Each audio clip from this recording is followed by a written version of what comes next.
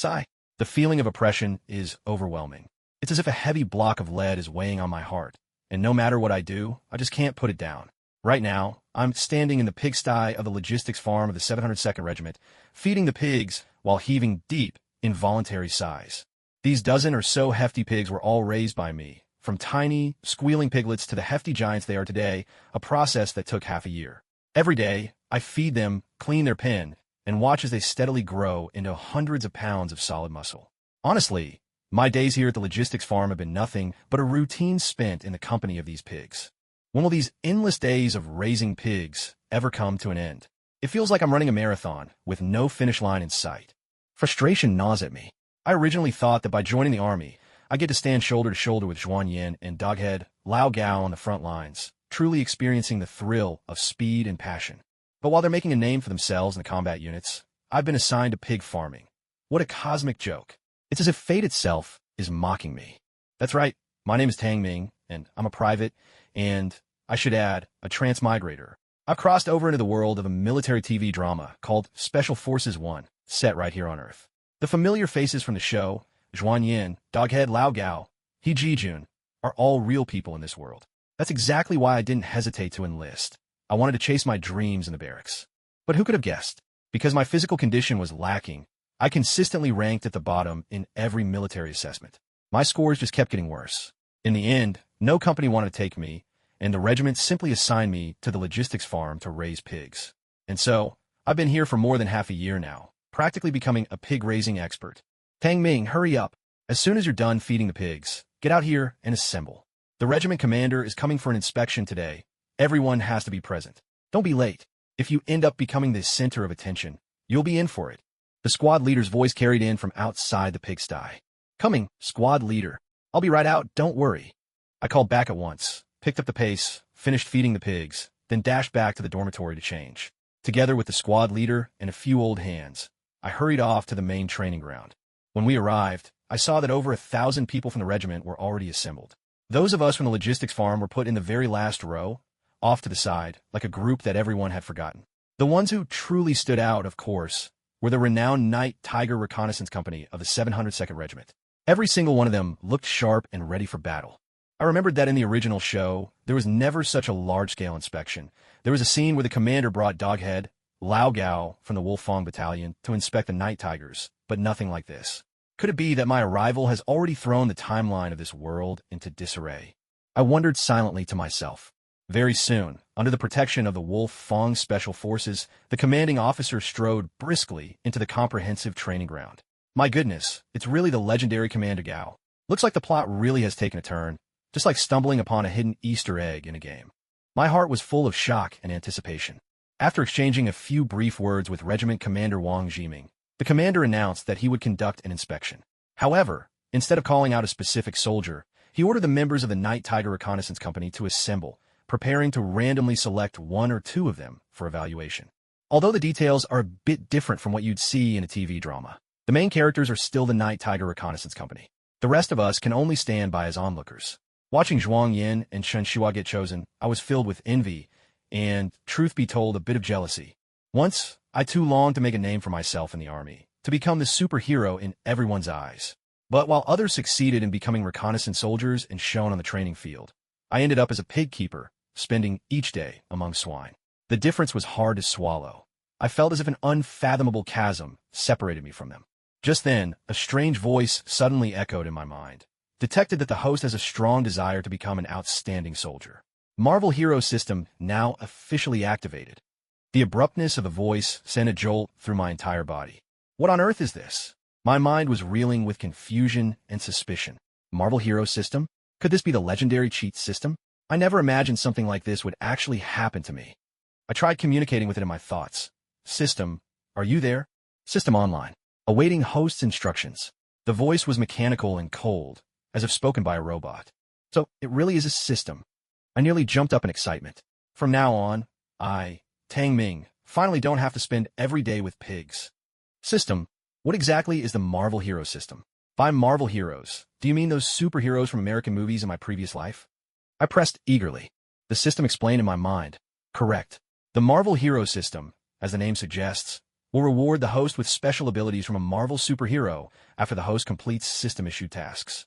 The host can integrate with these abilities, and after fusing with them, will possess powers similar to those heroes. Abilities like theirs. I was momentarily stunned. Isn't this a military world? Are you about to turn reality into a science fiction adventure? That's one wild transformation. It's like leaping straight from ancient times into the future. Ding. The system is now releasing your first mission. Please take the initiative to request an inspection from the commander. Upon successful completion, you will receive corresponding physical attribute enhancements and skill rewards. The system's voice echoed in my mind once again.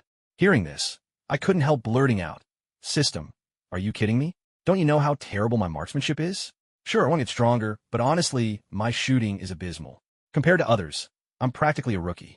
If I have to perform a shooting demonstration for the commander and make a fool of myself, won't the regiment commander chew me out? Are you sure you're helping me? Not setting me up for disaster?" The system replied, "You can open a rookie gift pack to see if there are any rewards that might help you complete this mission." Rookie gift pack, I muttered in confusion. Suddenly, a white panel appeared in my mind, listing out various details in bold black letters. Position, new recruit, pig farmer at a logistics farm. Physical attributes, strength 90, speed 90, reflexes 90, comprehension 90, normal human standard is 100. Some individuals may be exceptions. Rookie gift pack 1. Looking at my stats, I realized I didn't even measure up to an average person. Weak, pitifully so. I couldn't help but feel a wave of disappointment. Well, never mind.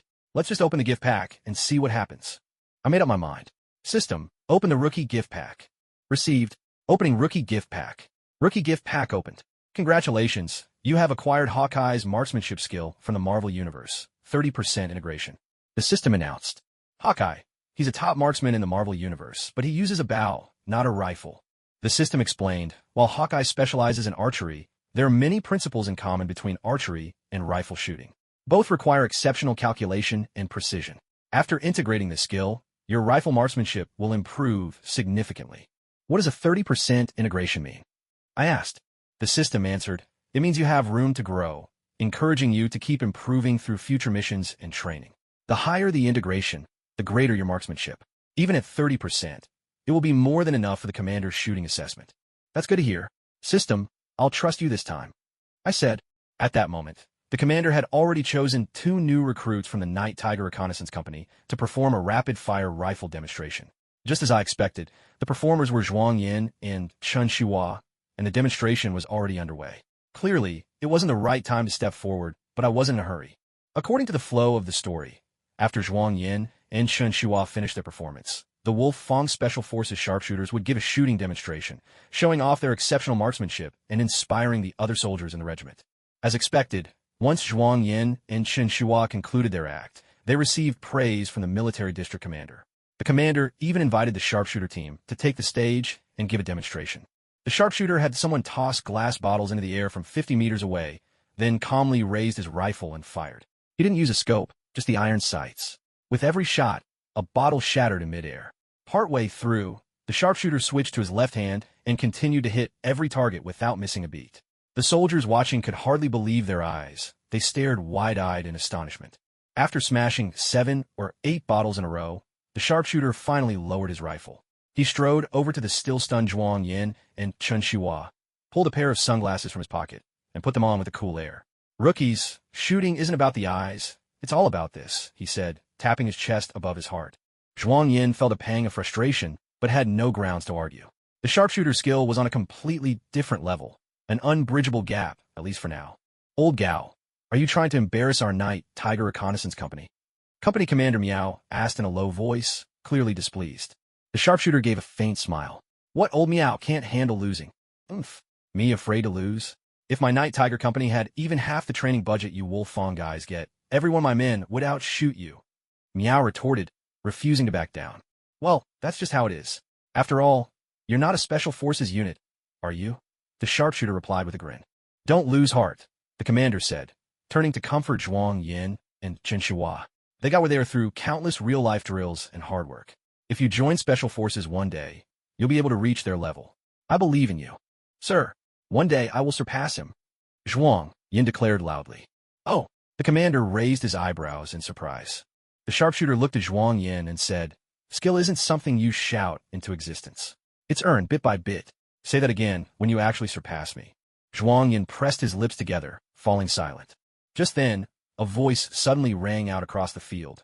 Sir, Tang Ming, pig farmer from the logistics farm, requests a chance to spar with the Wolf Fong Special Forces. I want to prove to the commander that our regiment's soldiers aren't necessarily weaker than theirs. The whole crowd erupted in astonishment. A pig farmer from the logistics unit challenging the best of the Wolf Fong Special Forces? It was like an ant daring an elephant. Everyone instinctively turned to see where the voice had come from. The soldiers at the logistics farm stared at Tang Ming in utter shock. Right beside the logistics farm were the clerks and staff officers from regimental headquarters. Traditionally, these are the units in the regiment considered least capable in combat.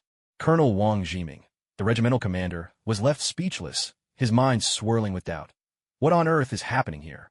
Who would dare to be so bold, shouting and causing a scene at such a formal occasion, and openly challenging Captain Gao, the Wolf Fong King himself? Is he out of his mind, or is he doing this on purpose, trying to drag me, the regimental commander, into trouble? What did I ever do to provoke him? Hearing this, Company Commander Miao couldn't help but laugh. Who would have thought that in the logistics farm, there'd be a soldier brave enough to speak like that, someone who'd dare to challenge old Gao from the Wolf Fong Special Operations Brigade to his face? Whether he can really do it or he's just talking tough, to stand up in front of everyone like this. I, Company Commander Miao, truly admire his courage. Oh, Captain Gao, looks like someone's not convinced by your Wolf Fong Special Operations Brigade. The military district leader joked with Captain Gao. Captain Gao replied with a calm expression. Wolf Fong has never been afraid of any challenge. Very well, since we have time, why don't we let this outspoken young comrade come up and give it a try? Let's see if he's just boasting or if he's got some real skills. The military district leader said with a smile. He doesn't have any real skills. Commander Wang Jiming was on the verge of tears. If he were really capable, he wouldn't have been assigned to the logistics farm. Everyone knows that the logistics farm is where the weakest soldiers in the whole army end up. Tang Ming, are you crazy? Who told you to shout like that? The logistics farm squad leader scolded Tang Ming loudly. Tang Ming grinned and said, I just felt like it. I can't stand those Wolf Fong commandos acting all high and mighty, so I wanted to put them in their place. The surrounding soldiers immediately started whispering among themselves. With your skills, you want to challenge Wolf Fong? If you can walk away without getting thrashed, your ancestors must be looking out for you. Even a Night Tiger reconnaissance company was completely outmatched by Wolf Fong. And you, a pig farmer, want to join the fray? Who is Tang Ming? The leaders want you over there. At that moment, the regimental commander's orderly rushed over, his tone unfriendly as he called out to the logistics farm side. Reporting. That's me. Tang Ming responded and ran over. Are you out of your mind? The orderly hissed. Do you realize you could make the regimental commander lose face? Maybe even get him punished? Tang Ming replied. Don't worry, squad leader. I'm here to bring honor to the regiment. You think you can earn merit just by being stubborn? The orderly shot Tang Ming a fierce glare and warned. When you see the leaders, apologize immediately. Say you acted on impulse. If this gets out of hand, the regimental commander won't let you off. Come with me. With that, he dragged Tang Ming toward the military district leaders. Reporting, Comrade Tang Ming is present. The orderly saluted. As soon as Tang Ming stood at attention, he felt a wave of intense anger bearing down on him. It was Commander Wang Jiming. Right now, Wang Jiming wished he could punish Tang Ming on the spot. Young man, were you the one who said you wanted to challenge Captain Gao of the Wolf Fong Commandos? The attitude of the military district leaders was remarkably gentle. They didn't show any displeasure at Tang Ming's open challenge to Langya. Report. Yes, sir. Tang Ming raised his voice and said, in my opinion, Commander Gao's shooting performance just now was actually quite ordinary. Nothing special about it. Whatever he can do, the soldiers of our 702nd Regiment can do just as well. The military district leaders burst out laughing, turning to Commander Gao with a teasing tone. Commander Gao, did you hear that? This young comrade says your marksmanship is nothing out of the ordinary. Commander Gao wore sunglasses, concealing his gaze, but his expression remained composed and his voice calm as he replied. Anyone can talk big. If you really have the ability, the rifle is right here. Give it a try. If you can hit 3 out of 10 flying glass bottles from the same distance I did, I'll admit defeat. In Commander Gao's eyes, Tang Ming was nothing more than a new recruit, just a novice pig keeper from the logistics farm. There was no way he could hit a bottle flying through the air. He thought to himself, if any random soldier could pull that off, what would be the point of having special forces like them? They might as well all go raise pigs. There was no way Tang Ming could do it. He was certain that no one in the entire 702nd Regiment could pull it off. not even Zhuang Yin or Qin Shihua, who had performed admirably earlier. Well now, you certainly have confidence. The military district leader smiled at Tang Ming and asked, "So, young man, do you dare to take on this challenge?" "Report." "I do, sir," Tang Ming answered loudly. "However, to count as a win for just hitting 3 bottles out of 10 from 50 meters, that's seriously underestimating our 702nd Regiment. I don't need any concession from Langya.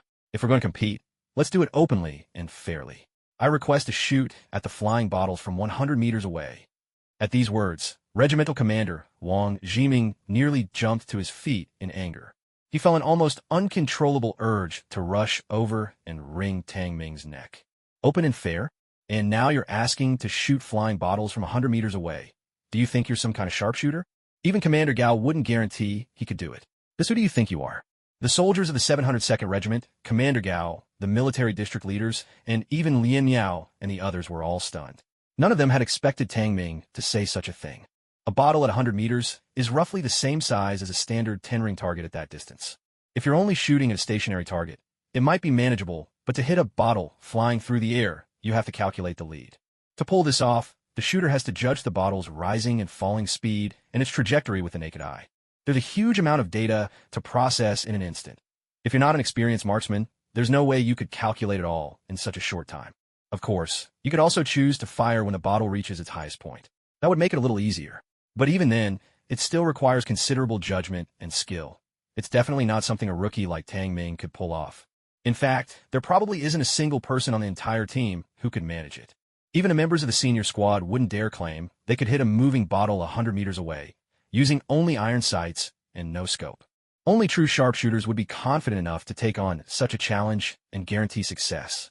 "Comrade, are you sure this isn't just a joke?" At this point, even the leaders from the military district began to doubt Tang Ming. At first, the leader had thought that if Tang Ming dared to make such a claim, he must have some real ability. But when he heard that Tang Ming intended to hit a flying bottle 100 meters away, even he found it almost unbelievable. "Tang Ming notet vi soleti." "Tang Ming, stop talking nonsense. How could you possibly hit a flying bottle 100 meters away?" Wang Jiming finally couldn't hold back any longer. He stepped forward and shouted at Tang Ming, "Go back to your logistics unit. Don't embarrass yourself here. How will we know unless we try?" Tang Ming replied calmly, "If I miss, I'm willing to accept any punishment. But since I'm already here, I asked the leaders to give me this chance." Wang Jiming wanted to say more, but the military district leader spoke up. "Very well. Since you insist, I'll allow you to give it a try. You've shown a lot of courage, and I promise, no matter what happens, you won't be punished, and your regiment commander won't get in trouble on your account. Just relax and take your shot. If you miss, the embarrassment won't fall on you alone, but on your entire 702nd Regiment. Please rest assured, sir, and you too, Commander. I won't let everyone down." Tang Ming stood at attention and answered loudly. Wang Jiming was nearly in tears. He thought to himself, "I'm not reassured at all. Who's putting their hopes on you? If you're really so confident, could you please not make scene here? You might not care about losing face, but the 702nd Regiment and I still need our dignity. All right, in that case, we'll go with this decision." With that, the military district leader turned to the senior squad and asked Senior Squad, "Do you have any objections?" "We'll follow whatever the leadership decides," the senior squad replied. He had no objections whatsoever. In his view, Tang Ming had almost no chance of hitting the target. Although the scouts from a Night Tiger Reconnaissance Company also felt that Tang Ming was simply boasting, they understood he was doing it to uphold the honor of the 702nd Regiment. Even if he was exaggerating a bit, they were still willing to cheer him on. "Could I borrow your rifle?" Tang Ming asked Zhuang Yin. "Our logistics farm isn't issued any firearms." Zhuang Yin was taken aback and asked curiously, "You're not issued guns? So, since you joined the company, you haven't fired a shot?" "No." Tang Ming shook his head. "You've never even practiced? How is that possible?" Qin Shihua was equally surprised. Imitating Captain Gao's manner, Tang Ming smiled and pointed to his chest, saying, "Shooting isn't just about practice. It's about what's in here." Zhuang Yin, Qin Shihua, everyone. Instinctively, all eyes turned to Captain Gao. When those words came from Captain Gao, they carried confidence and authority. But when Tang Ming said them, it was hard not to laugh. After all, Captain Gao had trained for more than a decade and reached a level where man and rifle were one. He'd earned the right to say something like that. But Tang Ming was just a new recruit who had spent months raising pigs and hadn't even touched a gun in ages. How could he have the nerve to say such a thing? Where did his confidence come from? Soon, some men from the regiment arrived at the firing trench, carrying 10 glass bottles. Wang Jiming wouldn't dream of having anyone stand out in the open to toss bottles. Who knew how bad Tang Ming's aim might be? What if he accidentally shot the soldier throwing the bottles? It was much safer to have them stay hidden in the trench and toss the bottles upward. Wang Jiming and all the soldiers in the regiment could only pray silently that Tang Ming would at least manage to hit one, so the loss wouldn't be too humiliating. Captain Gao still wore his sunglasses, his expression calm and collected. As the commanding officer, Commander Miao gave the order to begin. He turned to Tang Ming and asked, "Comrade, are you ready?" "Ready," Tang Ming answered earnestly, gripping the rifle with both hands. "All right, let's begin." Commander Miao picked up the walkie-talkie and gave the order to the soldiers in the firing trench to toss the bottles. Almost the instant the order was given, a glass bottle, no larger than a black speck, was flung into the sky. Tang Ming immediately raised his rifle and took aim. As he brought up the rifle, a string of data automatically flashed through his mind. He didn't need to calculate deliberately. All he had to do was focus, and a precise trajectory appeared clearly in his mind. That bottle, 100 meters away, suddenly seemed to loom right before his eyes, crystal clear, as if he could reach out and touch it. The power of the Eagles was indeed extraordinary. Almost the moment his calculations finished, Tang Ming squeezed the trigger without the slightest hesitation. The moment the gunshot rang out, everyone couldn't help but look up. They saw the bottle, still rising and not yet at its peak, suddenly explode in midair. As the crowd watched the glass bottle shatter with a single shot from afar, an expression of utter shock swept across the entire audience. Eyes wide open and mouths slightly agape. Only one thought echoed in everyone's mind. This can't be real. No one dared to believe that Tang Ming had actually hit the bottle. The captain of the high school team even took off his sunglasses, staring in disbelief at the shower of glass fragments sparkling in the air. This guy had really done it. He had actually, from 100 meters away, struck a bottle that was still rising and hadn't even paused in the air. It was simply unbelievable. Everyone was so stunned that not a word could be spoken. Could it have just been a lucky shot? It had to be nothing more than luck. How could a pig farmer possibly have such incredible marksmanship? That's what everyone was thinking. Even Wang Jiming couldn't help but doubt it. Even the soldier in the target trench, the one responsible for tossing the bottles, was utterly shocked. At first, he thought his eyes were playing tricks on him, but when the shards of glass landed at his feet, he realized it was all real. The pig farmer they'd all believed was just a braggart and a disgrace to the unit had actually hit the bottle. "Why did you stop tossing bottles?" Tang Ming asked. His voice snapped everyone out of their stunned silence. Captain Miao struggled to contain his excitement, resisting the urge to question Tang Ming for fear of disrupting his focus. Instead, he quickly picked up his walkie-talkie and called out, "What's going on over there in the trench? Why did you stop? Keep tossing the bottles." Only then did the soldier in the trench come to his senses. Hastily responding, he grabbed his second bottle and flung it into the air. The bottle had barely traveled 3 meters before it was shattered by another bullet. Then came the third, the fourth, the fifth. Each bottle was shot down by Tang Ming before it even reached its peak. Not a single bullet was wasted from start to finish. Every shot hit its mark. As everyone watched the bottles being shattered one after another, the truth finally dawned on them. This wasn't luck. Maybe the first shot was a coincidence. They could just about explain away the second. But from the third shot onward, no matter how unwilling they were to believe it, they had to admit this was true skill. Who could rely on luck alone to hit airborne bottles 100 meters away, shot after shot? Unless you thought you were a god. Tang Ming's marksmanship left everyone present utterly astonished. The sunglasses in Captain Gao's hand even slipped to the ground, and he didn't even notice. At that moment, imitating Captain Gao's earlier style and tone when shooting the bottles at 50 meters, Tang Ming switched his rifle from his right hand to his left and continued firing. Even after switching hands, every shot was still accompanied by the crisp shattering of glass bottles. After 5 consecutive shots, all 10 bottles had been hit. Tang Ming had fired exactly 10 rounds. Finally, he let out a long, relieved sigh. Thank goodness the system didn't make me embarrass myself. Otherwise, today would have been a complete disaster. He slung the rifle and turned to look at the military district commander, Company Commander Miao, and the others. Seeing them all staring at him as if witnessing a miracle, he smiled and asked, "Comrades, how did I do? How did you do?" The commander, Company Commander Miao, Captain Gao, and Wang Jiming all burst out laughing when they heard this. "You just hit airborne bottles 100 meters away with iron sights, and you're asking how you did? Do you even know what 'how did I do' means? Honestly, could you please take your modesty and bury it somewhere? When you ask that, do you realize how incompetent the rest of us look? Are we not entitled to a little dignity?" Finally, Zhuang Yin, was the first to snap out of it. Overcome with excitement, he began to clap enthusiastically, shouting, "Bravo! Hurry! Hurry!" His applause and cheers jolted everyone back to their senses. Almost immediately, the entire regiment, soldiers, company commander Miao, the district commander, and even officers like Wang Jiming, joined in, clapping with genuine admiration. The soldiers shouted in unison, "Bravo!"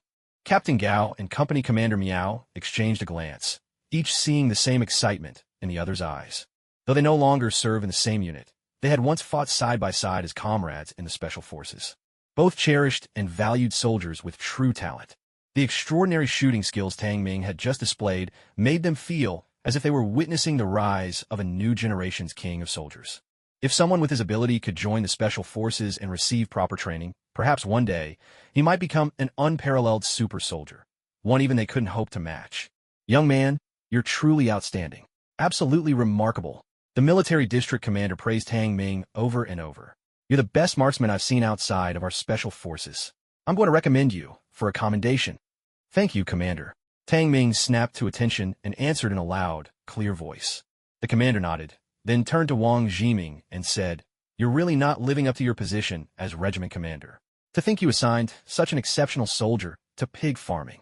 Wang Jiming wiped the cold sweat from his forehead and quickly admitted his mistake. Yes, I was careless in my duties. I'm willing to accept any organizational discipline." The commander let out a stern huff, then turned to Captain Gao and said, "So, Lao Gao, how does it feel to taste defeat this time?" Captain Gao nodded. "This time I admit defeat." With that, he looked over at Tang Ming, a smile tugging at the corners of his mouth. "In another half-month, we'll be holding the Wolf Fong Special Forces selection. Since you're so eager to challenge the authority of Wolf Fong, I suppose you won't let this chance slip by, will you?" Tang Ming understood that Captain Gao had taken a liking to him and hoped he would take part in the Wolf Fong selection. Tang Ming had always longed for the life of a Special Forces soldier, so of course he wouldn't miss this opportunity. "Absolutely. I'll be there." "Good. I'll be waiting for you." "All right, time's about up. We still have other regiments to visit, so let's wrap things up here," the commander announced. He gave Tang Ming another encouraging look. "Young man, keep working hard. I look forward to the day when even the Wolf Fong Special Forces have to acknowledge your strength." After the commander departed, the regiment members all went their separate ways. Wang Jiming escorted the commander out. Tang Ming was just about to head back to the logistics farm when Captain Miao called out to him. Well, kid, how did I not notice you were this impressive back in recruit training? You sure hid your skills deep." Captain Miao said with a grin. "Maybe I just had a breakthrough all of a sudden," Tang Ming replied with a chuckle. Not bad. No matter what, you've brought honor to our 702nd Regiment this time. A third-class merit is definitely in the bag," Captain Miao said, beaming at Tang Ming. "So what do you think? Interested in joining my Night Tiger Reconnaissance Company?" Tang Ming hesitated for a moment, then replied, "There's not much point in joining the Recon Company right now. In half a month, I'll be trying out for Wolf Fong. If I don't make it, I'll think about your offer then. For now, I'd like to stay at the logistics farm a bit longer." Captain Miao considered this, then nodded. "Not bad. You're someone who values relationships. Still, you should make sure to train hard and get ready for the Wolf Fong selection, all right?" Tang Ming said, "Don't worry, Captain Miao. I'm already prepared. There won't be any problems." Since Tang Ming had already made up his mind, Miao Yin said no more. The two exchanged a few more words, then let Tang Ming head back first. On his way back to the farm, a chime echoed in Tang Ming's mind. The system notification. "Congratulations, host, for completing the task.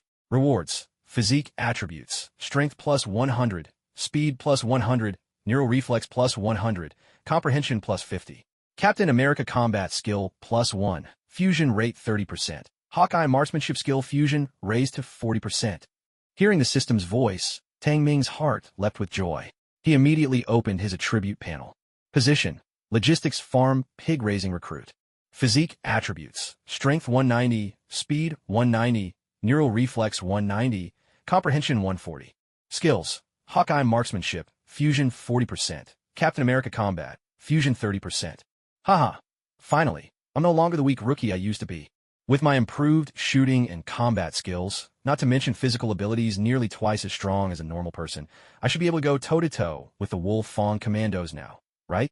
Tang Ming felt a surge of excitement, starting to look forward to the upcoming Wolf Fong selection. Upon returning to the logistics farm, his comrades gathered to celebrate his achievement. The next day, after finishing his farm duties, Tang Ming suited up in full gear and began physical training. Although his physique had now reached 190, he understood that might still fall short of Wolfang standards. Since he had the time, Tang Ming wasn't about to waste it. He headed to the training ground for extra drills, hoping to boost his strength even further. Just as he set foot on the track, the system's voice echoed in his mind once more. Ding! Training mission issued. Complete a 20-kilometer extreme armed cross-country run within 1 hour. Task reward: physique attributes plus 50.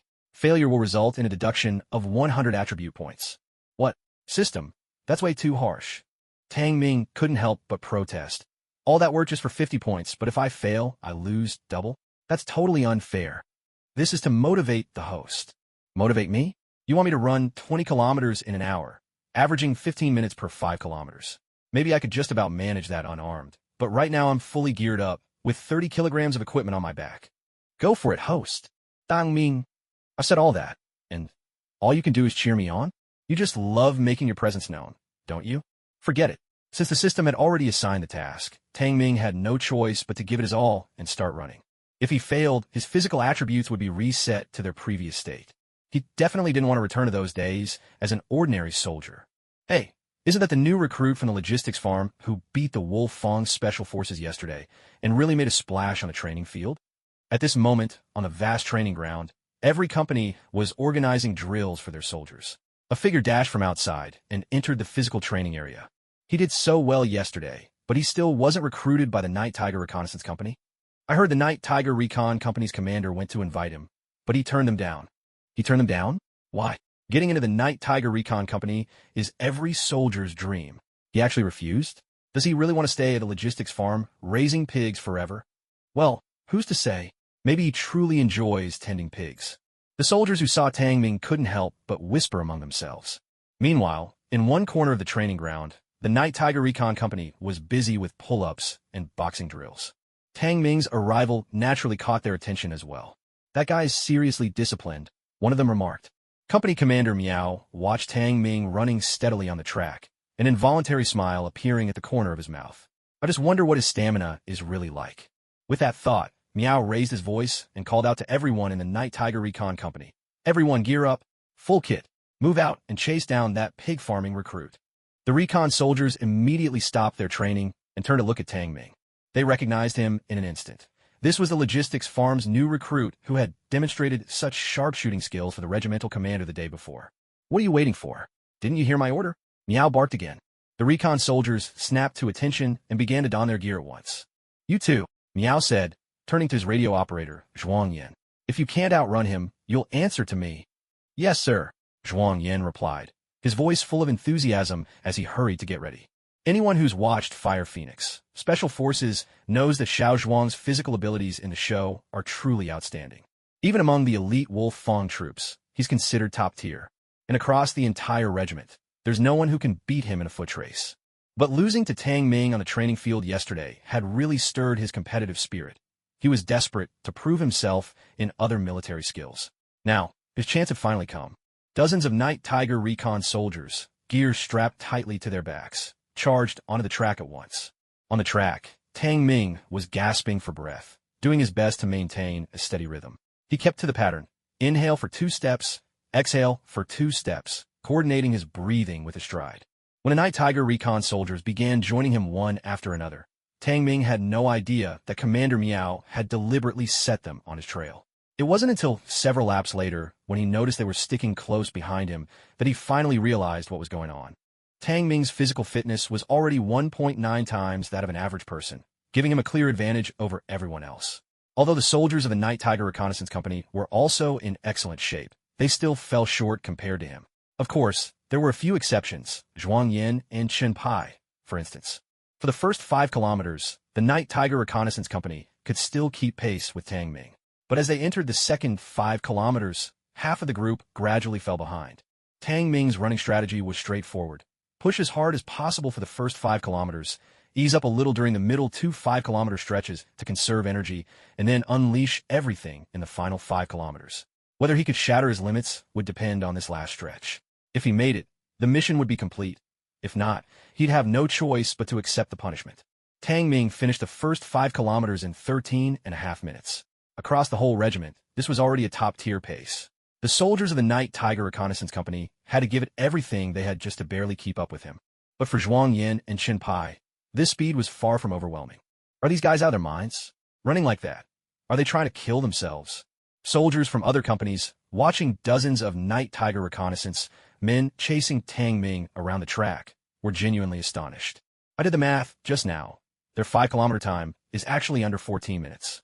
That's incredible, someone couldn't help but exclaim. Off in the distance, Company Commander Miao watched them, a smile playing on his lips. Looks like I underestimated that kid's stamina. The Wolfang selection this year is going to be something to see. As they entered the second 5 kilometers, Tang Ming still didn't feel any significant fatigue. About half his energy reserves were gone. This was to be expected. Even with his superior physical abilities, completing 5 kilometers in 13.5 minutes was extremely demanding. The middle 2 5-kilometer stretches relied mostly on his physical reserves, but for the final 5 kilometers, it would come down to sheer willpower, the spirit of a soldier. Tang Ming, gasping for breath, kept accelerating and surging forward on the track. Qin Pai and Zhuang Yin stayed right on Tang Ming's heels, never letting the gap widen beyond 10 meters. The two of them were clearly suffering from the earlier sprint, having burnt through much of their energy, but at least they could just about keep up with Tang Ming's pace. The other reconnaissance soldiers, however, were left far behind after the 7th kilometer, lagging at least 200 meters back. Haha, looks like my platoon leader and communications officer really have what it takes, Company Commander Miao said with a laugh from afar. Minute by minute, the sun blazed ever more fiercely. Running in such conditions drained the body's energy even faster. Tang Ming finished his second 5 kilometers in just 15 minutes, but the third took him 17. That meant there were only 5 kilometers left, and he had just 14.5 minutes to complete them. By this point, Tang Ming was physically exhausted. His face had gone pale, and there was barely any sweat on his body, clear signs that he was approaching the very limits of his endurance. Qin Pai and Zhuang Yin weren't doing much better. If they hadn't been keeping pace with Tang Ming, they might have managed to finish the 20 kilometers on their own. But Tang Ming held himself to an exceptionally high standard, pushing both his speed and time to the very edge. To keep up, the others had to expend more energy than usual, burning out sooner. Several members of the reconnaissance company had already reached their breaking point. Some collapsed right on the ground, gasping desperately for breath. Even those still moving forward were barely dragging themselves along, falling far behind. The gap between Tang Ming's trio and the rest of the runners had stretched to at least 3 kilometers. At last, Qin Pai could go no further. He dropped heavily to the ground, sitting with his hands clutching his knee, his breaths coming in ragged bursts. Qin Pai, are you all right? Zhuang Yin called out, his voice edged with worry. I'm fine, just go. Don't worry about me. Qin Pai managed to reply between gasps. Zhuang Yin gritted his teeth and forced himself to catch up with Tang Ming once more. Tang Ming, of course, heard their exchange. Suddenly, he remembered that Qin Pai had once suffered a severe knee injury, one that would eventually force him to cut his military career short. In his previous life, Tang Ming had seen the scene in a TV drama. Qin Pai, powerless, withdrawing from the Special Forces selection, lying in a hospital bed in tears. Back then, it hadn't moved him much. But standing here now, dressed in uniform himself, Tang Ming finally understood. The uniform carried a special meaning for every soldier. I need to find a chance to tell Company Commander Miao. Get him to send Qin Pai to the hospital as soon as possible. Maybe there's still a chance for him to heal. If not, and he keeps this hidden, he won't just lose his shot at being a Special Forces soldier. He might spend the rest of his life in a wheelchair, Tang Ming thought to himself. After 2 more kilometers, Tang Ming and Zhuang Yin both hit their limits. They wanted to speed up, to push themselves further, but their bodies simply wouldn't respond. Anyone who's ever run a long-distance race knows this moment well. At the final stretch, your legs feel too heavy to lift, and every breath is a struggle. Old Miao, those two are clearly at their limits. Under this blazing sun, pushing them any harder is just too dangerous. Let's have them stop, the instructor of the reconnaissance company urged Miao Yin. But Miao Yin shook his head, firm and resolute. If you want to become a real soldier, you have to keep breaking through your limits, again and again. Don't forget, the selection training for Wolfang is far more brutal than anything they're doing now. That's what truly pushes them, forcing them to break through the limits of their bodies, minds, and spirits again and again. If they can't break through, they'll stagnate, and in the end, they'll be eliminated. For such a long time, it's been hard to bring Xiao Zhuang even close to his limits. Now we finally got a chance to let him challenge himself alongside Tang Ming. If we call it off now, wouldn't that just be a complete waste? The instructor standing nearby knew Miao Lian's temperament very well and understood just how strict he could be. Whenever there was an opportunity, he never hesitated to push his soldiers to their absolute limits. Don't give up. Never give up. Come on. I know I can do this. Tang Ming kept his head low, silently urging himself on, fueling his determination. If he failed to finish within the allotted time, he'd have to face punishment. After repeatedly psyching himself up, Tang Ming suddenly felt a surge of newfound strength rising within him. With a burst of energy, he let out a fierce roar and quickened his pace, his speed instantly increasing. He was determined to seize this momentum and use it as the turning point to shatter his own limits. Now, there were just 2 kilometers left to the finish line and only 5 minutes remaining on the clock. That meant he had to run even faster than he had in the previous 5 kilometers if he wanted to complete the task. Tang Ming kept shouting, pushing himself into a full sprint. At this moment, he could no longer care whether his body could take it. He was giving everything he had, squeezing every last drop of potential from himself. Everything around him seemed to fade away, leaving just a single thought echoing in his mind. Hold on. Never give up. And behind him, Zhuang Yan, just as full of fighting spirit, was not to be outdone. Watching Tang Ming pull away, the confusion in Zhuang Yan's eyes vanished, replaced by fierce determination. He, too, let out a roar, summoning his last reserves of strength and chasing after Tang Ming with everything he had. He broke through. From a distance, Miao Yin caught sight of this and broke into a delighted grin, unable to hold back a hearty laugh. I knew these 2 kids wouldn't let me down. At last, when Tang Ming crossed the finish line, a notification sounded in his mind. Congratulations, host. You have completed your training task. Reward, 50 attribute points. You have acquired Marvel Villain Scroll Disguise Skill +1. Fusion rate, 30%. Tang Ming collapsed onto the ground, gasping for breath, completely spent, but his face shone with unconcealed excitement. He had just received 50 attribute points, meaning his physical condition was now 2.4 times that of an average person. With his current level of fitness, he could rival, or even surpass, the elite soldiers of Special Forces units. If he had to run another 20 kilometers right now, he was certain he could do it with ease. System, what exactly is this scroll disguise skill? Can I really transform into someone else at will, just like they do? Tang Ming asked with curiosity. He remembered that the Skrulls in the Marvel Universe were famous villains, known for their ability to take on the appearance of anyone they wished, much like the legendary 72 transformations of the Monkey King. The system replied, let me reiterate. Having a Marvel system doesn't mean you will gain the extraordinary powers of the original characters. These skills simply grant you access to special techniques they developed through military training and combat experience. The Scroll Disguise skill allows you to alter the color of your body and gear in various combat environments, helping you blend into your surroundings and achieve camouflage. It cannot actually change your facial features or body structure as you imagine. Of course, you can still imitate voices or use makeup to make minor alterations to your appearance.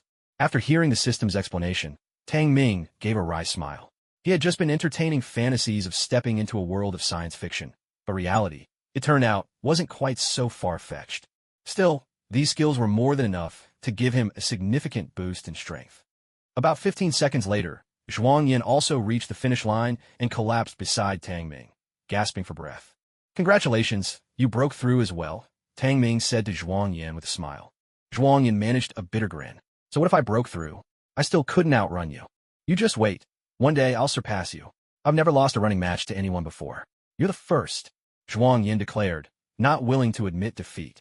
Tang Ming burst out laughing. All right, I'll be waiting. But who knows? Maybe you'll never get the chance. Well, you never know unless you try, right? Zhuang Yan replied. The 2 exchanged glances and broke into hearty laughter. Pushing past their limits had improved both of their physical abilities, and they shared a genuine sense of accomplishment. At that moment, Company Commander Miao walked over. Company Commander. Tang Ming immediately sprang to his feet and saluted. After resting for about half a minute, he had already regained most of his strength and was hardly out of breath. By comparison, although Zhuang Yan had successfully pushed past his own limit and made it to the finish line, his body would need at least half a day to recover. Tang Ming, on the other hand, needed only half a minute to almost fully recuperate. His breathing was steady, his limbs strong. He didn't look at all like someone who had just run 20 kilometers and broken through his physical limits. Such a robust constitution was truly astonishing. Miao Yin was utterly stunned by what he saw. He had no idea that, after completing his mission, Tang Ming had received a system reward that enhanced his physical attributes. It was precisely this boost that allowed Tang Ming to recover his strength so quickly, his body once again brimming with energy. Zhuang Yin, too, was filled with admiration for Tang Ming. In the past, he had always been the one with the greatest stamina in the entire unit, but now, with Tang Ming's arrival, it seemed likely he'd soon be replaced as number one. Impressive. You've truly surprised me, Miao Yin said to Tang Ming, a look of satisfaction on his face.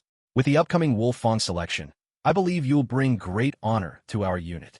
I'll do my best, Tang Ming replied earnestly. But don't get overconfident, Miao Yin cautioned, his smile fading as his tone turned serious. The Wolfang selection is extremely rigorous. Without undergoing intense trials, there's simply no way to make it through their gates. Compared to their training, what we do here is hardly worth mentioning. Tang Ming understood this well. He had, after all, watched plenty of television dramas on the subject. But now, with his improved physique and the system's help, confidence surged within him. He firmly believed he could impress those instructors. Don't worry, Miao Yin. I believe in myself, Tang Ming declared, his voice unwavering. Excellent. I like soldiers who are both capable and confident, Miao Yin said with a hearty laugh, giving Tang Ming a friendly pat on the shoulder. I look forward to the day you join Wolfang. Give it your all, young man. With that, he turned and walked away.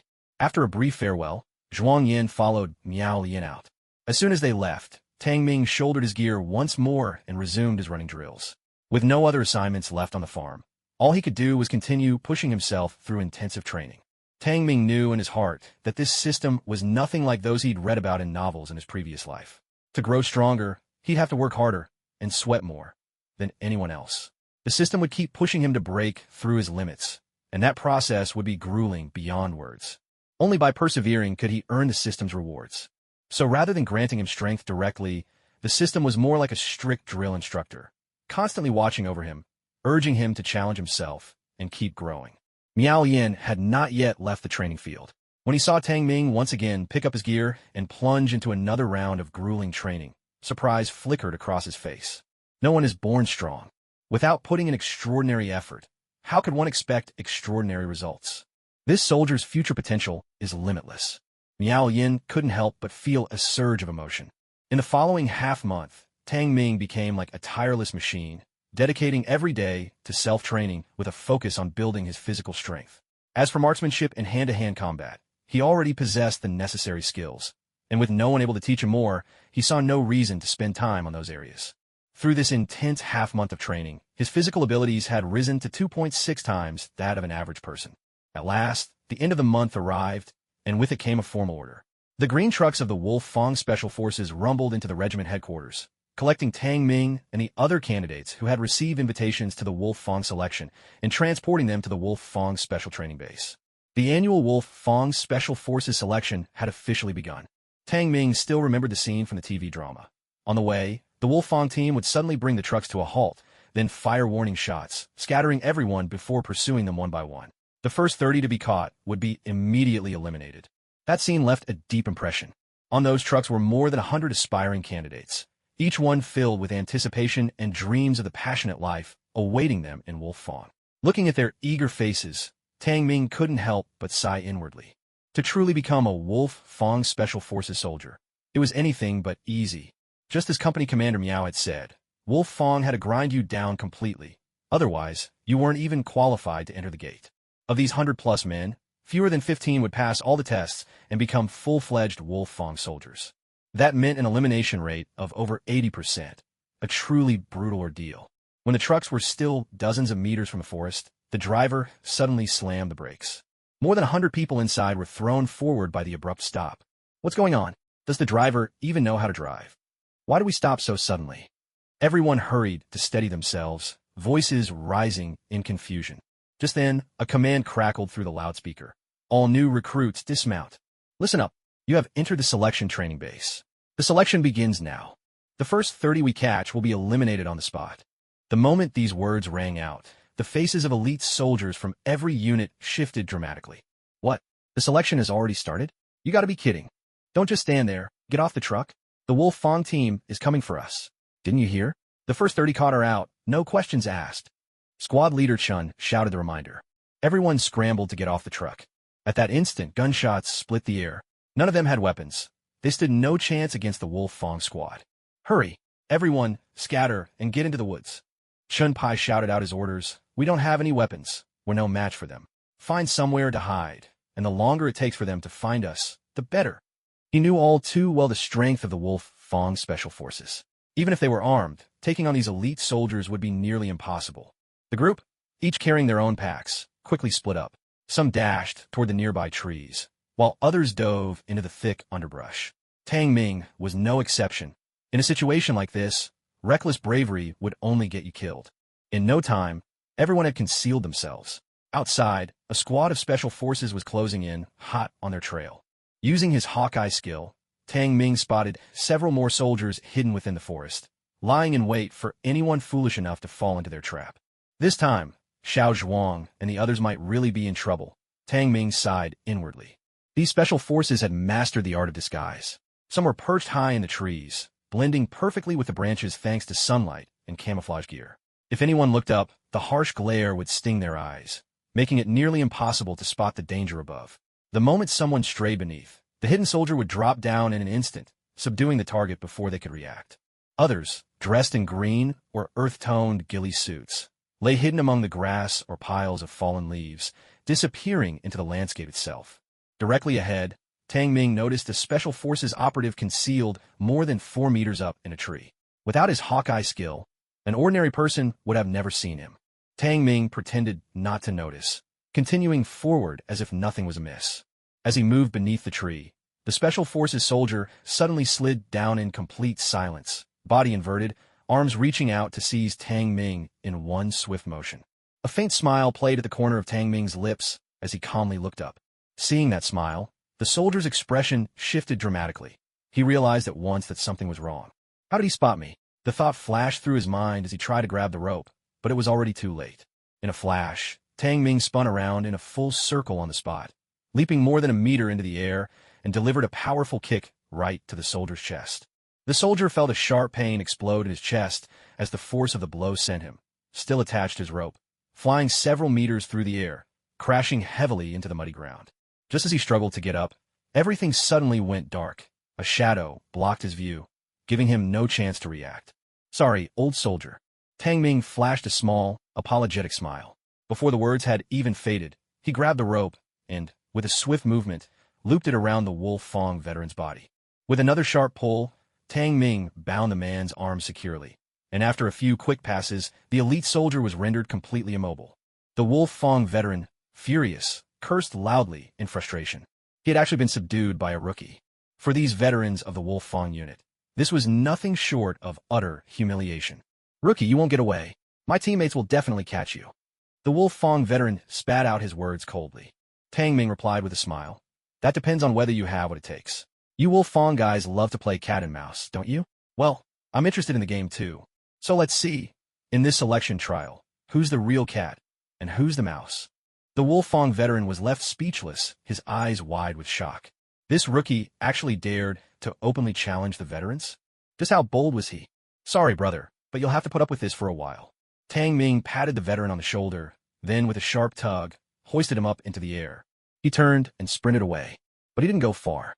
Once he was out of the veteran's line of sight, he dropped to the ground and, using his scroll camouflage technique, blended his body's color perfectly with the surrounding environment. The suspended Wolf Fong veteran had no idea what was happening. Meanwhile, through his hawk-like vision, Tang Ming spotted another Wolf Fong veteran sprinting towards them from 100 meters away. A faint smile curled on Tang Ming's lips. Since the game had started, it wouldn't end so soon. "You capture my teammates, I'll capture yours. Let's see who catches more in the end. Eagle, get me down now." The suspended veteran, seeing his teammate rushing over, began to shout at the top of his lungs. The Wolf Fong commando, with the codename Eagle, heard the call and immediately picked up the pace. When he saw his teammate hanging in midair, shock flashed across his face. "Who did this to you?" "Who else?" "Obviously, those rookies," the veteran shouted angrily. "There's actually a rookie who could pull this off?" Eagle was genuinely surprised. "I got ambushed. Hurry up and let me down. I've got a score to settle with that rookie." The veteran barked out his demand. Eagle couldn't help but laugh. "Ha ha! Who would have thought you'd slip up? Still think these rookies are nothing to worry about." But his laughter was cut short in an instant. Just as he reached out to untie the rope and free his teammate, a military knife suddenly pressed cold and hard against his throat. "You've lost, veteran." Tang Ming's voice sounded quietly by his ear. Eagle froze, stunned. He turned to look behind him and saw Tang Ming standing there, smiling calmly. "No way. When did you get behind me?" Eagle stammered in disbelief. I've been here the whole time, Tang Ming replied with a grin. All along. The shock on Eagle's face only deepened. Just moments ago, he had carefully surveyed his surroundings, making sure there was no one else before stepping out. Yet he hadn't noticed Tang Ming's presence at all. This man's ability to blend in was simply unbelievable. Eagle grumbled to his companion, Rattlesnake. Rattlesnake, he was right here. Why didn't you say anything? It's not like your mouth was taped shut. Rattlesnake looked just as baffled. No, really, I had no idea. I could have sworn I saw him leave, just now. When did he even get here? So, you're telling me you were hanging up there the whole time, looking down from that height, and you still didn't see him approach? Eagle could hardly believe it. Honestly, I didn't. I swear on your life. Rattlesnake replied hurriedly, lowering his comrade before turning to Tang Ming. Rookie, your camouflage skills are impressive. You managed to fool both of us. But who told you this was just a drill? Rattlesnake pressed further. Tang Ming was momentarily speechless. Sure enough, just like in those TV dramas, the Wolf Fong guys were experts at setting traps for newcomers. Well, since that's the case, I won't hold back either. Tang Ming sheathed his dagger and said, all right, now I get the rules. So, this only ends if I beat you both until you can't fight back, right? Fine, let's play by your rules. I don't want to get rough, but you're the ones pushing me. Eagle and Rattlesnake stared at him in surprise, then burst out laughing. This rookie says he's going to take both of us down by himself. I've never seen a new recruit this confident. Eagle laughed so hard he nearly doubled over. Rattlesnake chuckled and said to Tang Ming, Rookie, you have no idea what special forces are really capable of. But you're about to find out. Tang Ming hesitated for a moment and said, honestly, special forces aren't all that. I've beaten your instructor team before, and they didn't seem that tough. What did you say? You beat our chief instructor. Rookie, are you still half asleep? Where do you get the nerve to say you've beaten the instructors? Both men wore mocking smiles. Tang Ming sai sopti. Forget it. You wouldn't believe me anyway. Let's not waste any more time. I still have to find the other veterans from Wolf Fong. With that, Tang Ming strode toward them, silently activating Captain America's combat skills in his mind.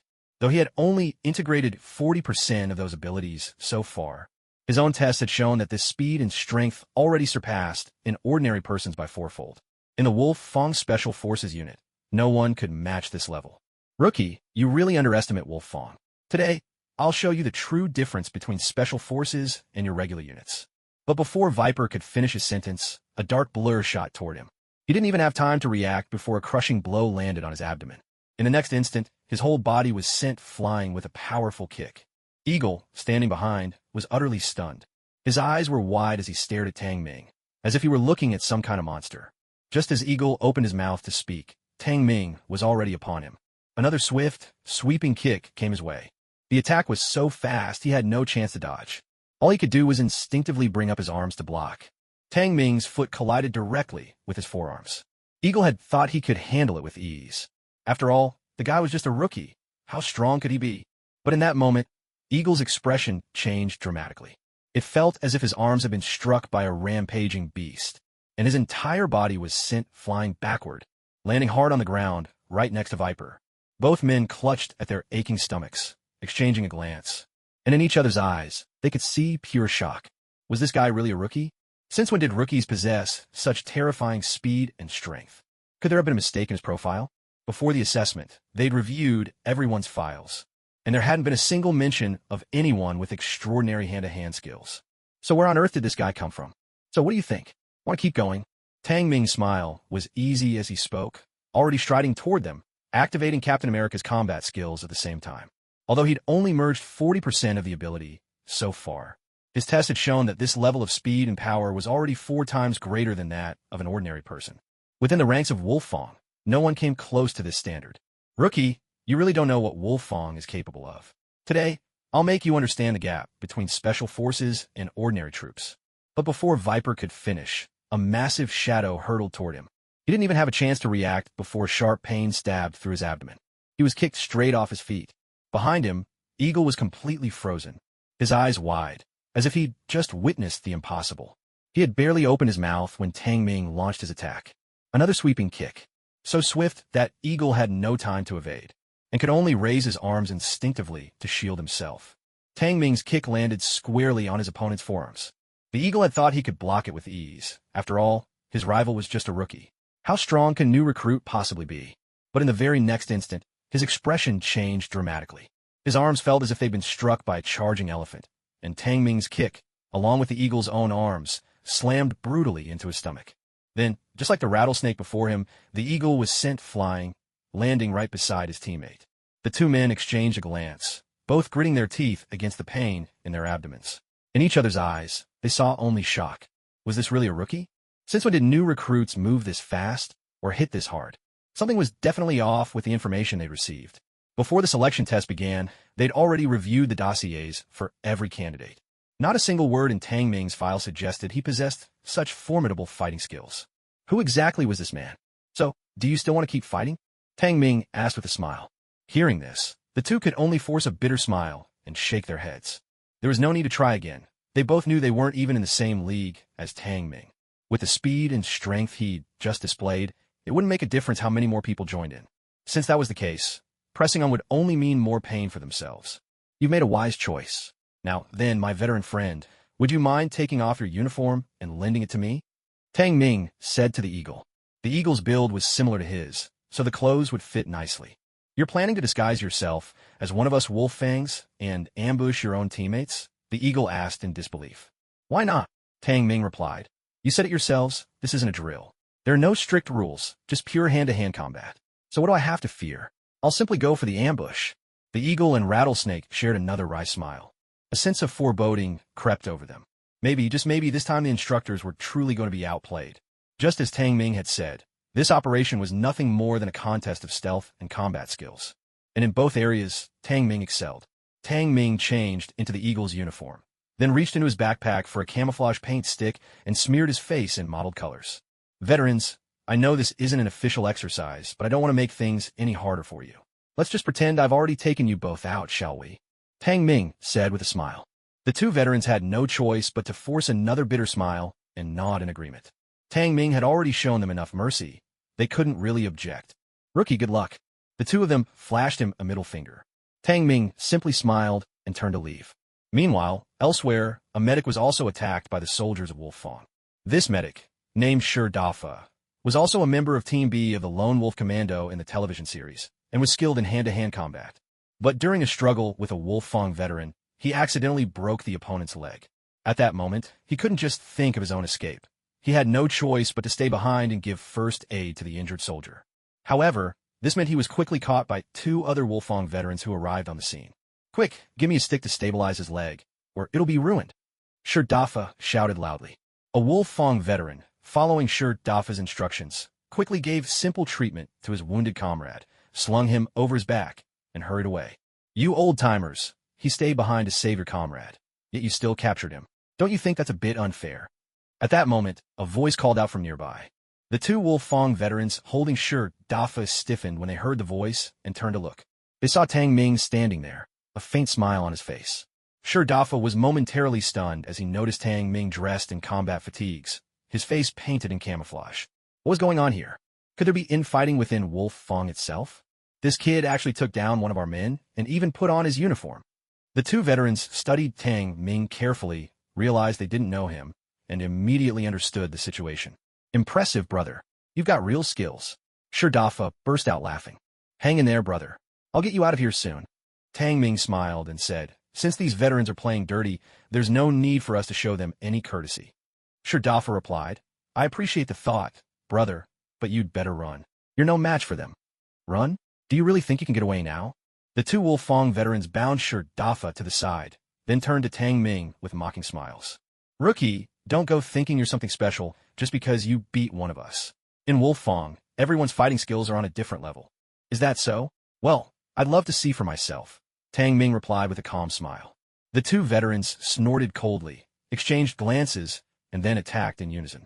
They came at Tang Ming from both sides, closing in to trap him, each launching a sweeping kick, one aiming high, the other low. Tang Ming was caught in the middle with nowhere to retreat. Since there was no way back, Tang Ming chose to meet them head-on. He tensed every muscle in his body, took a deep breath, and held it, bracing himself for the fight. Both veterans struck at Tang Ming's chest and the back of his knee at the same time. Yet, to everyone's astonishment, Tang Ming merely swayed slightly, remaining firmly rooted to the spot. In contrast, the two veterans felt as if their legs had slammed into a solid tree trunk. The powerful rebound numbed their shins, sending a jolt of pain through their legs. Impossible. The shock was plain on their faces. Though they hadn't used their full strength, the combined force of their attack was something even the strongest Special Forces soldier in Wolfang would struggle to withstand. It should have knocked anyone down. But Tang Ming stood there unscathed. And what's more, he'd actually forced them back with nothing but the strength of his body. What kind of physical prowess was this? It was simply unbelievable. On the sidelines, Daffin was left speechless. These two were elite special forces. Even he wouldn't stand a chance against their coordinated assault. He'd be taken down in an instant. Yet Tang Ming, relying solely on his physique, had caused both veterans to retreat. So, this is the difference in fighting skills you were talking about. Tang Ming shook his head slightly, a hint of disappointment in his voice. It seems it's nothing special after all. For a moment, the two Wolfang veterans were left without words. Now that I've seen what you're capable of, it's time for you to witness mine. As soon as he finished speaking, Tang Ming suddenly threw a punch, aiming straight for the veteran on his right. He moved so fast that the veteran's pupils contracted in alarm, and he could only instinctively cross his arms over his chest to defend himself. A tingling numbness shot up his arms, and the next thing he knew, he was sent flying by an overwhelming force. Without pausing, Tang Ming spun with the momentum of his punch and unleashed a whirlwind kick. The remaining veteran barely had time to react before he was knocked off his feet and sent crashing to the ground. It wasn't that the veterans were weak. It was simply that Tang Ming's speed and strength far exceeded any ordinary man. They never stood a chance. My God, this guy. Both men forgot their pain, their faces etched with disbelief. At that moment, Tang Ming lunged at them. The two veterans tried to fight back, but Tang Ming easily neutralized their efforts. With swift, precise knife-hand strikes at their necks, he knocked them both out cold. Looking at the two unconscious men, Tang Ming smiled faintly, then turned and untied Daffin's ropes. Brother, are you some kind of cheat code come to life? Daffin stared at Tang Ming in awe. How did you train to be this good? My family was poor, Tang Ming replied with a grin. I built up my strength hauling bricks as a kid. Daffin was at a loss for words and could only shake his head in amazement. All right, hurry up and change into one of their uniforms, then put camouflage paint on your face, Tang Ming instructed. By now, our teammates have probably all been captured. We're the last two left, and we absolutely cannot get caught so easily. We need to show them that even a mouse can wound an eagle. Daffin grinned with excitement. Got it. I love this kind of thrill. Still haven't caught everyone? At the special training base, Commander Gao stood expressionless as he questioned Grey Wolf. In front of him stood 70 or 80 contestants, divided into two groups. On the left were those who'd been caught first. They'd already been eliminated. On the right were those captured later, who could still stay in the competition. Grey Wolf gave a low-voiced report. There are still 3 we haven't caught. 5 of our men have been taken down by them. I'll take a team and go after them now. As he spoke, Grey Wolf moved to gather a few men and head for the vehicles. Commander Gao stopped him coldly, then strode over to a contestant disguised as a Wolfang Special Forces soldier. Before anyone could react, he suddenly turned and kicked the man to the ground. Drag him over here, Commander Gao ordered. The one pretending to be a Wolfang member was named Geng Jihui. In the TV series, he's the leader of Team B in the Lone Wolf Assault Unit. Tang Ming had seen this character before and knew that sneaking in disguise like Geng Jihui would eventually get him caught, which was why he'd chosen a different approach. When the captured contestants realized that one of their own had actually infiltrated and managed to fool the Wolfang soldiers, they erupted in cheers. They'd suffered plenty during their capture, and now at last, there was some sense of payback. Quiet, all of you. A Wolfang commando banged the contestants with his rifle, but silencing the crowd. Commander Gao seized Geng Jihui by the chin and asked coldly, Tell me, where are the other 2? Geng Jihui forced a smile. You can dream. The words had barely left his mouth before Commander Gao sent him flying with another savage kick. Face dark, Commander Gao raised his rifle and bellowed. Leave 10 men to guard them. The rest of you, find those 2. If you fail, you'll all be punished with them. With that, he fired a volley of shots into the air. His anger was unmistakable, raw, and unhidden. The captain of the high school team pressed his earpiece and said in a low, serious voice, Since he was able to take down 3 of our men, it proves his hand-to-hand combat skills are truly exceptional. All units, groups of at least 3. Understood.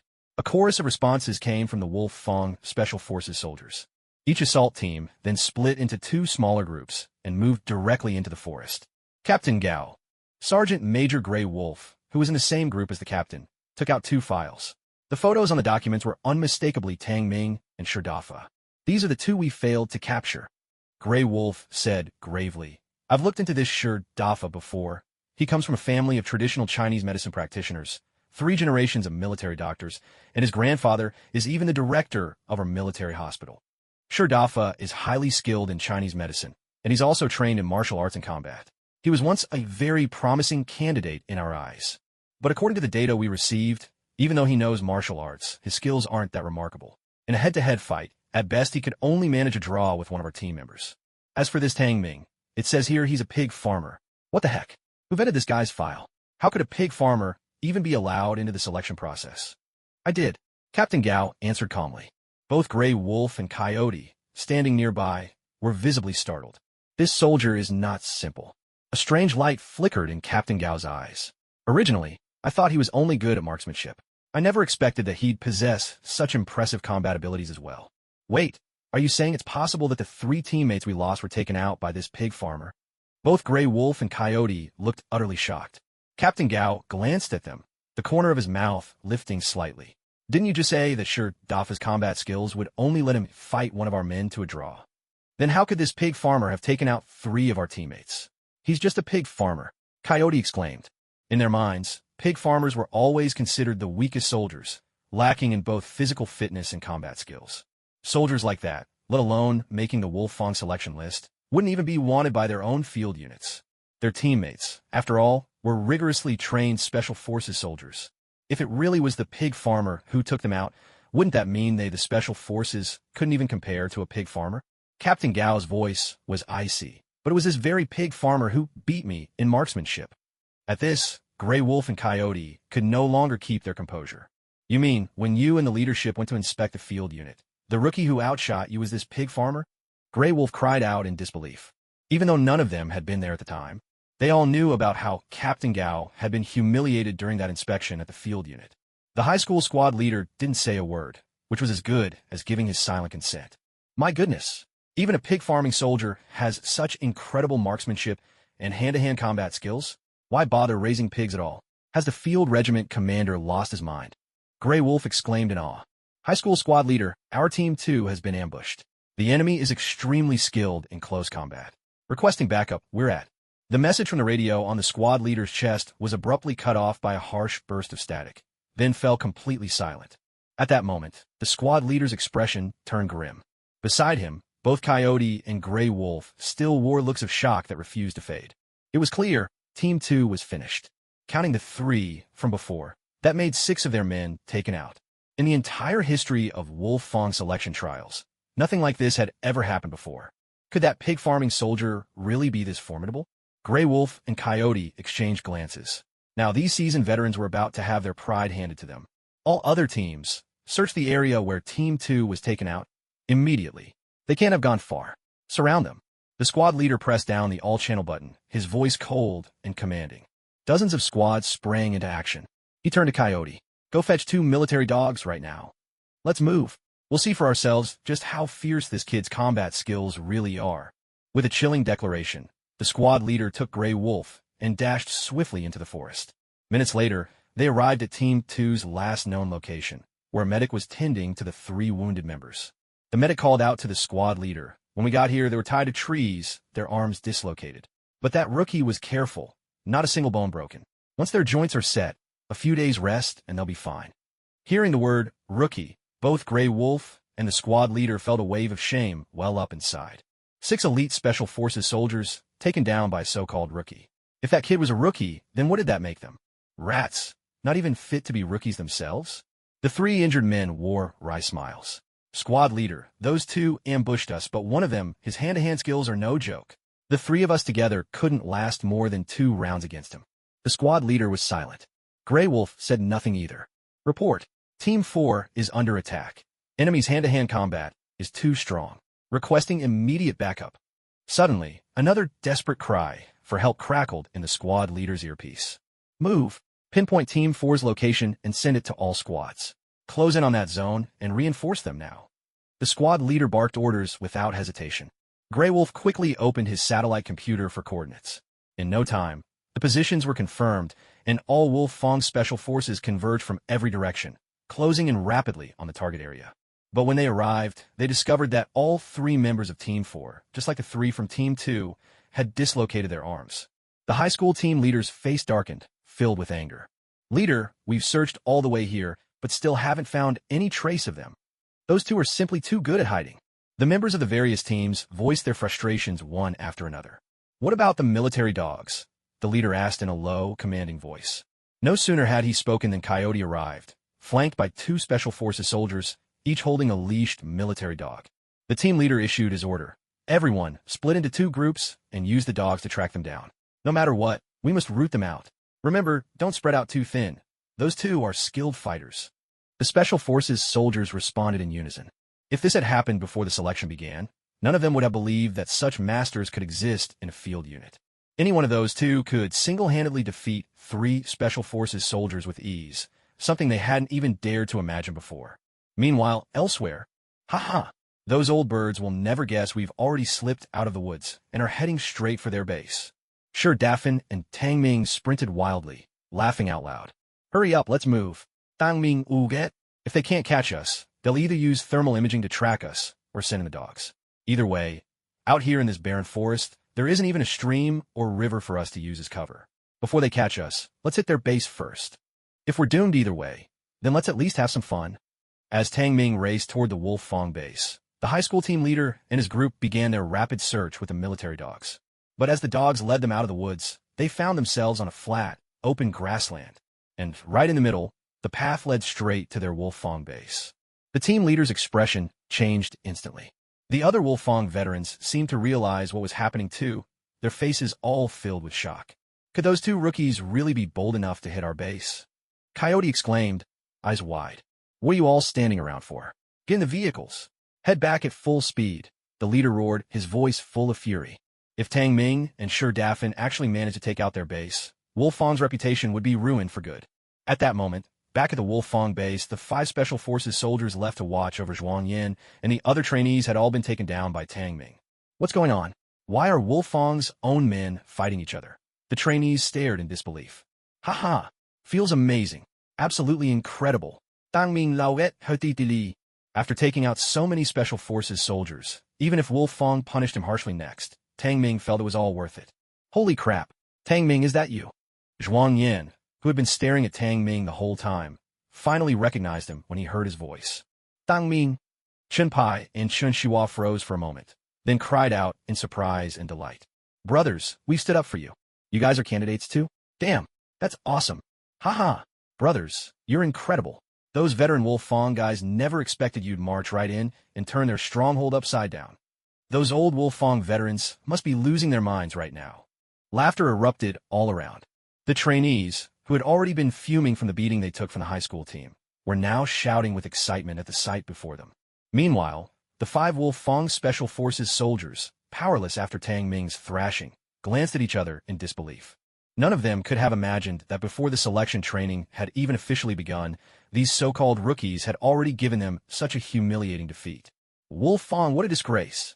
And just who was this Tang Ming, anyway? His fighting skills were absolutely insane. At that moment, several live rounds suddenly whizzed from the distance, kicking up dirt right at their feet. Holy crap. Live ammo. Everyone's expressions changed instantly, panic spreading as they scrambled backward. Just then, several military trucks sped over. Captain Gao's face was dark as thunder, his eyes burning with fury. He raised his rifle and fired a harsh burst at the ground, near the trainees' feet. Bullets punched holes into the earth mere inches away. That's right, Captain Gao was using real ammunition, not the blanks they'd used to scare them before. Are you guys out of your minds? Firing live rounds at us. Chen Pai yelled in anger. No sooner had he shouted than Captain Gao, face expressionless, fired 2 more shots right at Chen Pai's feet. Now, despite his rage, Chen Pai could only swallow his words in silence. Everyone squat down. Get down now. Grey Wolf and a squad of Special Forces charged in with their weapons, roughly forcing all the trainees to the ground. These trainees, having experienced the Wolf Fong veteran strength before, didn't dare resist. Otherwise, they'd be in for another brutal beating. Yet Tang Ming and Sure Daffin stood to the side, untouched. Captain Gao, Grey Wolf, and Earth Wolf strode toward Tang Ming and Sure Daffin.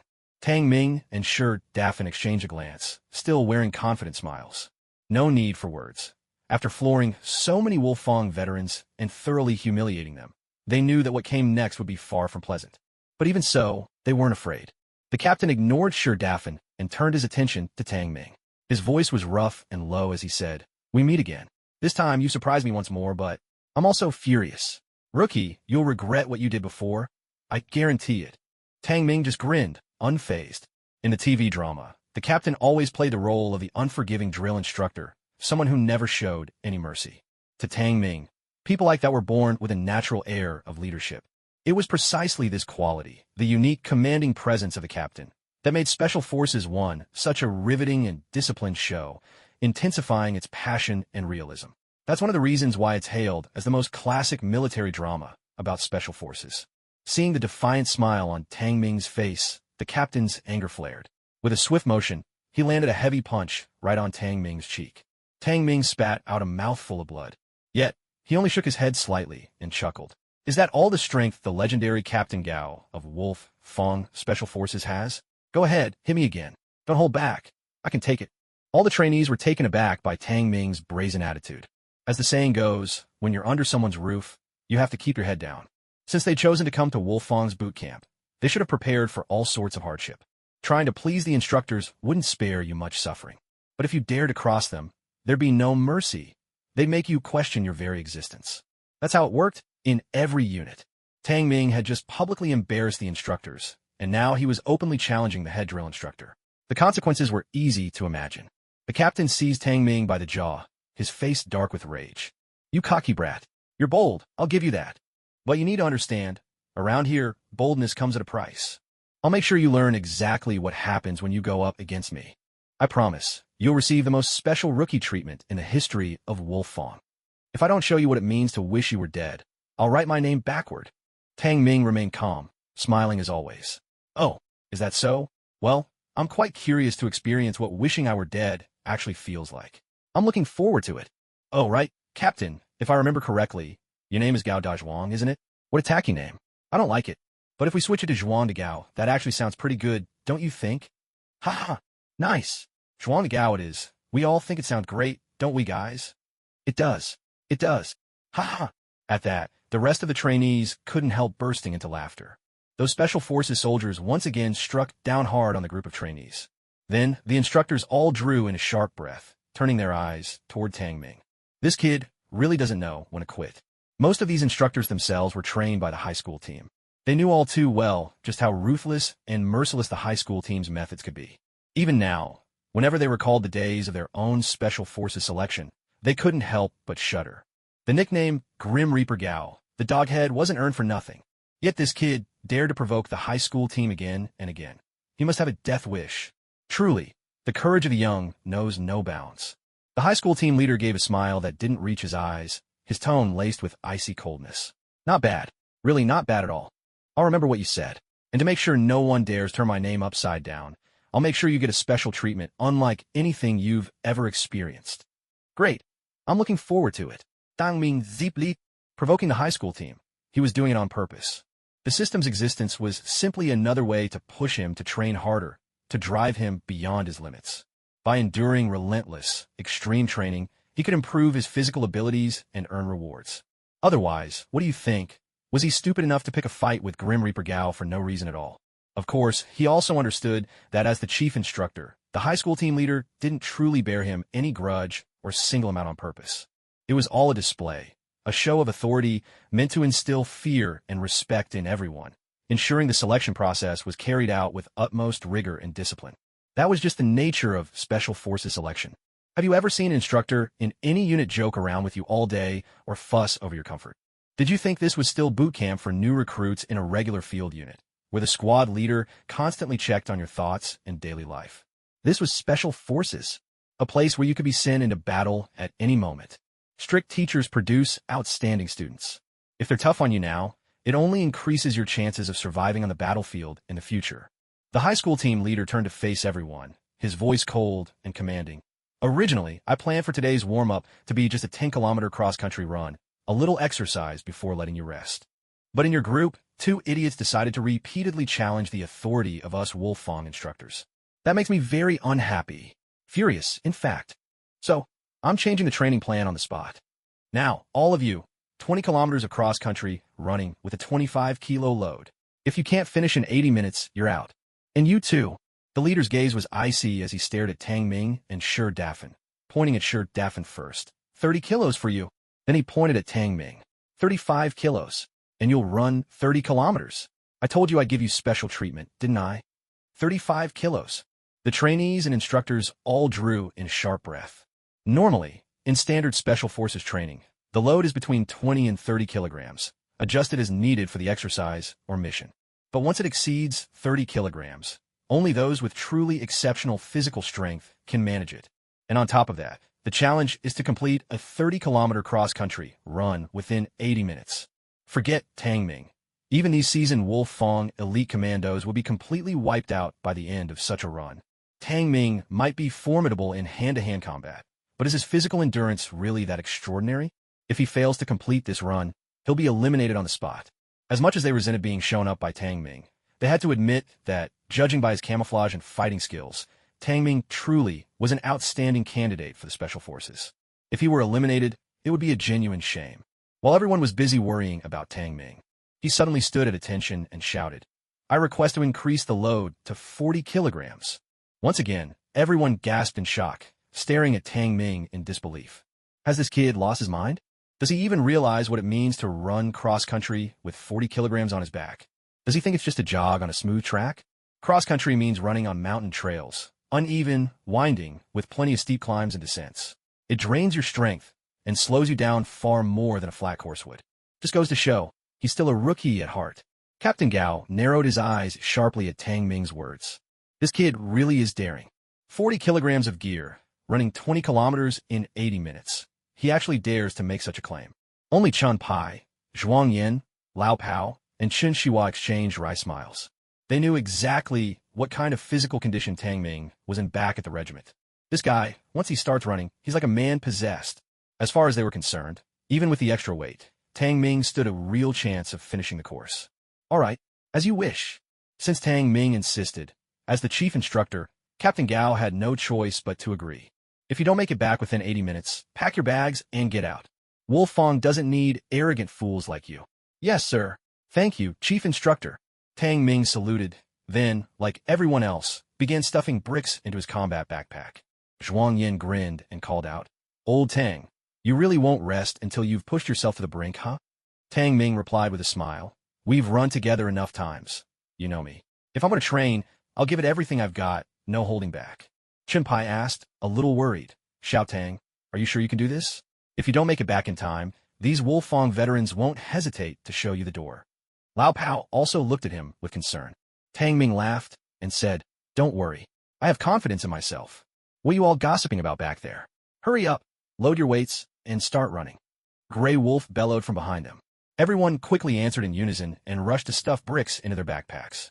After the old Wolf Fong veterans checked the weight to make sure it was correct, each person began to run as fast as they could. The one checking Tang Ming's backpack was Captain Gao. He hefted Tang Ming's bag, narrowed his eyes in mild surprise, and looked at Tang Ming. "Rookie, you'd better remember, if you can't make it, you're out for good. No one can save you." Tang Ming Godin, "I understand. Besides, I don't need anyone to save me. Since I chose to join this training, I have only one goal, to conquer Wolf Fong." Captain Gao gave a cold laugh. "Quite the bold claim. Do you really think that just because you're a bit better at hand-to-hand combat and marksmanship, you can look down on Wolf Fong?" Tang Ming rolled his eyes. "If I truly looked down on you, you wouldn't even be worth conquering." Captain Gao was speechless. The sound of heavy breathing filled the air as the trainees sprinted madly into the mountains. The muddy mountain path was fairly solid, though pitted and uneven, making the run all the more grueling. Every few hundred meters, a small hillock would appear, sapping even more of their strength. At the front, middle, and back of the formation, military jeeps kept pace with the runners. On board, the seasoned Wolf Fong veterans fired blank rounds into the sky and shouted through loudspeakers, their voices booming across the hills. "Faster! You're too slow. Aren't you all supposed to be the elite soldiers of your units? Is this the best you can do? Even old ladies fighting for discount eggs at the supermarket could outrun you. A bunch of useless rookies. How do you have the nerve to show up for training? Move it, all of you. Guys, I'm heading out first." Tang Ming called over his shoulder to Chen Pai and the others as he glanced at the jeep a few dozen meters ahead. With that, he surged forward, bursting out of the pack with a sudden burst of speed. What a monster! Even Zhuang Yin, strong as he was, couldn't help but curse. The first time he'd raced Tang Ming in a loaded run, he'd only fallen behind by half a minute. But over the past half-month, Tang Ming seemed to have rocketed ahead, improving day by day. Zhuang Yin had made progress too, but compared to Tang Ming, he was like a snail falling ever farther behind. After 2 weeks, the gap in their stamina had only grown wider. Shenpai and Old Cannon exchanged wry smiles. They, like Zhuang Yin, had witnessed Tang Ming's daily regimen of grueling self-torture. Without 1,000% effort, how could you achieve that 1% of progress? Tang Ming's hard work truly earned him his results. The other trainees were stunned to see Tang Ming, carrying 10 kilograms more gear than they were, running faster and more effortlessly than any of them. I'm telling you, this guy is definitely cheating. Who on earth has a physique like that? Yelled Dazinua, the ostrich paratrooper, his voice tinged with disbelief. Behind him, Medicsure Daffin followed, panting but grinning. You haven't even seen what he's truly capable of. The guy's out to have a screw loose, otherwise how could he be such a freak? Dazinua shot him a disgruntled glance. Hey, you lousy medic, why do you keep tailing me? Are we that close? Hee hee, because I'm carrying more weight than you are. If I follow behind, I can use you as a shield against the wind and cut down on resistance. Get lost. I'm not about to be your windbreak. With a curse, Dazinua picked up his pace, determined to shake off Sure Daffin. But as soon as he sped up, Sure Daffin matched his stride, sticking close behind him. Damn medic, get off my back. Stop following me. Hee, I just want to stick with you. Keep it up, and I'll knock you flat. You couldn't beat me if you tried. You son of a... I swear. Back in the 702nd Regiment, Tang Ming could complete a 20-kilometer armed run in under 50 minutes. But at that time, he was only carrying about 30 kilos. This was different. Not only was the load heavier now, but he'd been running on flat tracks back then, not these rugged mountain trails. So this run was certainly taking more out of him. But for someone used to pushing his own limits, this kind of pressure was nothing. Breathing hard, Tang Ming tore along the path, quickly entering that zone where he forgot everything but the run itself. In his eyes, there was only the path ahead and the finish line. He maintained a blistering pace throughout. The lead vehicle kept a steady speed, but in less than 20 seconds, Tang Ming had already caught up to it. When Toalong and the others in the car saw Tang Ming catch up to them on foot, their eyes nearly popped out of their heads. How could a guy carrying so much weight run so fast? But their shock lasted only a split second. By the time they processed what they were seeing, Tang Ming had already outpaced their vehicle. He'd sprinted right past them. Quick, catch up to him, Toalong shouted. Imagine it, a four-wheeled vehicle losing to 2 legs. If word got out, jaws would hit the floor. Tang Ming's sprinting speed was nearly 7 meters per second. That's 420 meters a minute. If he could keep that up, he'd finish 20 kilometers in under 48 minutes. Even running without gear, there probably wasn't a single person in Wolfong who could match that pace. Of course, they didn't believe Tang Ming could maintain that pace forever. At the start, the human body is full of energy, so it's easy to run a bit faster. But as stamina gets depleted, the speed naturally drops. It all came down to just how much endurance and resilience this man really had. Has this kid never run a long-distance race before? He's barely hit the 2-kilometer mark, and he's already sprinting like this. If he keeps it up, he'll collapse before 5 kilometers. The coyote gave a cold, dismissive laugh. But soon, that laughter faded from their faces. Because Tang Ming had already sprinted over 6 kilometers, and his speed had only dipped a fraction. He wasn't quite hitting 7 meters per second anymore, but he was still clocking 6.5. Damn, this guy's a monster. The coyote and the other special forces soldiers exchanged bewildered glances. Even at their best, none of them could run at that speed under such a heavy load, not even at the very beginning. Maybe for the first kilometer, sure. But if they gave it their all right away, they'd burn out within a few kilometers, too drained to even walk by the end. Coyote, are you sure this guy's a rookie? You sure he isn't a transfer from another military region's special forces? One of the soldiers in the truck stared wide-eyed, his voice trembling with disbelief. How should I know? The coyote shrugged stiffly, his neck clearly tense. Time ticked by, minute by minute. Tang Ming's pace gradually slowed. But even as he slowed, his speed was still well above what they could manage at their peak over 5 kilometers. In other words, even though Tang Ming had run more than 10 kilometers with a 40-kilogram pack, he was still outpacing any of the Wolfong Commando's best 5-kilometer runs. His stamina and endurance were nothing short of extraordinary. Captain Gao and Grey Wolf lounged by the barbecue, leisurely waiting for the rookies to arrive. Captain Gao, if Tang Ming really can't make it back in time, are we seriously going to eliminate him? Grey Wolf turned to Captain Gao, concern in his voice. Rules are rules. Captain Gao replied coolly, turning the chicken wing in his hand. Grey Wolf grew anxious. But Tang Ming really is a prime candidate for special forces. With the right training, he could become the sharpest blade in Wolf Fang's arsenal. Captain Gao glanced at him, a subtle smile playing on his lips. If he's really that promising, then it's even more important that he's tempered in this selection process. If he can't pass our selection, then he's simply not qualified to join Wolf Fang. But his challenge is far tougher than what the others are facing. He chose this path himself. Captain Gao's tone was calm. Everyone is responsible for their own words. If you can talk the talk but can't walk the walk, what use are you to Wolf Fang? There's no contradiction here. Grey Wolf fell silent for a moment. How long has it been? The captain of the high school squad asked. 55 minutes. Grey Wolf glanced at his watch and replied, They must have run over 10 kilometers by now. Wait, what's going on? Why is Coyote driving back? At that moment, a military jeep surged over a small hill and appeared in their line of sight. Wasn't he supposed to lead the team in the vehicle? Why is he back so soon? The captain also stood up, a slight frown creasing his brow. But before they could even relax, they saw a figure behind the jeep, straining with every ounce of strength to chase after Coyote's vehicle. No way. Isn't that Tang Ming? He's the first to make it back. That's impossible. It's only been a little over 50 minutes. Carrying 40 kilos, running 20 kilometers, and he finished in under an hour? A chorus of incredulous exclamations erupted from the Special Forces instructors standing nearby. At this moment, the captain and Grey Wolf also managed to get a clear look at the runner's face behind the jeep. Who else could it be but Tang Ming? He'd actually made it back. How could this be possible? Under an hour, 40 kilos on his back, 20 kilometers? No one in the history of their Wolf Fang unit had ever done anything like this. While everyone stood speechless in shock, the jeep rolled up to the finish line. And right behind it, Tang Ming's body surged across the finish as well. Tang Ming was gasping for breath, great heaving gulps of air tearing through him. Sweat soaked him from head to toe, his face pale, legs trembling.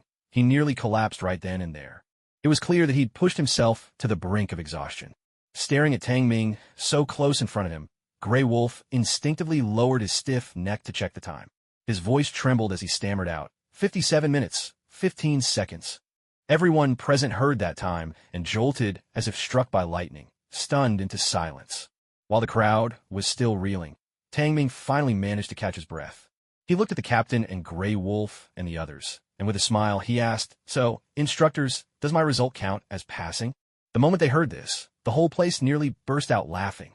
Seriously? You carried 40 kilos and ran 20 kilometers of mountain roads in under an hour, and you're calling that just passing? Do you have some special definition for passing, or what? With a result like that, you've already shattered the Wolf Fang record, you know? Are you being modest, or just showing off? Bah, passing yes. Grey Wolf's voice was hoarse and trembling. After quite a while, the captain finally recovered from his shock. He walked over to Tang Ming, fixed him with a steady gaze, and made a visible effort to keep his voice calm. Did you have any special physical training before this? Tang Ming said, Not exactly. I've just spent the past half-month constantly training myself. Anyway, every time I run, I give it everything I've got. There's a saying, do your absolute best and leave the rest to fate. The head instructor was silent. So were Grey Wolf and the other Special Forces soldiers. If what Tang Ming said was true, then the potential of his physical abilities was simply limitless.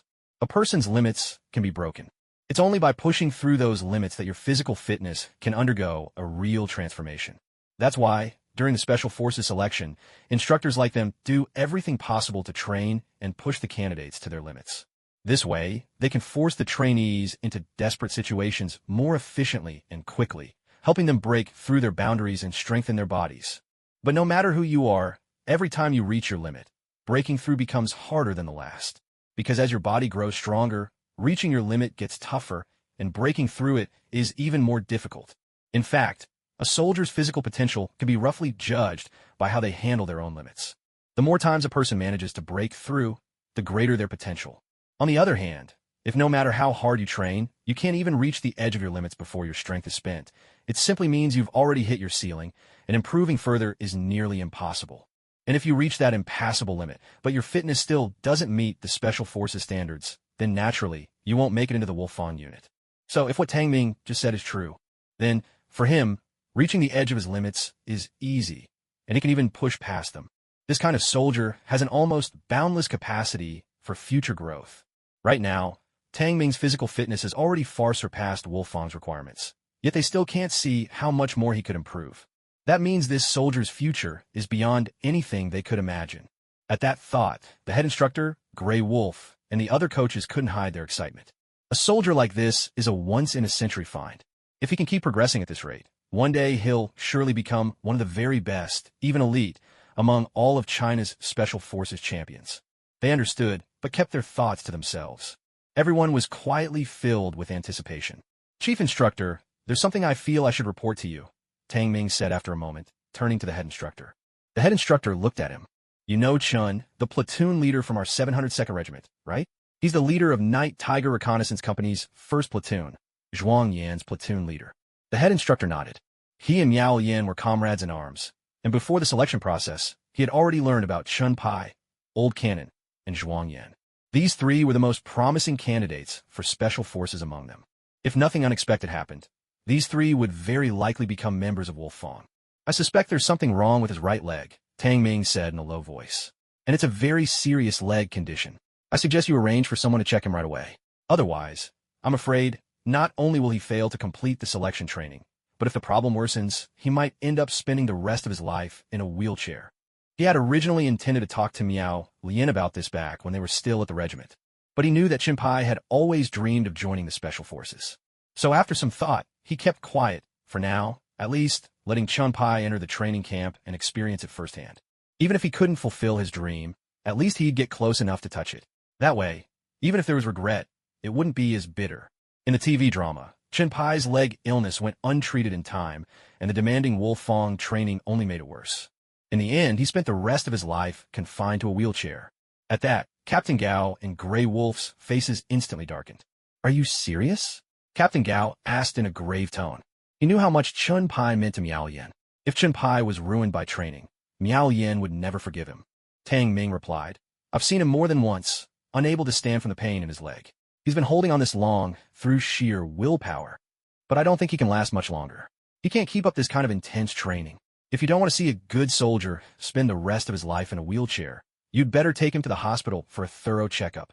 Captain Gao stared into Tang Ming's eyes, making sure he wasn't lying and that his concern for Chun Pai was genuine. Only then did he nod and say, "All right, I'll take care of this. For now, leave it to me and don't mention it to anyone." Tang Ming salut. "Thank you, Chief Instructor." By the time everyone else dragged themselves back, exhausted and battered, Tang Ming had already recovered almost completely. "Whoa, old Tang, when did you get to the finish line?" Someone blurted out as the group caught their breath and saw Tang Ming sitting there as if nothing had happened. "Oh, not long ago. Maybe just 20 minutes before you guys," Tang Ming replied casually. "Wait, you finished a run in an hour?" Everyone's eyes widened in disbelief. "How is that even possible? You were carrying so much more weight than we were, and you still made it back this fast? Are you kidding? Did you take a shortcut or something? Time's up." At that moment, Gray Wolf pressed the stopwatch and barked sternly. Anyone who didn't make it back on time is eliminated. The competitors who were just a dozen meters away from the finish line all saw their faces fall. "Instructor, we're so close. Can't you give us one more chance? I've been preparing for this election for 3 whole years." A young lieutenant cried out, unwilling to accept the result. The other Special Forces soldiers who'd rushed back joined in, pleading for another opportunity. Zhuang Yin and the others, catching their breath, could only look on in sympathy. But that was all they could do. There was nothing they could help with. Captain Gao, his face expressionless, declared, "Rules are rules. There are no exceptions. No matter who you are, if you didn't complete the training within the set time, you're eliminated. I know many of you here have worked incredibly hard to join Wolfang, but you must remember, the battlefield is merciless. If you don't have what it takes, the consequence is death. I'd rather see you keep training in your old units, serving as regular soldiers, than see you die out there in battle. If you still want to join Wolfang, then go home and keep pushing yourselves. Lay a solid foundation. I look forward to seeing you at the next election, and I hope you'll earn your place among us." With those words, Captain Gao and all the instructors snapped to attention and saluted the eliminated candidates. Those who had failed and been eliminated turned away with tears in their eyes, unable to hide their disappointment, and left the field. A few minutes later, Captain Gao gathered all the candidates who had passed this round. Of the more than 300 who started, nearly half had been eliminated in just half a day. The brutal elimination rate weighed heavily on everyone's hearts. No one wanted to be the next to go. Captain Gao's voice was icy as he barked, "Listen up. Now the real selection begins. I'm assigning each of you a number. We'll start with rookie number 1 and go down the line. Remember your number. If I call your code during training and you don't respond, sorry, you're out. Is that clear?" The remaining candidates shouted their understanding in unison. Captain Gao nodded to Grey Wolf. Grey Wolf, along with several other instructors, began handing out the numbered shoulder patches to the candidates. The patches went from rookie number 1 all the way past 100. Tang Ming was rookie number 8, Zhuang Yin was number 9, and Old Cannon was number 10. Once everyone had their numbers, Captain Gao picked up the loudspeaker and announced, "Now, let me explain the special training plan. The first phase is the Devil's Training Week, lasting half a month. Each day, you'll get no more than 3 hours of sleep. Sometimes you may have to go a full 24 hours without rest. Each day, you'll get just 2 steam buns, a bowl of cornmeal porridge, and a jug of water. Anyone I catch sneaking food, anything at all, even a rat off the ground, will be eliminated immediately, no discussion.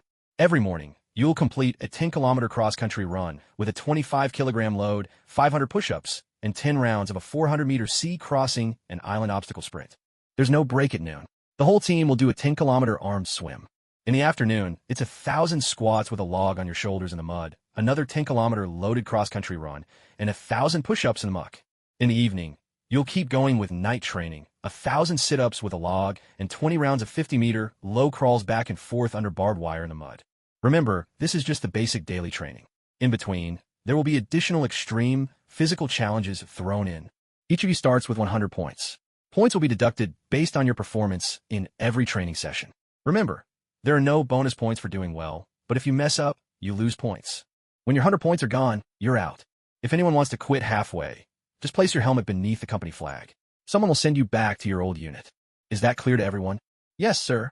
This time, only one person responded loudly. Naturally, that person was Tang Ming. And in Tang Ming's voice, you could hear a hint of excitement, even anticipation. The rest of the trainees were still in shock. They'd been scared stiff by the training tasks the captain had just announced. This was a grueling half-month of continuous training. If it were just for a day or 2, maybe even 3, they might manage. But half a month straight? With this intensity, wouldn't they all be skinned alive? Who could possibly last through this? As soon as Tang Ming spoke up, everyone turned to look at him. What's up with this guy? Why is he so fired up? This isn't some holiday bonus. This is torture. Aren't you afraid, or at least a little angry? How can you be so happy about this? Can you please just act normal for once? You're making the rest of us look bad, you know? What? Only rookie number 8 heard me. The rest of you are mute? The captain bellowed. Everyone except rookie number 8, minus 5 points. When they heard that, everyone's hearts sank. Just like that, 5 points gone? How long could 100 possibly last? I'll ask one more time. Did you hear me? We heard you. This time, no one hesitated. Everyone shouted at the top of their lungs.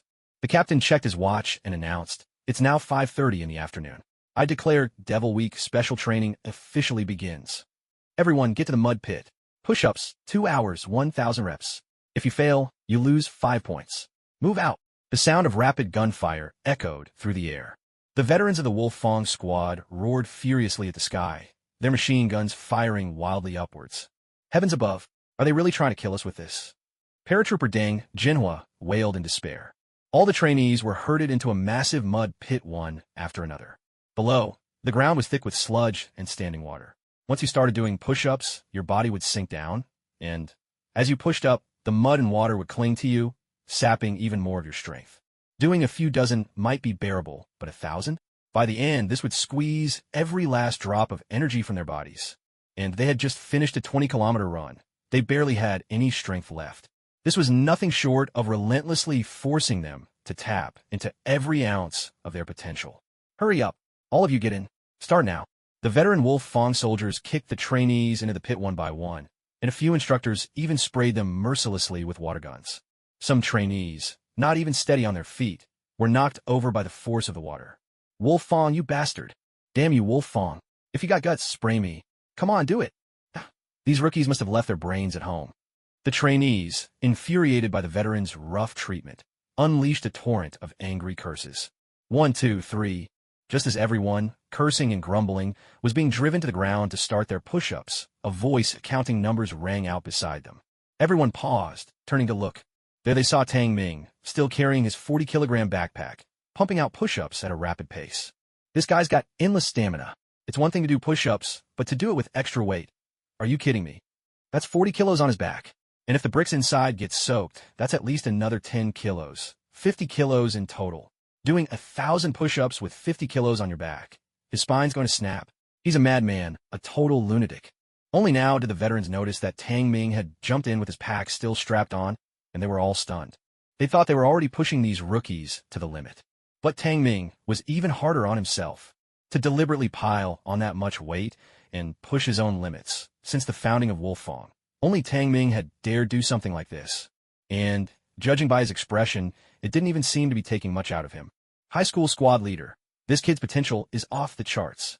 Grey Wolf couldn't help but click his tongue in admiration. The captain's voice was slightly grave as he said, "Great potential means he has a lot of room to grow in the future. But what truly matters is his self-discipline and high standards for himself.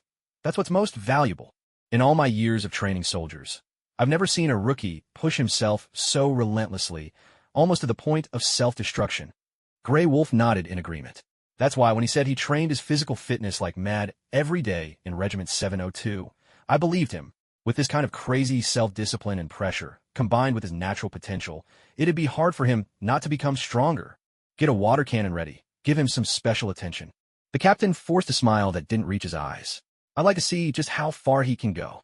Grey Wolf immediately ordered Earth Wolf to make the arrangements. All around the muddy pit, shouts and numbers echoed. The trainees shouted loudly as they worked, and above them, more than a dozen veteran Wolfang fighters were counting for them. 233, 234, 235. Tang Ming, for his part, was moving at breakneck speed, not stopping for a second. Jets of icy water blasted his body and head, but he remained as steady as a rock. Other trainees, hit directly by the water, couldn't withstand the force. They collapsed, face first into the mud. The difference was obvious. Tang Ming's physical strength was on another level entirely.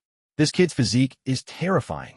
Even for us veterans, it'd be impossible to do 200 or 300 push-ups with that kind of weight, without stopping in between. Grey Wolf's face was full of shock. "Add another water cannon," the captain said, his eyes narrowing as his voice dropped lower. Grey Wolf was speechless for a moment. Are they trying to push Tang Ming to the breaking point? When the second water cannon unleashed its torrent on Tang Ming, the pressure on his body surged instantly. He lost his balance and dropped straight into the mud, his entire body sinking in. Off to the side, Xiao Zhuang panicked. He scrambled up and reached out to pull Tang Ming up. Zheng Sanpao rushed over as well. "What do you two think you're doing? Who said you could get up? 5 points deducted." The captain barked out the order. "You're going too far. Why are you targeting Tang Ming like this? 2 water cannons at once. Who could take that?" Zhuang Yin shouted at the captain, fury burning in his eyes. "We do things the Wolfang way. I don't owe you an explanation," the captain said coldly. "You have 5 seconds to return to your spot, or I'll deduct another 5 points. Xiao Zhuang, get back." Tang Ming had climbed out of the mud by now and called out urgently to Zhuang Yin. "Hang in there, brother. We can't let these veterans look down on us," Zhuang Yin said to Tang Ming, voice heavy with resolve. He shot the captain a glare full of defiance before reluctantly returning to his spot. "Xiao Tang, hang in there. This is the path you chose for yourself. Crawl if you have to, but you must make it to the finish." Zheng Sanpao barked out harshly before turning and leaving. Tang Ming tilted his head slightly, looking up at Captain Gao. "What's wrong? Weren't you so sure of yourself before? Just 2 water cannons, and you can't take it? Looks like you're not as tough as you claim." Captain Gao taunted coldly. Catching his breath, Tang Ming retorted, "Just 2 water cannons? That's not even enough to tickle me. I demand a third one." The moment Tang Ming uttered these words, all the gunfire around them abruptly ceased. Every eye was fixed on him with a look reserved for someone clearly insane. Even the other trainees were dumbfounded. "Are you serious? You've already been blasted to the ground, and you're still trying to act tough? If they hit you with 3 water cannons at once, you'll be knocked right into the mud pit and won't even be able to crawl back up." Captain Gao and his team snapped out of their brief shock. A request like this from a trainee was something they certainly wouldn't refuse. "Bring over another hose," Captain Gao commanded in a low, steady voice. "Chief Instructor, if we add another one." "I'm worried he won't be able to take it," Grey Wolf said with concern. "Follow orders," Captain Gao growled, cutting off any further objection. Grey Wolf glanced at Tang Ming, then turned to make the arrangements. When the third water cannon was brought over, Captain Gao tossed his megaphone aside and hefted the hose himself. "Rookie, let's see what you're made of," Captain Gao shouted from the bank. "Ha, bring it on. Let the storm come even fiercer." Tang Ming howled, wild and reckless, like a man possessed. With that, he dropped down again and resumed his rapid movements. At the same time, Captain Gao and the other 2 cranked up their water cannons once more, unleashing a fierce barrage at Tang Ming. The other 2 aimed for his body below the neck, his arms and legs, while Captain Gao targeted his helmet. They avoided spraying his face directly, focusing instead on the helmet for safety. The water cannon's pressure could be adjusted, and at maximum blast, they were powerful enough to knock someone 2 or 3 meters away, making it impossible to get back up. Though the 3 hoses were set to medium, the combined force was still terrifying if concentrated on one person. Every now and then, when other trainees got even a single blast, they were barely able to keep their footing, let alone withstand a triple onslaught like Tang Ming. "Come on, give me everything you've got," Tang Ming roared, his movements relentless and machine-like, as if he knew no fatigue and was fueled by endless strength. Yet, even with such determination, he was repeatedly knocked down, his body slamming heavily into the muddy pit. But every time he fell, he would climb back up and press on, never wavering. Whether it was the high school team, the other instructors, or the surrounding trainees, all were utterly won over by Tang Ming's unwavering fighting spirit and indomitable will, brimming with admiration. Fall once and get back up. That's what ordinary people do. Fall 3 times and rise again. That's what it means to be a man. Fall 5 times and still stand up. That's the mark of a true warrior. Fall countless times and yet stubbornly climb to your feet every single time. That's what makes a hero. Now, in the hearts of many trainees, Tang Ming had already become a symbol of a warrior hero, someone who feared no defeat and burned with unyielding resolve. Even Captain Gao had to admit, Tang Ming was the toughest, most tenacious fighter he had ever seen. That ever-present, razor-sharp readiness for battle. Gao couldn't help but think, not even in his own youth had he possessed such burning drive. 666, 667. Almost every time Tang Ming forced himself up, he could only manage 2 or 3 more repetitions before being battered down again by the relentless barrage. Maybe it was Tang Ming's fighting spirit that was stirring something deep within the rest of the trainees as well. They, too, began to shout with wild abandon, unleashing roars filled with fighting spirit and fury. No longer did they flinch from the water cannons, nor fear exhaustion. They pressed on, summoning every last drop of strength to complete the task at hand. The veteran instructors could only stare in disbelief. They had trained fresh recruits for years, yet never had they seen a class with such soaring, unbreakable spirit. If they could maintain this state, perhaps this year's Special Forces would become the strongest team Wolfong had ever seen. When Captain Gao finally declared the training over, almost everyone collapsed, utterly spent, lying face down in a muddy pit. Exhaustion was etched deeply across their faces. But there was also an irrepressible excitement and exhilaration shining in their eyes. Before today, not one of them would have believed they could push past their limits and complete such grueling training. They owed much of that achievement to the inspiration of Tang Ming's unbreakable fighting spirit. Tang Ming, shouldering a 100-pound pack and enduring the force of 3 water cannons at once, still managed to grit his teeth and fight to the bitter end.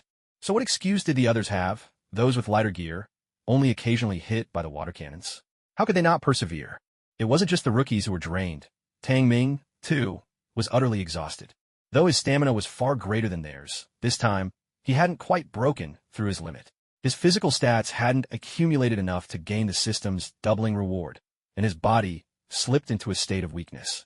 Still, his recovery rate was leagues beyond anyone else's. Give him just a little time, and he'd soon be back on his feet. "Old Tang, how are you holding up?" Zhuang Yan, Chun Pai, Zhang Sanpao, and Chun Shua, 4 men from the Night Tiger Reconnaissance Company, dragged their exhausted bodies over and helped Tang Ming remove his gear.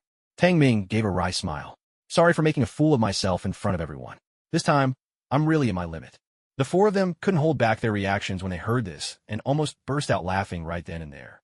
"Seriously? During this training task, you outperformed all of us by a wide margin, and you still have a nerve to say you're embarrassed? Are you actually being humble, or are you just showing off? How are the rest of us supposed to feel, especially since we didn't even have to carry any weight or face the water cannon head-on? Don't we have any pride left at all?" Supporting each other, they finally made it ashore. Captain Gao called out through a loudspeaker, "You've done pretty well with today's training. I am satisfied. So, as a reward, I'm allowing you to finish early tonight. Everyone, go wash up, eat your dinner, and get some rest." With that, Captain Gao turned and left. For a moment, all the rookies stood there in stunned silence. And then, as if on cue, a thunderous cheer erupted among them. Who could have guessed how they managed to make it through the day? It might have only been half a day of pushing their bodies to the limit, but it had already left them feeling half dead. They didn't know what tomorrow's training would bring or how much tougher it would be. But for now, at least, they were free. Back in their quarters, Everyone rushed to wash up, then devoured steamed buns and corn porridge before hurrying back to the warehouse dormitory to get some sleep. Because Captain Gao had warned them before, their daily sleep would be somewhere between 2 and 4 hours. How much exactly? That was up to the veterans to decide. Their dormitory was inside 2 massive tin warehouses. Each warehouse could accommodate dozens of people. Once everyone had drifted off to sleep, Grey Wolf walked in, woke Chun-Pai, and motioned for him to come outside. Chun-Pai was puzzled, but he had no choice but to follow. After they left, Tang Ming opened his eyes and let out a quiet sigh. He knew exactly why Chun-Pai had been called out. It had to be Captain Gao insisting that he get a thorough checkup on his legs. Tang Ming knew Chun-Pai was desperate to become a Wolf Fong Special Forces soldier, but if he kept refusing treatment, he really would end up paralyzed one day. There was nothing Tang Ming could do but report it to Captain Gao. 3:30 in the morning. After a day of brutal training, everyone was utterly spent, plunged into a deep sleep. But just then, several canisters of tear gas crashed through the entrance. The doors and windows slammed shut. In moments, the choking smoke filled the warehouse.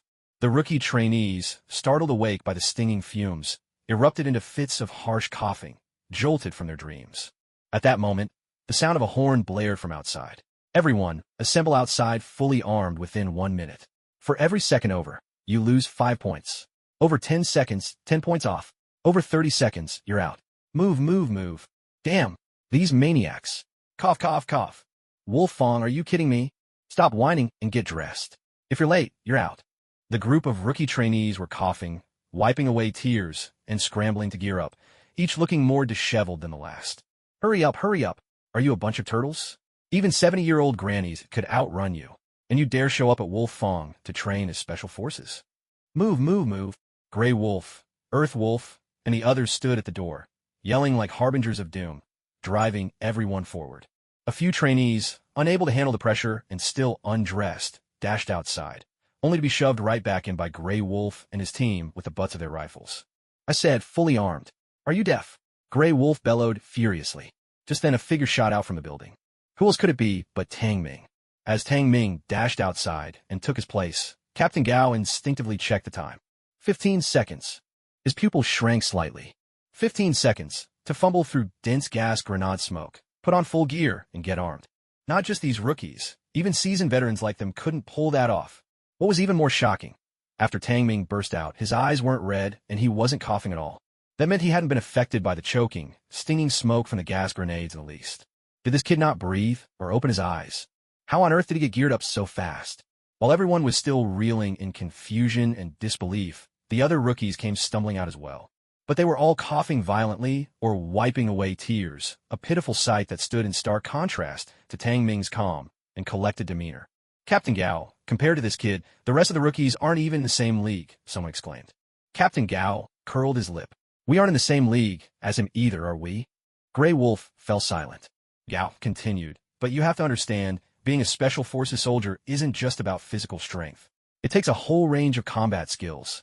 Marksmanship, endurance, mine-laying and clearing, recon and counter-recon, infiltration, electronic warfare. The list goes on.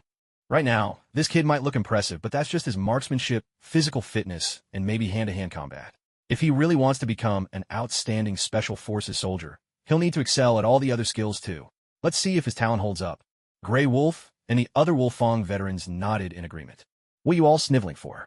You're acting even softer than a bunch of women. Get in line right now. Captain Gao roared. The rookies hastily wiped their eyes, brushing away the tears that had sprung up from the sting. They forced themselves to endure the discomfort and stood straight and tall. The squad captain glanced down at his watch and said coldly, It's 3 o'clock in the morning. The weather is good today. It's going to be another beautiful day. So, in order to greet this beautiful day, I've decided to take everyone to climb the highest peak of our Wolf Fong training base and watch the sunrise together. It's not far, just 5 or 6 kilometers in a straight line. For scouts like you, that's practically a leisurely stroll. But to make things a little more challenging, I've specially prepared some extra weight for you to carry. As he spoke, the captain pointed to the side, indicating a log 1.5 meters long and 20 centimeters thick, and shouted, Each of you, take a log. Carry it all the way to the mountaintop. Remember, every time your log slips off your shoulder, that's a 5-point deduction. If you don't reach the summit before sunrise, you lose 10 points.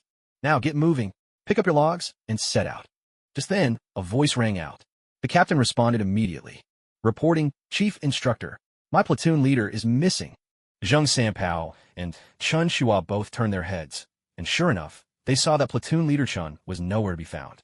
They remembered that before going to bed last night, Chun was still lying on his bunk. Could he still be in the warehouse? Your platoon leader has withdrawn from the selection due to an injury and has returned to his original unit, the captain replied. What? When did my platoon leader get injured?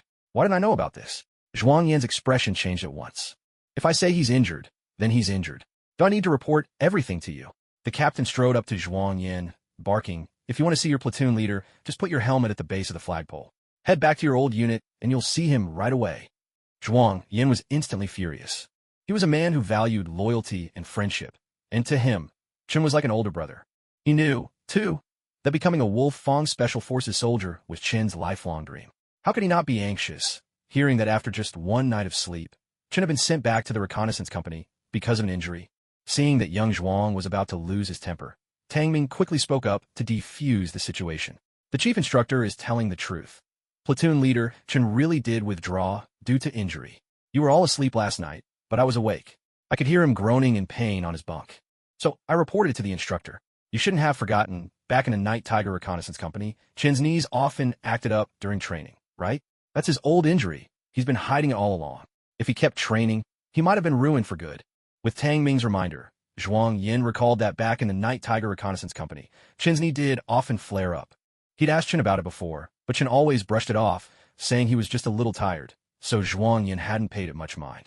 I never expected things to get this serious. Rookie from 08. Who gave you permission to speak without reporting first? The squad leader glared fiercely at Tang Ming. -5 points. Immediately, an experienced Wolf Fong member in charge of tracking the scores marked it down in the logbook. Tang Ming didn't argue at all. He simply glanced at Zhuang Yin, signaling him to stay calm, then stood straight and tall in his place. With Tang Ming's reminder, Zhuang Yin held his tongue, though his mind was still preoccupied with thoughts of squad leader Chun. What are you all standing around for? Hurry up and grab the logs. Move out up the mountain, the squad leader barked. The rookies scrambled toward the pile of logs. Rookie from 08, the squad leader called again. Tang Ming snapped to attention and answered loudly. Your log is over here. The squad leader pointed in another direction. Tang Ming turned and saw a log, 2 meters long and at least 25 centimeters thick, lying in a muddy puddle, soaked through. Zhuang Yin and the others noticed as well, and they all drew in a sharp breath. Their own logs were dry, each weighing around 15 kilos. But Tang Ming's was not only longer and thicker, it was also waterlogged. Everyone knew that a water-soaked log weighed at least twice as much as a dry one. In other words, Tang Ming's log weighed at least 40 kilos, twice what theirs did. Carrying a log up a hill was much tougher than running with regular gear. Who could possibly haul a 40-kilo log up a mountain? Not to mention, Tang Ming's backpack was already much heavier than everyone else's. Thank you, Chief Instructor. To everyone's shock, instead of complaining, Tang Ming looked thrilled. He flashed a wide grin, his excitement plain to see, and dashed straight for the sodden log, hoisting it onto his shoulder in one swift motion. Thank you. The squad leader and the rest of the Wolfong veterans couldn't help twitching at the corners of their mouths. Damn, what a monster! There was no helping it. Among all the skills Tang Ming had earned from the system, none gave him a direct boost to his physical strength. Of course, there were a few minor enhancements, but the main focus was always on technique. So, if Tang Ming wanted to get physically stronger, he'd have to rely on his own effort. During Hell Week, everyone was training like mad, seizing every possible chance to complete their tasks. Even so, most of the time, they barely scraped by on each challenge. In less than a week, nearly a third of the group had already been eliminated, either because they failed to complete tasks and lost all their points, or because they simply couldn't take it anymore and quit on their own. Except for Tang Ming, everyone else had lost at least 50 points. They were deeply worried. If their points kept getting deducted like this, it seemed unlikely they would even make it to the end of Hell Week before being sent home. Their only hope was to push themselves to the limit, squeezing every ounce of potential from their bodies, breaking past their boundaries again and again to complete the demanding tasks. Only by doing so could they stand a chance of staying. But there was one person who had nothing to worry about. That was Tang Ming. Aside from losing 5 points last time for explaining to Xiao Zhuang why Chief Chen had left, Tang Ming had completed every training task with flying colors, often surpassing the quota, and even breaking records that had stood in Wolf Fong for years. At last, after 2 grueling weeks, Hell Week, the intense half-month training, finally came to an end. Except for Tang Ming, who still held an outstanding 95 points. No one else managed to score more than 30. The group, which had started at over 100, was now whittled down to fewer than 50. More than half had been eliminated. Deep, steady breathing filled the warehouse. Soft snores and the occasional contented sigh drifted through the air. Everyone was fast asleep, utterly spent, enjoying the sweetest rest. After finally having a full meal and some time to relax the night before, they had fallen into a deep sleep by midnight. They were simply exhausted. For 2 straight weeks, their sleep had dwindled from 3 hours a night at the start to just 2 hours in the final days. What kept them going was sheer willpower and belief. Meanwhile, in the wooden cabin outside the warehouse, are they all out cold? Captain Gao stood by the window, gazing at the warehouse across the way, his voice calm. They're out. These kids have really been pushed to their limits this past half month, Grey Wolf replied. He hesitated, then asked, should we wake them up again tonight? Captain Gao shook his head slightly. Let them rest for a couple of days. They've been wounded too tight. We can use this time to prepare for the second phase of selection. Relief washed over Grey Wolf at those words. He had honestly worried that Captain Gao might be ruthless enough to rouse them for another round in the middle of the night. This group is a lot stronger than previous years.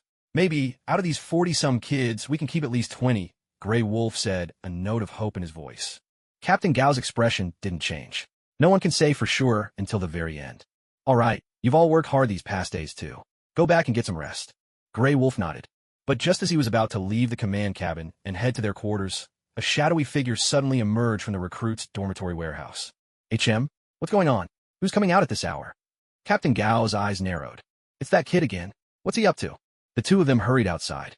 The figure, spotting Captain Gao and Grey Wolf, quickly jogged over and saluted smartly. Good evening, instructors. Rookie 08, why aren't you sleeping properly? What are you doing out here? Grey Wolf frowned slightly and scolded him. Reporting, sir. I got up to train and request permission from both instructors. Grey Wolf's anger flared a bit. Are you out of your mind, kid? After 2 straight weeks of hellish training, you think it hasn't been tough enough? You finally get a chance to have a good night's sleep, and instead of cherishing it, you sneak out here to train? Tang Ming replied earnestly. Instructor Grey Wolf, it's not that I don't want to sleep. The truth is, I just can't fall asleep. Maybe I've gotten so used to this level of training that my body just reacts on its own. Honestly, I woke up half an hour ago, right when you came in, tuck us in. Tang Ming continued. After I woke up, I tried to go back to sleep, but it just wouldn't happen, and I kept feeling more and more awake. I figured, instead of just lying in bed, I might as well get up and train. Besides, I'm not even tired. Hearing this, Grey Wolf cursed quietly in his heart. The past 2 weeks of training had been no joke. Even for seasoned veterans like them, it was enough to wear them down to the bone. How could this kid still be bursting with energy, like a monkey that never tires? Captain Gao shook his head and spoke coldly. The rules are set by us. We don't change them on a whim. I can't let you train just because you can't sleep. This is Special Forces, not your personal playground. Unless you can give me a reason that really convinces me, get back to bed and stay there. If you can't sleep, just lie still. Tang Ming answered without hesitation. There's only one reason I train so hard.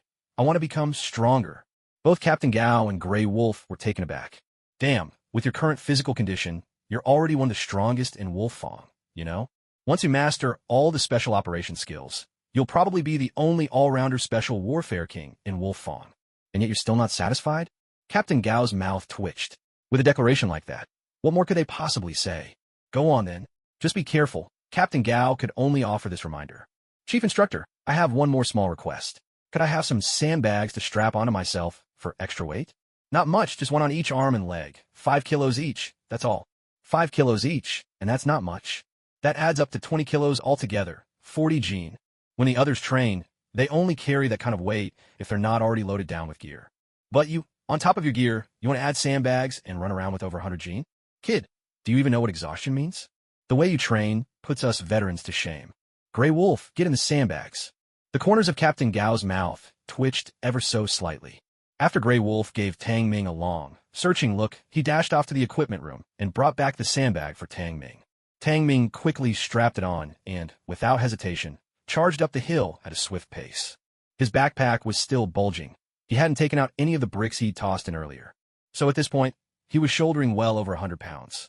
The kind of load far surpassed what even their own Special Forces trainees carried during training. Even for seasoned veterans like themselves, carrying that much weight, the best they could do was hike to the top of the hill. Running up was out of the question. But what they saw left them speechless. Tang Ming was not only running, but doing so with ease, his speed no less than theirs even when they ran unburdened. His monstrous physical abilities left both Captain Gao and Grey Wolf feeling utterly inadequate. Captain Gao, I think Wolf Fong has truly struck gold this time, Grey Wolf exclaimed, smacking his lips in disbelief. A faint smile played at the corner of Captain Gao's mouth. Let's hope so. Go assign someone to follow him. Don't disturb him, just keep an eye on him and make sure he's safe. At exactly 5 o'clock in the morning, the rookies' barracks once again filled with the choking haze of tear gas. Every rookie was jolted awake, coughing and spluttering. However, after 2 weeks of these daily gas attacks, the rookies seemed to have grown almost indifferent to the ordeal. Within 30 seconds, everyone was suited up and dashing out of the barracks, assembling at the designated spot outside. But as they snapped to attention, they all caught sight of a dark figure sprinting down from the slope. At 5 a.m., the sky was still dim, making it hard to see clearly. When Tang Ming's figure finally came into focus before them, everyone froze in disbelief. Old Tang? Why is he running down from the mountain? Did he get singled out for extra punishment? A ripple of shock ran through the group. Soaked through and out of breath, Tang Ming jogged to the end of the line, saluted Captain Gao, and shouted at the top of his lungs, reporting, Chief Instructor, Rookie 08 reporting for duty, requesting to rejoin the unit. Captain Gao gave him a cool, measured glance. Fall in. Tang Ming swiftly took his place at the very end of the formation. I suppose you're all wondering why Rookie 08 came running down from the mountain?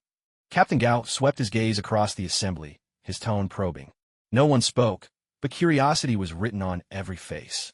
While the rest of you were still snoring in your bunks, he got up at 3 in the morning, came straight to me, and requested extra physical training on his own. Over the past 2 hours, he's run up and down the mountain twice already. The rookies were dumbstruck. Is this guy out of his mind? After 2 weeks of relentless torment, they'd finally managed to get a decent night's sleep, a rare moment to rest. Yet he got up early, of his own accord, to train? Are you kidding me?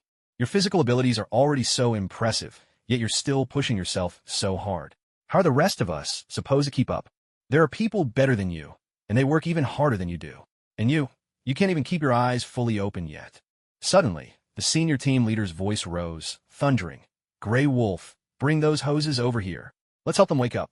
Immediately, Grey Wolf and his team dragged over 2 hoses and sprayed the rookies down with full force. Everyone was drenched, looking absolutely miserable. Are you awake now? The team leader shouted at the top of his lungs. Awake! All of them roared back, summoning every ounce of strength they had. Don't think that just because you survived Hell Week, you're now part of Wolf Fong. Let me tell you, you're still a long way from being qualified. Getting through Hell Week only means that your fitness and willpower barely meet the minimum standard. But when it comes to the other skills, you're nowhere near ready. Next up is the second phase, skills training. In the next 2 months, you'll be put through intensive sessions covering special combat, tactical assault and sniper shooting, battlefield tactics, disguise and infiltration, reconnaissance and counter-recon, electronic information technology, and dozens of other skills. The requirement is simple. You must meet our standards in every single skill. Once time's up, if you can't pass, you're out. No exceptions. Physical training will continue throughout. So right now, everyone, gear up and run a 10-kilometer cross-country. Move. Rookie 08, you're running too. Your personal training is your own business, but when it's group training, you have to join in. Anyone who doesn't reach the finish within the time limit will lose points. Run out of points and you're gone. Tang Ming and the rest of the rookies shouted their response in unison. After half a month of training, they were already used to the senior team leader's tough and relentless ways. Here, you don't get a choice. The only thing you can do is obey. Otherwise, pack your bags and leave. Everything here is determined by strength. If you can't keep up, it just proves you're not cut out to be a special forces soldier.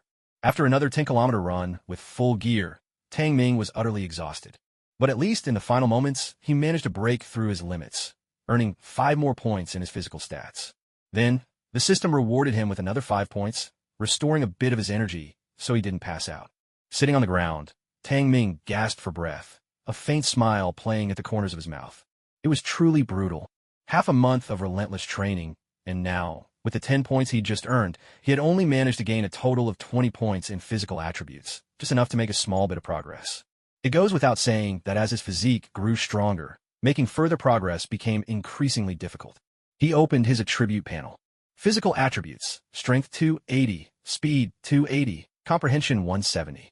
Skills, eagle eye shooting, fusion 40%, Captain America combat skills, fusion 30%, scroll camouflage, fusion 30%. Not bad at all. Nearly 3 times the physique of an average person. Once I officially become a member of Wolf Fong, I should be at least 3.5 times stronger than a normal person, right? Old Tang, seriously, how did you train your body to this level? Zhuang Yin, squad leader Lao Pao, and the others were all gasping for breath as they looked at Tang Ming, full of envy. No kidding. Paratrooper Deng Jinhua called out, "You've charged up the hill twice already, ran this whole 10 kilometers with us, and the most impressive part, you were still the first to reach the finish line. Are you even human?" Tang Ming gave a wry smile. "Just train like your life depends on it. That's the secret." Everyone fell silent for a moment. "All personnel, assemble in 5 minutes. We're heading to the shooting range at full speed. Shooting practice starts today." At that moment, Captain Gao's voice echoed across the field. Hearing this, all the rookies erupted in cheers of excitement. "Hell yeah, finally, we get to do shooting drills. Now I can finally show off my marksmanship. Haha, this time, I'll let the Wolfong guys see that our field troops aren't just here for show. Shooting is my specialty. I'll make sure these veterans see what I'm made of." One after another, the rookies shouted in excitement, all eager to prove themselves. "Hey, old Tang, how's your shooting score?" Deng Jinhua nudged Tang Ming with a shoulder, his eyes full of anticipation. "Nothing special," Tang Ming replied modestly, not wanting to dampen Deng Jinhua's spirits. "Huh, at last, I found a combat skill where you might not be as good as me." Deng Jinhua laughed heartily. "Let me tell you, when it comes to shooting, us paratroopers rank among the best in the entire Eagle Division. Across the whole military district, we're top tier. These past couple of weeks, you've been so good at everything that I was starting to doubt myself. Finally, I can regain some confidence with shooting." Off to the side, Zhuang Yin, Lao Pao, and Qin Shihua struggled to hold back their laughter, casting sympathetic glances at Deng Jinhua. Tang Ming was just being modest, but Deng Jinhua took it seriously. With Tang Ming's marksmanship, even the head instructor had been thoroughly humbled. Did Deng Jinhua really think he could compete? What's with those looks? Don't tell me you don't believe in my shooting skills. Noticing their expressions, Deng Jinhua raised an eyebrow. No. Paratroopers are naturally strong. We wouldn't dare underestimate you." Zhuang Yin waved his hand, chuckling. Deng Jinhua grunted, "Just wait. I'll make you see me in a whole new light." 5 minutes later, everyone gathered and set off at a run straight to the shooting range. They were split into 3 groups, each group consisting of 15 people. Tang Ming, Zhuang Yin, and the others found themselves in the last group. The distance, 200 meters. Human silhouette targets. The requirement, within 40 seconds, empty all 30 rounds in your magazine. At least 20 shots must hit the target for you to pass. Grey Wolf, holding a stopwatch in his hand, shouted instructions to the green recruits. Human targets? 200 meters. All the rookies were momentarily stunned. This requirement wasn't difficult at all. In fact, for these elite soldiers from field units, it seemed almost too easy. Looks like the Special Forces standards for marksmanship aren't that high after all. Deng Jinhua's lips curled into a confident smile. Several other trainees were thinking exactly the same thing. Of course, Tang Ming was an exception. His gut told him that the tests at Wolfong would never be this simple. There had to be a catch somewhere. First row, get ready. Set, go. With Grey Wolf's command, the first group of 15 surged forward. Each of them prepared to show off their shooting skills, determined to prove themselves to Wolfong, only to discover. What the hell? The rifles are completely disassembled. What are they playing at? One of the trainees cried out in shock. The sights are sealed off. How are we supposed to aim? Damn it. Who could possibly fire 30 rounds in 40 seconds and hit the target at least 20 times like this? Panic rippled through the trainees. But regardless, they were already up front and had no choice but to hastily assemble their rifles. The rookies waiting behind, hearing the outburst from the first group, were stunned as well. Rifles completely disassembled, sights sealed off. If someone could fire all 30 rounds in 40 seconds and still hit the target 20 times, that would be nothing short of miraculous. These Wolfong veterans were clearly toying with them. Who tests marksmanship like this? Fire. 20 seconds have passed already. What are you waiting for? Gao Zhong, watching the targets through binoculars, bellowed in anger. But the first row of trainees were still assembling their rifles. 20 seconds wasn't nearly enough for them to finish. Finally, at the 25th second, one rookie managed to piece together his weapon and began firing rapidly at the human-shaped targets. However, with the sight sealed off, there was no chance for precise aiming. He could only estimate by eye and pull the trigger again and again.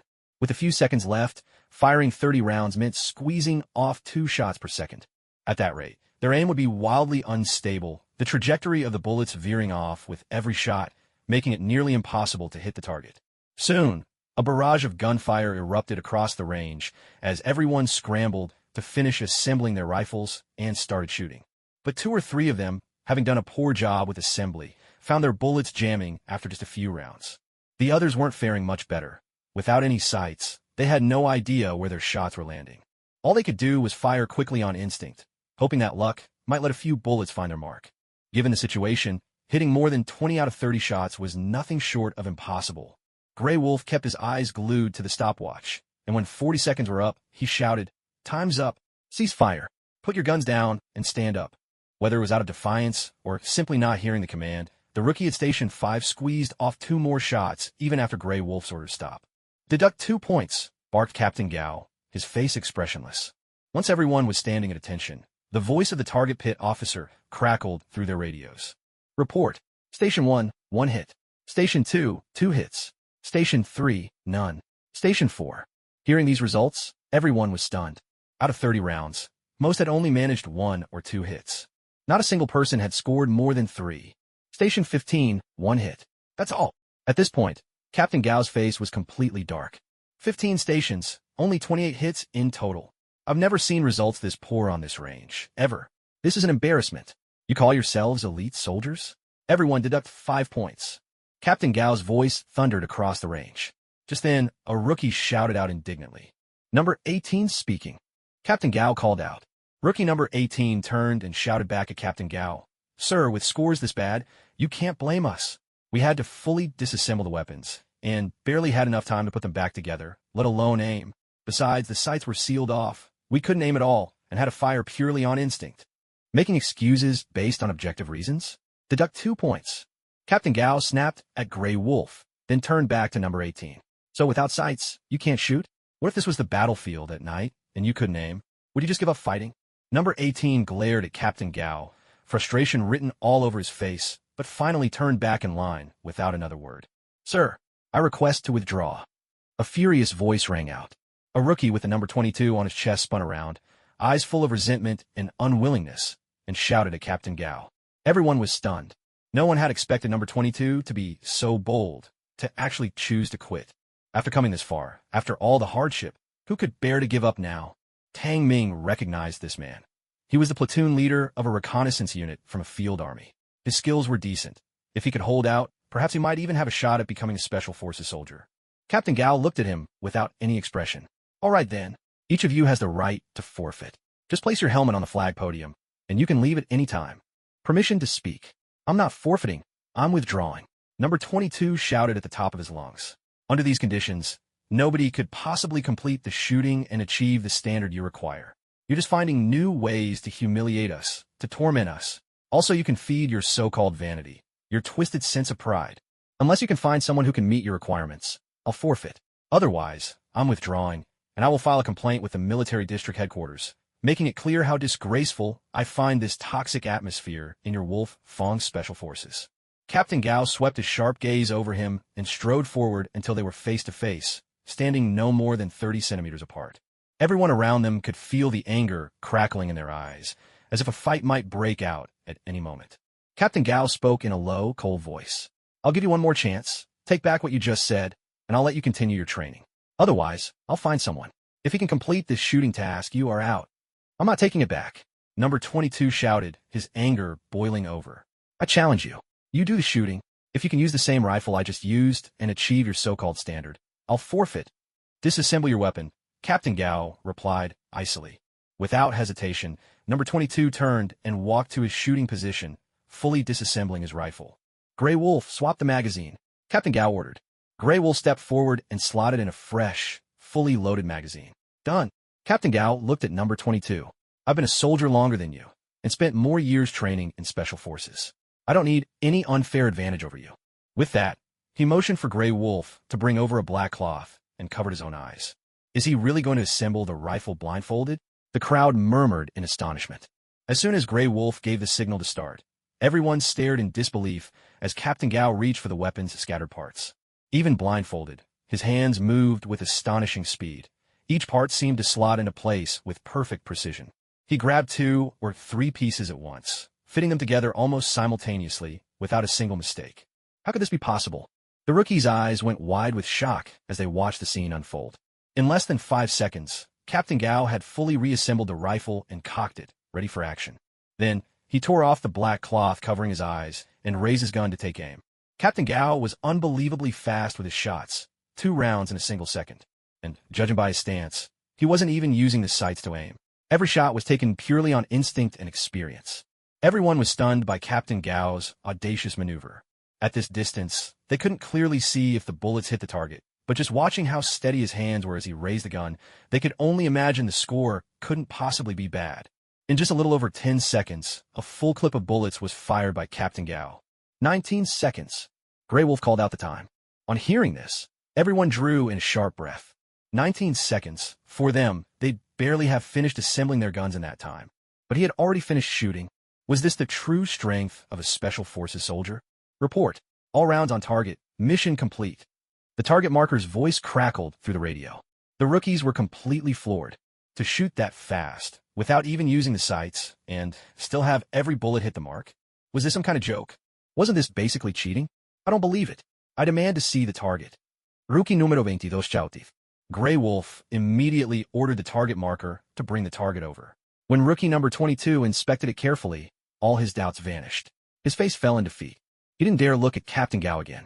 With his head slightly lowered and a note of regret in his voice, he muttered, "I withdraw." Grey Wolf and the other instructors could only sigh and shake their heads in resignation. The rest of the rookies were left with a tangle of feelings.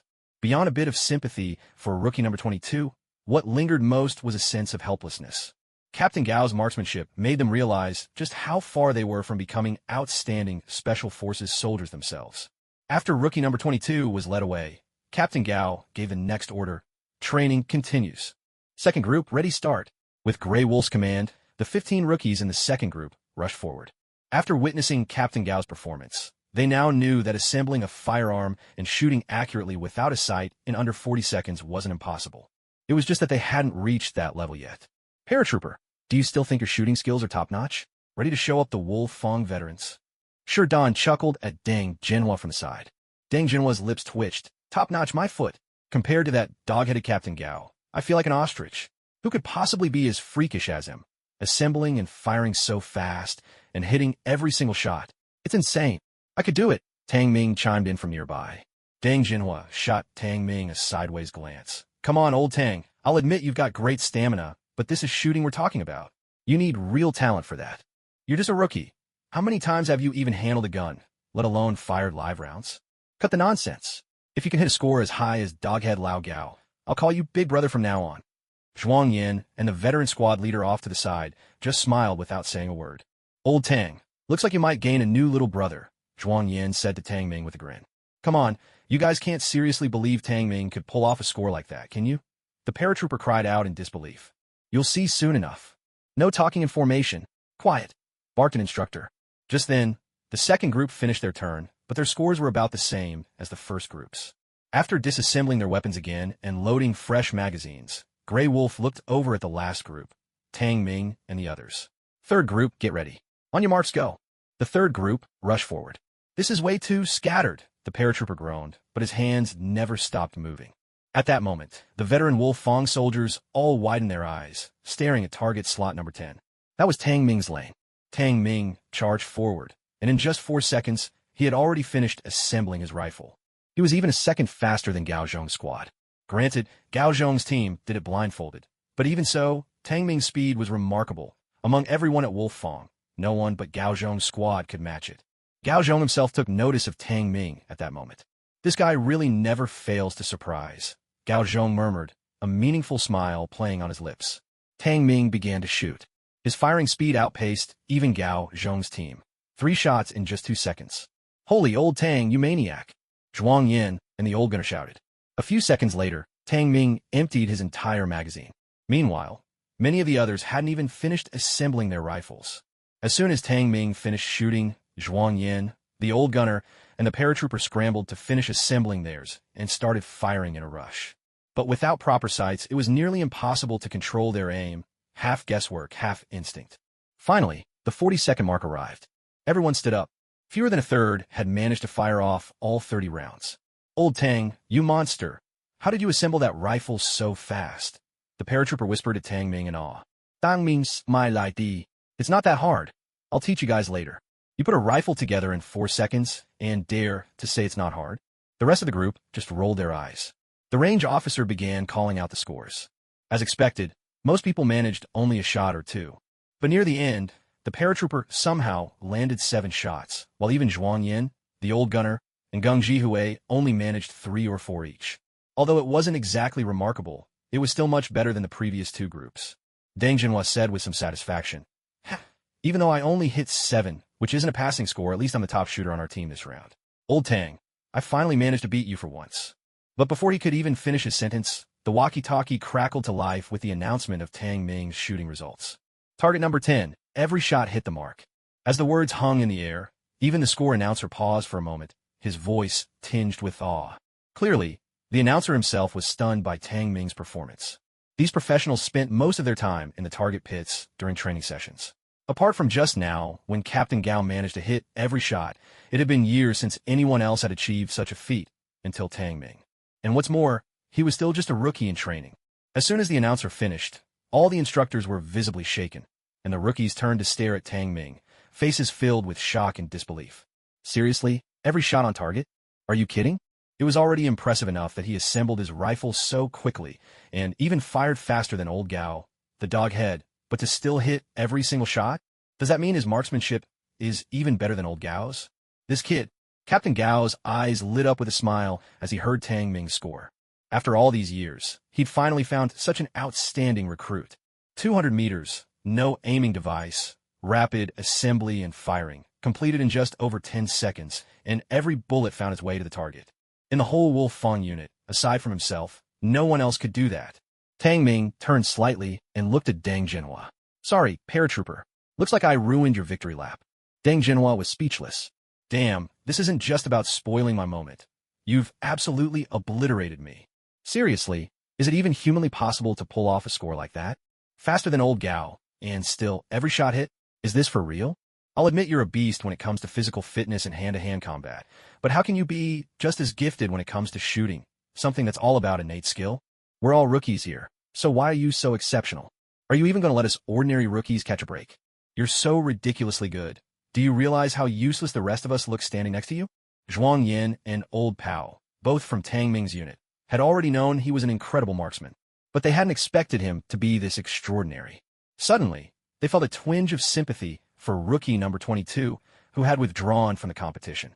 If Captain Gao could hit every shot because he was a veteran king of soldiers with years of elite training, then Tang Ming, a fellow trainee just like them, had managed to do the same. This proves that achieving such a result isn't impossible. It's just that they haven't reached that level of skill yet.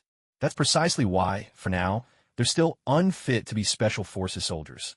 Only by undergoing the rigorous training of the Special Forces will they have a chance. Once they understood this, the rookies' spirits reignited. Each of them longed to become stronger through the training of the Special Forces. After a brief pause, the target scorer announced the remaining few shooter scores. When he finished, Captain Gao finally turned to the rookies and spoke in a cold voice. "You all know by now what kind of scores you achieved, don't you? Think back to the selection phase, how my men put you through the ringer. And after all this training along the way, where do your results stand now? Only those who endure the harshest trials can become the very best. So what gives you the right to boast in front of me?" As Captain Gao spoke, he pointed to Tang Ming and addressed the whole group. "Compare yourselves. Why is number 08 so much better than you in both physical fitness and marksmanship? Do you really think it's just natural talent? Why don't you consider this? Given the same time, place, and training conditions, how much effort did he put in, and how much did you?" Hearing this, everyone felt a bit ashamed and lowered their heads slightly. Captain Gao's words had truly struck a nerve. They had all witnessed Tang Ming's desperate intensity during training, an effort they simply couldn't match. While talent certainly played a part, at the very least, his mindset was far superior to theirs. Without the determination to fight for survival, how could anyone hope to strike fear into their enemies? Suddenly, Captain Gao's voice rose with authority. "Starting now, every morning, all your time will be devoted to practicing this skill. There will be enough bullets for everyone. If you wear out your rifle, we'll give you another. If you still can't reach the passing standard in half a month, you'll be eliminated on the spot. Bring in all the ammunition. Don't let them stop for even a second." The moment Captain Gao finished speaking, the veteran Wolf Fong soldiers came forward, hauling in dozens of crates filled with bullets. At the sight of all that ammunition, the rookies instinctively drew a sharp breath, a chill running down their spines. By the time they finished all those rounds, their hands and shoulders would be covered in thick calluses. They were really going to be worked to the bone. Number 08. Captain Gao called out to Tang Ming. For the next half-month of mornings, you'll join the instructor team, work alongside the coaches, and teach them shooting techniques. Captain Gao gave the order. Huh, you want me to be an instructor? Tang Ming was taken aback. Wait a second, wasn't I supposed to be one of the trainees? How did I suddenly become an instructor? But I still want to train. For the next half-month, every morning, the Wolfang unit acted as if bullets cost nothing, hauling crate after crate of ammunition to the firing range. The rookies, who had been soldiers for quite some time, found themselves firing live rounds until they were practically sick of it. Every morning, Tang Ming would also set aside 2 hours to share his own tips and experience with everyone. What left him even more speechless was that, during his explanations, the veteran Wolfang soldiers would actually put down their duties, stand to the side, and take notes along with the rookies. Seriously? You guys are supposed to be my instructors, and here you are, learning from me. Is that really okay? In the afternoons and evenings, the training would shift to camouflage, assault tactics, urban combat, CQB, and similar subjects. And after going through all these specialized combat drills, Tang Ming's performance in every single area nearly broke all existing Wolfang records. When it came to camouflage, whenever Tang Ming participated, neither the seasoned Wolfang veterans nor the rookies could spot him. But if it was up to Tang Ming to find others, he could spot the flaws in their disguises at a single glance, even those of the veterans. As for assault tactics, after just 3 days of training, Tang Ming's maneuvers were adopted as the official instructional material for both future Wolfang veterans and new recruits. In close-quarters urban combat, he could take on more than 5 armed opponents at once and dispatch them with ease. It could be said that, no matter the special operations skill, training with Tang Ming was as natural and effortless as breathing. If it weren't for appearance's sake, the Wolfang Command probably would have ordered Tang Ming to be the instructor for every combat skill on the spot. His natural talent was downright terrifying. Half a month later, the time for the assessment finally arrived. After a round of rigorous tests, a third of the rookie trainees were eliminated in marksmanship and various special operations skills. Only 30 candidates remained in the entire unit. But that didn't mean they had officially become special forces. There were still 3 long months of training ahead, and anyone who couldn't keep up could be dropped at any time. Of course, making it this far meant these 30 had exceptional potential and talent. Unless absolutely necessary, Wolfang had no intention of letting them go. At that moment, a voice from the system echoed in Tang Ming's mind. Host has assisted Wolfang in training the candidates, and has individually set new records in every category. After comprehensive evaluation, the following rewards will be given. Physique attribute plus 20, Dr. Banner knowledge and skills plus 1. Dr. Banner? The Hulk. Tang Ming's eyes lit up. System, are you saying I now have the power of the Hulk? Anyone who loves Marvel movies usually has a soft spot for the Hulk's character. I love his wild strength, his unexpectedly cute personality, and those flashes of humor he shows from time to time. In the movies, whenever the Hulk is in action, you can't help but feel your blood pumping with excitement. Those scenes are just exhilarating. The system replied, it's not the Hulk you'll be rewarded with, but Banner before he transforms. Tang Ming was taken aback. Is there really a difference? Aren't they the same person? It's just that their appearance and mindset change before and after the transformation, right? Of course they're different. The system explained, Banner is Banner, and Hulk is Hulk. Though they share the same body, each has an independent mind. Banner is full of wisdom and reason, and in every field of knowledge, he's reached the pinnacle of human achievement. Hulk, on the other hand, only knows how to fight. He's almost entirely driven by instinct, not what you'd call a normal human being. This time, the skill the system is rewarding is limited to Banner's knowledge and expertise. Tang Ming felt a tinge of disappointment. So, system, what exactly is included in Dr. Banner's skill set? He realized that his real interest was in the Hulk. As for Dr. Banner, he barely knew much about him at all.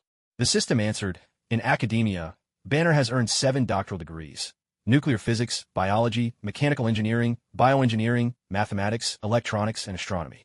Beyond these 7 major disciplines, he's also achieved remarkable accomplishments in specialized fields like gamma-ray weapon development, practical wormhole theory, and biotech membrane evolution, to name just a few. In short, his knowledge covers almost every area of academic study, and in each, he's reached an elite level. Hearing this, Tang Ming couldn't help but give Banner a silent thumbs up. Ordinary people would be considered extraordinary just to earn a single doctorate. But Banner? He's got 7. And in so many other fields, he's reached astonishing heights. Just how much intelligence and talent does it take to pull that off? No wonder so many Marvel fans call him the greatest hero among all the superheroes. While Tang Ming was chatting with the system, he'd already followed the team, led by instructor Wolf Fong, into a building. Tonight, their training would begin here, with electronic information technology. From modern warfare to contemporary and even future battles, information warfare has become an indispensable part of conflict, sometimes even taking center stage. Every nation is now pouring resources into developing high-tech, information-based military units. Even special forces are no exception, and mastering the basics of information technology has become one of the essential skills for any special forces soldier. The classroom was spacious, equipped with all sorts of advanced technology, satellite-linked computers, satellite radios, and many other sophisticated devices. At this moment, elsewhere in the room, other special forces soldiers sat with army green headsets clamped over their ears, typing away at computers. Some were busy establishing network security systems, while others were breaking through digital defenses.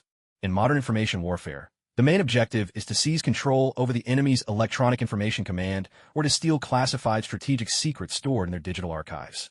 It's much like that scene in Wolf Warrior, where the Wolf Warriors and a conventional third-level special forces team engage in a battle of information warfare. Whichever side excels in electronic operations can provide far stronger support to their frontline troops. Sometimes, a single digital maneuver can bring down the enemy's entire network, cutting commanders off from their units and causing devastating consequences that need no further explanation. Outside the classroom, Captain Gao called out to them, "All the other computer labs are undergoing maintenance and upgrades. This is the only one available right now." But according to the training schedule, the other veterans from the Wolfong unit also need to do electronic information training today. Since there are enough computers here, you'll train together.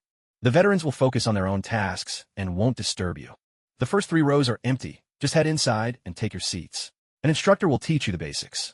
When Captain Gao finished speaking, Grey Wolf motioned for everyone to enter. Once inside, they quickly found seats.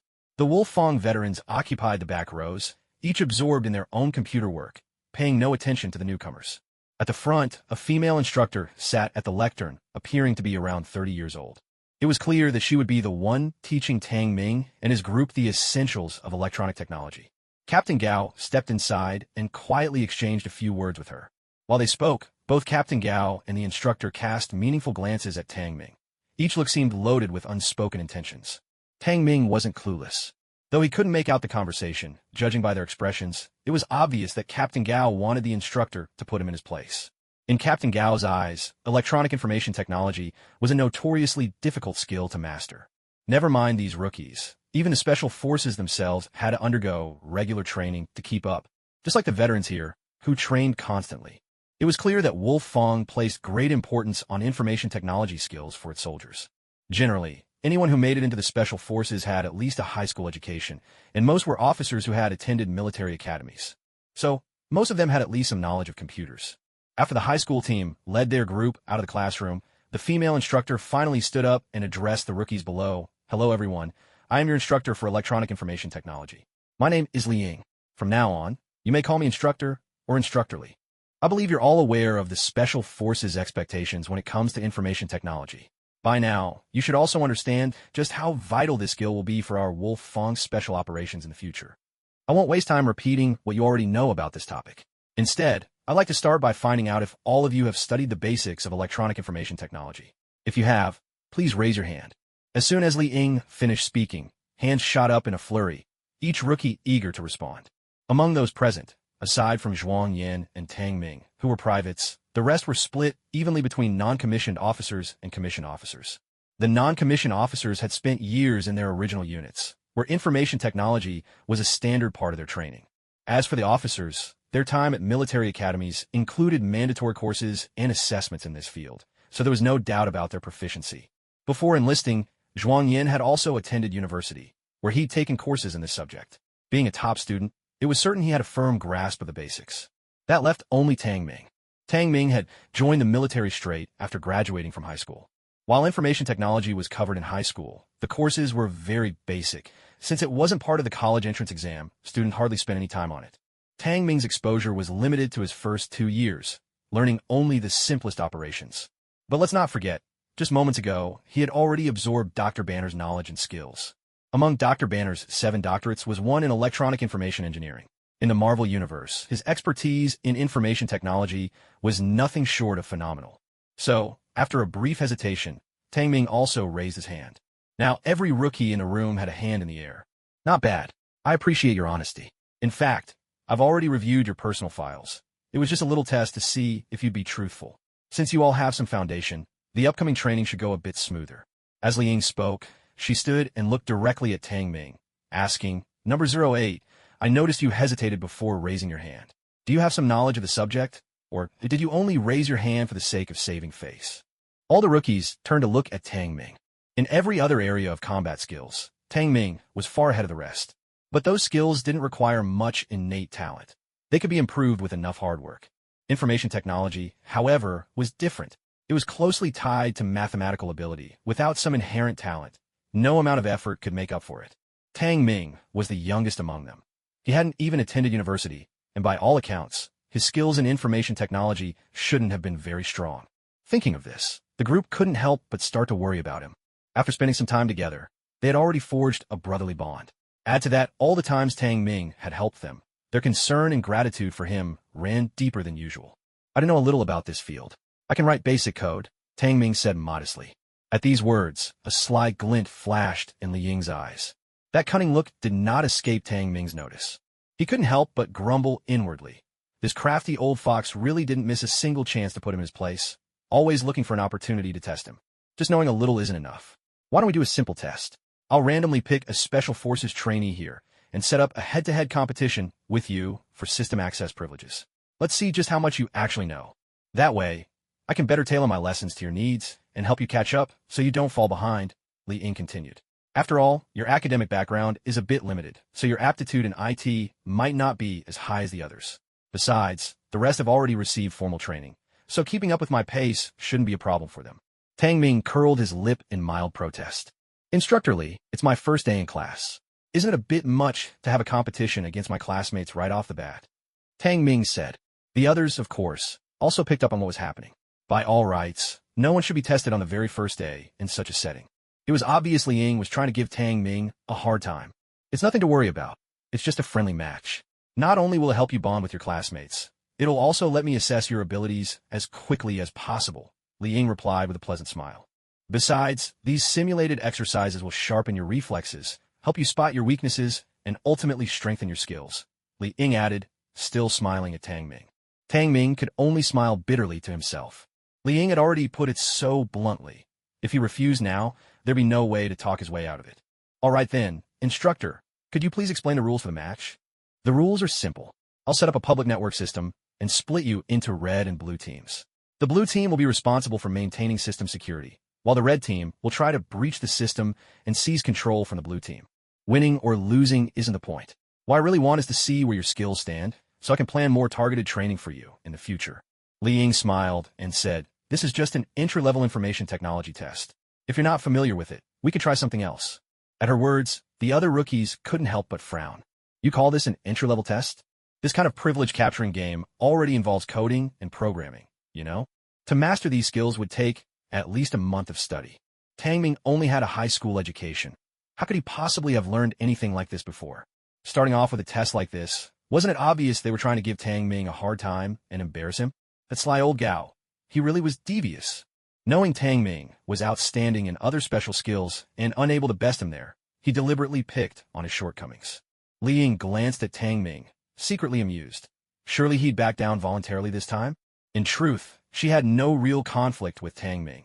She was simply the instructor for the subject. Yet, to give the rookies a bit of wake-up call, she had no choice but to act this way. By putting the rookies through their paces like this, she wanted them to recognize their limits and approach training with humility. But to Li Ying's surprise, Tang Ming actually agreed. Tang Ming, not that. All right, let's do it. His response caught everyone present off guard. Could it be that this guy really does know how to pull off these privilege-seizing techniques? Very well. Lin Hao, you come up and compete with him. Bring out the best system you've developed over the past few years, and let everyone have a look, Li Ying said, turning to a Special Forces trainee sitting by the window. Yes, instructor, Lin Hao replied, rising to his feet. 10 minutes later, Lin Hao had connected his finest system, the result of his years of work, to the classroom's main network. Li Ying tapped a few keys, locking down all the other students' computers. She then set up 2 projections on each screen, so everyone could follow the progress of the contest in real time. Red team, Tang Ming. Blue team, Lin Hao. Li Ying examined Lin Hao's network system closely. Though there were still quite a few bugs, overall it was rather impressive. Instructor, I'm ready, Lin Hao said to Li Ying, a note of confidence in his voice. Good. Li Ying nodded, then turned to Tang Ming. What about you? Are you ready? Tang Ming nodded calmly, his composure unshaken. He had already seen through Lin Hao's entire network system. It was a textbook example of a small-scale reconnaissance system. Thanks to his banner knowledge skill, he spotted the system's vulnerabilities in an instant. To Tang Ming, this reconnaissance system seemed quite rudimentary, but considering someone had developed it alone, it was still a commendable achievement.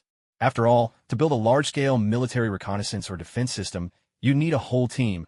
No single person could manage it alone. This shows that Lin Hao's computer skills are actually quite impressive. In society, he would certainly be considered an elite-level computer expert. But in Tang Ming's eyes, this level was still not worth mentioning. When Tang Ming let out a gentle sigh, everyone assumed he simply wasn't skilled enough to break through the system. Even Li Ying took his sigh as a sign of resignation. Well, what do you think? Our veteran Lin Hao really has some solid computer skills, doesn't he? He spent years developing this system, strengthening it dozens of times along the way. But don't feel too discouraged. You've only just arrived, so it's perfectly normal if you're not yet at Lin Hao's level. Just give it a try. The real purpose of this test is to get a sense of your true abilities. Tang Ming didn't respond. Instead, he began to take action right away. As the competition started, the crowd shifted their attention back to the computer screens, closely watching the duel between the two. But to their confusion, Tang Ming didn't launch an attack immediately. Instead, he opened a new window and started to code. What was he up to? Gradually, as more lines of code appeared, Li Ying and the other trainees realized that Tang Ming was programming a brand new piece of software from scratch. Is he planning to use this new software to search for vulnerabilities in Lin Hao's system? Everyone began to speculate. It wasn't a bad approach, and in fact, it was a fairly standard method. However, software created on the spot like this usually isn't very effective. Breaking into Lin Hao's system with something cobbled together so quickly was almost impossible. Tang Ming paid no mind to the crowd's astonishment, his fingers flying across the keyboard at high speed, strings of symbols and letters appearing one after another on the screen. Just from watching how swiftly Tang Ming was writing code, it was clear he did have real computer skills.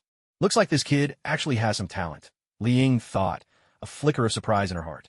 3 minutes later, Tang Ming's hands finally paused over the keyboard. By then, dozens of lines of code and thousands of symbols and letters filled his computer screen. Tang Ming gently tapped the enter key. In an instant, every other computer in the classroom flashed blue. Meanwhile, on Tang Ming's own screen, lines of code began to scroll at lightning speed, so fast that no one could make out what was on them. Li Ying's expression changed ever so slightly. Oh my god, that's a virus! One of the trainees finally realized what Tang Ming had done. He actually wrote a virus to crack Lin Hao's system. The entire room was in an uproar. Many of them had experience with viruses, some were even quite skilled in writing them. But the code Tang Ming had just written looked like a typical vulnerability scanner. How did it suddenly turn into a virus? One side had immediately crippled Lin Hao's small reconnaissance system. Yet Lin Hao only showed a hint of surprise before his fingers began flying rapidly over the keyboard. A virus program might be able to paralyze a defense system, but that didn't necessarily mean it could seize complete administrative control. Only truly formidable viruses could achieve something like that. Judging by the fact that Tang Ming's code, just now, was only a little over 1,000 lines, this virus didn't seem to be all that extraordinary. As long as Lin Hao accessed his system's code interface, he could simply remove the virus that Tang Ming had implanted. But just as Lin Hao was confidently typing away, he was shocked to discover that, no matter what he did, his computer remained completely unresponsive. The screen continued to flood with rolling blue lines of code. How could this be possible? Tang Ming's virus shouldn't be able to take over his highest privileges. He'd spent years developing this system, and Lin Hao had always been confident in its defenses. Yet, against all reason, his defenses had been wiped out in an instant by Tang Ming's virus. Lin Hao even began to question his own competence. Up at the podium, Li Ying was equally stunned. Perhaps others in the room couldn't appreciate just how impressive Tang Ming's program was, but as an instructor, she saw through it at a glance. It might only consist of a little over 1,000 lines of code, but those lines formed a rare and fiercely aggressive virus. Once this virus infiltrated an enemy's system, it would relentlessly consume and absorb the enemy's resources, growing stronger and multiplying at an exponential rate. Li Ying frowned slightly, her hands moving briskly on the keyboard as she searched for a way in, hoping to access the virus and purge it from the system. Things went smoothly at first, but the moment she entered the virus's interface, even her master control computer in the classroom was instantly locked down. What? Liang was dumbfounded. This was the instructor's computer, after all. It had authority over the entire classroom's computer system. How could Tang Ming's virus have infected even her terminal? She had assumed she could easily eliminate Tang Ming's virus, but to her astonishment, she found herself locked out and under attack. A new line of code appeared on Tang Ming's screen, signaling that yet another computer system had been overrun and seized by his virus. Within this classroom, the only computer that hadn't previously been compromised by the virus was the instructor's. Tang Ming lifted his head slightly and glanced toward Li Ying at the podium. At that moment, Li Ying was furiously pounding the keyboard, her expression a mix of determination and anger. It seemed that the newly appeared line of code belonged to the instructor's computer. Half a minute later, the scrolling blue screen finally returned to normal. Li Ying gazed at her restored computer, letting out a huge sigh of relief. After all, she was the top computer network instructor at this prestigious academy. If her own computer had been taken down by Tang Ming's virus, it would have been a major embarrassment. With a stern face, she looked down at Tang Ming in the audience, secretly grinding her teeth in frustration. This guy calls that knowing a little bit. The virus he wrote was tricky even for her to handle. He calls that just knowing a little bit? Now that the screen was back to normal, Lin Hao hurriedly tapped away at his keyboard, eager to check the status of his own monitoring system. But what happened next was beyond his wildest expectations. A red alert box suddenly popped up on his screen. Sorry, you do not have access. Lin Hao was dumbfounded. Wasn't the virus supposed to be gone? How could he still have lost his top-level admin rights? What the? Lin Hao shot up from his seat, staring at Tang Ming in disbelief. What kind of crazy virus did you write? Even after it's supposedly cleared, it can still strip away my admin privileges. The others stared at Tang Ming, equally stunned. With just a single piece of virus software, this guy had toppled years of Lin Hao's hard work. What kind of monster was he? Clearly, this newbie was a computer genius.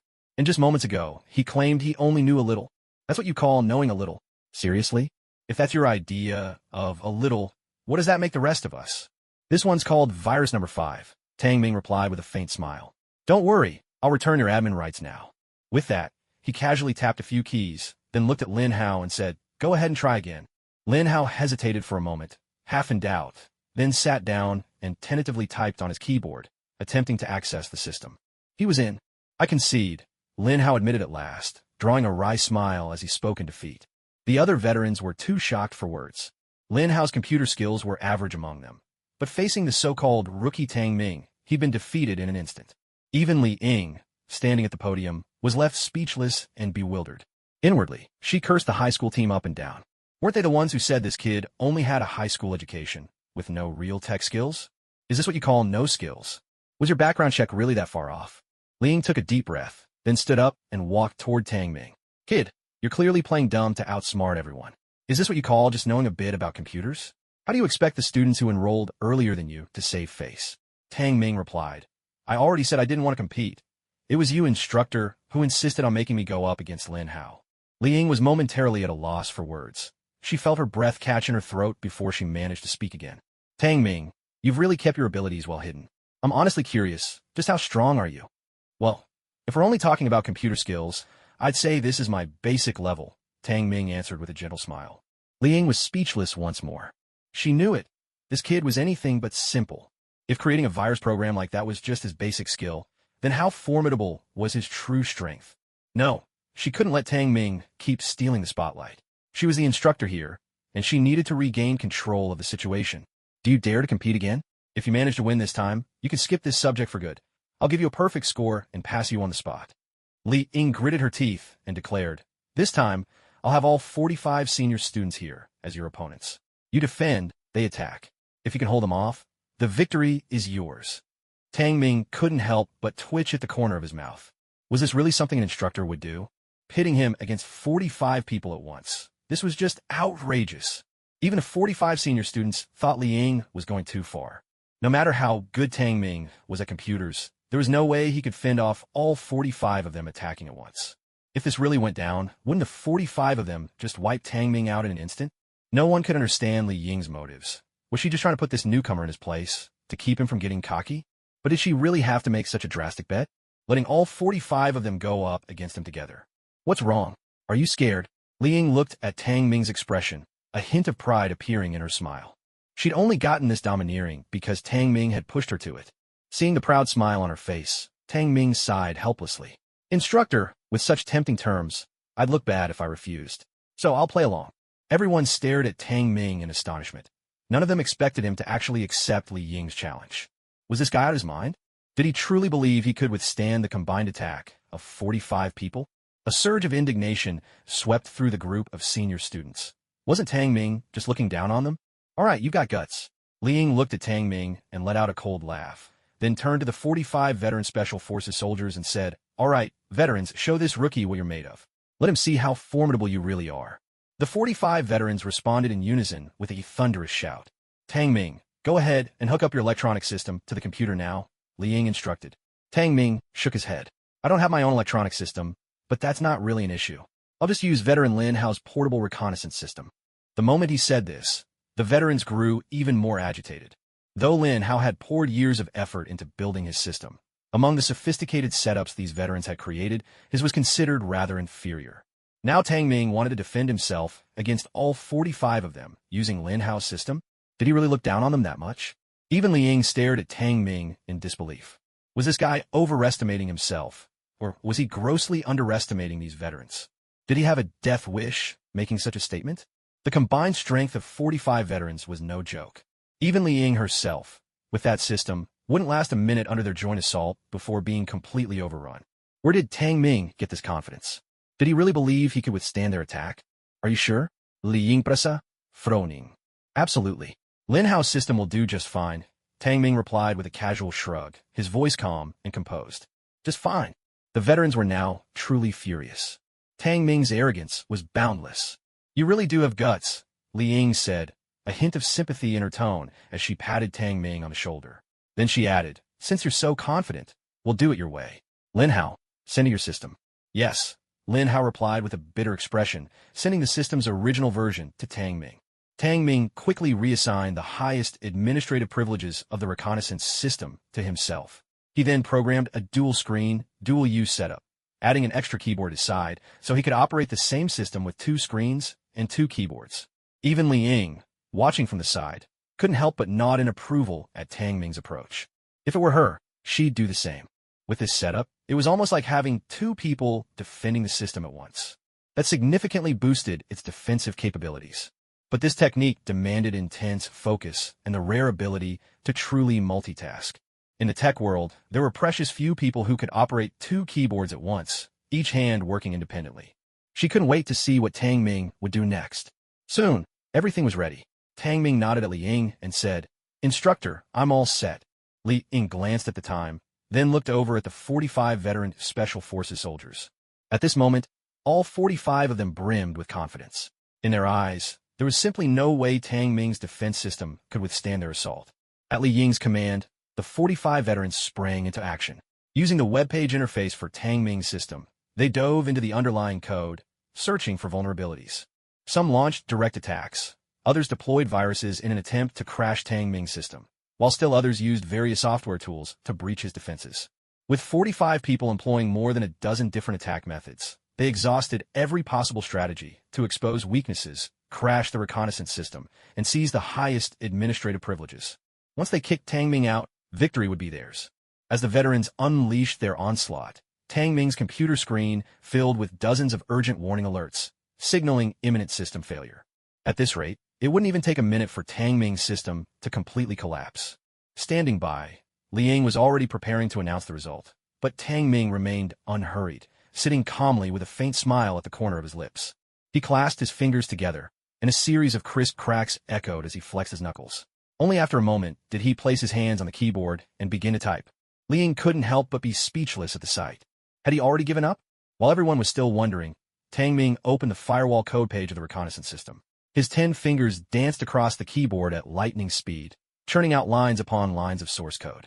With his deft maneuvers, the dense clusters of red danger boxes on his screen vanished as if by magic. The 45 veterans stared in shock. Moments ago, they had uncovered dozens of vulnerabilities and launched hundreds of attacks at once.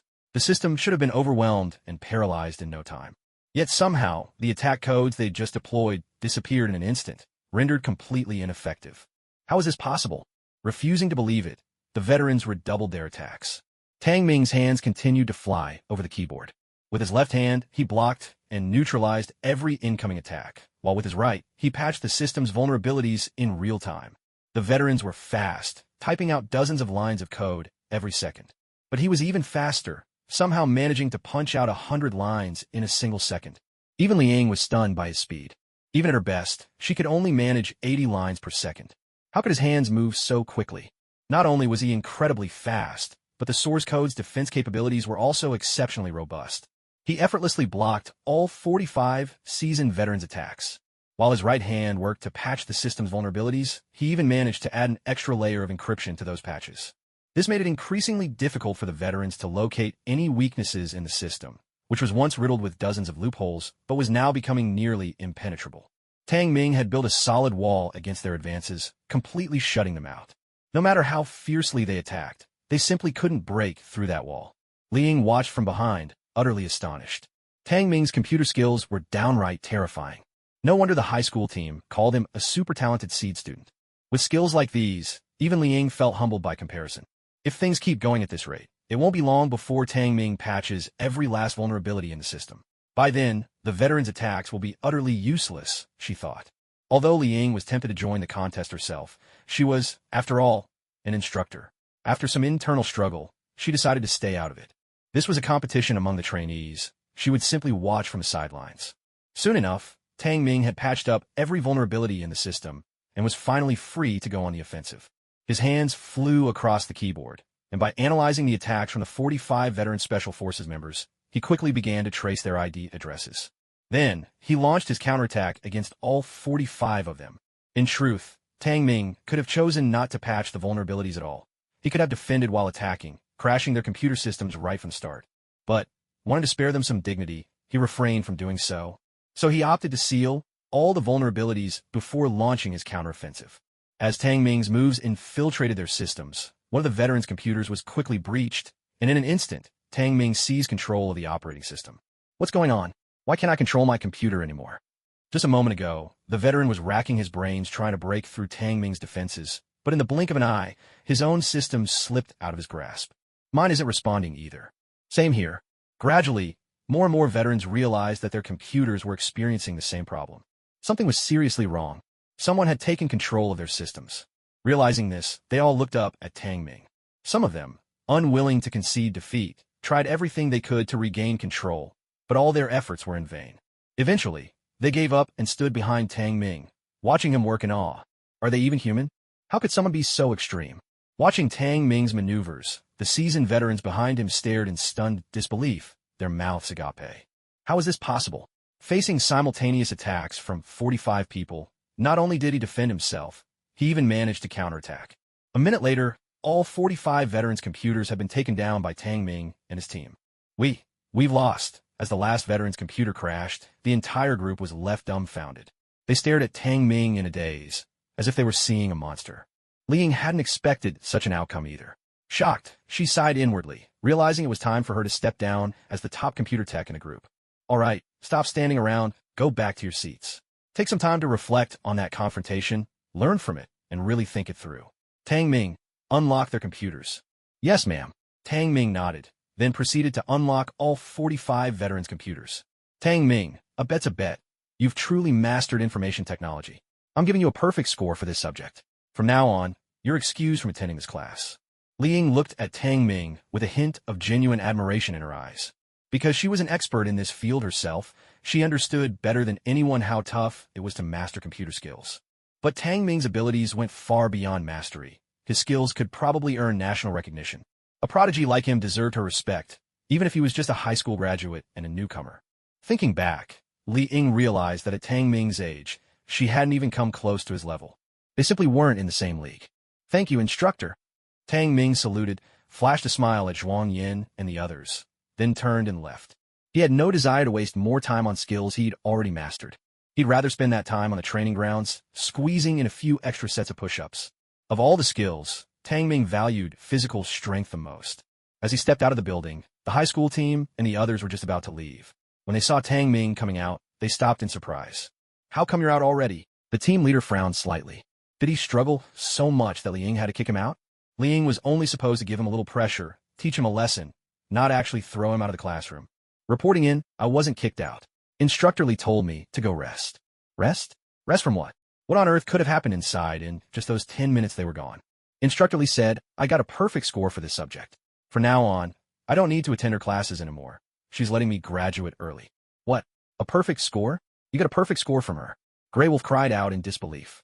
They all knew just how strict Li Ying was with his course. Even getting a passing grade was tough. Even for veterans like themselves, training under her had been a challenge, let alone for these new recruits. But why did she give you a perfect score? Coyote asked, baffled. It's nothing special.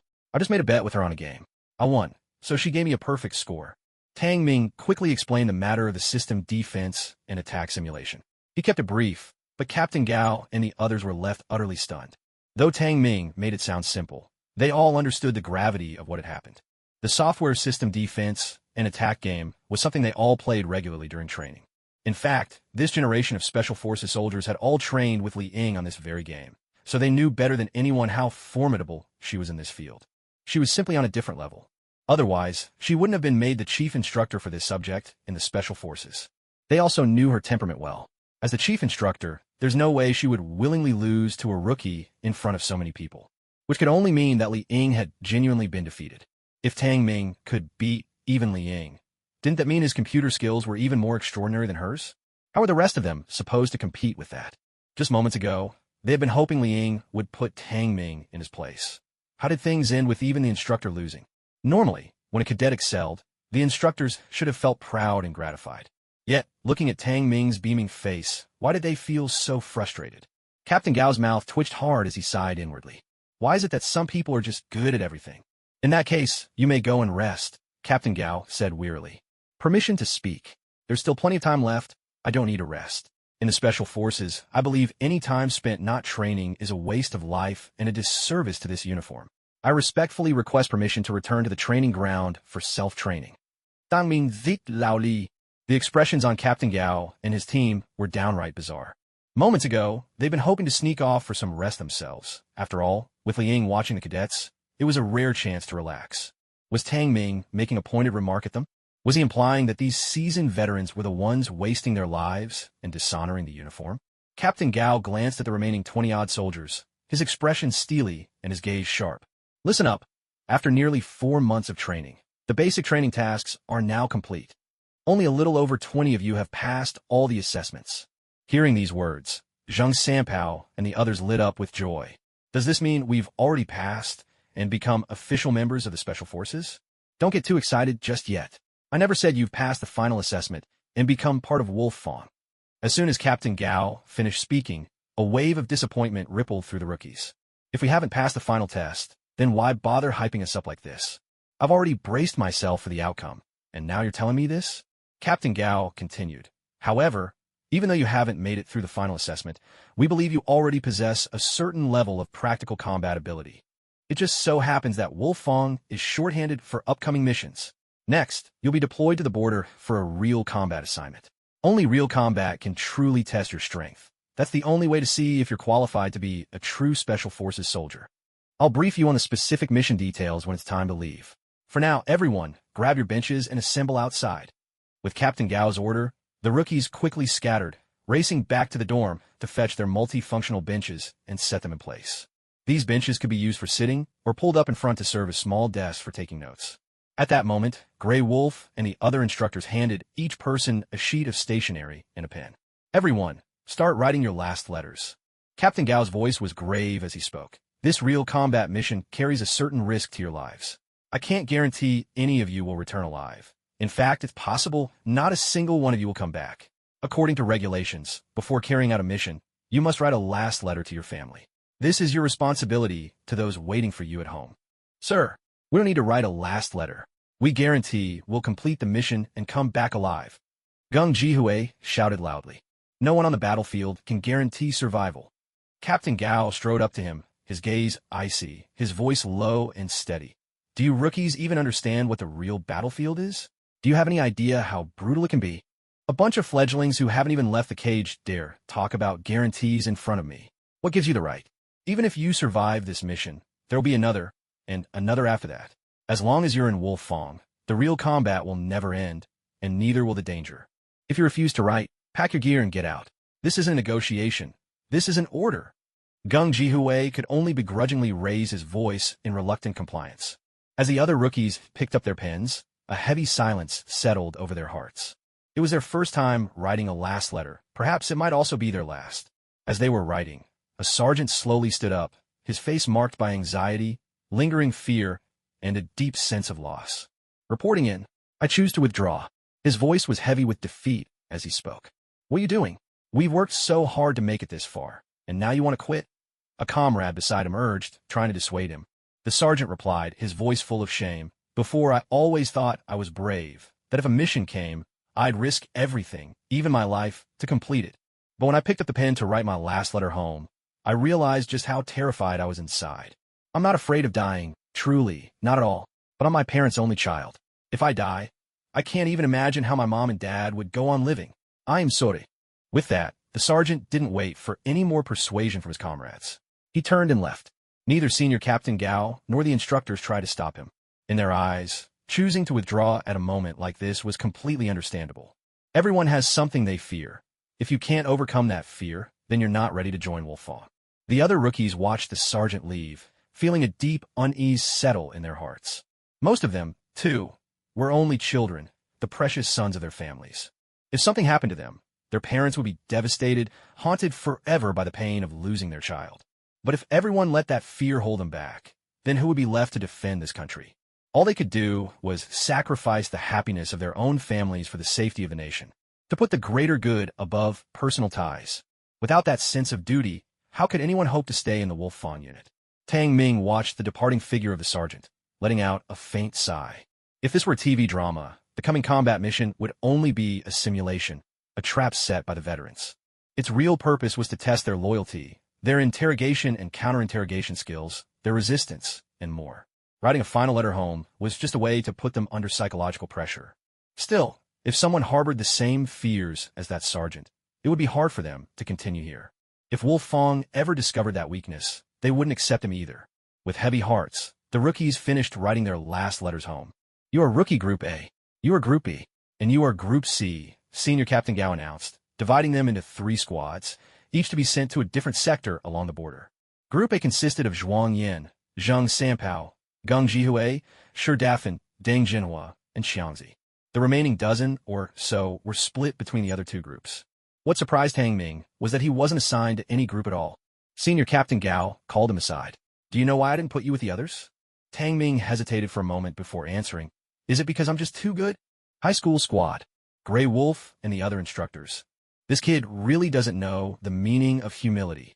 He's absolutely right, but the way he says it, it really rubs people the wrong way, especially in front of instructors like them. To say the instructors are weaker than the trainees. If word got out, how embarrassing would that be? The corners of the high school squad leader's mouth twitched slightly before he finally spoke. Well, you could put it that way. So this so-called field exercise of yours is nothing but a performance, isn't it? Tang Ming said with a smile. How did you figure that out? Grey Wolf and the squad leader were both caught off guard. Tang Ming stood. Do I even have to spell it out? You won't let me participate because you're afraid I'm too strong. I'd throw off the team's balance, and you wouldn't be able to test their real abilities. The squad members exchanged glances. They had underestimated Tang Ming's intelligence. Fine, you're amazing. Whatever you say goes, all right? The squad leader had truly run out of patience with Tang Ming. Anyway, for the next few days, we'll be putting your teammates through a final assessment, a test of their faith and loyalty to the country. As long as they pass, they're basically qualified and can officially join Wolfong. Tang Ming note that. I've seen the kind of thing in TV shows and movies. Most armed organizations have a final test like this. But why can't I participate? I'm a rookie too, aren't I? At that, everyone rolled their eyes. A rookie? You, who can wipe the floor with our entire instructor squad. Then what does that make us? Newly hatched chicks? Off to the side, Grey Wolf snorted. With those eyes of yours, is there any disguise you can't see through? If you expose us on the spot, how are we supposed to keep the act going? It wasn't that they hadn't considered letting Tang Ming join in, but his eyes were just too sharp. Under his gaze, all disguises felt utterly transparent. If they let him in, what if he got carried away and turned the whole thing upside down? A test like this only really works the first time. Try it a second time, and it's nearly impossible to get a true read on their minds. Tang Ming tried. How about I act out a role? I'm a trainee too, after all. Out, out, out. Go do whatever you want. Just don't take part in this final assessment. We're scared of you. The squad leader grumbled, exasperated. I'll just say you passed. You don't need to be tested. Happy now? Tang Ming looked utterly disappointed and muttered, It's all about participation. Everyone burst out laughing on the spot. Participation, my foot. Are you only satisfied when you've turned our clear waters muddy? All right. Didn't you want to be part of this too? Then why not join our team of instructors? Use your unique skills in disguise and detection, and see if you can make this exercise even more realistic, so they won't spot any flaws. Captain Gao thought for a moment, then spoke directly. Since arguing with you gets us nowhere, we might as well bring you into the fold. Tang Ming was speechless for a moment. Captain Gao took out their final assessment plan and handed it to Tang Ming. Truthfully, even if Tang Ming hadn't read it, he already had a good idea of what their plan entailed. He pretended to scan the document briefly before saying, Technically speaking, there's nothing wrong with your plan. It's simple enough to put into practice. But in my opinion, it's still far too simple. It doesn't capture the true nature or brutality of war, nor can it truly bring out the trainees' inner fears. Oh, what do you mean? Captain Gao, Grey Wolf, and the other instructors showed genuine interest. Tang Ming explained. In your plan at the start, they set out to eliminate a group of armed criminals. But before they even catch sight of the enemy, they're knocked out with sleeping gas and dragged off to a POW camp for interrogation. There isn't even a single scene that resembles the chaos of battle. How are they supposed to experience the reality of the battlefield? And then, during interrogation, all you do is secretly smash Grey Wolf's hand with a hammer, without letting them actually see the flesh and bone being crushed. The psychological impact is drastically reduced. And as for the one-on-one physical beatings, it's just a couple of punches or blows with a baton. Far too tame. Take a look at those spy movies. They use knives, branding irons, electric shocks, the works. That's how you really draw out someone's deepest fears. Tang Ming's words made them realize their plan might indeed be too basic. They'd been telling the recruits over and over about the brutality of war. But their own assessment plan didn't truly recreate the harshness of combat. They'd only intended to use physical pain to force the trainees to betray their side. Captain Gao nodded slightly. You've got a point there. So, in your view, what kind of improvements would make this plan better? Tang Ming thought for a moment, then replied, That's easy. The brutality of war can be simulated. There are plenty of medical research centers out there with highly realistic human body models. We can buy some, bury a few in the ground, and use real explosives to blast them apart, leaving a bloody mess. In a dimly lit environment, with the air thick with gunpowder residue and the tension of battle all around, the recruits won't be able to tell what's real and what's not. They'll believe it's all happening for real. There's another part to it. We should make sure that even some of the instructors get splattered with fake blood or fragments, so that when the explosions go off or bullets fly, the rookies will witness the brutal sight of comrades being taken out at close range. Only by combining these elements can we truly maximize their sense of fear.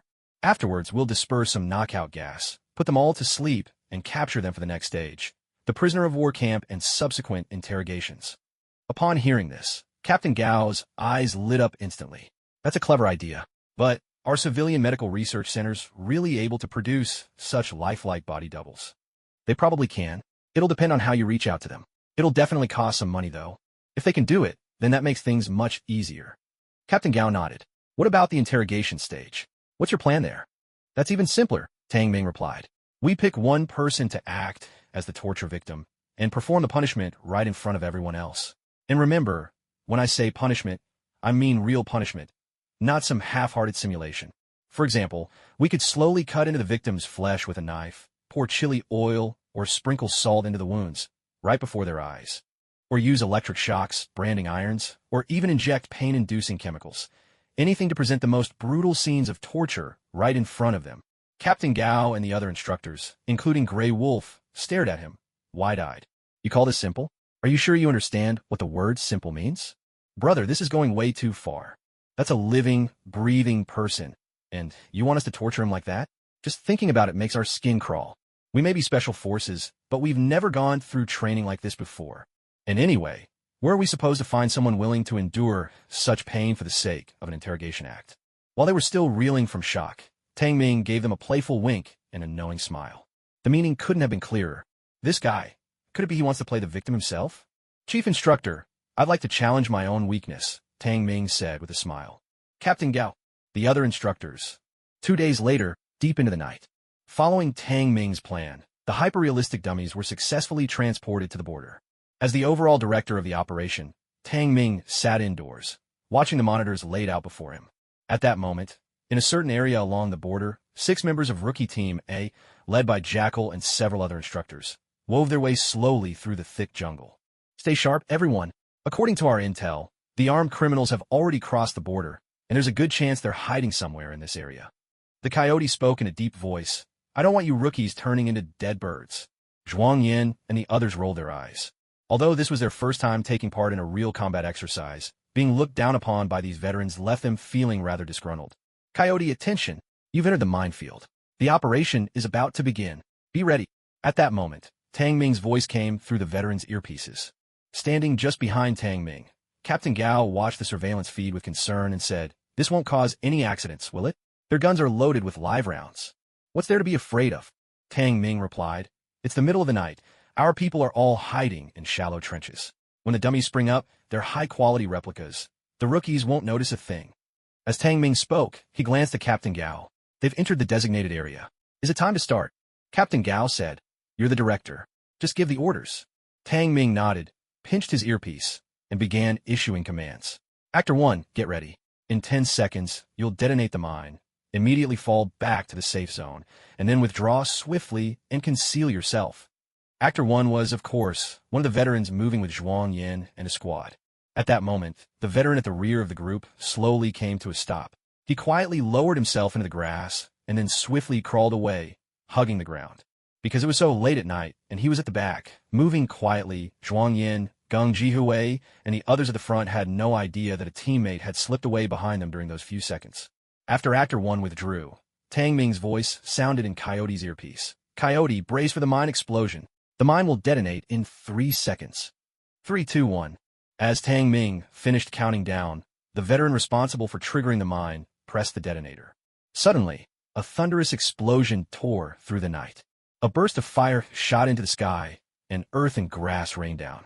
The shockwave from the mine blast sent everyone tumbling forward. Move! Take cover! There are mines on the ground. Nobody move carelessly. Coyote shouted at the top of his lungs. Zhuang Yin, Geng Jihui, and the others immediately dropped to the ground, scrambling for the best cover, scanning their surroundings. Even though they were the best among the rookie soldiers in the chaos of such a battlefield, it was impossible not to feel tense and a little afraid. It was their first time on the front lines. Anyone who claimed they weren't scared would be lying. Black Wolf! Black Wolf! A voice, thick with grief, rang out. The group turned in unison to see Coyote cradling the mangled body of a comrade, his lower half blown away, and crying out in anguish. The half-exposed corpse that was blasted out of the earth was drenched in black blood, and given the darkness all around, they simply couldn't tell if this body really belonged to their comrade, Black Wolf. But since Coyote called out the name like that, there was no room for doubt. At this point, one had to admit, Coyote's acting was quite impressive. They all stood there, stunned. Anger surged in their hearts. They had only just arrived, barely half an hour in, and already they'd stumbled right into a minefield laid by the enemy. One of their brothers had been blown to pieces, dying right before their eyes. Zhuang Yin and the other veterans stared with reddened eyes, grief-stricken as they shouted and tried to rush forward. Don't any of you dare move. Watch out for more mines in the area. Coyote spun around, barking at them. Stay alert. Eyes on your surroundings. The enemy might be close, they might. Suddenly, bursts of gunfire erupted from several dozen meters away, wild and relentless, spraying bullets toward them. 2 more veterans were instantly hit, blood misting in the air as they spat blood and collapsed to the ground. Zhuang Yin and his teammates, faces twisted with rage, wanted desperately to rush to check on their instructors. Stay back. Take cover now. The wounded instructor, blood bubbling in his mouth, shouted with all his strength. No sooner had the words left his lips than the 2 instructors, dragging their wounded bodies, suddenly leapt to their feet.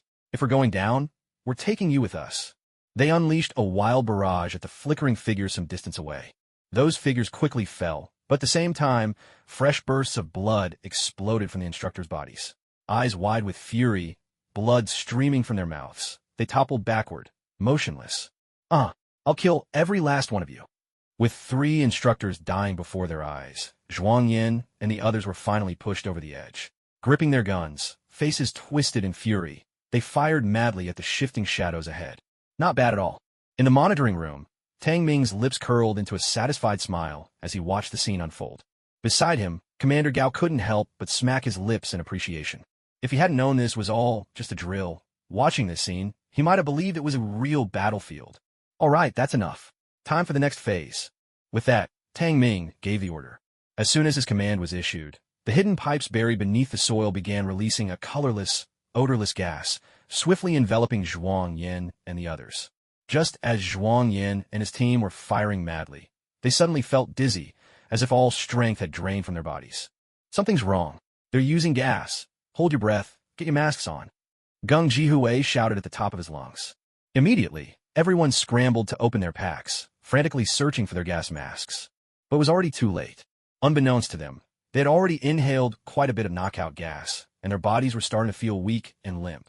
Finally, someone couldn't hold on any longer and simply passed out on the spot. Zhuang Yin and Gung Jihui, having stronger wills, managed to endure for a few more seconds, but even as they put on their gas masks, they, too, lost consciousness. Once everyone had fainted, Tu Lang and the other two veterans quickly ran over, checked them thoroughly, and after confirming they were completely unconscious, pressed their earpieces and reported, "Director, the rookies have taken the bait." Awaiting orders. The few of them had kept the antidote in their mouths beforehand, so they were perfectly fine. "Bring them all back," came Tang Ming's command. Tu Lang responded and nodded to the other veterans.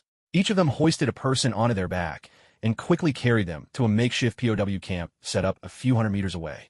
At this moment, Tang Ming stood up as well. "All right, I'd better get ready too."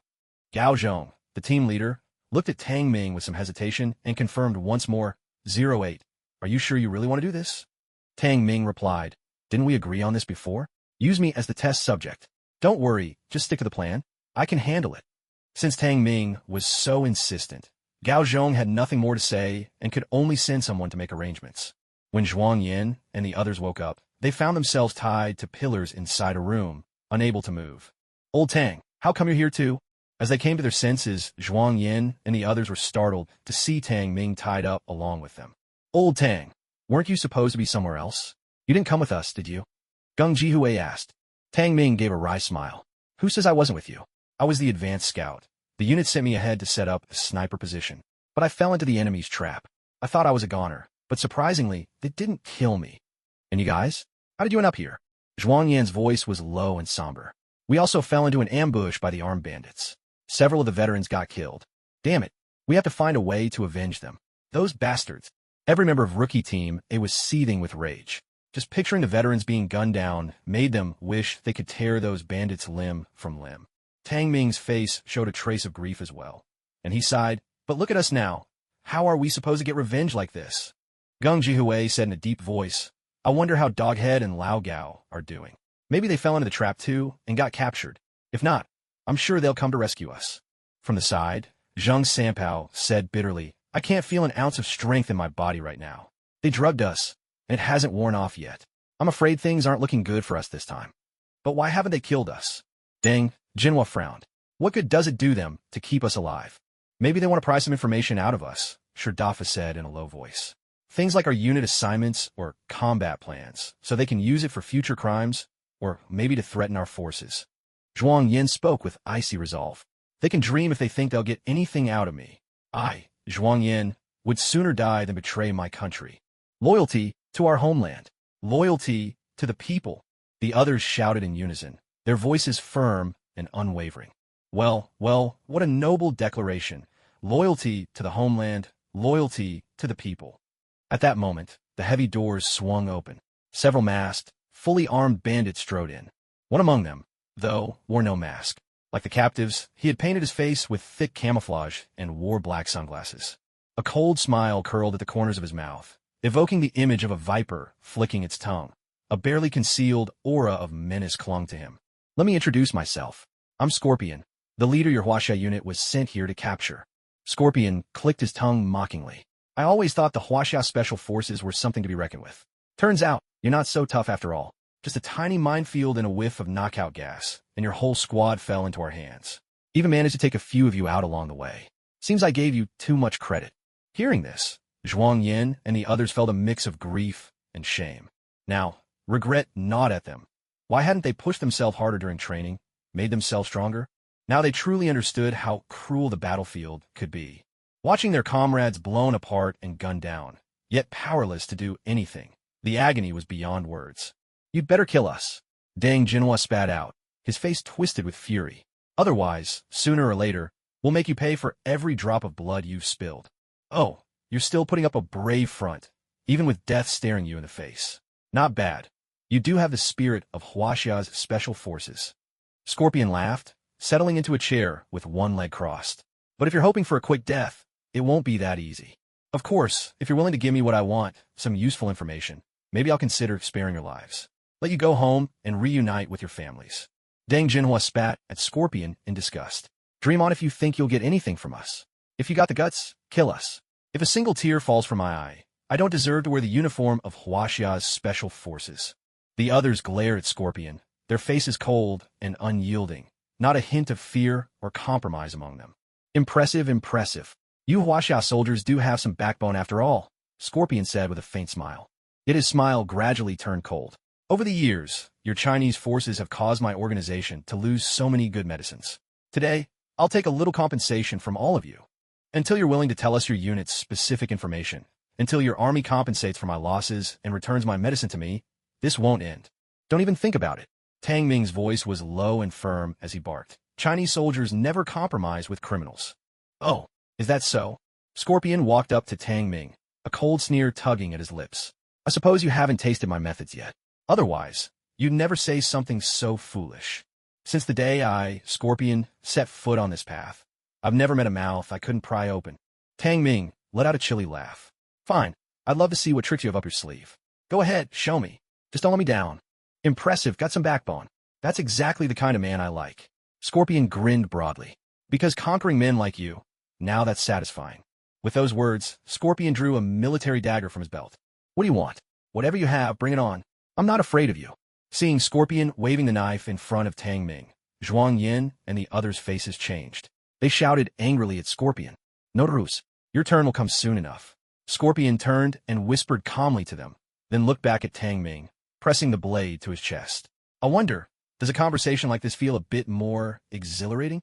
As he finished speaking, Scorpion's dagger sliced a bloody gash across Tang Ming's body.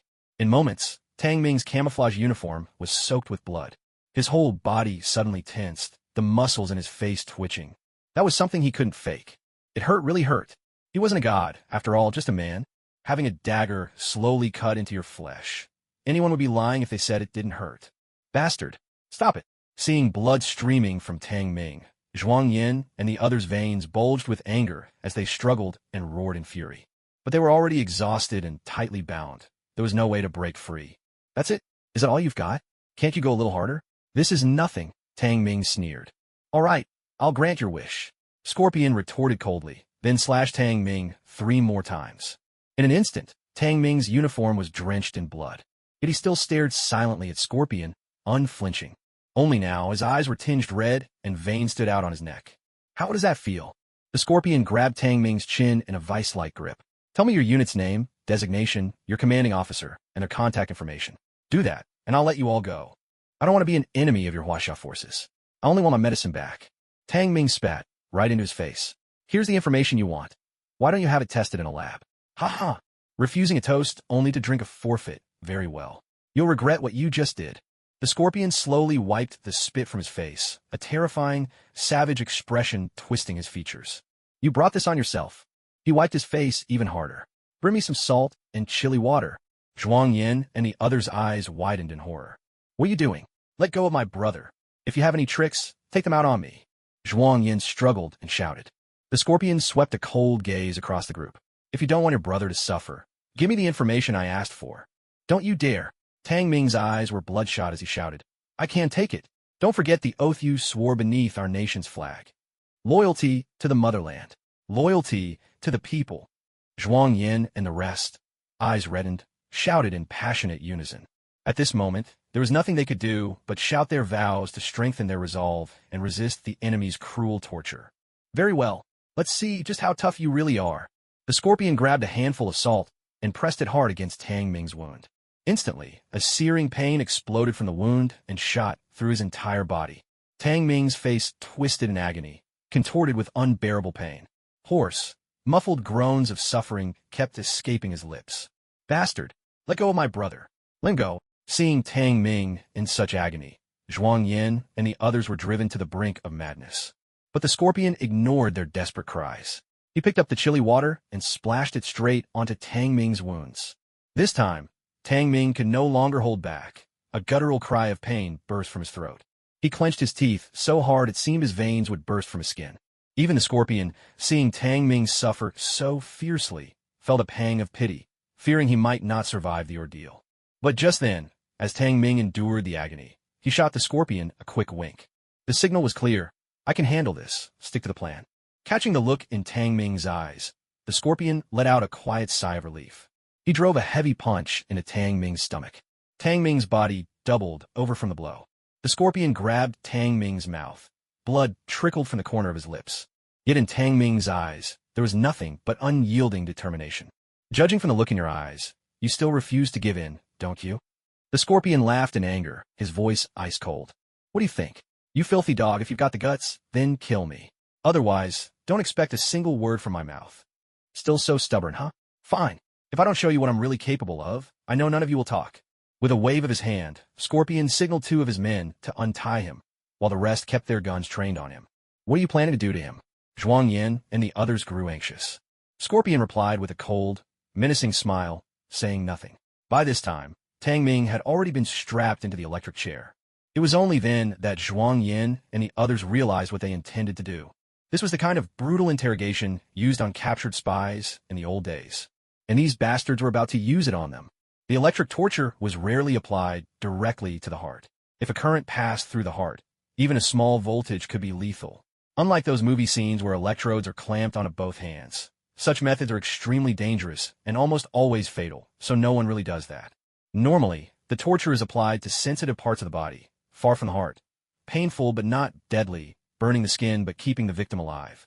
The voltage for this kind of torture is generally kept below 200 volts. Anything above 220 volts or 7 amps could make the victim pass out or even die instantly.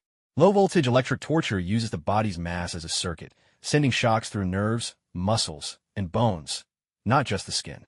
But if the current happens to pass through the heart, it can induce agonizing cardiac paralysis, throwing the organs into chaos, and in severe cases, even cause the victim to lose control of their bladder and bowels. Scorpion shot Tang Ming a subtle look, signaling him to brace himself. Tang Ming met his gaze, giving a slight nod to indicate he was ready. Since they were facing each other, Scorpion's body blocked Zhuang Yin and the others from seeing the silent exchange between him and Tang Ming. Then, with a sharp, icy command from Scorpion, one of his men yanked down the switch. Suddenly, Tang Ming, bound tightly to the chair, felt a wave of numbness sweep through him, followed by a searing agony, like countless razor-sharp blades tearing at his flesh. The pain wasn't confined to his muscles. It shot through his nerves and burrowed into his very mind. Tang Ming's body convulsed violently, his facial muscles twitching uncontrollably as he endured the overwhelming torment. There was no pretending. This was his first real taste of such twisted, inhuman torture. The electric shock was all too real. And so was the pain. Bastards, let go of my brother. Let him go. Damn you. I swear I'll kill every last one of you. Seeing the unbearable pain etched across Tang Ming's face, Zhuang Yin and the others seemed to lose their minds. They hurled curses with wild abandon, struggling furiously against their restraints. Meanwhile, in another room, Captain Gao and the instructor team, including Grey Wolf, watched the scene unfold on their screens, sharp intakes of breath betraying their tension. This kid is ruthless, even to himself. Grey Wolf clicked his tongue in disbelief.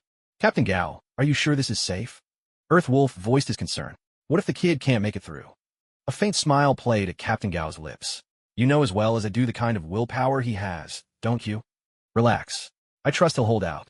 Besides, by the looks of things, this plan is working brilliantly. Grey Wolf let out a sigh. Looking at it now, our original plan doesn't even come close to Tang Ming's. We're not even in the same league. Earth Wolf, still worried, asked, but are we really not going to tell them this is just a training exercise? Captain Gao shook his head slightly. Tang Ming's plan is so realistic. The battlefield feels authentic, and the interrogation is all too real. If they knew it was fake, the effect would be ruined. Our goal is to toughen their minds, to show them the true cruelty of war, and to make them understand just how dangerous it is to be a special forces soldier, whether on a mission or in enemy hands. When we're done, if they still choose to stay, then they've earned their place among us. If not, Captain Gao left the sentence unfinished. If, after this ordeal, they were so shaken that they chose to quit, it meant they weren't fit to be Special Forces soldiers. All right, that's enough. Get ready to bring him out, Captain Gao ordered. Those boys clearly won't give in. Move on to the next phase of interrogation. Grey Wolf acknowledged with a nod, cast one last glance at the screen, and left to make the arrangements. Inside the interrogation room, Tang Ming had been subjected to electric shocks 3 times, each lasting 15 seconds. By now, his face was deathly pale, and the blood vessels in his eyes looked ready to burst at any moment. Yet, he never once gave in. In the end, he didn't even utter a sound. No one could tell whether he was simply out of strength, or if he was forcing himself to endure in silence.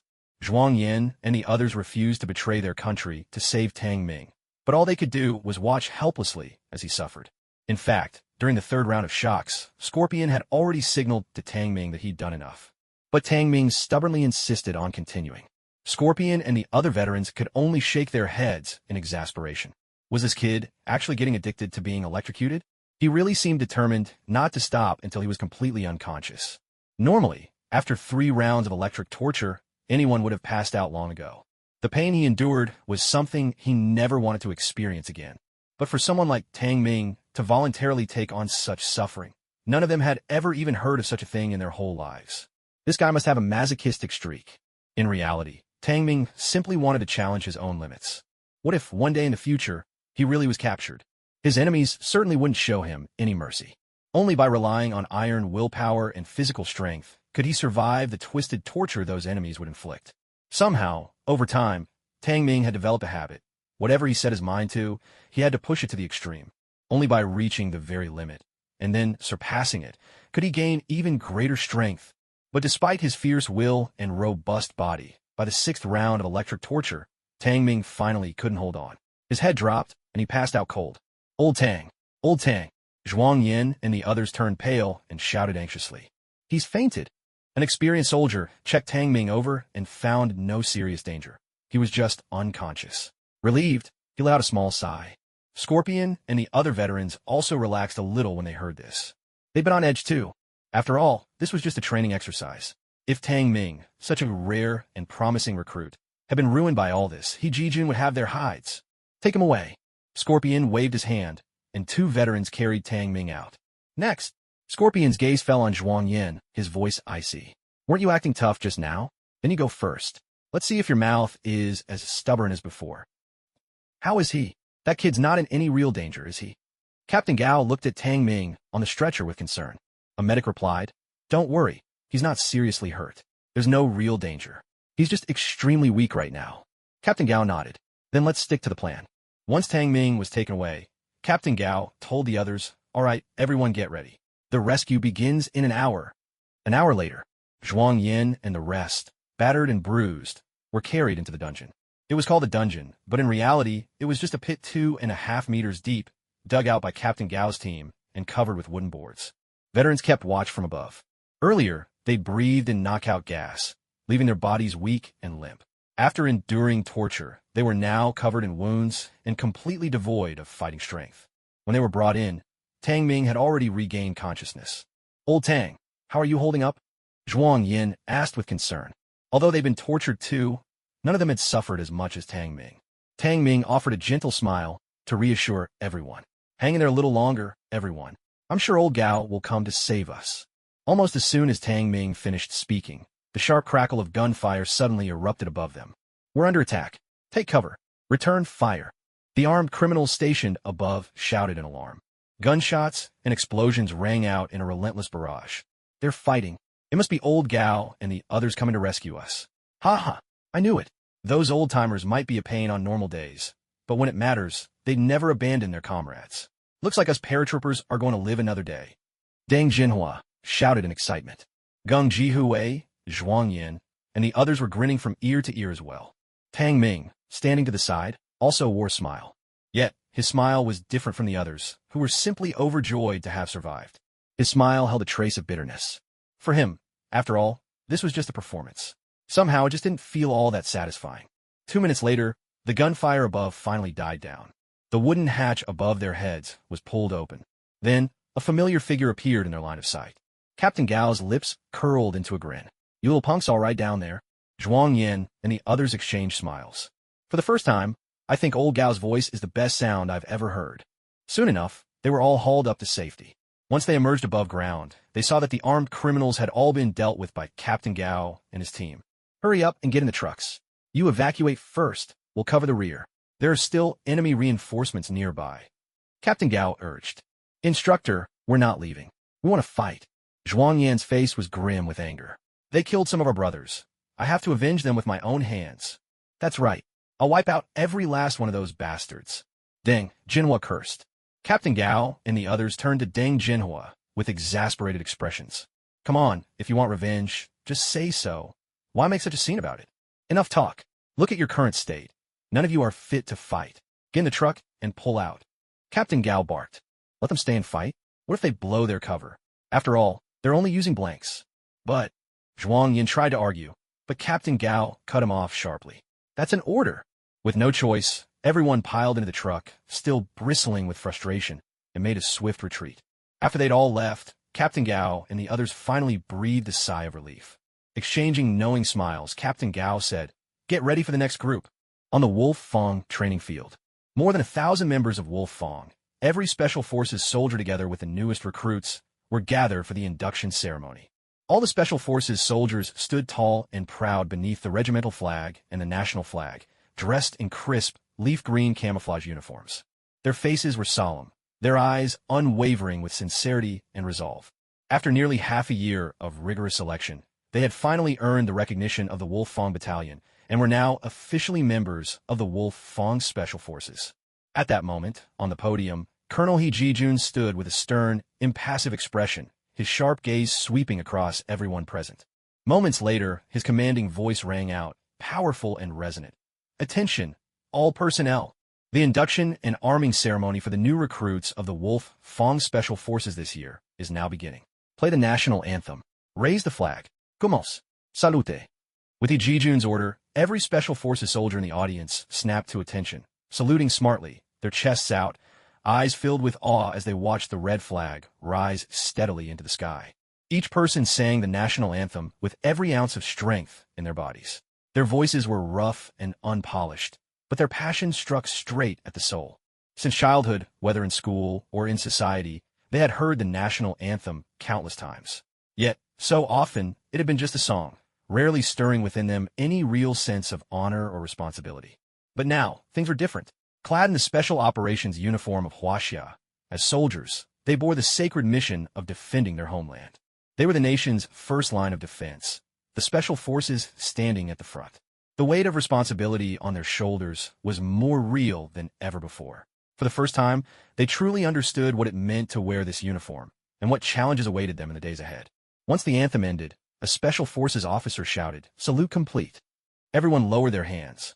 He Jijun surveyed the formation, his voice rough and commanding as he shouted to his troops, "What are you?" As one, they roared back, "Wolf Fong." He Jijun repeated, "What are you?" "Wolf Fong." Their voices rose even louder, full of pride and power. He Jijun. "Who gave you your name?" "The enemy." He Jijun. "And why did the enemy call you Wolf Fong?" "Because we are precise. Because we are ruthless. Because we do not fear death. Because we dare to die." He Jijun's gaze shifted to Tang Ming and the other new recruits. "Have you all remembered this?" "We have." Tang Ming and the dozen others shouted in unison. He Jijun turned to address everyone again. "What are you?" "Wolf Fong." This time, every voice strained to the limit, every soldier shouting with all their might. "Who gave you your name?" "The enemy." "And why did the enemy call you Wolf Fong?" "Because we are precise. Because we are ruthless. Because we do not fear death. Because we dare to die." Their voices echoed throughout the entire Wolf Fong base, reverberating long after they finished. In the days that followed, their real training in special operations would finally begin. They were now a squad, each with a clear role. Sniper, spotter, lead assaulter, support assaulter, demolitions expert, medic, pilot. All of this training was tailored to each of their individual strengths. In addition, they received courses on psychology, reconnaissance and counter-reconnaissance, interrogation and counter-interrogation, urban warfare, and more. In short, they had to master dozens of skills required for Special Forces soldiers, and each skill was rigorously drilled. All of them were assigned to Lange's Logistics 026 warehouse. Officially, they were logistics personnel. In reality, however, they were Lange's Special Response Team, also known as Lone Wolf Team B. Lone Wolf Team A was made up of Captain Gao, Grey Wolf, Earth Wolf, and others. Outside the Logistics 026 warehouse, Captain Gao surveyed Tang Ming, Zhuang Yin, and the other 6 members. After 3 months of training, you've all basically mastered the essential skills for special forces. Now, I'm going to make some changes to your team structure. Captain Gao looked at Geng Jihui. From this moment on, Forest Wolf, you'll be the leader of Lone Wolf Team B. The rest of the team's roles remain unchanged. I'm the leader? Geng Jihui was taken aback, instinctively turning to look at Tang Ming. Since they joined Lone Wolf Team B, Tang Ming had always been their leader. Tang Ming's abilities far surpassed theirs, and he'd earned their complete respect. Now, with Geng Jihui being made team leader, did that mean Tang Ming was being pushed aside? During the 3 months of training, Tang Ming's performance had outshone all of theirs. In fact, he was more than qualified to be the leader. His command had been nearly flawless. Even Geng Jihui was visibly surprised. But Tang Ming remained calm, as if he'd already guessed Captain Gao's intentions. Permission to speak. What about Tang Ming? Zhuang Yin voiced the question on everyone's mind. Captain Gao answered evenly. Fire Wolf, Tang Ming's codename, will no longer serve as team leader. In fact, he'll be leaving Lone Wolf Team B altogether. He won't be on your squad anymore. Everyone was stunned. Captain Gao, did Tang Ming do something wrong? They all knew that the Lone Wolf Assault Team was currently the most elite special strike force in Langya. Its only ace unit. If Tang Ming wasn't qualified to stay, then who possibly could be? Captain Gao turned to Tang Ming, who remained composed. Firewolf, why don't you tell everyone what mistake you made? All eyes turned to Tang Ming. Did he really make a mistake? Tang Ming gave a wry smile. My mistake is that I'm too strong. I've moved beyond the level of a typical team's overall capability. If I stay on as leader, it throws off the team's balance. In the short term, it doesn't seem like a problem. In fact, we could carry out missions very well together. But whether it was during training or on missions, because I was much stronger than the rest of the team, all the toughest challenges would end up coming my way in order to ensure we completed the final objective. In the plan, everyone else could only play a supporting role. That's what I meant when I said, with me around, the mission might get done more easily, maybe even perfectly. Isn't that a good thing? Zhuang Yin and the others were stunned. So, just because you're too strong, you can't stay in the Lone Wolf Special Assault Team? What kind of logic is that? Tang Ming let out a soft sigh and looked at Zhuang Yin and the others. But have you ever thought about it? If we always fight with me at the center, then most of the military merits will go to me. What would you get out of it? We don't care about so-called military merits.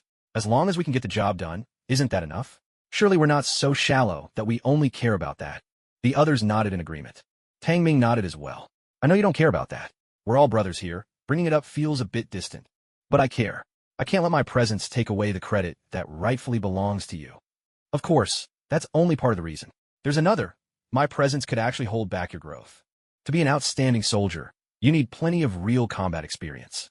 If I'm too strong, it limits how much you can contribute, and the hands-on experience you gain is much less. What if one day, for some special reason, I can't go on missions with you? Without me, would you be able to adapt? Would you be able to complete the mission on your own and do it perfectly? I think that's exactly what Captain Gao and the others are worried about. No one in a team should stand out too much. If they do, the team's coordination and balance are lost. And if that person is gone one day, the whole team could fall apart. That's a consequence Wolf Fong can't afford. After all the time, effort, and resources spent training us, should the team fall apart just because of this? After Tang Ming finished, Zhuang Yin and the others finally fell silent. They understood what Tang Ming was getting at. He had a point. If a team relies too much on one person, it creates a serious weakness, a big limitation for the team's development. Captain Gao, Grey Wolf, and the others all nodded quietly to themselves. They'd never mentioned this to Tang Ming, but the fact that he saw it so clearly truly surprised them. So, even if Captain Gao hadn't brought it up, I would have applied to leave the Lone Wolf Assault Team myself. It's better for you, and for me, there's nothing to lose. Tang Ming spoke as he glanced at the Wolf-Tooth team leader. I think the team is well aware that I'm not suited for teamwork. I'm much better as a lone operative, wouldn't you say? The team leader gave a small smile. Yes, you know yourself very well. So, if Tang Ming isn't part of the Lone Wolf squad, where does he go then? Someone asked. He's not going anywhere, the team leader replied. He's the king of solo operators in our Wolf-Tooth unit. Our true cutting edge. The team leader's tone grew serious. We all have to admit that, as things stand, none of us in Wolf-Tooth can match Tang Ming's skills. A truly elite Special Forces unit needs not only outstanding assault teams, but also a top-tier, all-around solo warrior. In the past, we didn't have anyone who fit that role. Now we do. Of course, when particularly tough missions come up, he'll still join in, but in those cases, he'll serve as backup only. Wolftooth undertakes many missions every year. Some require teamwork, others call for a solo approach. You all get what I mean, right? Good. Then it's settled. From now on, Forest Wolf is your team leader. Make the most of your time, start training together, and build up a whole new sense of teamwork. The team leader continued, because in 1 month, we'll be facing the biggest military exercise of the year. Everyone was momentarily stunned. Then excitement swept through the group. Tang Ming, too, felt a ripple of surprise. He remembered that in the TV drama, this exact military exercise had taken place. In that story, the captain of the Tiantianfu unit was Lei Kemming, a man whose command and combat prowess were extraordinary, so much so that even He Jijun had to admit defeat. According to the drama, Wolftooth ultimately won, and Zhuang Yin successfully eliminated the Blue Army's commander. But Zhuang Yin was mistakenly wounded by the commander's bodyguards. He almost lost his life. That's right, it's the Southeast Military Region's annual war games. As always, we'll be divided into red and blue forces. Wolftooth will be the Red Army, and to keep things balanced, a unit from the Tiantianfu military region will be temporarily assigned to the Blue Army to face off against us. The team leader went on. The Tiantianfu troops are formidable. We'll have to go head-to-head with them. This is about the pride of Wolftooth. No, it's about our very honor. We cannot afford to lose. As for the specific details about their unit, the commander will brief you before the exercise begins. Starting now, you'll all undergo a month of intensive training to build up your strength for the battle ahead. Once everyone else had left, the team leader stopped Tang Ming. What are your thoughts on this upcoming exercise? He asked with a smile. Tang Ming answered calmly. Whatever comes our way, we'll meet it head-on. Can you please be serious with me for once? The high school team captain chuckled and scolded. You should know that in the red versus blue military exercise, the main objective of the unit is to eliminate the enemy commander. If I were to assign you this task, do you think you could pull it off?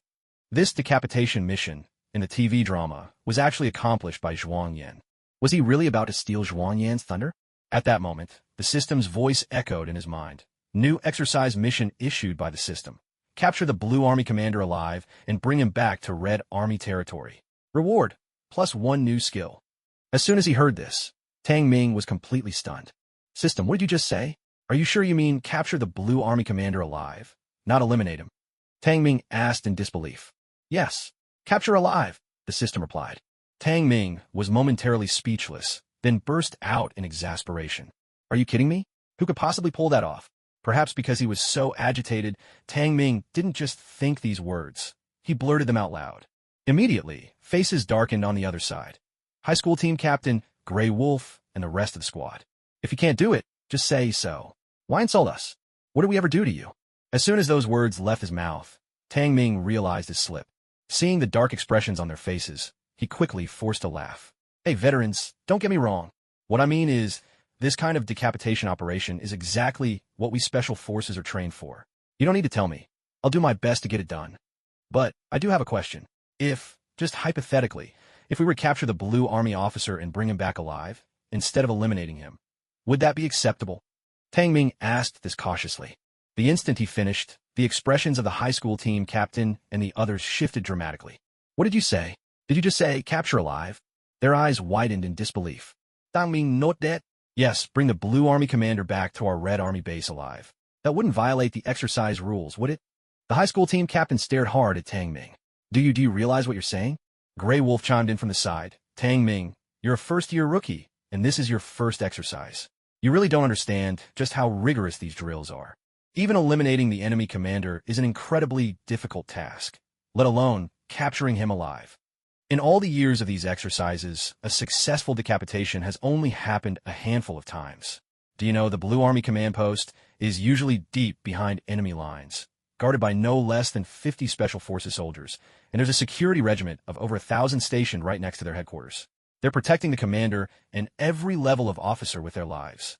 To infiltrate the Blue Army's command center and take out their commanding officer requires extremely sharp reconnaissance skills, keen judgment, strength, and a good dose of luck. Even then, the odds of success are just 1%. And even if you succeed, judging by past exercises, not a single one of our operatives has ever made it out alive. The moment the deed is done, they're immediately discovered and eliminated by the enemy. It's almost always a mission where both sides are doomed. And now you're talking about capturing someone and bringing them out of the Blue Army's headquarters alive. Even if you manage to capture the Blue Army's commander, how do you expect to escape with him in tow? Forget the dozens of special forces and over 1,000 guards. Once the Blue Army realizes their commander has been taken, their rapid response units at the rear will deploy massive numbers to hunt you down and block every escape route.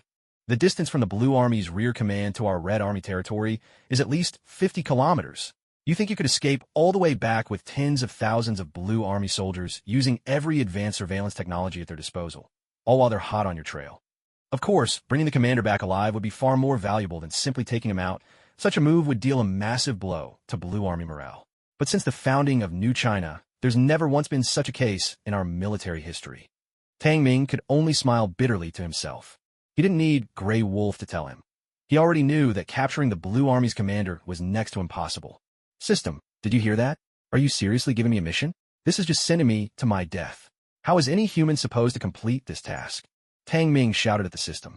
The system replied, missions are assigned according to the host's current abilities. Since the system has issued this mission, it means the host has a certain probability of success. And what are my actual odds? Tang Ming asked, his curiosity piqued. 5%. System, you've got to be kidding me. If the host fails to complete the mission, there will be penalties. You'll lose physical attribute points, and one skill will be deducted. Come on. System, are you messing with me? In addition to this main mission, there are also 2 side missions. Would you like to hear them now? Tang Ming was on the verge of tears. This was just plain bullying. Can I refuse? Tang Ming asked, his voice full of grievance. You can, but whether you listen or not, you still have to complete them. Otherwise, you'll be penalized just the same. The system's tone was as rigid as ever. Tang Ming almost couldn't keep from shouting, if you're going to make me do them anyway, why even ask? What's the point of giving me a choice? Just tell me already. The system assumed the host was displeased and didn't wish to hear the details. I'm delighted, absolutely delighted. Almighty system, please go ahead. Tang Ming replied, completely drained. System, Side Mission 1. Decapitate the commander of the Blue Army's Special Forces. Side Mission 2. Destroy the combat capability of at least 3 fully mechanized Blue Army regiments. Complete both side missions to receive an extra skill point. System, are you kidding me? You expect me to take on missions this tough and call them just side tasks? Could you be any more shameless? The system fell silent. Tang Ming had no choice but to accept it. There's nothing he could do. When a mission gets assigned, he has to see it through, doesn't he? Otherwise, all the physical attribute points he's painstakingly accumulated over the past 6 months will be wiped out in an instant. Wouldn't that mean all his hard work was for nothing? Tang Ming glanced at Grey Wolf and Captain Gao Zhong, forcing a laugh. I'm just asking, that's all. Since it's so difficult, let's forget about the rest and focus on the decapitation mission. He was worried that if he told Captain Gao he wanted to capture the Blue Army's officers, the wily old captain would bar him from participating in the exercise altogether, just to stop him from throwing his life away. Captain Gao Zhong said, we believe in you. There's still a month to go. Give it your best shot. As the piercing sound of Wolf Fong's top alert siren echoed through the air, the grand annual military exercise officially kicked off. Tang Ming followed the main force of Wolf Fong, parachuting straight into their temporary command center. Without delay, Captain Gao Zhong summoned both Lone Wolf teams A and B, along with Tang Ming, for a briefing. Lone Wolf B team, here are your mission orders. This is a basic map of the Blue Army's troop distribution provided by headquarters. It might not be entirely accurate, so you'll need to rely on your own reconnaissance to get the job done. Captain Gao handed a stack of documents to Geng Jihui. Geng Jihui accepted them, and the 6 members of Lone Wolf B team snapped to attention, saluting loudly. Yes, sir. Mission guaranteed. Move out. Captain Gao nodded approvingly. Tang Ming gave them a thumbs up. Zhuang Yin and the others flashed him a quick smile, then turned and, fully geared up, plunged into the thick of the jungle. Captain Gao Zhong turned to Tang Ming. Here's a copy of the map for you as well. From here on, you'll have to find your own path. Our Lone Wolf A team is heading out to complete our own mission. If you run into trouble, radio us immediately. Tang Ming accepted the map, saluted, and headed off. Once Tang Ming's figure vanished into the dense forest, Grey Wolf voiced his concern. Captain Gao, Tang Ming is still a rookie. He's never been through a field exercise before. Can he really handle this on his own? Coyote echoed the worry. Exactly. This exercise covers more than 200 miles of mountainous terrain. Complicated, unpredictable, and full of hidden dangers. If anything happens to him, there won't be a single comrade nearby to help.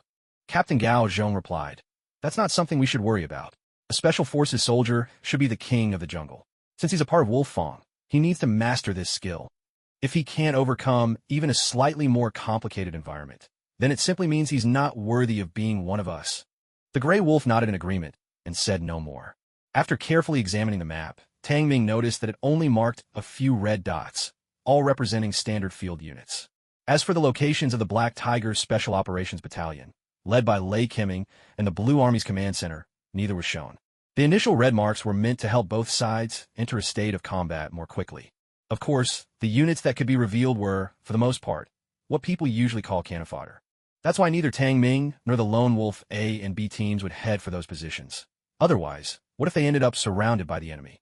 Instead, following the route on the map, Tang Ming dashed straight into Blue Army territory, carefully observing as he went. His primary mission, to capture a senior Blue Army officer. His first and second side missions, to eliminate Lei Kimming and wipe out 3 regiment-level mechanized units. A mechanized unit, by definition, is a force equipped mainly with tanks, armored vehicles, and heavy weapons, not just trucks or standard infantry field troops. This added considerable difficulty for Tang Ming. For this operation, Tang Ming was armed with a rifle, a sniper rifle, a pistol, a communications radio, a compact satellite computer, and other auxiliary gear. Such equipment is essential for a true all-around solo operative. If he were fighting alongside a team, like Zhuang Yin and the others, with clearly defined roles, he wouldn't need to carry so much. It would only weigh the team down. After entering the Blue Army's sector, Tang Ming quickly crouched behind a concealed hillside and pulled out his compact satellite computer, hoping to scan for Blue Army units nearby. Being able to pinpoint enemy positions through military satellites with such a device required a high level of computer expertise. Within the entire Wolfang unit, only Li Ying and Tang Ming were likely capable of this. That's why Captain Gao had entrusted Tang Ming with such advanced equipment. Tang Ming kept working the computer, trying to intercept some Blue Army satellite communication signals. While he could indeed locate their units this way, the effective range was generally limited to about 10 kilometers, no more. Beyond that distance, the signals grew too weak, and no matter how skilled he was, intercepting them would be nearly impossible. Got one. Soon enough, Tang Ming picked up a Blue Army signal and silently intercepted their communications. A tank regiment?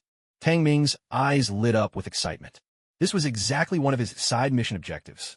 It was just 8 kilometers to the northeast of his current position. Without hesitation, Tang Ming stowed his computer and sprinted off toward the northeast. When he was still 500 meters away from the Blue Army's tank and armor regiment, he came to a halt, flattening himself against the grass. At once, he activated his camouflage skill, blending his body seamlessly with the surrounding jungle. His keen Hawkeye skill had already detected 2 sentries lying in wait just over 200 meters ahead. Ordinarily, whenever a unit is stationed somewhere, numerous sentries, both concealed and visible, are posted around the perimeter to prevent enemy infiltration. Tang Ming checked the time. It was a little after 4 in the afternoon. Daylight hours were not ideal for an assault. He decided to wait for nightfall to descend. At last, as dusk crept in and the sky darkened, Tang Ming sprang into action. He used his Hawkeye ability to lock onto a sentry who had just finished his shift. Typically, only seasoned soldiers, either sergeants or junior officers, are entrusted with the role of lone sentry. Privates, on the other hand, usually accompany veterans as visible sentries. The man Tang Ming targeted was a first-class sergeant. Judging from his age, this was likely his 5th year of service. The sergeant lay hidden in the grass, eyes sharp and vigilant as he surveyed his surroundings. Still, being an armored field soldier, he couldn't quite match the expertise of reconnaissance or special forces scouts. After several careful sweeps and finding nothing amiss, he gradually let his guard down. Unbeknownst to him, Tang Ming had silently crept up behind, using both his camouflage and climbing skills. With a swift, decisive strike, Tang Ming brought his blade down on the back of the sergeant's neck, knocking him unconscious. He hadn't forgotten the lessons from television dramas. Regular soldiers in these units lacked the extreme discipline of special forces. Even when taken out silently, for the sake of their unit's honor, some would break protocol and shout for help or fight back. Such a scenario could be dangerous. Even if he managed to eliminate the target, there'd be no guarantee the other side would admit defeat.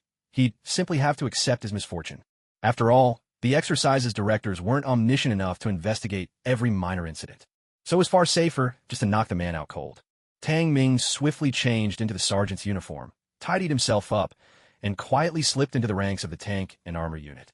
Because night falls more quickly in the mountains, it's already quite dim by 5:30. even though outside the mountains, darkness doesn't settle until 6. Mealtime, too, tends to be around 6 in the summer. So at this moment, the mess crew was still busy preparing food. Dressed in a tank crew's camouflage, Tang Ming strode naturally into the row of mess tents. The tank and armor regiment isn't as large as a semi-mechanized or pure infantry regiment. Typically, a company numbers only a few dozen men, unlike the 100-strong formations of pure infantry units. So, when you add up the whole regiment, it's just over 1,000 people. During the exercise, for convenience, each battalion's mess team would cook together. Tang Ming walked straight into one of the mess teams, gave the squad leader a quick salute, and smiled. "Sergeant, I'm the communications orderly for Staff Officer Wong from regimental headquarters. My surname's Tang.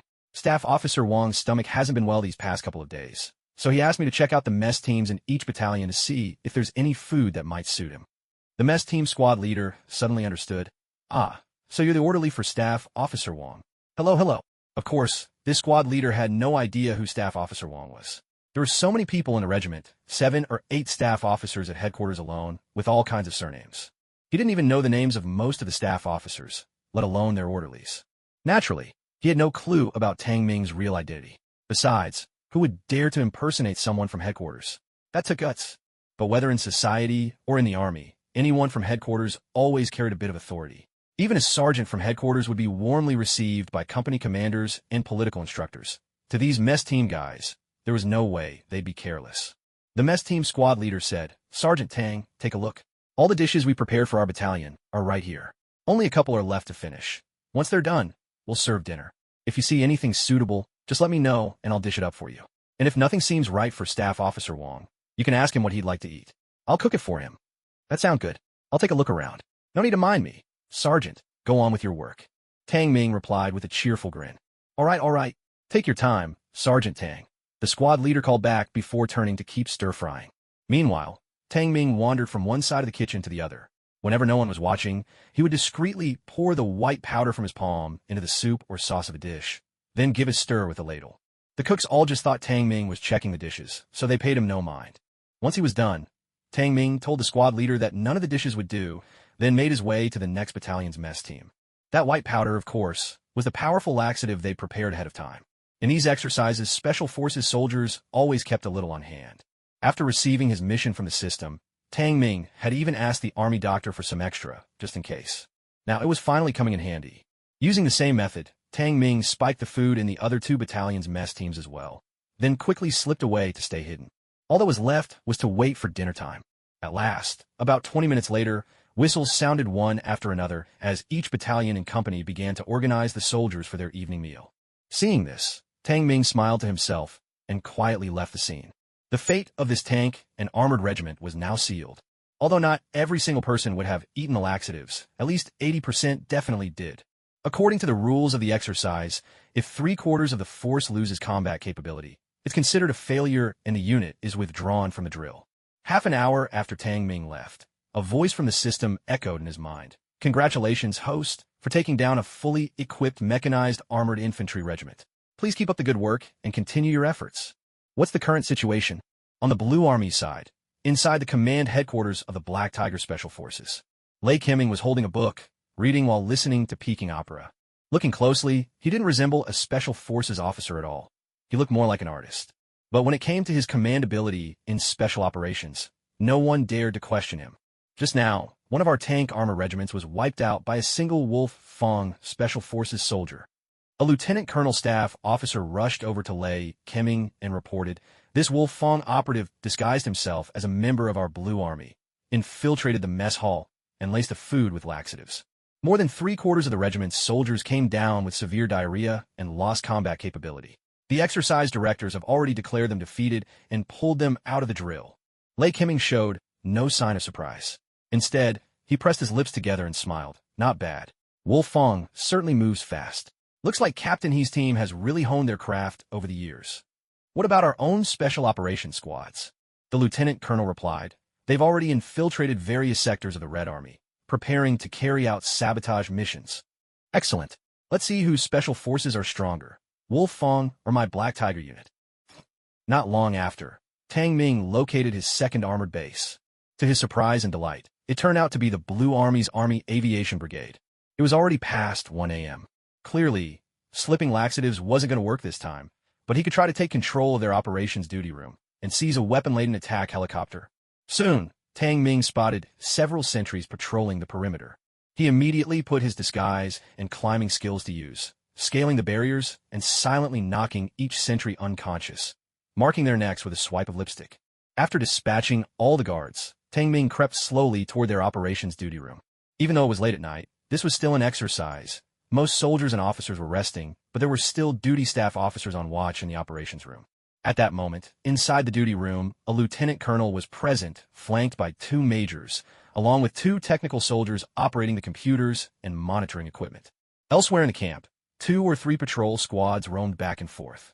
But under these dim conditions, none of them noticed Tang Ming, expertly hidden with his disguise skills. Tang Ming silently crept up beside their operations command post. After confirming that the 3 patrol teams were not paying attention to this area, he rolled forward on his own and leaped into the command tent.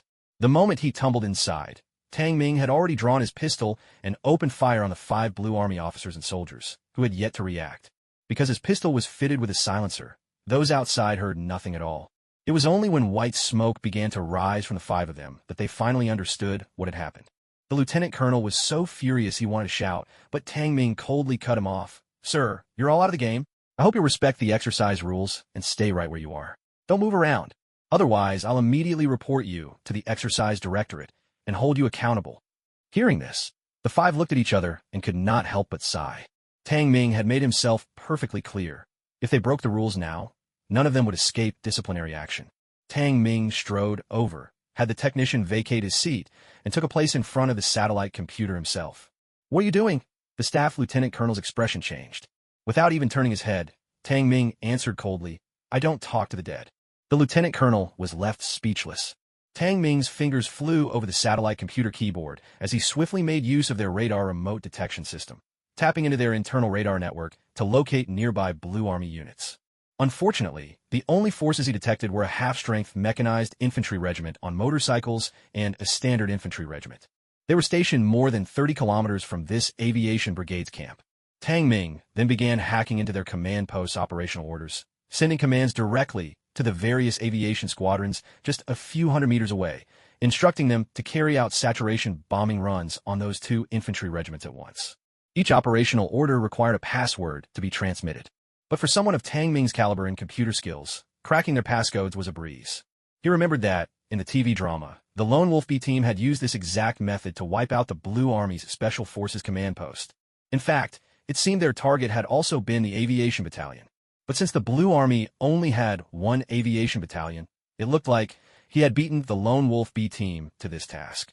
In these highly digitalized units, issuing encrypted directives directly through the communications network was the highest level of command.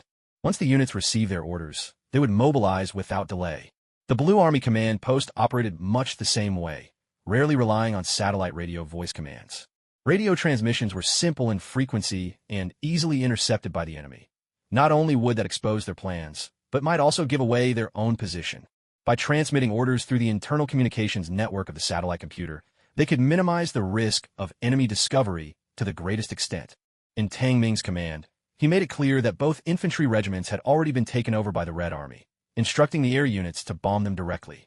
He also emphasized that, to prevent the Red Army from discovering their communications, all contact was strictly forbidden until the bombing was complete. With that, Tang Ming switched off the communication channel. The lieutenant colonel and the other 4 watched in stunned silence as Tang Ming effortlessly cracked their coded orders. But when they realized the command he had just issued, their faces turned pale. If all their aviation battalions went out in force to bomb those 2 infantry regiments, the regiments would suffer heavy casualties in no time and be forced out of the exercise altogether. Are all Wolfang people this impressive? The lieutenant colonel couldn't help but ask.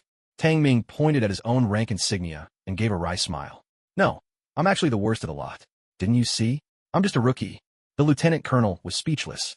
So were the other 4. A few hundred meters away, over 20 armed helicopters quickly lifted off, fully loaded with weapons. The battalion commander, who had been resting, was jolted awake by the hum of engines. He rushed to get dressed and called his adjutant to ask what was happening. But the adjutant was just as clueless. The commander hurriedly threw on his uniform. By the time he got outside, several aviation squadrons had already taken off in their attack helicopters, heading straight for the 2 infantry regiments. "How come there's an operation and nobody told me?" he muttered, leading his men quickly toward the command tent. He never got to finish his sentence. 2 muffled gunshots rang out. He and his adjutant fell, each taken down by a single bullet from Tang Ming. At that moment, the final word, "me," escaped his lips. What on earth just happened? The battalion commander was left dazed and bewildered. The lieutenant colonel forced a bitter smile. What else could it be? Our command post just got taken out by a Wolf Fong Special Forces soldier. The battalion commander stammered. So our aviation battalion is headed to bomb our own 2 Blue Army infantry regiments, the lieutenant colonel replied. The battalion commander almost collapsed on the spot. It's over. My career is finished. A whole aviation battalion taken over by a single Wolf Fong commando, and now even dragging 2 brother regiments down with him. This blunder was enough to end his career long before retirement. "Sorry, gentlemen. Goodbye." Tang Ming waved at them, then turned and quickly slipped out of the command tent. The order had been given. There was no point in him staying any longer. "Hurry. Order all deployed squadrons to return immediately." The battalion commander barked at the lieutenant colonel. "But we've already been eliminated." The lieutenant colonel hesitated. "That doesn't matter. I'll take full responsibility for everything." "Move!" the battalion commander shouted through gritted teeth. The 2 technicians quickly sat down, but after a brief attempt, they discovered that the entire system had already crashed. "Report. The system is down." That Wolf Fong Special Forces soldier deliberately shut it all down before he left. "I guess he didn't want us to contact the squad carrying out operational orders. Then use the satellite radio to get in touch." However, after repeated attempts to call, the 2 technicians still received no response. "It's no use." The lieutenant colonel gave a bitter smile. He specifically stated in his coded instructions just now that all radio communications are to be cut off until the mission is complete. The battalion commander gritted his teeth. Damn it, that sneaky devil. The news that those 2 infantry regiments had been bombed and eliminated soon reached the command centers of both the Blue and Red armies.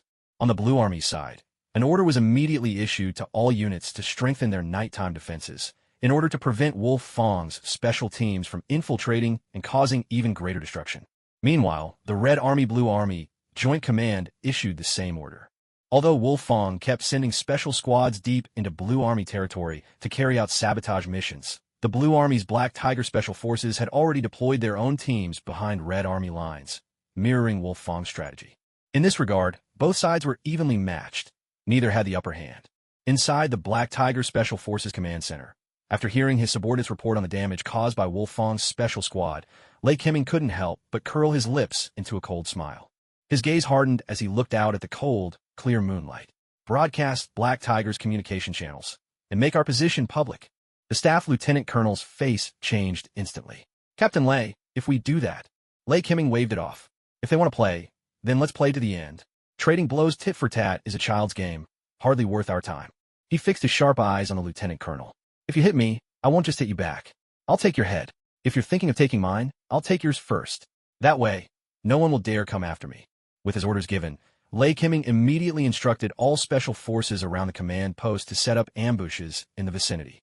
He knew full well that once their location was made public, Wolf Fong special squads would be drawn in like moths to a flame. Even knowing it was a trap, they'd still do everything they could to wipe out Black Tiger. After all, this was a contest between special forces on both sides. It was just that Lei Keming had chosen the simplest method to force both teams into a direct confrontation ahead of schedule. Very soon, because Black Tiger Squad's radio communications weren't encrypted and deliberately revealed their location, both Lone Wolf teams, A and B from Wolf Fong, intercepted this information. However, since they were now operating deep behind Blue Army lines, they dared not initiate radio contact for fear of being discovered by the Blue Army forces. "This is a trap." After analyzing the situation, Captain Gao's expression grew grave. Grey Wolf, standing nearby, said, "What should we do?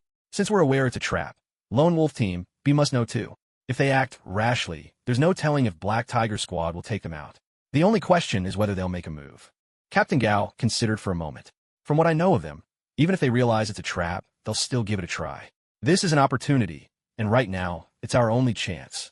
But we can't let them take that risk. So..." Before Captain Gao could finish, Grey Wolf jumped in. "So you're thinking we should act first, take the risk ourselves? If we succeed, they'll be out of danger. And if we fail, they'll realize how deadly the trap is and won't risk it themselves." Captain Gao smiled. "You know me well, Grey Wolf. All right, let's do it. Get ready to move." Just as Captain Gao had predicted, Lone Wolf Team, B had regrouped. They, too, had picked up the Black Tiger Squad's radio communications. They might just be luring us in. Let's make a decision. Are we going or not? Gung Jihui glanced at the team, his voice low and steady. Zhuang Yin was silent for a moment before speaking. I think we should give it a try. Song Kaifei shook his head. I'm certain they've set up a meticulous trap. If we go, we'll walk right into it. I don't recommend going. Zheng Sanpao spoke up. But if we don't go and fail to take out Black Tiger Squad's command post, they'll keep wreaking havoc behind our lines. Rather than sit back, we might as well take the gamble. If we take out their command, even if Wolf Fong loses later, at least we'll lose with honor. Sure, Daphne agreed. I'm with him. When two tigers meet on a narrow path, the brave one wins. This exercise was meant to pit us against Black Tiger Squad anyway. Sooner or later, we have to face them head-on.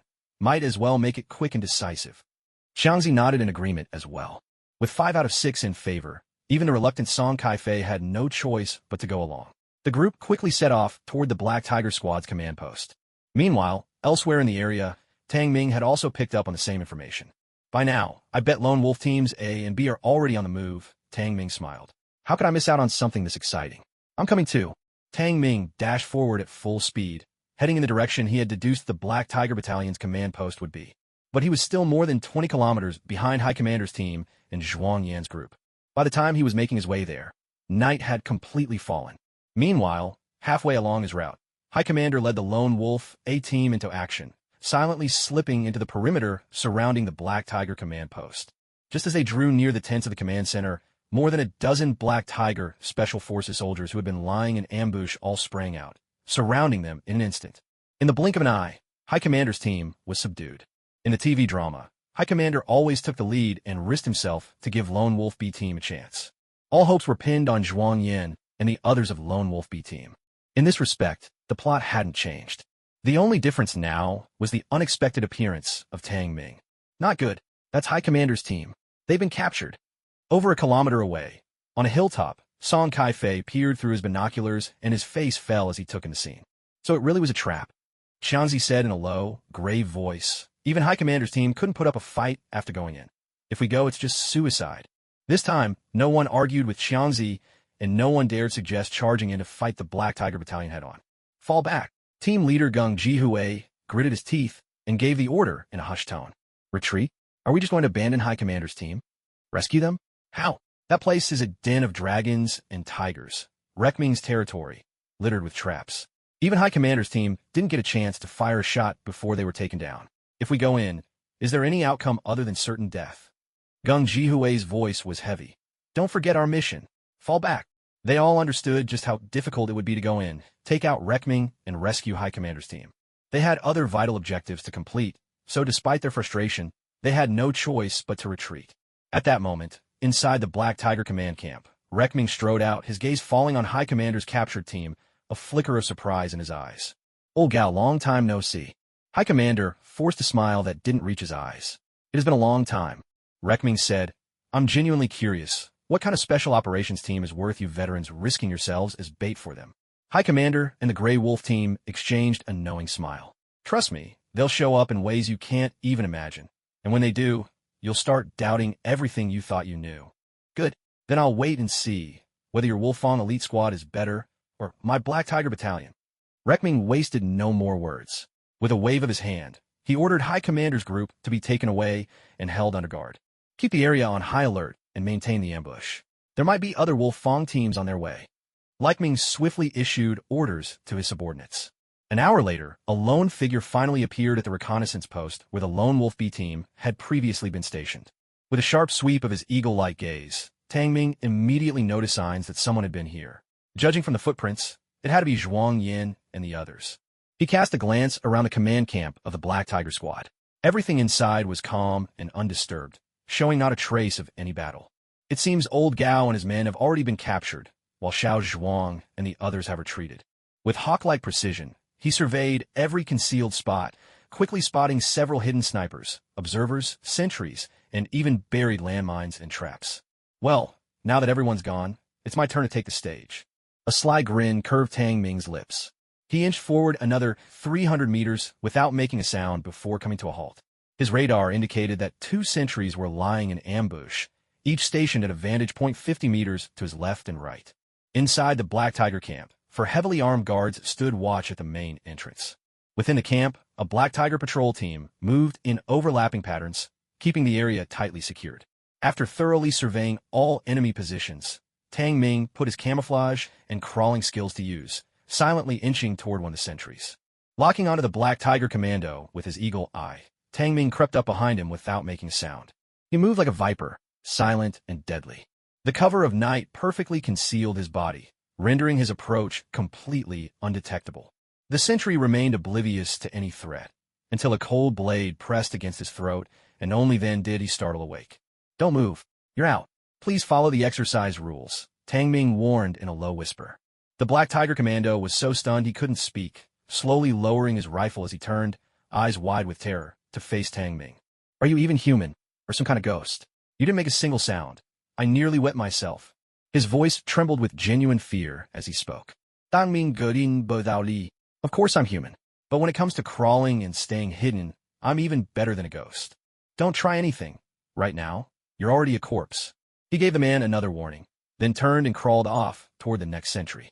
Watching Tang Ming's uncanny, serpentine movements, the eliminated Black Tiger commando could only gape in astonishment. When did Wolfong get someone with such insane crawling skills? In no time, Tang Ming reached the second sentry's position. Just as before, he dispatched this commando with practiced ease. Next, Tang Ming silently eliminated 7 sentries and 3 snipers. Within a radius of several hundred meters, every enemy was taken out without a sound. After finishing off these men, Tang Ming finally turned his gaze toward the Black Tiger squad's main camp. There were dozens of people inside the camp. Aside from the squad on patrol, the rest were resting. At this time, Gao Zhong's team was bound inside an iron cage. Lei Keming and the other Black Tiger commanders were in the tent, studying their battle plan. They had no inkling that every sentry and sniper outside had already been taken out by Tang Ming. Then, Tang Ming began to stealthily approach their command post. Before long, he reached a spot 50 meters from the main gate. He used his eagle eye and radar system to scan the area inside once more. After carefully confirming the numbers, he found there were 58 Special Forces soldiers left in the entire Black Tiger main camp. 4 guards stood watch at the gate, while 2 more were stationed outside the iron cage holding Gao Zhong and his team. Around the command post, a wire fence over 3 meters high had been set up. At every angle, cameras were installed, making the defenses quite formidable. The moment anyone drew near, they would be spotted by the cameras. On top of that, there were plenty of Special Forces soldiers on alert. It was nearly impossible to slip past their watchful eyes. With such strong defenses and over 50 Black Tiger commandos, rescuing the captives would normally require a full battalion of 300 men in a direct assault. Tang Ming's only choice was to rely on his camouflage and eagle eye skills to snipe them out, one by one, under cover of night. No sooner thought than done. Under the darkness, Tang Ming knew he had to act quickly. He fixed his gaze on the 4 guards at the main gate, then swiftly pulled out a grenade and hurled it toward them. The grenade landed right in front of the 4 men. Seeing the grenade on the ground, their faces instantly changed. "Grenade! Take cover!" one of them shouted. Before the words had faded, one of the soldiers lunged forward, throwing himself onto the grenade and pressing it firmly beneath his body. The other 3 immediately executed tactical evasive maneuvers, leaping away from the blast zone. A muffled grunt rang out. The grenade exploded. The soldier who had shielded it with his body was instantly eliminated, a plume of white smoke rising from him. "We're under attack. Everyone, take cover. Alert the others. Prepare for battle," another soldier shouted at the top of his lungs. But before he finished, a shot struck his chest, and white smoke billowed from his body as well. He was out of the fight. The commotion at the gate quickly drew attention from inside.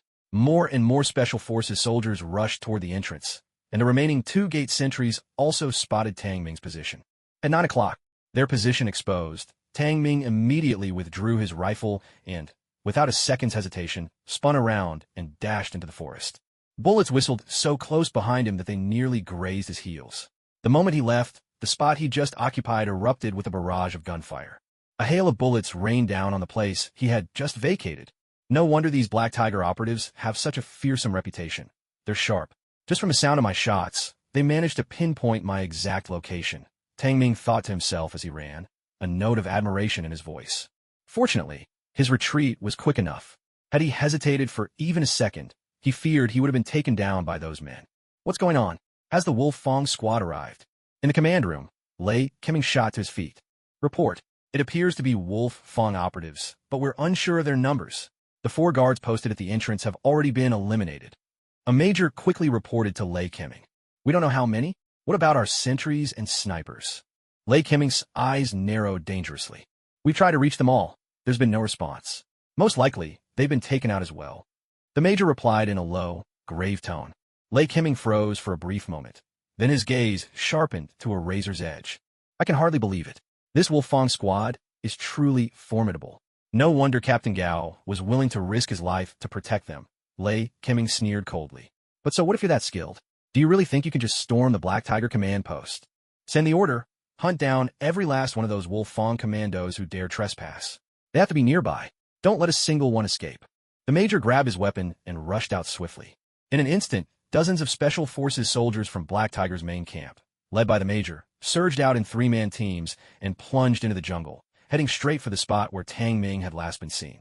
What's happening? Captain Gao and Grey Wolf, along with the others, were momentarily stunned. Don't tell me Group B of Lone Wolf actually did something reckless and charged in. Grey Wolf's face was creased with worry. Captain Gao, however, only frowned slightly. Unlikely. Although Lone Wolf Group B shows a lot of potential, they're quick thinkers, always catching you off guard. But you've seen the Black Tiger's security yourself. We've come all this way without spotting a single opening, let alone a chance to act. There's no way those kids could get within dozens of meters of the main camp and take out 4 men. They simply don't have that capability yet. Then who else could it be? Grey Wolf asked, puzzled. Captain Gao glanced at Grey Wolf, a sly smile playing at the corners of his mouth. He said nothing, but at the sight of that smile, a figure flashed instantly across Grey Wolf's mind. Tang Ming, that kid, it's him. He's here. Grey Wolf exclaimed in astonishment. The captain of the high school team sneered and said, since we're able to intercept Black Tiger team's radio communications, the sharp kid Tang Ming couldn't possibly have missed it. What we can't do doesn't mean he can't. With his skill and stealth, even the Black Tiger team sentries would have a hard time spotting him. Can he really pull this off on his own? Grey Wolf asked, a hint of worry in his voice. The captain sighed softly. Whether he can or not, it's up to him now. That kid has never let us down before. Let's hope this time is no different. Everyone, keep low. Stay sharp. If someone could sneak all the way to our main gate, it means our sentries and snipers outside have already been taken out. That guy's skills in infiltration and reconnaissance are top-notch, and he's probably a sniper. Don't get careless. We can't afford any slip-ups. A major spoke in a low, steady tone. Keep the distance between squads tight, no more than 20 meters apart. Sweep the area along the path he used to escape. Although Tang Ming was a master of camouflage and stealth, at a time like this, it was impossible for him to vanish without leaving the slightest trace behind, especially retreating at such a rapid pace. Even the most elite special forces couldn't disappear without a trace. The major led his men, tracking the faint signs Tang Ming had left as they pressed forward. Soon, they discovered 2 of their own sentries who had already been taken out. The 2 now sat slumped with their rifles, looking at the approaching group in deep frustration. The major stared at them, momentarily at a loss for words. Sorry, Black Hawk, we're out, one of the sentries said with a wry smile. How did it happen? With your skills, he shouldn't have been able to take you down, Black Hawk asked. The Black Tiger commando shook his head. Black Hawk, we're eliminated now, so I'm afraid I can't say much. All I'll say is that guy's good. His crawling technique is the best I've ever seen. Anything more, and I'd be breaking the rules. Black Hawk understood and nodded grimly, not pressing further. Keep moving. By this time, Tang Ming had already come to a stop. He had no intention of simply running away indefinitely. With dozens of people scouring the mountains for him, he couldn't afford to play a waiting game. Instead, after circling back, he doubled around and headed straight for Black Tiger's command post. With his speed, he could take advantage of this gap to return to Black Tiger team's base, take out Lei Kimming and his men, and rescue the high school team's group. Even though Black Hawk had taken more than 30 Black Tiger commandos to chase after Tang Ming, there were still over 20 Special Forces soldiers inside the Black Tiger base. But they were spread out. Some were on guard around the perimeter. Some soldiers were stationed at the command post, guarding Lei Kimming and the operations staff inside. Others were keeping watch over the captured members of the senior high squad. The rest stood alert behind the defensive positions at their main camp, vigilant and ready. Tang Ming surveyed his surroundings with a sharp eye and finally decided to first take out the 2 Black Tiger Special Forces soldiers guarding the senior high squad. He would free them first, and then deal with whatever came next. Moving swiftly, Tang Ming crawled up behind the iron-barred fence. This fence was constructed of razor-sharp wires, forming a formidable barrier. Inside, the 7 members of the senior high squad were tied up tightly, leaving them completely unable to help themselves. They were all Special Forces operatives, fully aware of each other's capabilities, so naturally, their captors would not make the mistake of leaving them any chance to escape on their own. The fenced area wasn't large, no more than 80 square meters. On both the front and back, an armed soldier paced back and forth, keeping a close watch. Elsewhere, the Black Panther Special Forces' attention wasn't fixed on this spot. They only glanced over occasionally. Once they saw someone standing guard at the fence, they paid it no further mind, each remaining steadfast at his post. Tang Ming slipped quietly up to the outer guard, a Black Panther Special Forces soldier, and concealed himself in the bushes, blending perfectly into the greenery. The Black Tiger soldier on duty never noticed that someone was lurking just 2 meters away. Once Tang Ming confirmed the other Black Tiger guard wasn't paying attention, he sprang up in one swift motion. One hand clamped down over the Black Panther soldier's mouth, while the other gripped his face.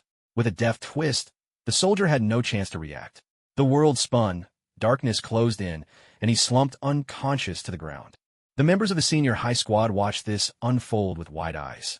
Meanwhile, the other Black Tiger guard, who was watching another direction, didn't notice a thing. Wolf Dog nearly cried out in shock, but the quick-thinking squad leader rammed into him hard, forcing him to stay silent. Wolf Dog snapped his mouth shut, and the others all stared anxiously at the remaining Black Tiger guard. Tang Ming wasted no time. He crept swiftly toward the other Black Panther guard.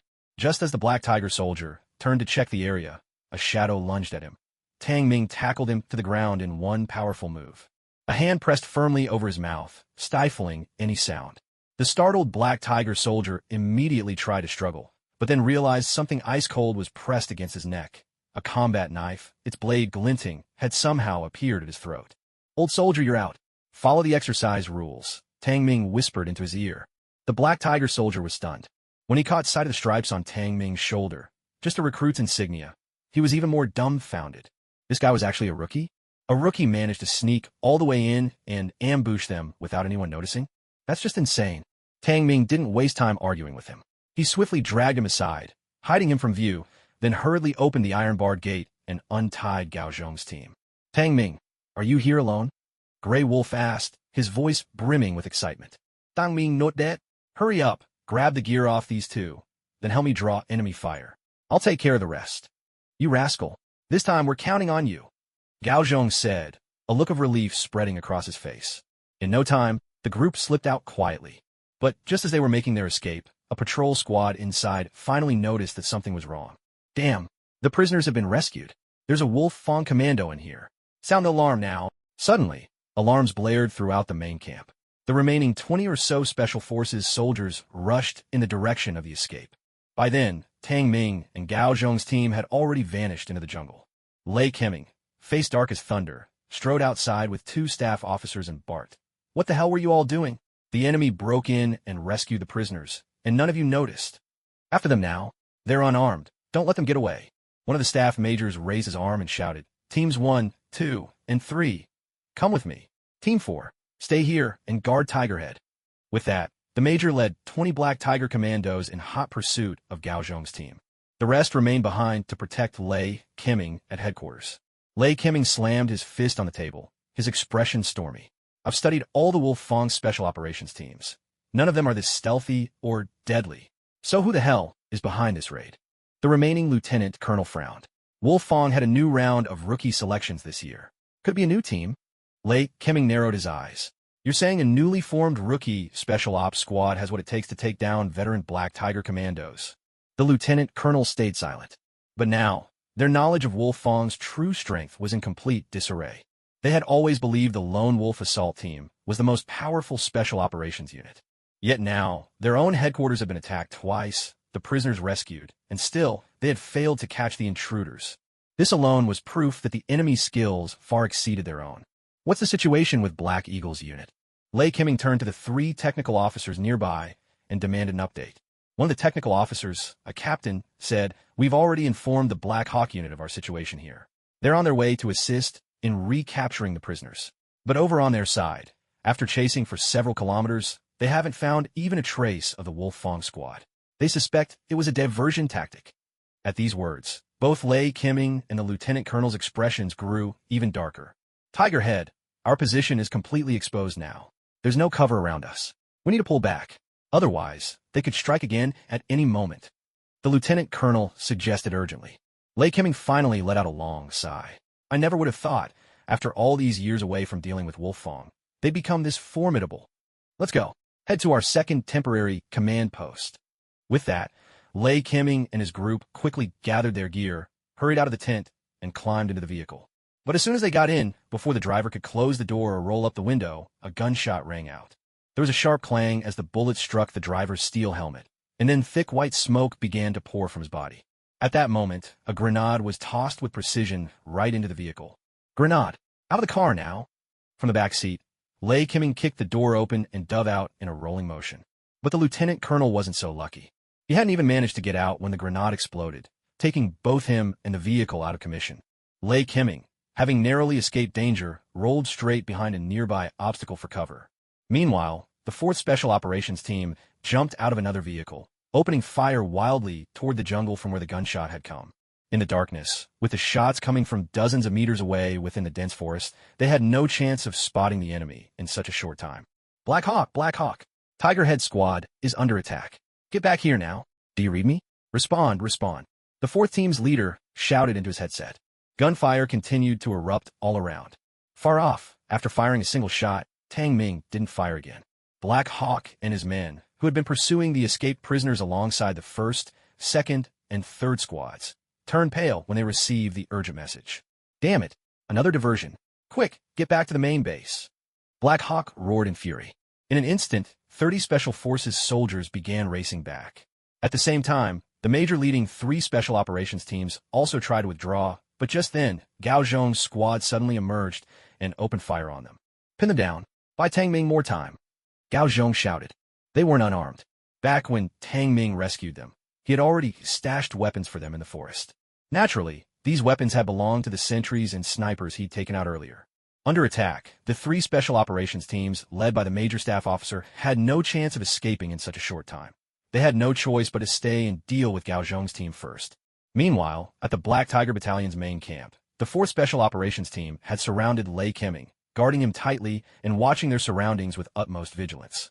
Tang Ming was hidden in the shadows, while they were exposed in the open. Moreover, from Tang Ming's previous actions, they were all acutely aware of just how formidable his stealth abilities were. Trying to pinpoint his location was almost impossible. Now, all they could do was wait for the main force to return before daring to make any move. Lei Keming had never imagined that he, the proud leader of the Black Tiger Battalion, would be forced into such a predicament by the special forces of Wolfang. From start to finish, they hadn't even caught a glimpse of the enemy, yet they had already lost over a dozen men. Were these Wolfang operatives ghosts? How could their concealment skills be so extraordinary? Even Lei Keming, a master tactician himself, found himself helpless against Tang Ming lurking in the darkness. Just then, as they maintained their guard and tried to locate Tang Ming, another shot rang out. Once again, one of their team members was taken out with a single, deadly shot, eliminated instantly. 11 o'clock, someone shouted. As the gunshot echoed, they had no time to check on their fallen comrade. Each of them turned their night vision scopes toward 11 o'clock. Sniper, spotter, have you found him? The 4th team leader barked. No, there's no sign of anyone at all. After firing, Tang Ming swiftly dropped to the ground and changed positions, already lining up his next target. Every member of this team was positioned differently, so each vantage point allowed him to target only one person at a time. He knew he had to eliminate Lei Keming before the main force could return. A few seconds later, another shot cut through the night. The team sniper was struck squarely in the head, gone in an instant. 3 o'clock. I still can't see anyone. Not a single shadow. How is this possible? Damn it, how many of them are out there? With 2 members down from their 7-man team, all they could do was listen to the gunfire without catching even a glimpse of a shooter. A sense of suffocating frustration weighed heavily on them. Lei Keming spoke in a low, grave voice. Their stealth is too strong, and their marksmanship is deadly accurate. If we keep waiting here for reinforcements, none of us will make it out alive. Throw smoke grenades. Everyone, head for the jungle now. The 4th team leader responded at once, barking out orders as the team hurled every last smoke grenade they had, filling the area with thick, swirling clouds. In a flash, everyone dove into the smoke, sprinting for the nearest patch of forest just dozens of meters away. Do you really think hiding in the smoke will keep me from finding you? In the jungle, Tang Ming's head popped out from behind a tree, his face breaking into a cheerful grin. He might not have X-ray vision, but as smoke drifted thick through the air, he noticed that whenever someone moved within it, the swirling mist shifted ever so slightly with the changing currents. These minute disturbances could never escape Tang Ming's hawk-like gaze. All he needed was to find the direction of these faint movements, and he could pinpoint the enemy's position with perfect clarity. Tang Ming immediately fired off several shots in rapid succession. With no one targeting him, he was free to pick off his enemies one by one, unchallenged. What the hell? Who is this demon of a sharpshooter? How can he hit us like this? Damn, I've been hit too. You gotta be kidding me. Are we even up against a human? Hidden in the smoke, a few of the Black Tiger commandos burst out with curses, unable to contain their shock. They'd seen their fair share of elite soldiers before, but never had they encountered someone who could pick them off with such deadly precision, even as they hid deep within a choking fog. It was so unbelievable. It was as if someone had slammed on the brakes and the car still shot forward. If he'd been firing wildly and just happened to get lucky, maybe they could accept it. But 4 shots, 4 hits, all fatal headshots. How can anyone claim that was just a fluke? The few who had dashed into the jungle, like Ming, the 4th squad captain, another technical specialist, and a 4th squad member, stared in disbelief at the 4 fallen comrades. The sight rattled them to the core. Tiger Head, the 4th squad captain swallowed hard. Are you sure these enemies are just from Wolf Fong? Not some 2nd tier, or even 1st tier, special forces maniacs. Like Ming's eyes widened with horror. Maybe it's not even a squad. Maybe it's just one man. The 3 of them stared at him, eyes suddenly huge. If it were a whole squad, they'd have opened fire together at the smoke cloud. But it was just one sniper rifle. That means it's only a single sniper. At those words, the others instantly caught on. He was right. It all made sense now. So you're saying, right from the start, it's only ever been him, one man, who's taken out so many of us and run circles around us this whole time. The 4th squad member gasped in disbelief. My God, when did Wolf Fong get someone this incredible? Tiger Head, what we do now? All eyes turned to Like Ming. Like Ming's tone turned grave. Hold out. We wait for the main force to return. We have no idea where he is now, and we're out of smoke grenades. If we make a reckless move, we'll just... Before Like Ming could finish, the technical specialist hiding behind a rock to his left was suddenly dropped by a single, deadly shot to the head. The gunshot echoed from over 100 meters away. Take cover. Now, Like Ming shouted. All 3 dove to the ground without hesitation. At this point, they didn't even dare think of scouting or trying to flesh out Tang Ming's position. Earlier, with so many of them searching, they still couldn't find him. Now, with only the 3 of them left, what chance did they have? Besides, that man's marksmanship was terrifyingly accurate. If anyone so much as poked their head out, they'd become a sitting duck for sure. Damn it, in all my years as a Special Forces soldier, I, Lei Kemming, have never been so stifled. Lei Kemming growled through gritted teeth. When this exercise is over, I'm definitely going to recruit that kid into my Black Tiger unit. 100 meters away, Tang Ming noticed they'd stopped making any moves, and a cold, knowing smile curled at his lips. If you won't move, then I will. Without hesitation, Tang Ming began crawling swiftly forward, making not a sound. They were deep in the jungle now, and except for a trace of moonlight filtering through the dense canopy, everything was shrouded in darkness. In such conditions, it would be even harder for the enemy to spot him. He didn't crawl all the way up to them, though. When he was still some 30 meters away, he pulled out 2 grenades and hurled them straight toward their position. Grenade, someone shouted, and the 3 remaining men instantly sprang up, scrambling for cover. The heavy, muffled blasts of the grenades echoed through the trees. 2 of them were caught in the explosions, white smoke rising from their bodies, eliminated on the spot. The last man, by sheer luck, managed to avoid disaster. He rolled and darted forward, weaving between obstacles as he tried to shield himself from Tang Ming's fire. A quick glance revealed. It was none other than Lei Kemming himself. Who would have thought? At his age, Lei Kemming is still this agile. No wonder even Wolfhead holds him in such high regard. Tang Ming murmured with admiration. He took careful aim at Lei Kemming. Tang Ming fired several shots in succession, not to hit Lei Kemming directly, but to force him toward a particular spot ahead. Under fire, Lei Kemming had no choice but to race in the only direction left unscathed. After he'd run over 100 meters, Tang Ming finally shifted his aim, sending bullets into the ground just in front of Lei Kemming, his shots so precise they barely missed grazing his clothes. Out of options, Lei Kemming dove behind a boulder, pressing himself flat to stay out of sight. Damn it, that lunatic! Lei Kemming spat out a curse. In decades of soldiering, he'd never been forced into such a tight corner. Tiger Head, this is Black Eagle. We're almost there. Report your position and the current situation. Over. came a voice through Lei Kemming's earpiece just then. Not far off, at a sniper's perch, Tang Ming's own earpiece picked up Black Eagle's call as well. The fish have taken a bait. Tang Ming's lips curled into a sly grin. Just now, Tang Ming could easily have taken Lei Kemming out with a single shot. But he wanted to use Lei Kemming to lure the rest of the Black Tiger Special Forces into his trap. At this moment, Lei Kemming was entirely within his control. If he wished, he could pull the trigger at any time and eliminate him. Lei Kemming spoke into the radio.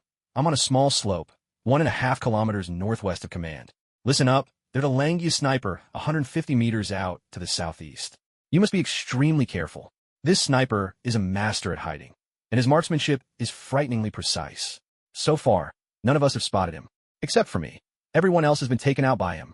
The faces of the 24 or so members of Black Hawk all changed at once. Tigerhead, are you sure there's only one enemy? Black Hawk confirmed urgently. I'm sure. Be extra careful. He's got me in his sights. I don't dare move. Find him and take him out. Lei Kemming replied in a low, tense voice. Immediately, Black Hawk's team split into specialized groups. There was an assault team, an observation team, and a sniper team. Some would move in to rescue Lei Kemming. Others would circle around to flank the sniper. The rest would slowly advance, trying to draw Tang Ming's fire. Meanwhile, the sniper team would find the best vantage point. The moment Tang Ming showed himself, they would take the shot. But, of course, every move they made was already under Tang Ming's watchful gaze. They needed scopes or binoculars to even catch a glimpse of him. But no matter the environment, as long as it was within the range of human sight, Tang Ming could see it all. Even though it was nighttime, even in the darkness, it was as bright as day to him. What's more, his eagle-eye ability was far from just enhanced vision. He could also split his attention effortlessly. For instance, while aiming at one enemy, he could simultaneously observe the movements of others in every direction, even noticing the flicker of their eyes or the twitch of a finger on a trigger. Nothing escaped Tang Ming's notice. That was the true terror of Eagle Eye. So Black Hawk's entire tactical arrangement was completely exposed to Tang Ming. His current position allowed him to attack or retreat as needed. Within a radius of 200 meters, there was hardly anywhere for the enemy to hide. Meanwhile, he could quickly lock onto their locations and deliver a lethal shot.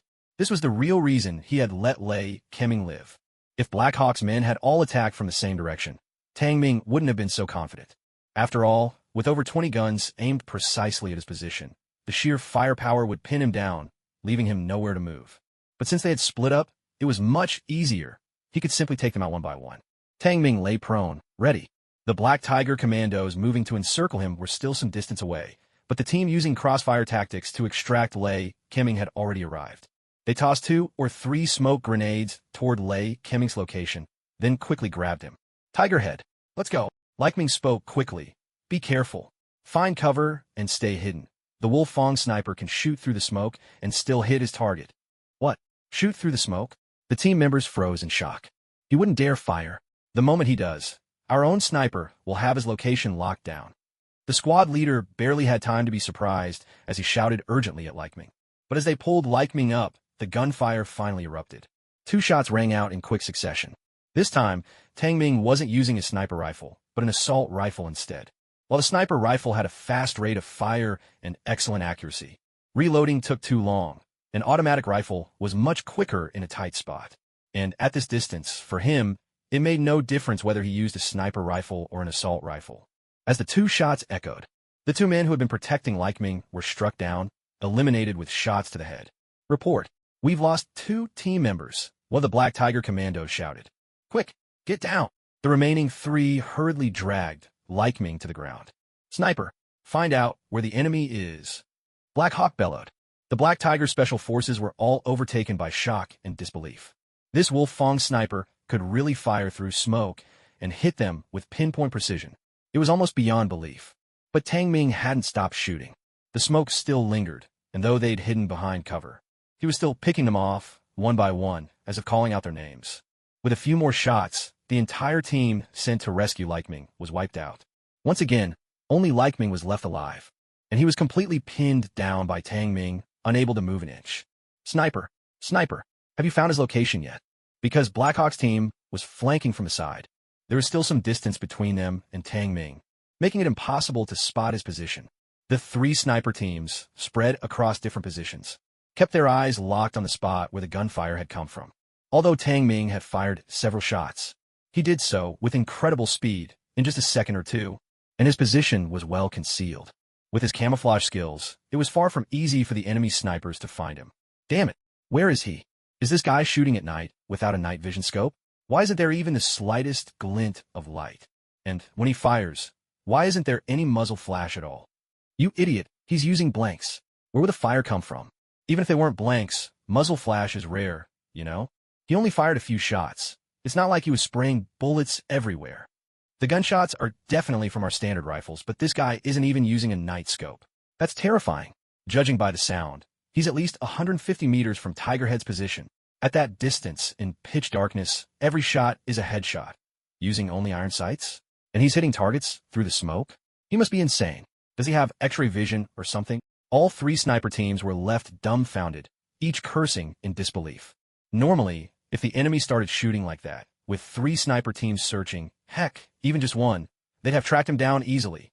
But now, the gunfire was clearly coming from that direction, and no matter how hard they searched, they couldn't find him at all. Finally, after taking out that squad, Tang Ming shifted his sights to the three sniper teams.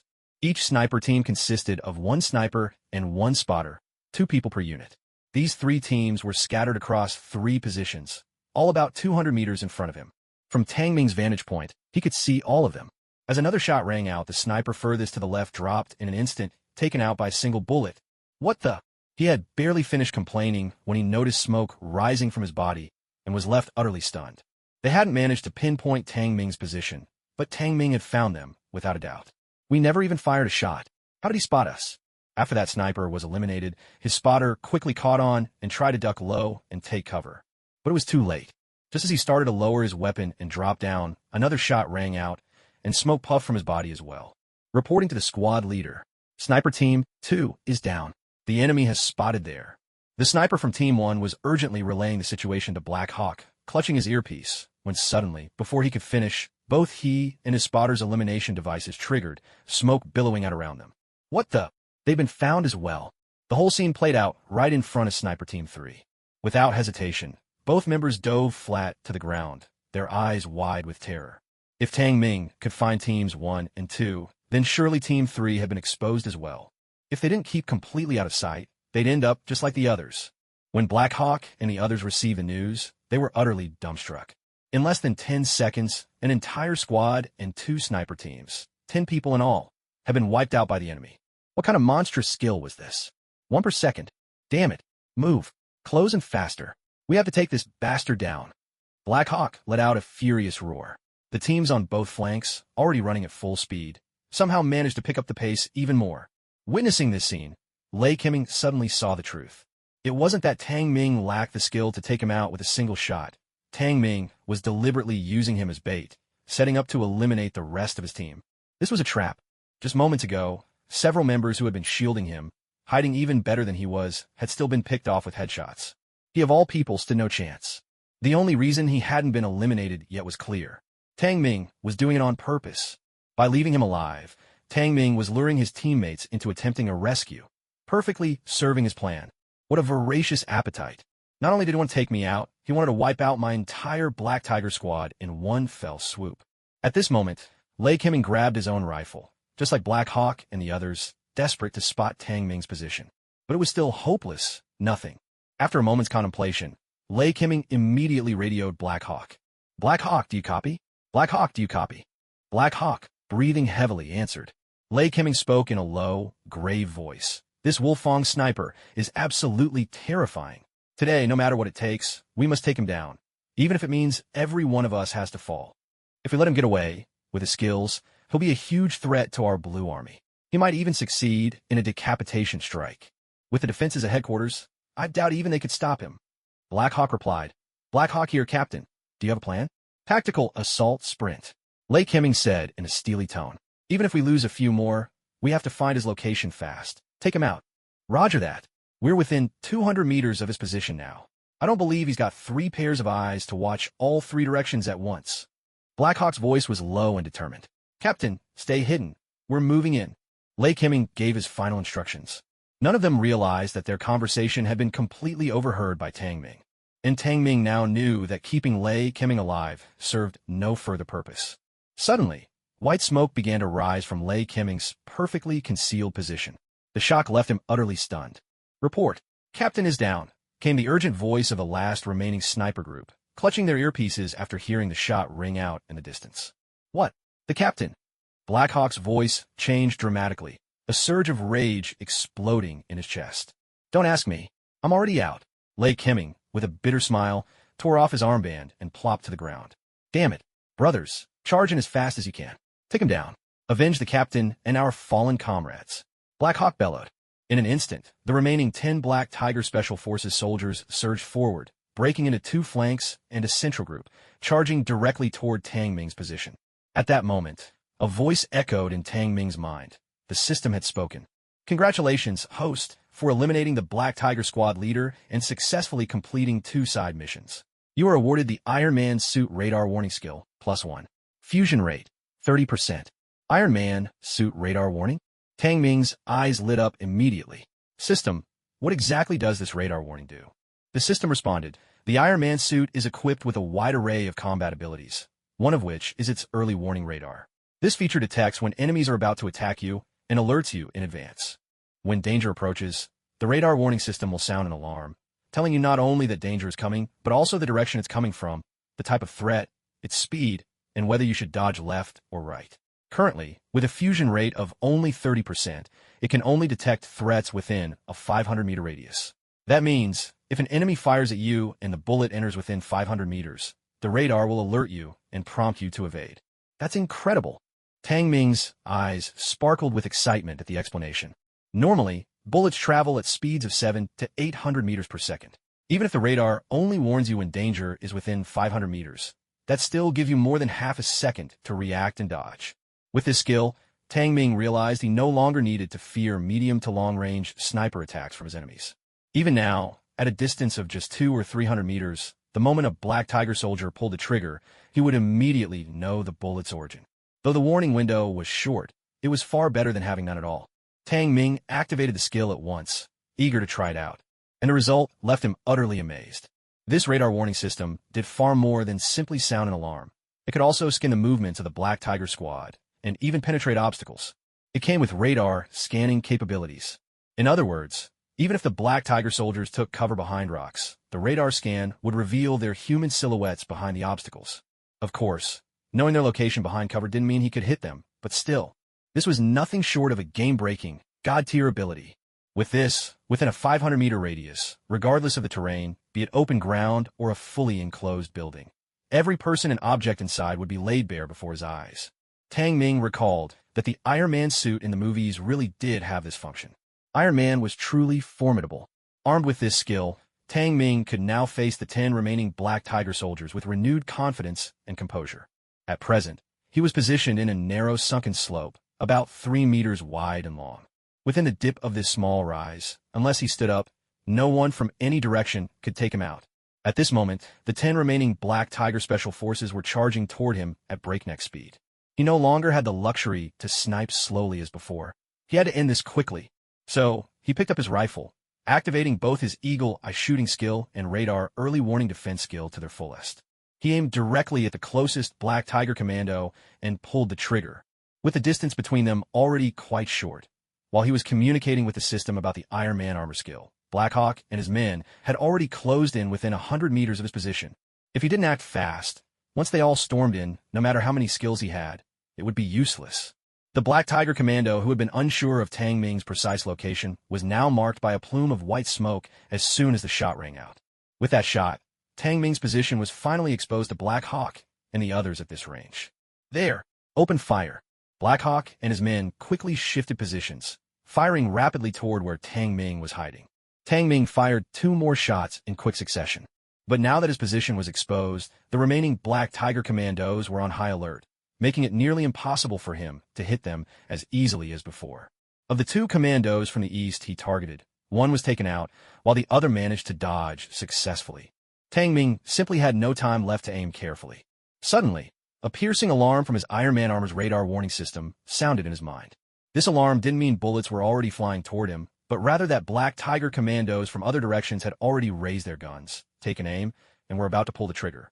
At this moment, the radar could scan and calculate whether the bullets' trajectories, once fired, would hit him directly. In his mind, the projected paths of the bullets crisscrossed densely all around him. Within this early warning display, the system highlighted the safest spot for him, a position where he would be out of harm's way. Following the system's prompt, Tang Ming didn't hesitate.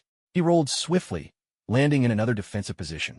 As he moved, gunshots erupted in rapid succession.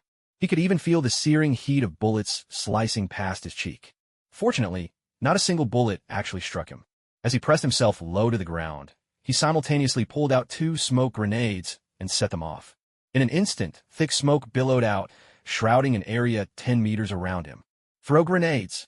Black Hawk roared, and one by one, his men grabbed their grenades and hurled them into the swirling smoke. By the time they pulled out their grenades, Tang Ming had already anticipated their move. His body had melded once more with the tall grass, and he was swiftly crawling away to a new position. When the grenades exploded amid the thick smoke, he was already over 20 meters away from his previous spot, completely out of harm's way. "Now it's my turn to put on a show." Tang Ming let out a cold, confident chuckle.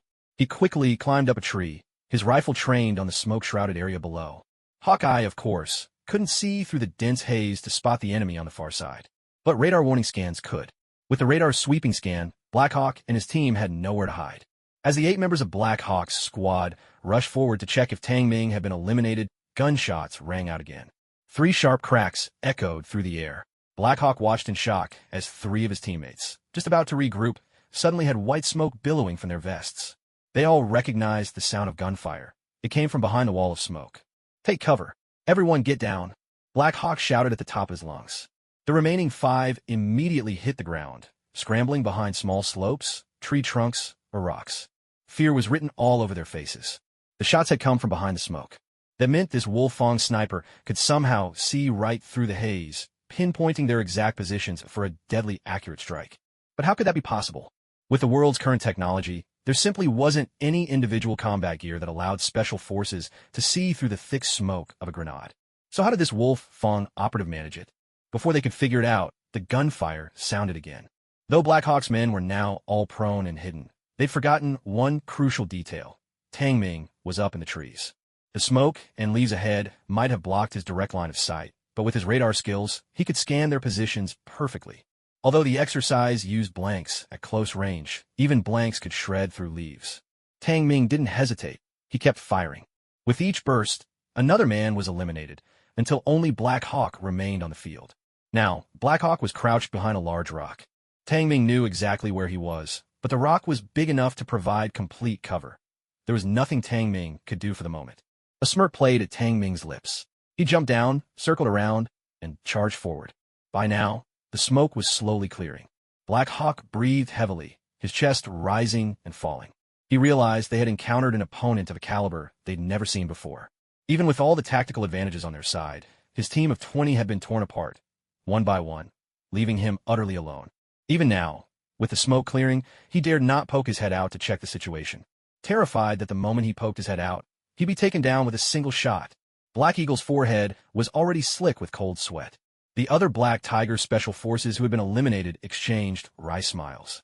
They felt utterly stifled and frustrated. Up to now, they had only caught a fleeting glimpse of the enemy's shadow, never even seeing his face clearly. And then, one by one, their side was wiped out until only Black Eagle remained.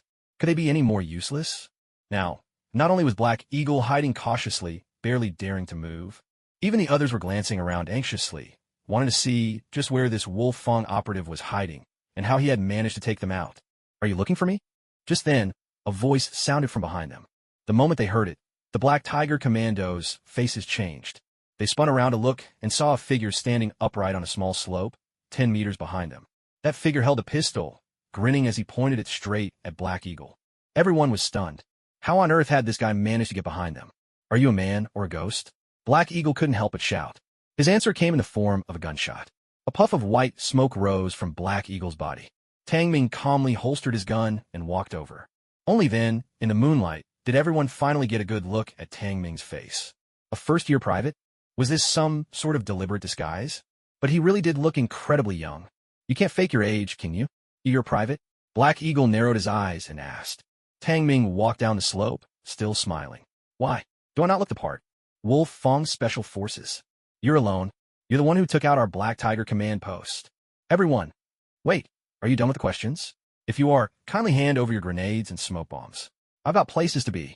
Our Wolf Fong squad is still surrounded by your Black Tiger commandos, you know, Tang Ming said, a little impatiently.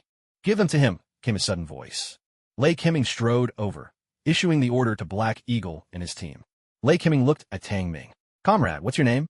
Tang Ming saluted Lei Keming and replied, Hello, Captain Lei. Our wolfhead asked me to send his regards. Oh, Captain, he actually mentioned me to you. Lei Keming looked a little surprised. Tang Ming Godin. Wolfhead told us to be sure to take your head, huh? Lei Keming wasn't angry at all. He laughed. You're impressive. Truly, heroes arise from the young. You're even better than our generation was back then. If you took me out, I accept it wholeheartedly.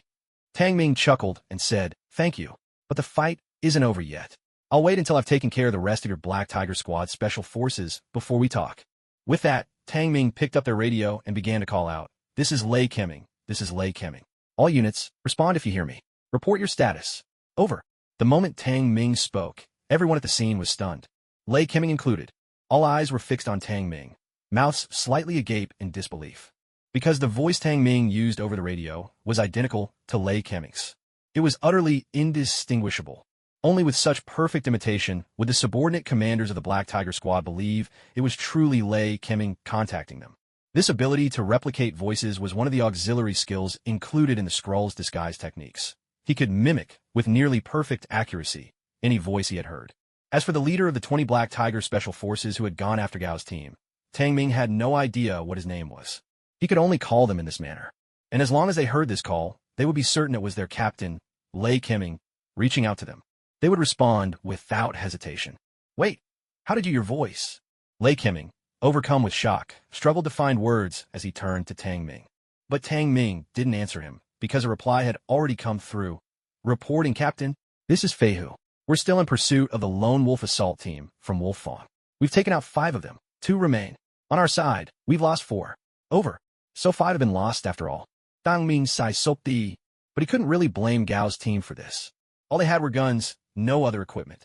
And the enemy had them outnumbered 3-1. Given those odds, the fact that they managed to take down 4 enemies, and by Tang Ming this much time, was already impressive. Tang Ming immediately gave an order. Forget about the remaining 2 for now. Get back here quick. We've been attacked by the Wolf Fong team as well. We're 5 miles northwest of the camp right now. Hurry over and reinforce us. Fei Hu responded. We're heading over immediately, Captain. Hold on. Over.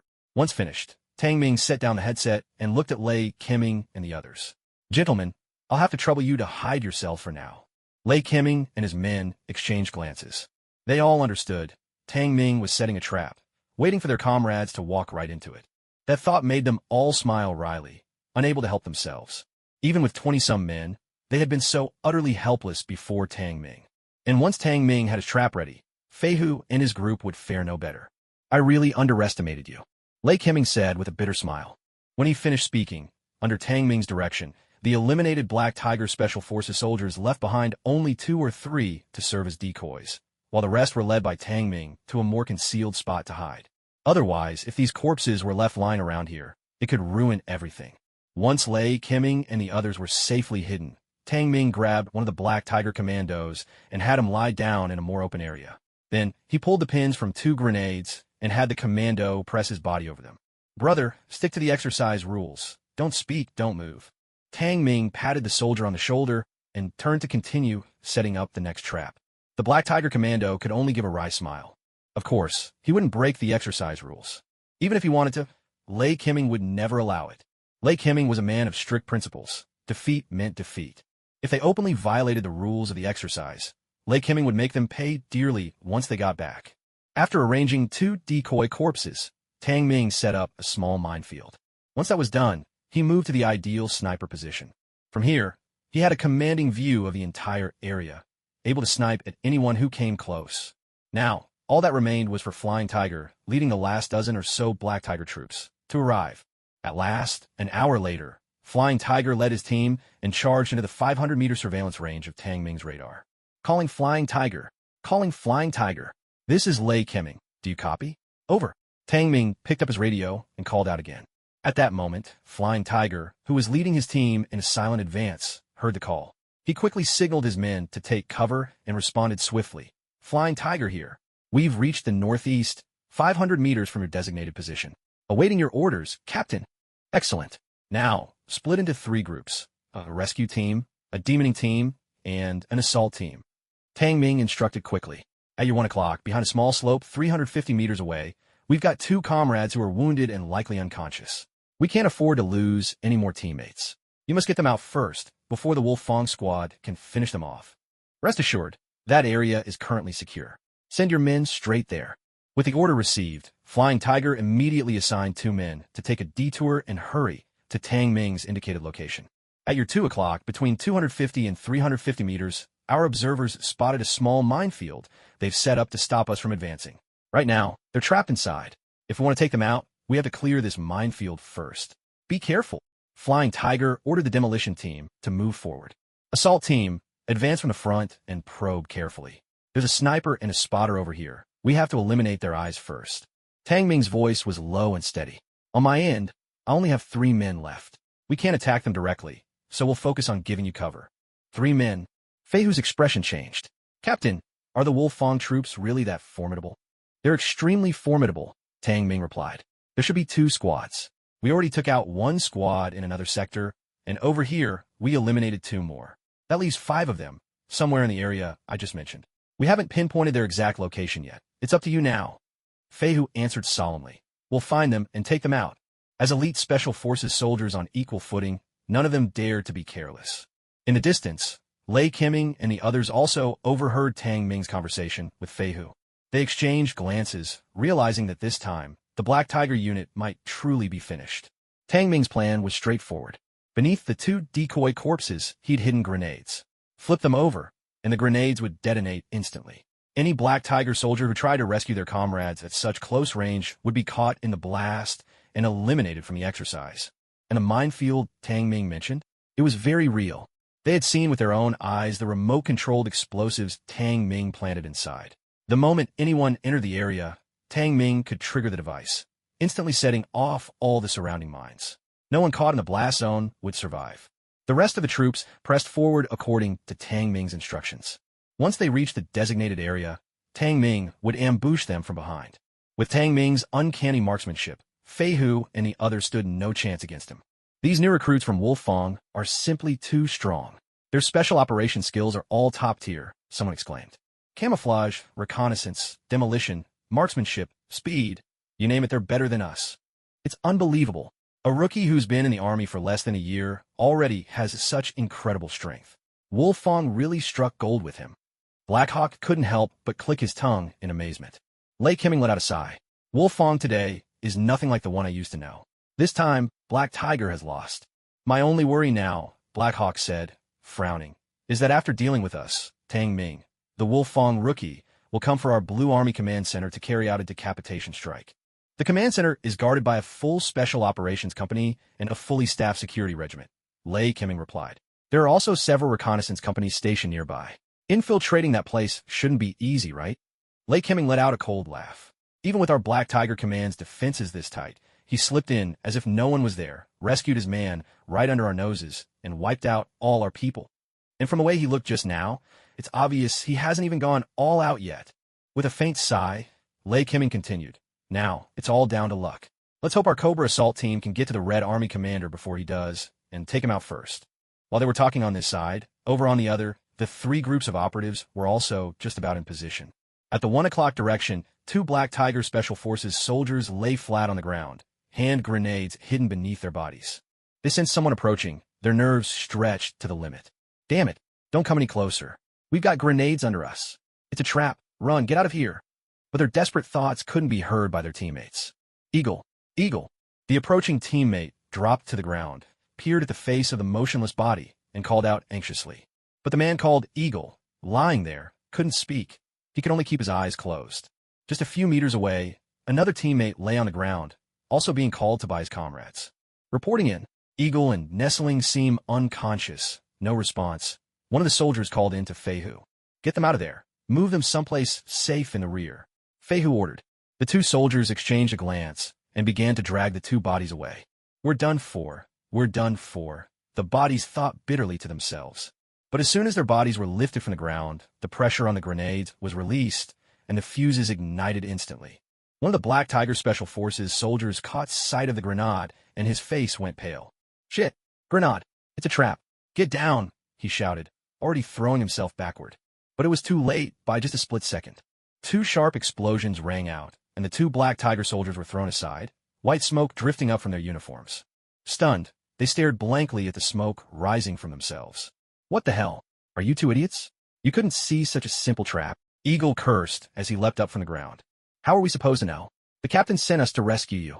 If you had grenades under you, why didn't you warn us?" One of the Black Tiger soldiers shot back. "How could we tell you? We'd already been eliminated. There's no way to let you know. Genius." The four of them all felt a wave of frustration. Back with Feihu, the sound of explosions had changed his expression. He immediately tried to call in for an update. But there was only silence. No one answered. At that moment, Tang Ming, who was already behind them, saw that the 5 Black Tiger Special Forces soldiers responsible for crawling through the minefield had reached the center of the trap he'd set.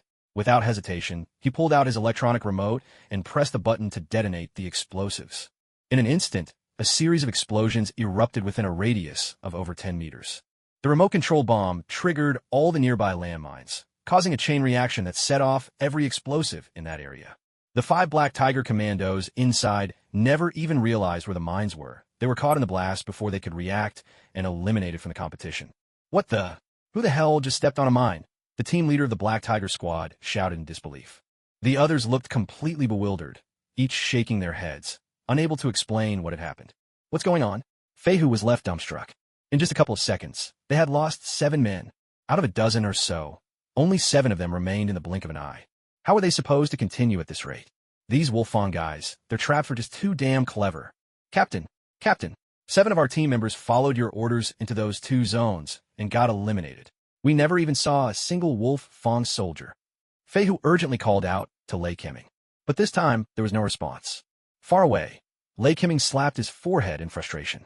"A bunch of idiots. How have they not realized yet? They're already out, and someone's been impersonating me, giving them the wrong orders, and leading them straight into a trap."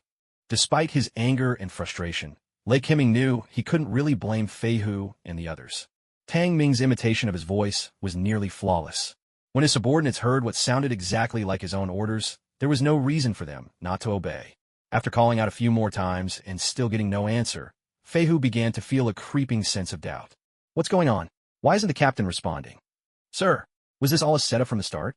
Both of those areas were full of grenades and landmines. We got blown up the moment we arrived. With the captain's abilities, he'd never make such a rookie mistake in command. The only explanation is..."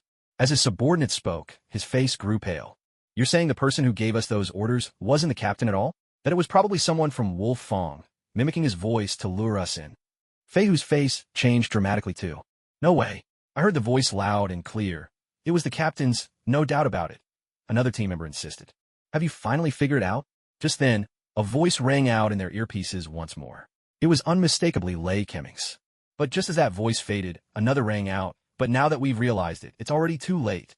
Not good. It's a trap." The remaining members of Flying Tiger's team were instantly stricken with dread. "Quick, take cover. Take cover." Flying Tiger shouted at the top of his voice. Yet, just as Tang Ming had warned, it was already too late. At this point, there was hardly any cover where Flying Tiger and his team stood, and to make matters worse, Tang Ming had laid mines all around them. Suddenly, a shadowy figure appeared several dozen meters behind them and immediately opened fire, shot after shot, aimed right at their group. Tang Ming's shooting was incredibly swift, almost 3 shots per second. With his marksmanship at this distance, 3 shots a second meant every bullet found its mark. What's more, he was firing from behind Flying Tiger's team. With Tang Ming's radar scanning technology, every one of their hiding spots was exposed and well within his firing range. As the gunfire erupted, 3 of Flying Tiger's men were taken out on the spot. "He's behind us. Run." The rest reacted quickly, spinning around and firing blindly as they fled forward. But let's not forget, it was the dead of night. Even with night vision goggles, their sight was severely limited. There was no way they could spot Tang Ming right away. So, their bullets barely had any chance of hitting him. Tang Ming didn't even bother to dodge. He simply kept pulling the trigger. As they scrambled to their feet and ran, there were nothing but moving targets. A few more shots rang out. 4 more Black Tiger Special Forces soldiers went down instantly. Among them was their captain, Flying Tiger. The last 2 survivors stepped right onto the mines Tang Ming had planted and were immediately eliminated by the explosions. And so, all the dozen or so Black Tiger special ops who had rushed over were wiped out. The whole scene fell into a deathly silence. Utter defeat. That was the only thought running through the minds of the Black Tiger commandos. At last, it was over. Tang Ming let out a slow, relieved breath. You took down all of us by yourself? And you're just a rookie? Flying Tiger's team stared at Tang Ming as he stepped out of the shadows, stunned, their faces filled with disbelief. Wasn't one of me enough? Tang Ming replied with a grin. If a few more of you had come, you wouldn't have lasted any longer. The others were left speechless. At that moment, two more figures came running over.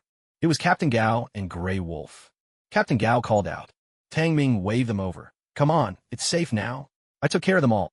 Hearing this, Captain Gao and Grey Wolf hurried over. When they saw the dozen or so men from Flying Tiger's team, wisps of smoke still curling from their bodies, the two were utterly dumbfounded. Tang Ming not dead? Not just them, look, that group over there, I took care of them, too. He pointed to Lei Kimming and his men, who were walking over. When the Gaogong squad and the Grey Wolves saw Lei Kimming and his dozen or so comrades, they were completely stunned. Even the Flying Tigers, around a dozen of them, were wide-eyed with disbelief. Just moments ago, they had been speculating whether their own team leader had really been taken out. None of them wanted to believe it. But now, seeing Lei Kimming and the Black Eagles with their own eyes, they knew the rumors were true. They really had been taken out. So this new recruit from Wolf Fong single-handedly took down every Special Forces soldier from the Black Tiger squad? Could that even be possible? Was this something a human being could do? And he was only a rookie with such formidable special ops skills? Old Gao, we meet again, Lei Kimming called out, having already walked up, greeting the leader of the Gaogong squad. Only then did the Gaogong squad snap out of their shock, hesitantly asking, You were really taken out by one of our Wolf Fong soldiers? Even though Tang Ming had said it himself, the Gaogong squad still found it hard to believe. Lei Kimming paused, a hint of confusion on his face. What's wrong? Not even you, the chief instructor, knew one of your own men was capable of this. Gaogong squad. The two men fell silent, lost for words. They were instructors, yes, but when you realize this soldier outperformed you in every category during selection, even breaking Wolfong's records, you have to wonder if you ever truly understood his strength. You rascal. Well done. You've brought honor to Wolf Fong, Grey Wolf said, giving Tang Ming a hard slap on the shoulder. After all, this was Lei Kimming from the Black Tiger squad. The Black Tiger squad's reputation in the Northwest military region was legendary. Among all the special forces across the entire military, they ranked in the top 3. Who would have thought Tang Ming alone could not only rescue all their prisoners, but wipe out the entire Black Tiger squad in one fell swoop? It was simply unbelievable. Lei Kimming managed a wry smile. Now I finally understand why you, Old Gao, risked everything to bring Lone Wolf A group over and were willing to sacrifice yourself to protect your men. Honestly, they really do have even greater potential. The new waves of the Yangtze truly surpass the old. There's no denying it. Lei Kimming, admit defeat, Gaogong squad leader said. To be honest, if it weren't for this exercise, none of us would have known just how strong this kid really is. Lei Kimming chuckled and said, Go for it. I know what you're up to next. I believe you can pull it off. As for us, we'll take a break for now. But remember, there are still plenty of our Black Tiger squad members where you're headed. Let's see who gets the last laugh. We'll see about that. Captain Gao replied, and then he led Tang Ming away. They knew this place had just seen a fierce battle. It wasn't safe to linger. If the main force of the Black Tiger squad showed up, they'd be finished. The three of them sprinted for more than 10 kilometers before finally stopping. Captain Gao and Grey Wolf were doubled over, gasping for breath, sweat streaming down their faces. Tang Ming, on the other hand, was only slightly winded, and there was barely a trace of sweat on his forehead. The difference between the three was stark, almost unbelievable. Damn it, you're a freak. Grey Wolf couldn't help but curse. By now, daylight was breaking, the sky turning clear and bright. Captain Gao didn't dwell on the earlier fight. He turned to Tang Ming and asked, So, what's your plan now? Tang Ming replied without hesitation. I'm going to infiltrate the Blue Army Command Center, capture their commander, and bring him back to our Red Army territory. Captain Gao and Grey Wolf were taken aback, their mouths dropping open. After a stunned moment, they both burst out laughing, almost in disbelief. So, what you said at the start of the exercise was real after all. You actually planned to capture the Blue Army commander? That's outrageously bold. When Tang Ming first mentioned it, they hadn't believed him for a second. But things were different now. After all, this guy had just wiped out the Black Tiger squad's command post. What wouldn't he dare to do? How exactly are you planning to pull this off? This time, Captain Gao didn't immediately reject or question him. Deep down, he even felt a glimmer of anticipation and excitement. Maybe, just maybe, this guy could actually pull off what everyone else thought was absolutely impossible. If he succeeded, Tang Ming would make history, capturing the Blue Army's commander alive. That was something they'd never even dare to dream of. Even a successful decapitation strike was already incredibly difficult. Every year, they held these large-scale exercises, but since the formation of their Special Forces team, achieving a decapitation strike had only happened once or twice at most, let alone capturing the commander alive. Only this madman would dare to dream and actually try it. Tang Ming looked at the two of them and said earnestly, "First, we have to locate the Blue Army's command center. And then we sneak in, and then we grab the Blue Army commander. And then what? Carry him on our backs and run back to our Red Army territory. That's it. What else do you expect?" Captain Gao and Grey Wolf stared at him, on the verge of bursting out laughing again. "This is your so-called plan? Just run in, grab a guy, and run out? Do you think capturing the enemy commander is as easy as grabbing a chicken? You're being way too casual with these statistics, aren't you? Is there no process at all? Do you think the Blue Army's Guard Regiment is a pushover? That the elite Black Tiger Special Operations Company is just for show? Or do you just think the two of us are easy to fool? That we let you go ahead just because you say so? Do we really look that naive to you?" Seeing the two men looking so disgruntled, almost ready to lash out, Tang Ming felt a bit embarrassed and said, "The main thing is I don't even know where the Blue Army's command center is right now, or what's going on inside there. To make a detailed plan, we'd have to first locate their command center and scout it out, right?" After hearing this, the two finally seemed a little less upset. "The biggest issue now is finding the Blue Army's command center," Captain Gao said. "If we can't find it, there's no point in discussing anything else." As he spoke, Captain Gao turned to Grey Wolf. "Any contact with the Lone Wolf B team?" Grey Wolf shook his head. "No luck. They probably realized we'd been captured by the Black Tiger Company, so they shut down their comms channel. Otherwise, if Black Tiger cracked our frequency and used the gear they took from us to reach Lone Wolf B, they'd expose their position and get hunted down." Captain Gao nodded. "That's the right call on their part," Tang Ming said. "In that case, we'll have to split up." As he spoke, Tang Ming pulled two Black Tiger Company radios from his backpack. "You take one, I'll take the other. If either of us finds anything, we alert the others right away." At the sight of the radios, Captain Gao and Grey Wolf's eyes lit up. "You really are a clever one. Why didn't we think to use their equipment? This way, the Blue Army's intelligence unit won't keep tabs on our usual comms channel. In that case, let's get moving." After a brief discussion, the three of them went their separate ways. Tang Ming remembered from the TV series that the Lone Wolf B team ran into the Night Tiger Reconnaissance Company. Lone Wolf B was ambushed by the Night Tigers, and in the end, only Zhuang Yin made it out alive, sneaking underneath a company truck and slipping into the Blue Army's command center. So now, if they could just find the Lone Wolf B team quickly, they'd have a shot at finding the Blue Army's command center.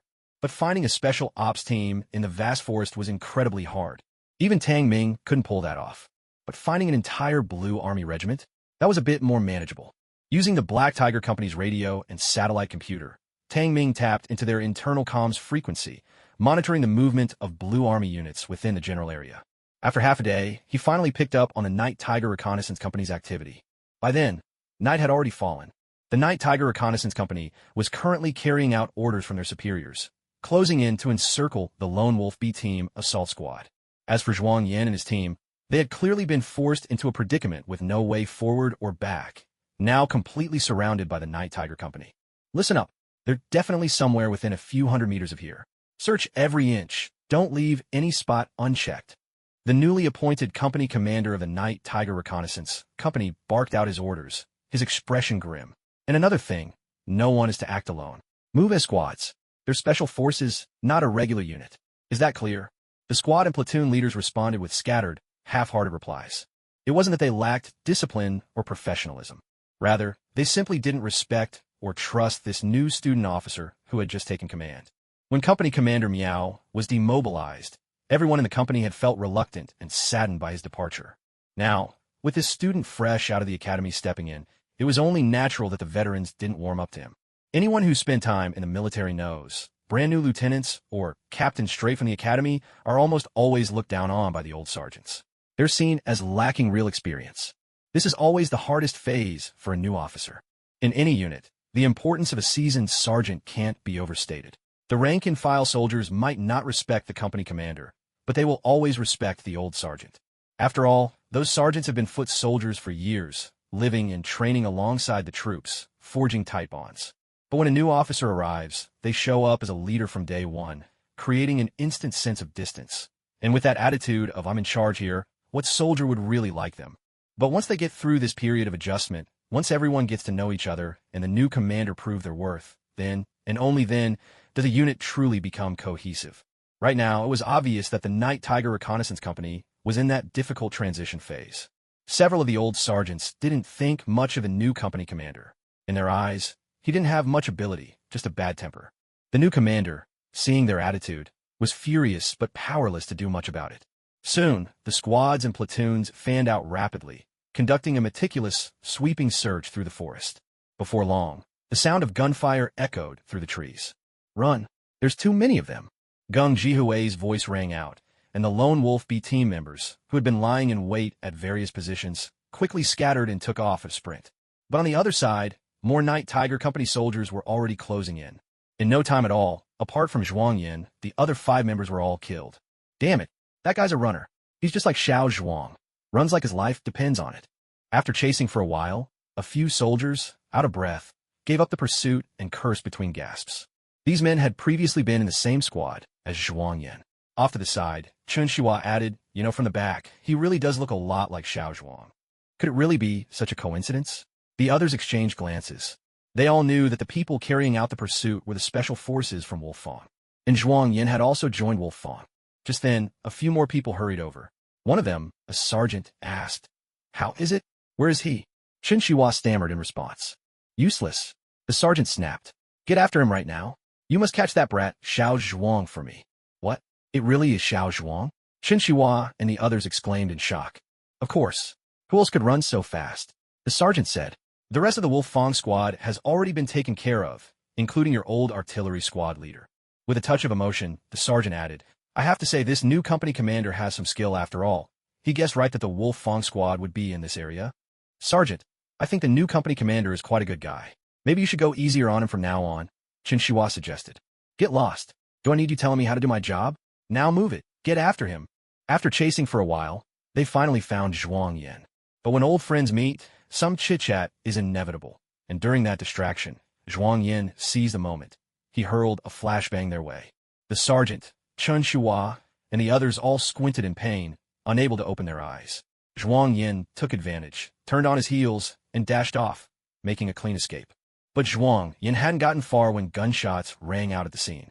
Chen Xihua and 4 or 5 others suddenly found white smoke rising from their bodies. "Are there more people around?" The sergeant and Chen Xihua were both startled.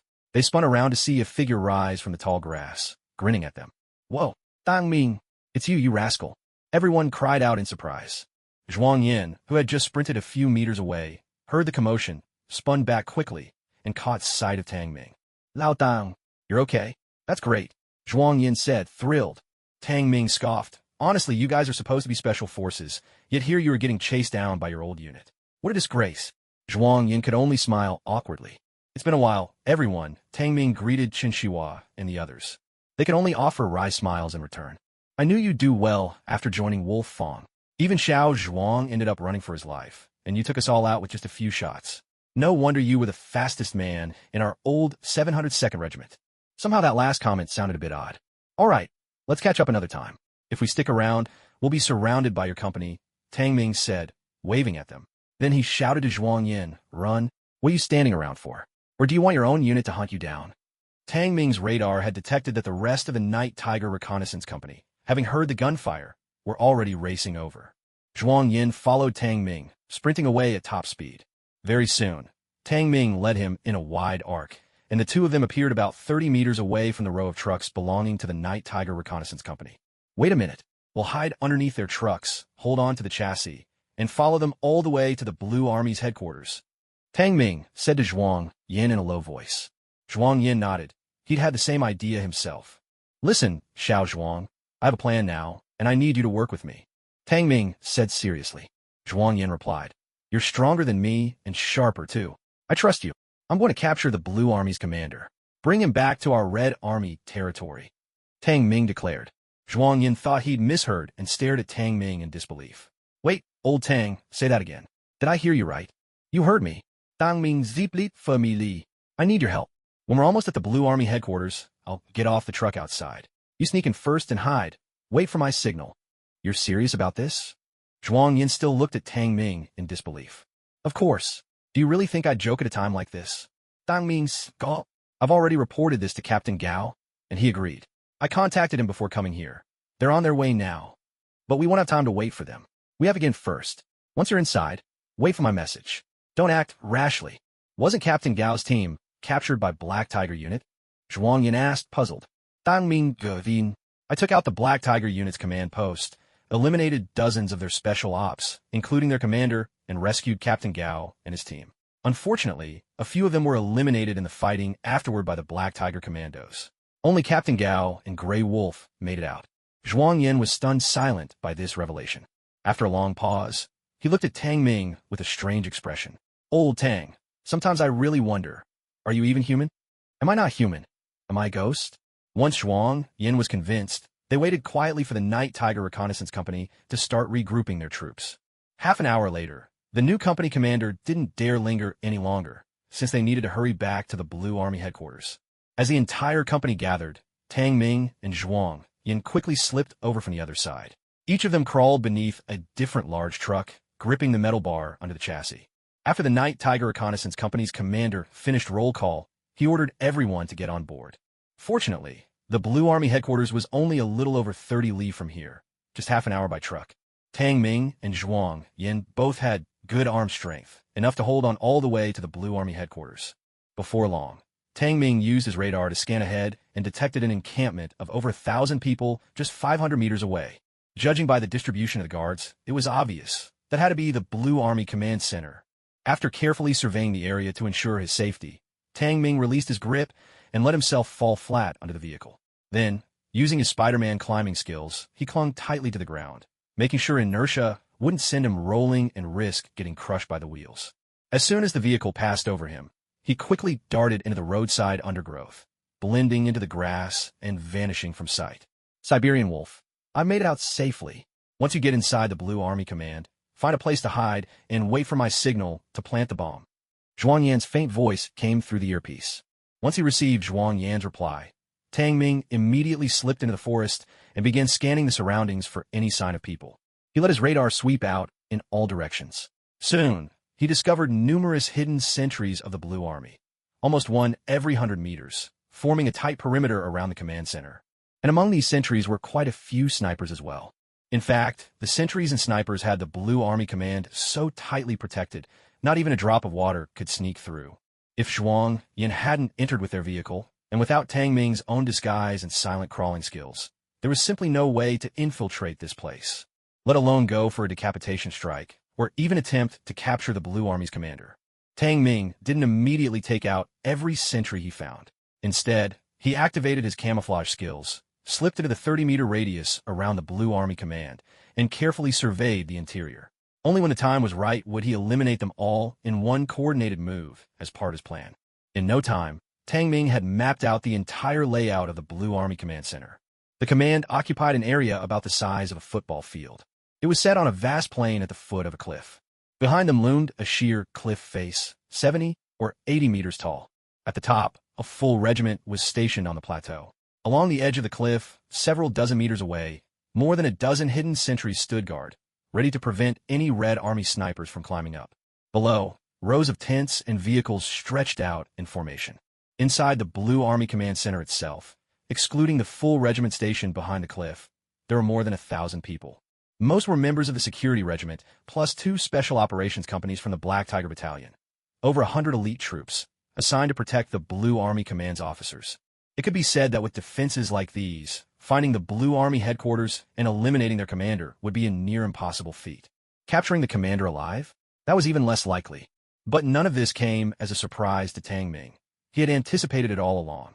He gently opened his backpack, revealing dozens of grenades, smoke bombs, and flashbangs inside. All of these had been scavenged from the Black Tiger Special Forces soldiers he'd taken down earlier, as well as from some other infantry units. But even so, it still wasn't enough. In an instant, Tang Ming's gaze swept over the dozens of covert sentries nearby, as well as those posted atop the cliffs. Typically, each of them would carry 2 smoke bombs, grenades, and flashbangs. During the earlier skirmish with the Black Tiger Special Forces, they'd already used up a portion, which meant he was running low as well. But if he could take down all these sentries and seize their gear, that would give him all the equipment he needed. Right now, Tang Ming was simply waiting for the sentries to change shifts. Normally, sentries rotated every 2 hours. So long as nothing unexpected happened, there would be no contact between the shifts. All that was left was to wait for the shift change, then make his move. That way, he'd have plenty of time to gather up the equipment and get the operation underway. Without delay, Tang Ming got in touch with Zhuang Yin and explained the plan. But when Zhuang Yin heard what Tang Ming intended, he was left utterly speechless. His voice, hoarse and barely a whisper, said, "Wait a minute, old Tang. Do you really think this kind of insane plan is even possible? Tang Ming Kyuka. How will we know unless we try? Relax. Even if we can't manage to capture the Blue Army's commander, we'll at least be able to take him out. Either way, we're not going back empty-handed. So, are you in?" For a moment, there was only silence in Tang Ming's earpiece. At last, Zhuang Yan's voice came through. "Damn it, I'll go crazy with you just this once. Let's do it." Zhuang Yan's voice was rough, but resolute. "Good. Just follow what I told you, and be careful. Don't let them catch on to you." Once their call ended, Tang Ming immediately contacted Gao Zhong and Grey Wolf. "Firewolf, what's your situation right now?" Tang Ming asked. Gao Zhong replied, "The Siberian Wolf has already infiltrated the Blue Army's command center. I'm positioned on the perimeter now, getting ready to launch the capture operation." "You're really going through with this?" Gao Zhong took a deep breath. "We've come this far. Do you really think I'm joking?" Tang Ming said, "I'm reaching out because I need you to coordinate from your side. Once we move the Blue Army's commander out of their command center, they'll send a huge force after us." Gao Zhong replied, "All right, then I'll go nuts with you, you little lunatic. Tell me, what do you need from us?" Tang Ming wasted no time in laying out the plan. When Gao Zhong and Grey Wolf finished listening, they were just as stunned as Zhuang Yan had been. "Damn it, that lunatic!" The high school squad leader closed the comms channel, cursing in exasperated disbelief. Grey Wolf could only give a wry smile. In the entire history of Wolfang, I bet only this kid would dare try something like this. "So, are we really going to play along with him?" The squad leader replied, "Let's do it. Honestly, with his skills, even if he doesn't pull it off in the end, I still think there's a real chance he could take out the Blue Army's commander. Let's bet on him this once. If he succeeds, we'll be making history." Grey Wolf sounded a little uneasy. "But have you thought about this? This is an exercise within our own military district. The Blue Army commander. He's the #1 in our district. Taking him out isn't a big deal. We've done it before, and it never really affected him," the squad leader said. "But if we capture him alive, that would be a real humiliation for him. Aren't you worried that #1 might hold a grudge against Wolfang after this?" The squad leader curled his lip. "Short-sighted." Grey Wolf looked confused. "Short-sighted? Your vision is too limited." The squad leader explained, "It's precisely because this is an internal exercise and #1 is one of our own that we dare to push things this far. He might be upset at first, but deep down, if Wolfang can pull off something this incredible, he'd actually feel proud and happy for us. Think about it. If your own kid mouths off to you at home, but later ends up as the nation's top scorer on the college entrance exam, are you really going to keep dwelling on that one rude remark and ignore the kid's achievement just to yell at him?" That actually made a lot of sense. About an hour later, Tang Ming glanced at the time. It was already 1:30 in the morning. At this hour, aside from a necessary personnel on patrol or standing guard, 80% of the command staff were already asleep, including the Blue Army's commander. He'd returned to his tent more than half an hour ago. Tang Ming had been using eagle eye and radar to monitor the situation inside the Blue Army headquarters. It didn't take long before he spotted the commander himself. Honestly, if he'd wanted to, Tang Ming could have taken the shot when the commander first emerged, and ended the mission with a clean decapitation strike right then and there. Meanwhile, all the sentry posts had started rotating their shifts. Within the next 10 minutes or so, every hidden sentry within several hundred meters, including the ones up on the cliffs, had finished their changeover, except for the snipers. "Siberian Wolf, do you copy?" Tang Ming began calling Zhuang Yan. "Siberian Wolf here, go ahead, over." Tang Ming replied, "I'm starting the operation now. You can start planting the explosives on your end. Be careful, over." "Copy that. You take care too, over." After their brief exchange, Tang Ming moved into action. The camouflage skill, the silent low crawl of Spider-Man, and the radar scanning ability, 3 major skills, all fully engaged. He quickly identified the best route and began by crawling swiftly toward those snipers. One of the blue team snipers was squinting, about to rest his eyes for a moment. But just then, a hand suddenly clamped over his mouth and a cold blade pressed against his neck. "You're out. Please follow the exercise rules. came a deep, gravelly voice. Before the blue team sniper could react, he felt a sharp pain at the back of his neck. Tang Ming struck a swift chop that knocked him out cold. Just to be safe, Tang Ming always gave a warning before rendering his targets unconscious. That way, he ensured they wouldn't break the rules and spoil his plan. After taking care of this one, Tang Ming quickly gathered all the smoke grenades, hand grenades, flashbangs, and landmines from the sniper's gear and packed them up. These snipers usually carried such equipment, though he wasn't sure about the ordinary sentries. Without wasting time, Tang Ming continued to silently take down the other snipers, one by one.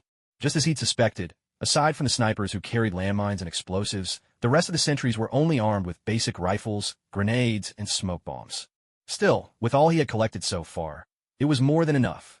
Once Tang Ming had eliminated all the snipers and sentries within a 500-meter radius, he immediately dashed sideways toward a nearby, rushing river. This river flowed right up to the cliff. His plan was to swim across, then climb the cliff and take out the sentries and sniper stationed above. Now his backpack was stuffed with grenades, smoke bombs, landmines, and explosives, nearly 100 kilograms in total. But even with all that weight, he could still handle it. Gazing at the nearly vertical cliff, Tang Ming couldn't help but click his tongue. If it weren't for his Spider-Man climbing skills, it would be impossible to scale such a wall, especially carrying so much gear.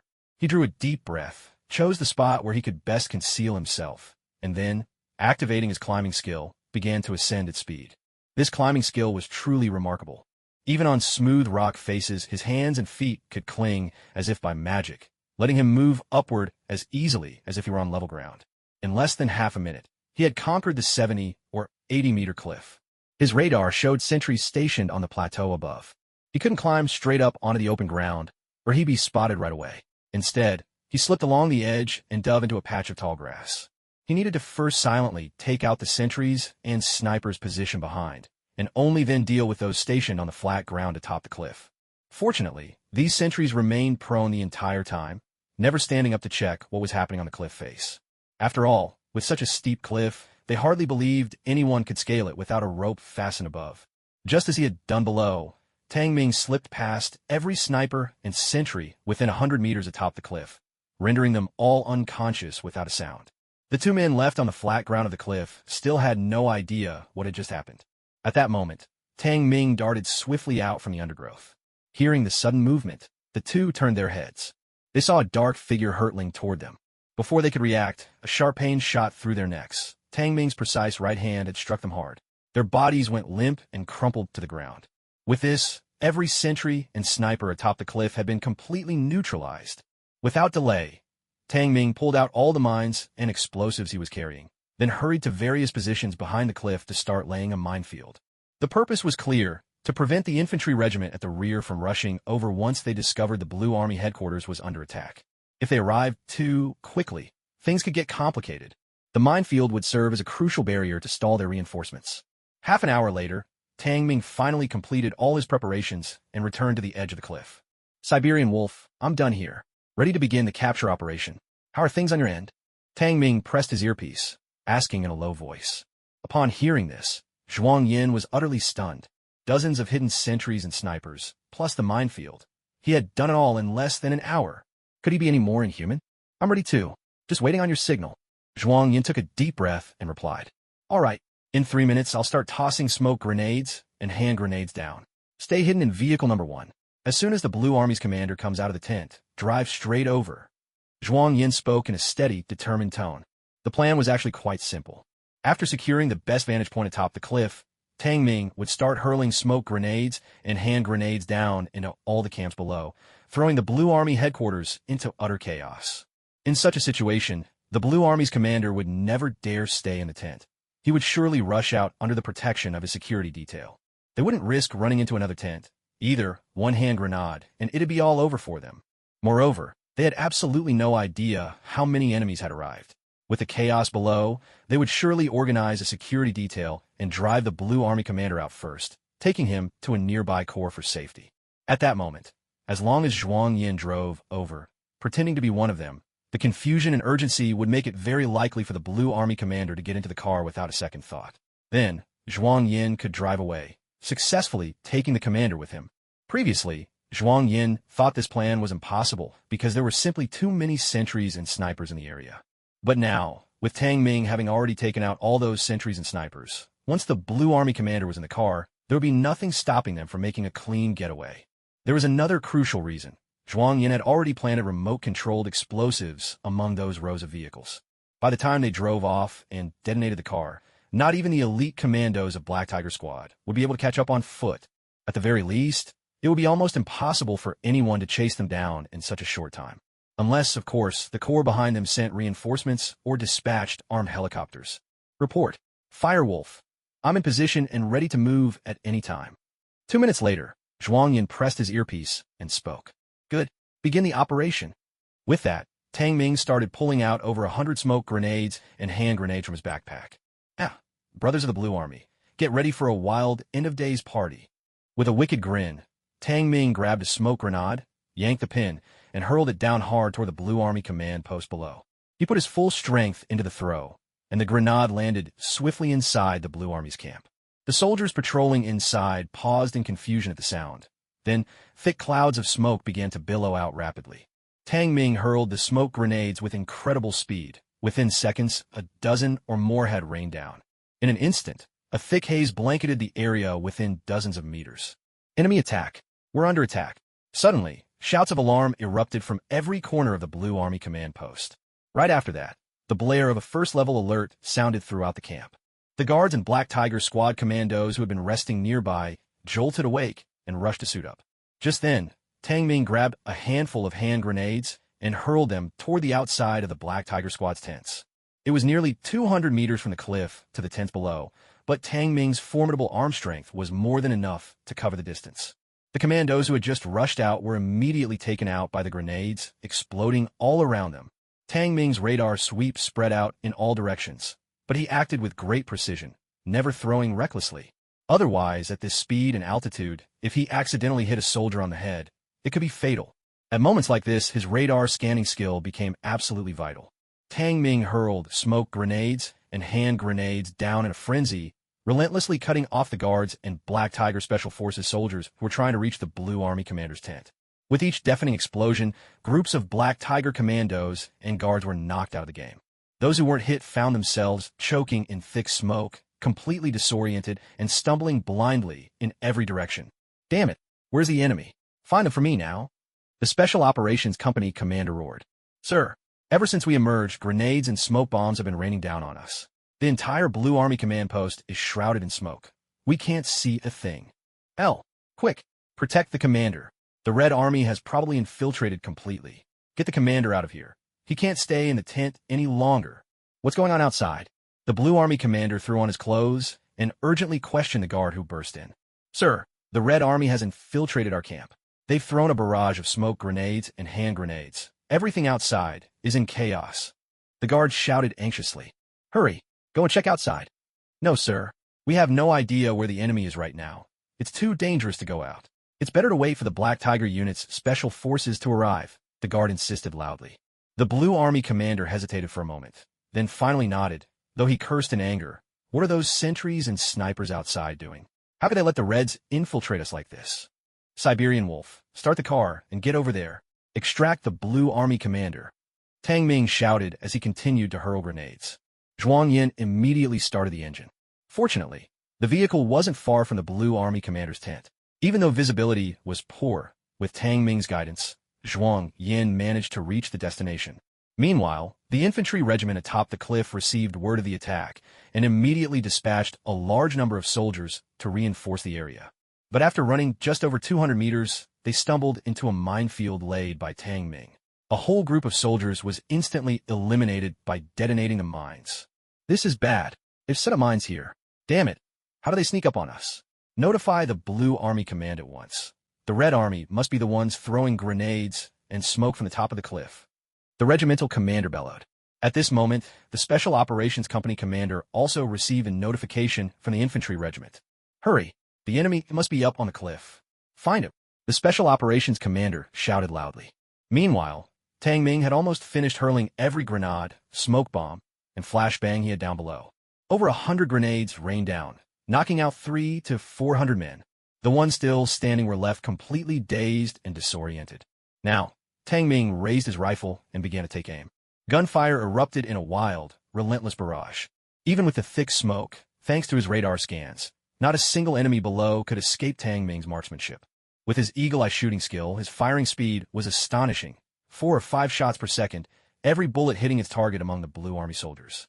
Tang Ming was the first to suppress the Blue Army Special Forces, preventing them from interfering with Zhuang Yan's mission to extract the Blue Army commander. The Black Tiger Commandos, after losing 20 or 30 men to Tang Ming's barrage, tried to charge forward as well, but bullets whistled toward them. The moment anyone dared to poke their head out from behind cover, a bullet would meet them straight between the eyes. All the while, the Blue Army soldiers below unleashed a furious hail of bullets up toward the cliff. But immersed in the thick smoke, they couldn't see a thing above. By now, Tang Ming had slipped into a patch of grass off to the side, making it even harder for them to target him. Reporting in, I'm a Black Tiger Commando. Commander, our company commander ordered me to escort you to safety. After parking his vehicle by the Blue Army commander's tent, Zhuang Yan shouted inside. We've got the Red Army suppressed outside. Now's our chance. Evacuate immediately to the neighboring corps. We don't know how many of them are out there, but it's too dangerous to stay here. Hearing Zhuang Yan's words, the Blue Army commander quickly stepped outside. The moment the tent flap opened, smoke billowed in. Zhuang Yan was now wearing a Black Tiger Commando uniform, something Tang Ming had arranged beforehand to prevent him from being recognized. Though Zhuang Yan's face was unfamiliar, it's worth remembering, the Black Tiger unit had been transferred from the Northwest Military District, while the Blue Army commander was from the Southeast.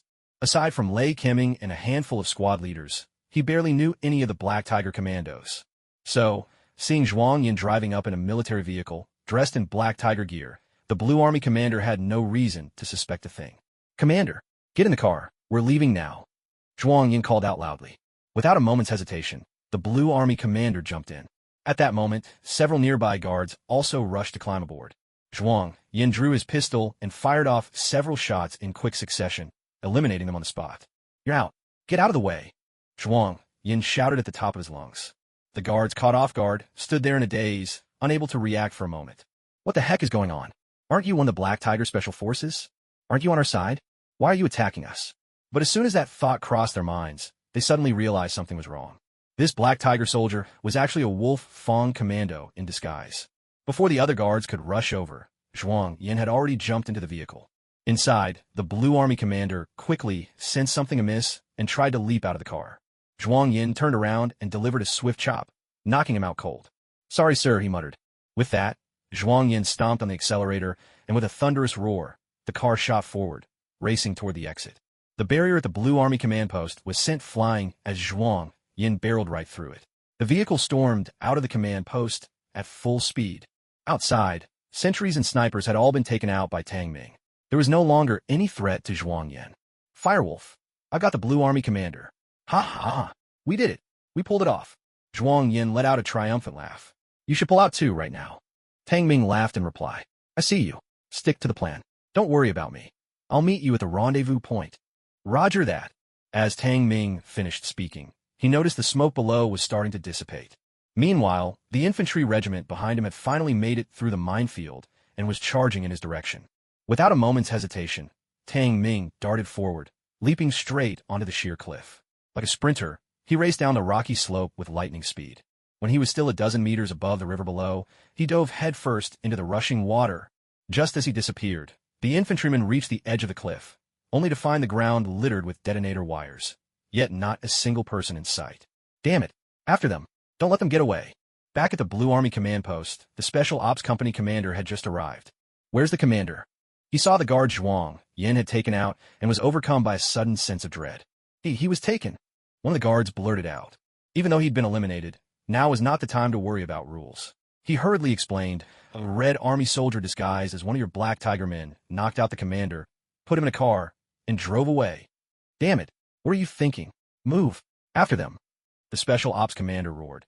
If he manages to take the commander back as a prisoner, we might as well go home and feed pigs for a living. All the Special Forces and Guard Regiment soldiers on the scene dashed for their vehicles in hot pursuit. At this moment, Zhuang Yan glanced at the time and realized it was just about right. He took a remote control from his pocket and pressed the detonation button without hesitation.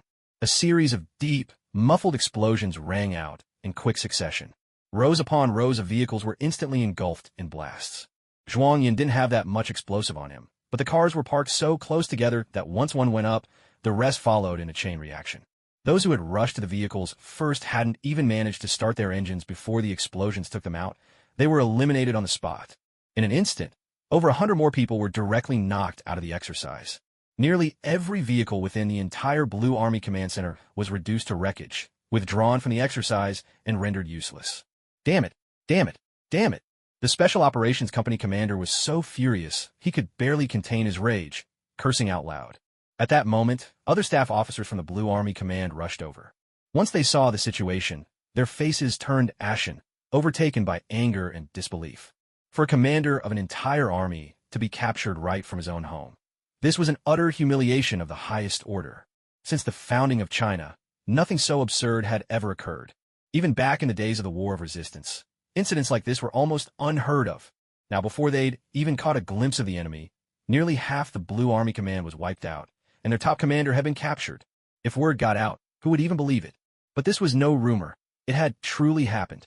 If the Red Army managed to bring the Blue Army commander back to their own territory, the Blue Army would become the laughingstock of the entire force. As for these staff officers, every one of them would be in for a world of trouble and heavy punishment. Quick, notify all nearby units at once. Intercept that Blue Army squad immediately. We must rescue the commander and ensure his safety. A senior colonel and chief of staff shouted the order. With the commander now captured, he was the highest-ranking officer left and assumed command. The chief of staff turned to the Special Operations Company commander. Contact all assault teams from your Black Tiger unit right now. Abandon all previous assignments. Get them back here at top speed and rescue the commander. Just like the Wolfang unit, apart from Lei Kimming's dozens of Special Forces soldiers and the Special Ops Company here, the Black Tiger unit also had several special teams conducting sabotage inside Red Army territory. Contact the Army Aviation Brigade. Before the Chief of Staff could finish, an aide hurriedly interrupted, "Sir, the Army Aviation Brigade has already been destroyed by the enemy." Meanwhile, on the other side, after climbing out of the river, Tang Ming sprinted toward the rendezvous point he'd arranged with Zhuang Yan. Within a radius of 20 or 30 kilometers, there were no fewer than 10 fully equipped mechanized regiments of the Blue Army. Unlike himself, Zhuang Yan didn't possess a host of special skills. If those mechanized regiments managed to surround him, there was no way he'd be able to escape. So, after driving a few miles, Zhuang Yan pulled over and parked the car. At that moment, two figures darted out from the side. It was Captain Gao and Grey Wolf. Heavens, it really is the commander. Grey Wolf, catching sight of the Blue Army commander in the car, was utterly stunned, his mind going blank in an instant. Captain Gao, beside him, also stood with his mouth slightly open and his eyes wide with disbelief.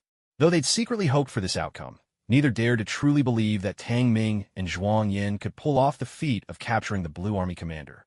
Yet here he was, the Blue Army commander, lying right in the car before them. "You two are unbelievable." Even the usually composed Captain Gao couldn't help but blurt out his astonishment. "Gao, Grey Wolf, enough with the chatter. Change clothes, quick. Their pursuers are almost here." Without wasting another word, the two hurriedly stripped the commander of his uniform and pants. Grey Wolf shed his own clothes and swapped outfits with the Blue Army commander.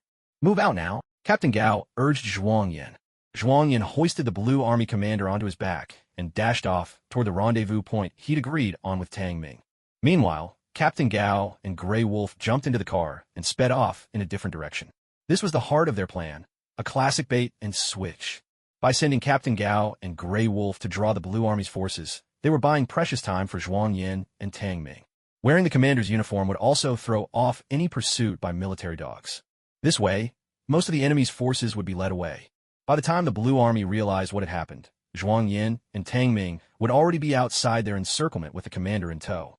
On the Blue Army side, as soon as the mechanized infantry regiments received orders from headquarters, they dispatched large numbers of troops in pursuit of Zhuang Yan's team. Simultaneously, they stationed heavy defenses ahead, lying in wait for Zhuang Yan to fall into their trap. Drones buzzed overhead, sweeping the forest for any sign of movement. Each unit also deployed their military dogs to join the chase. Very soon, those dogs arrived at the spot where Zhuang Yan's car had just been parked. Without delay, they picked up the scent and tore off in the direction Gao and Grey Wolf had gone. Following the dog's lead, the troops redirected their pursuit, focusing all their manpower and setting their defenses in that direction. As for Zhuang Yan's route, hardly anyone gave chase. Captain Gao and Grey Wolf had successfully drawn away the Blue Army's forces. About 10 minutes later, the car carrying Gao and Grey Wolf was finally spotted by the Blue Army unit. Multiple Blue Army vehicles raced out, ramming hard into their car and forcing them to a stop. Yet Gao and Grey Wolf offered no resistance. Instead, they exchanged knowing smiles of triumph. Although they only managed to delay for just over 10 minutes, the plan could still be considered a success. The Special Operations Company commander led his men to pull down Gao Zhong's team and the Grey Wolf. They quickly inspected the vehicle, only to find it empty.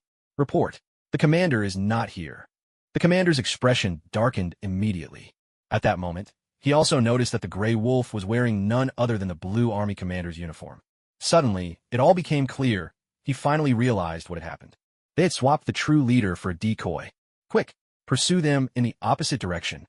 They can't have gotten far. The commander shouted with a grim face. Alert all units. Establish at least 3 defensive lines within a 30-mile radius to the northwest. Not even a mouse must be allowed to escape. The men below swiftly contacted the Blue Army headquarters, urging them to issue new orders at once. The commander quickly spread out a map. They must have retreated to the northwest. In that direction, we've stationed our missile and artillery units. Their reconnaissance abilities against small teams are lacking, so they can't send anyone for a precise interception. But our forces are relatively concentrated in that area. There aren't many routes for them to escape into Red Army territory. These 3 roads here are flat with few obstacles. They wouldn't dare take them. Eliminating those 3 routes, that leaves only 3 possibilities: by water, along the cliffside mountain path, or through the marshlands. But if they're escorting the commander, taking the water route would be extremely difficult. The marshes are out as well. Our drones could easily spot them. That means, most likely, they're taking the cliffside mountain path. For the first 20 miles, there are more than 10 steep but passable mountain ridges. The terrain is rough, but it's the safest option. The next 20 miles are barren hills. Almost no trees, just sparse vegetation, but plenty of rocks and obstacles, with many gullies for cover. And if they follow this path, it's also the shortest route to Red Army territory. So, I believe with high confidence they'll take this road. We need to station our forces ahead of them, right away. The other Special Forces soldiers nodded in full agreement after hearing the commander's analysis. Immediately notify all our Black Tiger special squads to ambush along those 20 miles of steep mountains and the barren hills beyond. Even if we chase them now, we may not be able to stop them ourselves. We'll need these squads to slow down the Red Army team. Before long, the several thousand-strong force set out, driving with military dogs, racing in the direction that Zhuang Yin and Tang Ming had fled. At the same time, on their end, they had also dispatched 2 armed helicopters, which were circling in the sky, searching relentlessly. Zhuang Yin was gasping for breath, drawing in big, ragged gulps of air. He had been running at full speed for nearly half an hour now. The Blue Army commander weighed nearly 200 pounds. In this rugged mountain terrain, being carried at such speed for half an hour by someone else, no matter how strong he was, had left him utterly exhausted. Besides, carrying 200 pounds of gear was nothing like carrying a 200-pound man. The latter was far more strenuous. At last, after almost 40 minutes of running, a voice suddenly rang out, making him come to a halt. A figure leapt down from a tree, waving at Zhuang Yin and calling out, "Damn it! Finally, we're here. If we'd gone any farther, I would have dropped dead from exhaustion." Zhuang Yin gently set the Blue Army commander down, still gasping for air, sweat the size of soybeans rolling quickly down his face. At that moment, the Blue Army commander suddenly regained consciousness. "Where am I?" He was still a bit dazed and confused. "Commander, you've been captured by us." Tang Ming walked over, smiling at him. The Blue Army commander looked down at himself. His clothes had been changed. He glanced around at the unfamiliar forest, seeing not a single Blue Army soldier in sight. Then he looked at the breathless Zhuang Yin, and the scene before he was knocked out flickered through his mind. After a moment, a bitter, helpless smile finally crept onto his face. "It seems I really underestimated this year's batch of Wolfang recruits," the Blue Army commander said. "I never imagined I'd be captured and spirited away before being decapitated. You 2 new soldiers have made history." "Commander, aren't you angry?" Zhuang Yin blinked in surprise, curious. The Blue Army commander shot him a sidelong glance and smiled. "Why would I be angry? You're Wolfang soldiers, my soldiers. Seeing my own men display such formidable strength, how could I be anything but proud?" Zhuang Yin and Tang Ming exchanged glances. Sure enough, the higher the rank, the greater the sense of conviction. However, the commander continued, "If you think getting me back to your Red Army base will be easy, you're mistaken. If I'm not wrong, Right now the Blue Army must be deploying a massive force to rescue me. Aren't they? Tang Ming replied. They're hot on our trail, as we speak. But Commander, even if we don't ultimately succeed at the very least before they get to us, we can take you out first. Very well. Then I'll watch and see how you plan to get me back to your Red Army base. The Blue Army commander laughed. Tang Ming said, Commander, since you're awake now, I won't knock you out again. But from now on, you can't speak and you can't move. Will you cooperate with us? Of course, if even I, the highest-ranking officer, don't follow the rules, what rules will there be for the exercise at all? Thank you for your cooperation, sir. Let's head out. Tang Ming stood up. Sir, I'll carry you on my back. The Blue Army commander nodded without saying anything more. After all, at his age, running a few hundred meters left him gasping for air, let alone making a mad dash like a Special Forces soldier. Besides, Tang Ming and his team would never let him try to run. That would only slow them down significantly. Tang Ming hoisted the Blue Army commander onto his back, then turned to Zhuang Yin and said, I'm leaving this to you. See you after the exercise. Zhuang Yin was to stay behind and draw enemy fire. Surrounded as he was, there was no way he could survive. But there was simply no other choice. Zhuang Yin was nearly exhausted already and couldn't possibly make it far. Letting him stay behind to buy them a little more time was the best option. All right, old Tang, don't let us down. Tang Ming Godin, have I ever disappointed you? Time to go. With that, Tang Ming took off, carrying the Blue Army commander and sprinting at full speed. He headed exactly where the Special Forces Company commander had analyzed earlier, toward the steep mountain slopes and the desolate valley.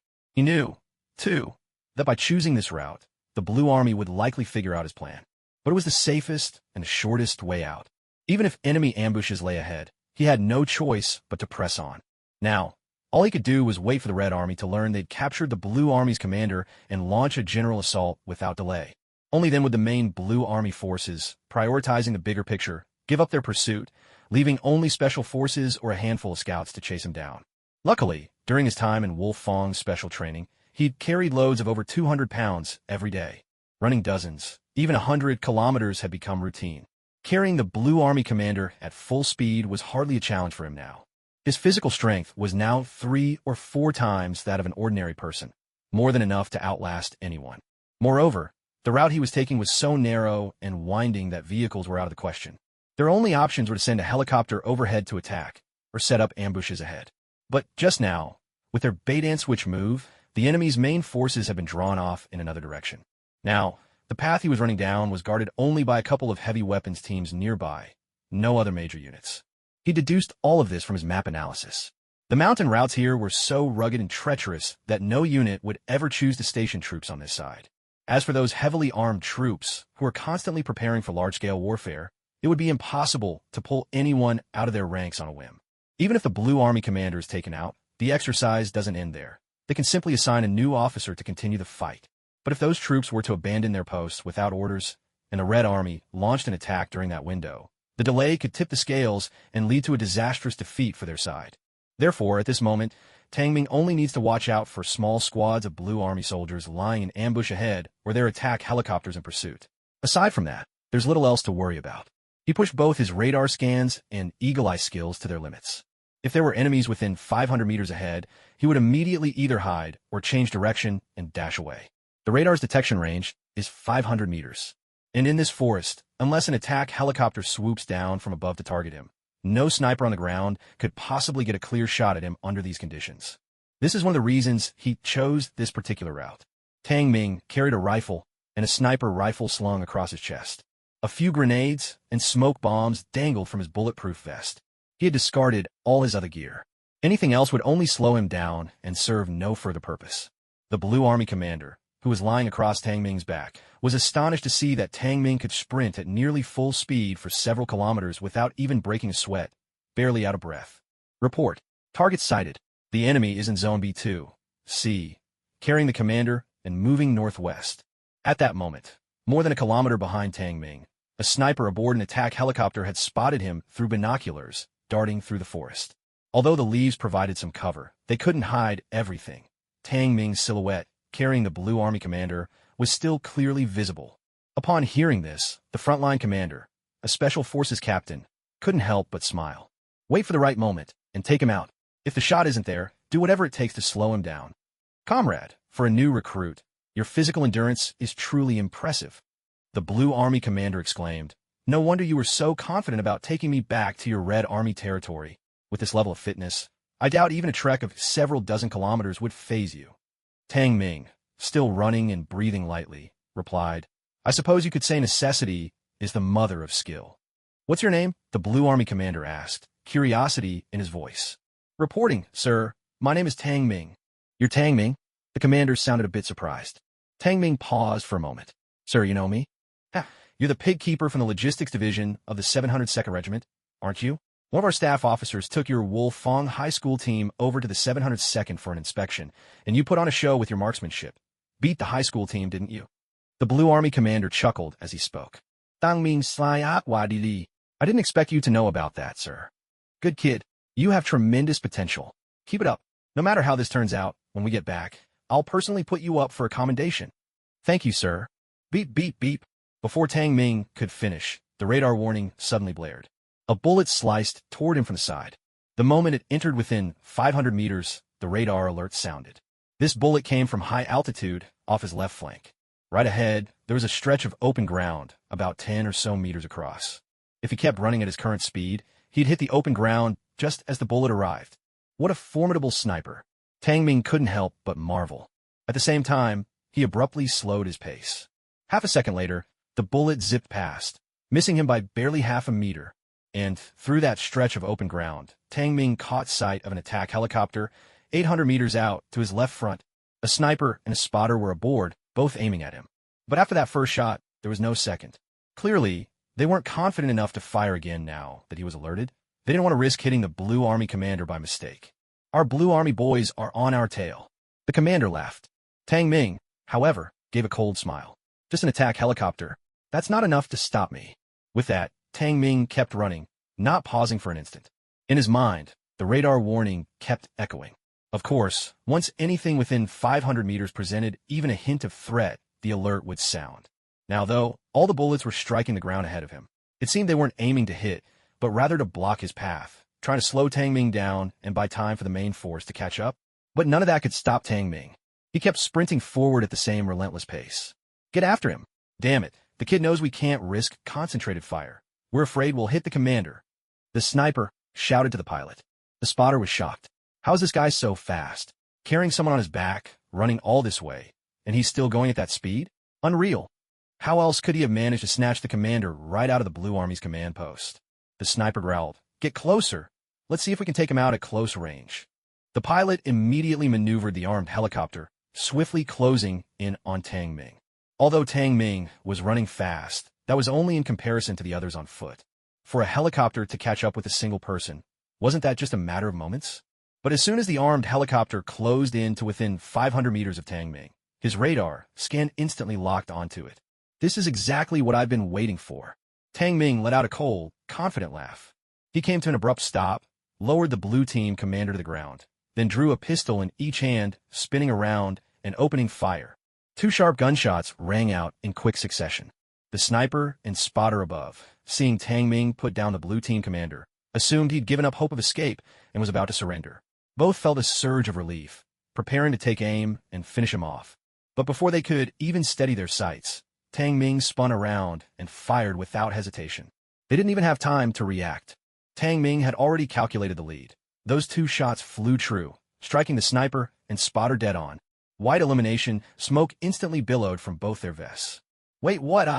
The two of them were utterly stunned. They'd actually been hit? This guy just spun around and fired one shot from each hand, without even properly aiming. The muzzles were barely level with his chest. And he still managed to hit them? Was that just a lucky shot? But if it was luck, it was far too accurate. Both of them hit just like that. While they were still reeling from shock, down below Tang Ming unleashed a barrage from both his assault rifle and sniper rifle. His target was, of course, the armed helicopter overhead. An armed helicopter isn't a fighter jet. Despite its armor, if you hit the tail or the rotors a few times in quick succession, it'll lose balance and become unable to continue fighting. Right now, Tang Ming was aiming directly for the helicopter's rotors. The helicopter was completely within his firing range. At this distance, even without radar lock, pure skill and eagle-eye precision would be enough to guarantee a hit. With each burst of bullets striking the helicopter's rotors, white smoke soon began to pour from the machine, signaling its elimination from the competition. Along with the helicopter, the remaining 3 crew members on board were also knocked out. These 3 were positioned behind the sniper and spotter. They didn't even get a chance to fire back, eliminated before they could react. From the moment Tang Ming opened fire to the end of the engagement, the entire process lasted less than 3 seconds. Even the pilot above didn't have time to react or fly the helicopter to safety. In an instant, all 6 people aboard the armed helicopter were left utterly stunned. They simply couldn't believe they'd been taken out by a single Langi commando in under 3 seconds. And he'd taken out the entire helicopter along with them? Was this for real? This guy's marksmanship is just incredible, isn't it? Goodbye, everyone. Down below, Tang Ming and his team waved and smiled, calm and unruffled, as if nothing were out of the ordinary. Meanwhile, the Blue Army commander, still sitting on the ground, had his mouth slightly agape. He thought he was about to be rescued this time, but to his surprise, no wonder you managed to take out the high school team in an instant. You're shooting. The Blue Army commander paused for a moment before finally saying, in a word, superb. He nearly wanted to add, old chief, at your age, you really shouldn't be using slang that won't be popular for another 10 years. After all, this was still the era before 2010, not the internet age of the next decade. Team 3, what's your situation over there? Report back at once. At that moment, the sniper's earpiece crackled with the voice of the Special Operations Company commander. The snipers exchanged glances, their faces showing nothing but wry smiles. Commander, all of us, including the armed helicopter, have been taken out. We can't continue communications. Over and out. With that, they removed their earpieces one by one. Back more than 10 miles away, the Special Operations Company commander's face froze in shock. All of them wiped out, and even the helicopter? One man alone took out 6 of you, plus an armed helicopter, as if it were nothing? You gotta be kidding me.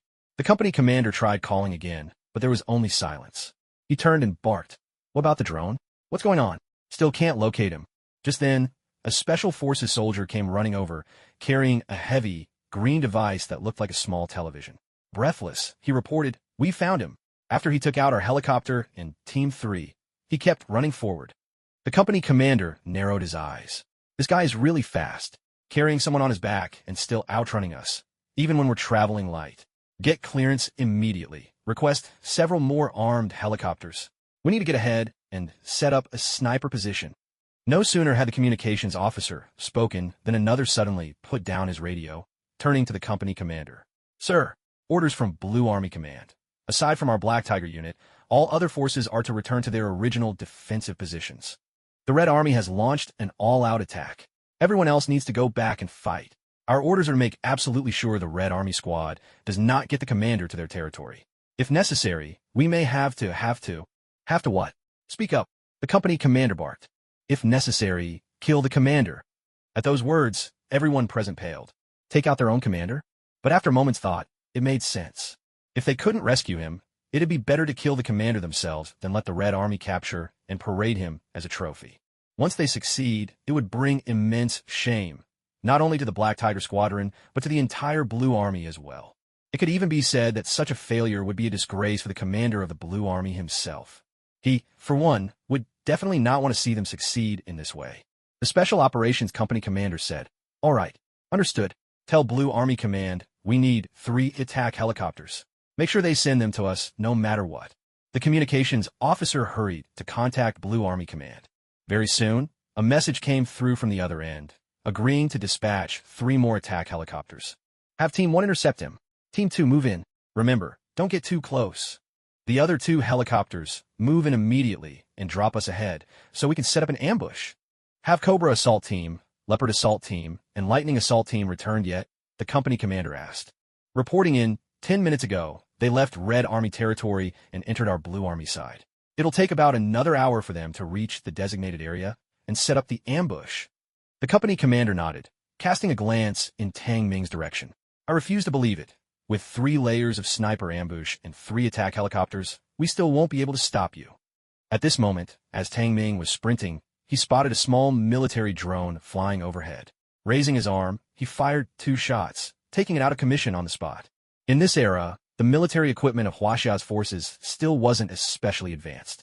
These reconnaissance drones were only issued in small numbers to the special forces, and each was just 30 or 40 centimeters in length.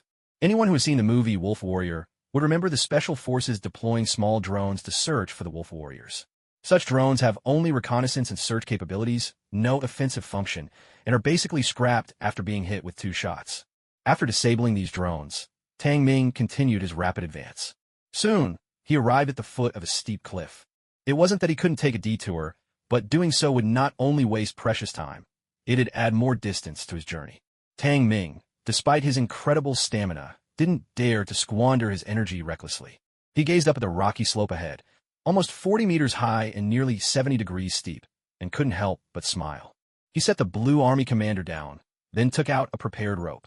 Of course, the rope wasn't for climbing, but to secure the Blue Army commander to his own body. Climbing such a slope is impossible without free hands. And the Blue Army commander was an older man.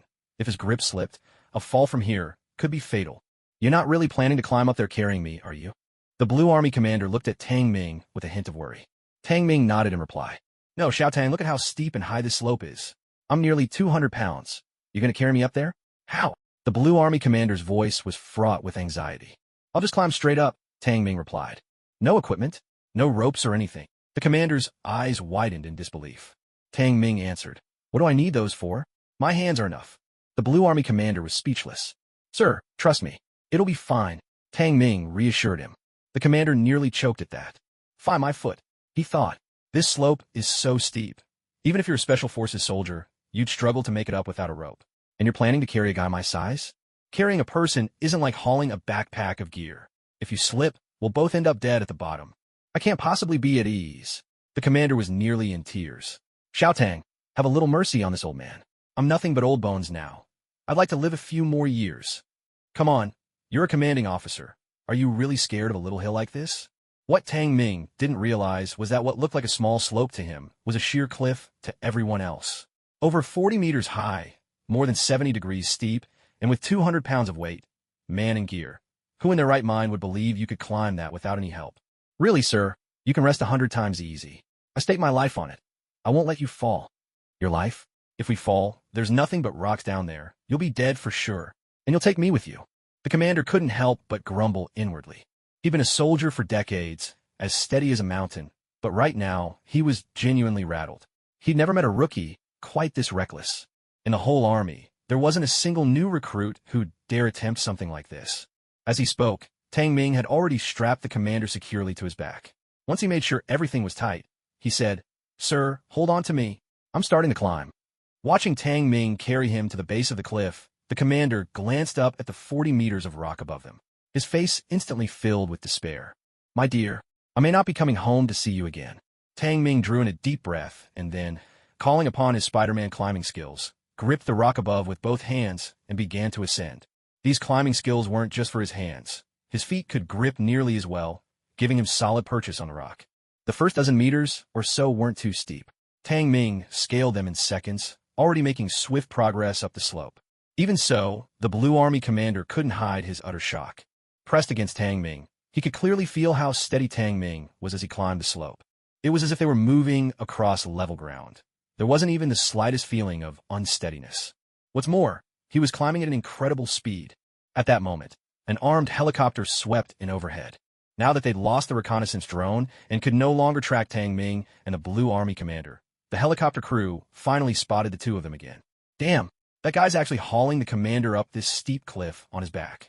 Has he lost his mind? Notify the company commander, quick!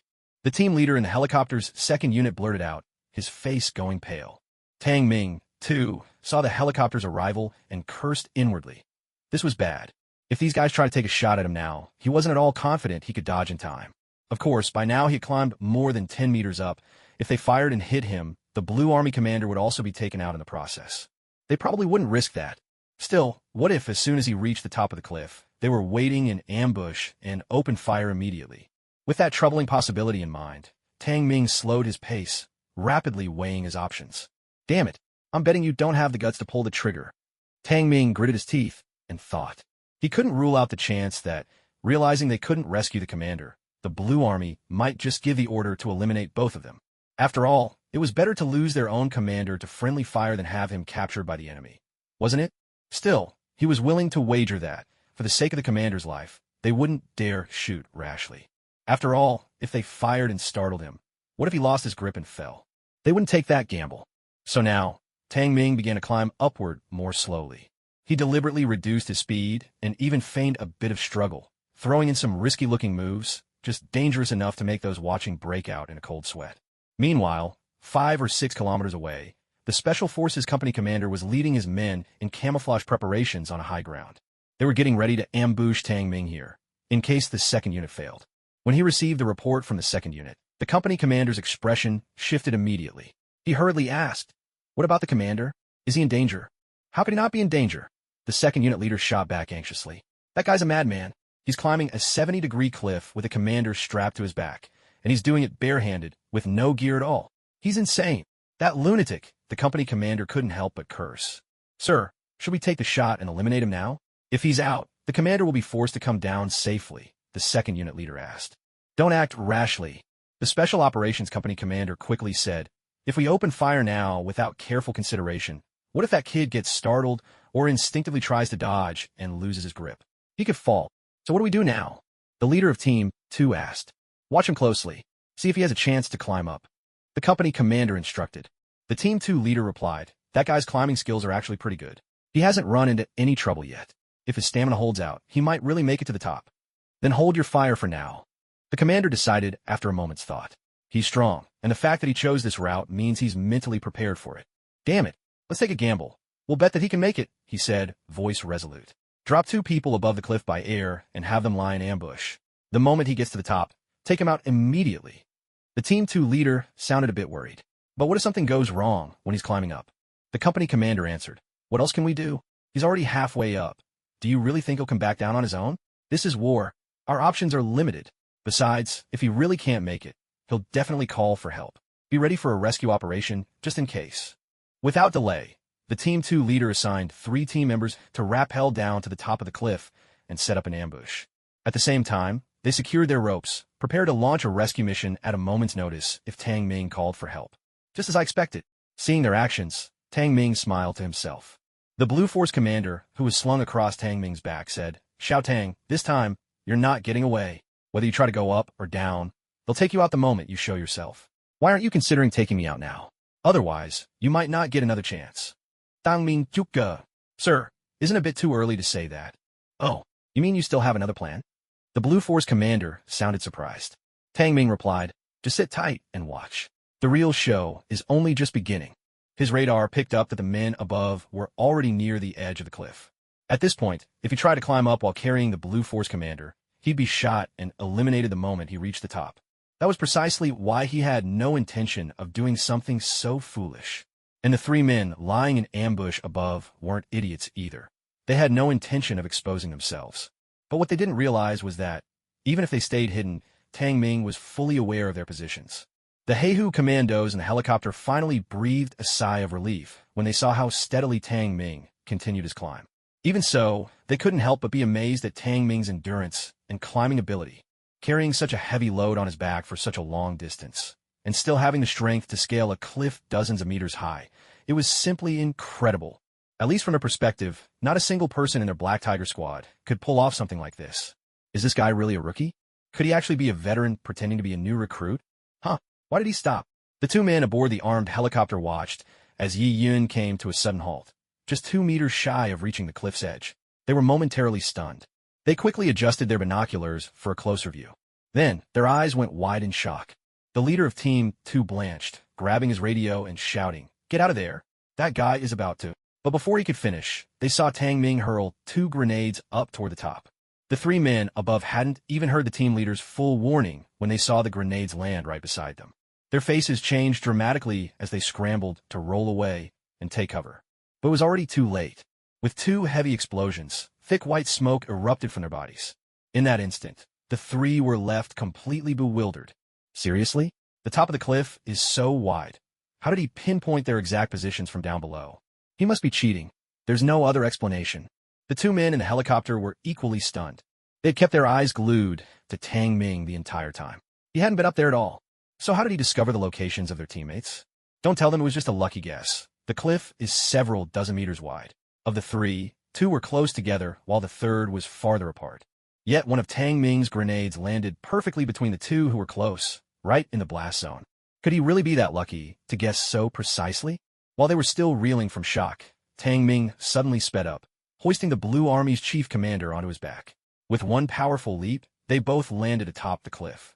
Without a moment's hesitation, Tang Ming raised his gun and unleashed a burst of fire at the armed helicopter. Bang! Bang! Bang! 7 or 8 shots rang out in quick succession. 6 rounds struck the helicopter's rotor, while the other 2 hit the 2 Black Tiger commandos inside.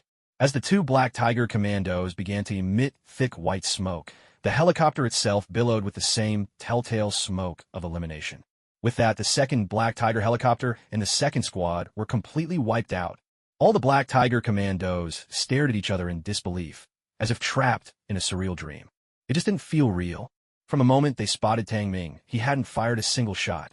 In the blink of an eye, their entire team had been eliminated. Wasn't this just outrageous? Gentlemen, would you mind handing over your grenades? Thank you.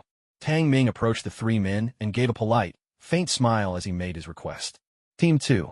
Team 2, report your status. Over. At that moment, the voice of the Special Forces Company commander crackled through the helicopter's radio. The 2 leaders of Team 2 exchanged a wry smile and took off their headsets. Let's just land. We're all out. The team leader spoke with bitter resignation. What's going on? No one's answering. On the company commander's side, no response came through. The expressions on everyone's faces grew increasingly uneasy. A lieutenant standing nearby, face tense, said, "No reply can only mean one thing. They've been eliminated too." The company commander fell silent. So did everyone else.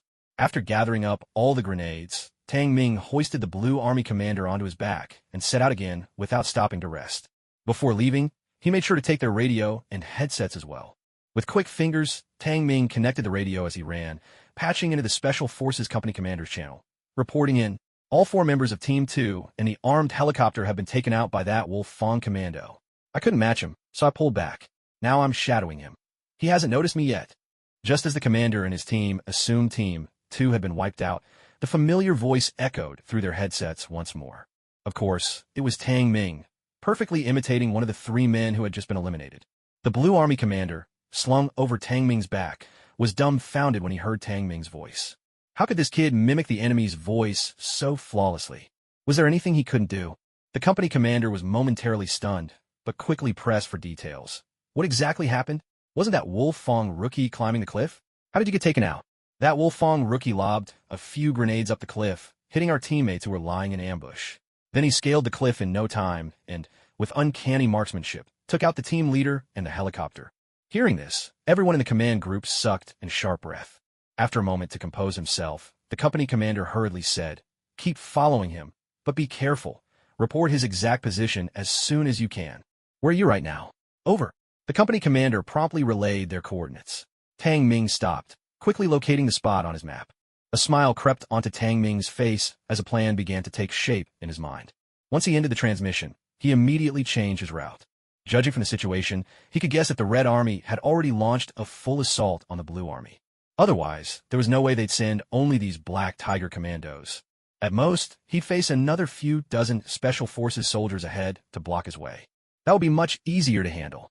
If even Lei Kemming and his team had fallen to him, these remaining opponents would hardly be an obstacle. A hearty laugh burst out from the Blue Army commander. "Ah, good, excellent, wonderful. Commander, what's got you smiling?" Tang Ming, breathing heavily, asked the question. The Blue Army commander replied, "I never expected you to be this formidable. Even if you really do capture me and take me back to the Red Army's base, I'd still be happy. After all, you're my soldier. Ha ha ha. Well, you're not wrong, sir, but right now, you're my enemy. And yet you can still laugh about it?" After running several kilometers, when there was still about 1.5 kilometers left to reach the location given by the Special Operations Company commander, Tang Ming came to a halt. He pulled out his radio and immediately contacted them. Reporting in, that new Wolf Fong recruit is carrying the commander and has taken a detour around the right side of B2G Heights. They must have figured out you were lying in ambush on the cliff and changed tactics. Our previous plan won't work anymore. Good. Keep a close eye on him. We'll move to set up a new ambush now, the company commander replied. A few minutes later, Tang Ming, still carrying the Blue Army commander, arrived at B2G Heights. The radar scan showed no signs of anyone lying in wait above. Clearly, the Special Operations Company commander had taken his men and shifted the ambush to the right. Tang Ming's maneuver had worked. He'd successfully drawn the tiger away from the mountain. The cliff here was much the same as the one before, and Tang Ming, with the Blue Army commander on his back, climbed up with ease. But instead of leaving right away, he first found a well-hidden spot and settled the commander there. Are you going to take him out first? The Blue Army commander looked at Tang Ming in surprise. Tang Ming Govin, I have to deal with any threats behind me, don't I? Stay here and get some rest, sir. I'll be back as soon as I can. With that, Tang Ming turned and sprinted away. He radioed the Special Operations Company commander again, asking them to report their position. Then, he relayed a false location, sending them off in the wrong direction. After nearly half an hour, he finally spotted the 10-man squad on a high ground. Their position was relatively concealed, but from where Tang Ming was now, they were practically in the open with nowhere to hide. He had lured them there on purpose. It was the perfect spot for him to snipe from a distance. Tang Ming immediately readied his sniper rifle, taking aim. Through the scope, he locked onto the major who led the squad. Farewell, old soldier. Safe travels. Tang Ming murmured with a hint of a smile at the corner of his mouth, then gently squeezed the trigger. A sharp report rang out. The bullet whistled through the air. The Special Operations Company commander and the Black Tiger commandos around him, lying in ambush on that little rise, had no idea Tang Ming had circled behind them. The bullet struck the commander's steel helmet dead on. Instantly, the elimination device on his vest was triggered, releasing a puff of white smoke. The commander stared in stunned disbelief at the smoke rising from his gear, completely bewildered. What the? That is it sniped? The other 9 Black Tiger Special Forces soldiers were momentarily stunned when they saw white smoke rising from their captain's body. But the next moment, their faces changed dramatically. There's a sniper. Take cover now.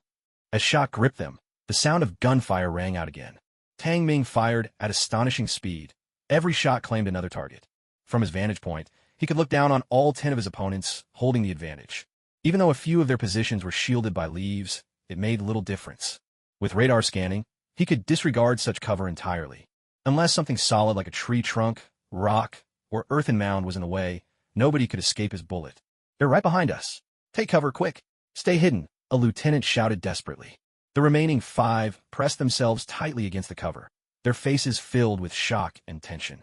In just a few seconds, they had already lost 5 men. All they had was a general sense of their enemy's position.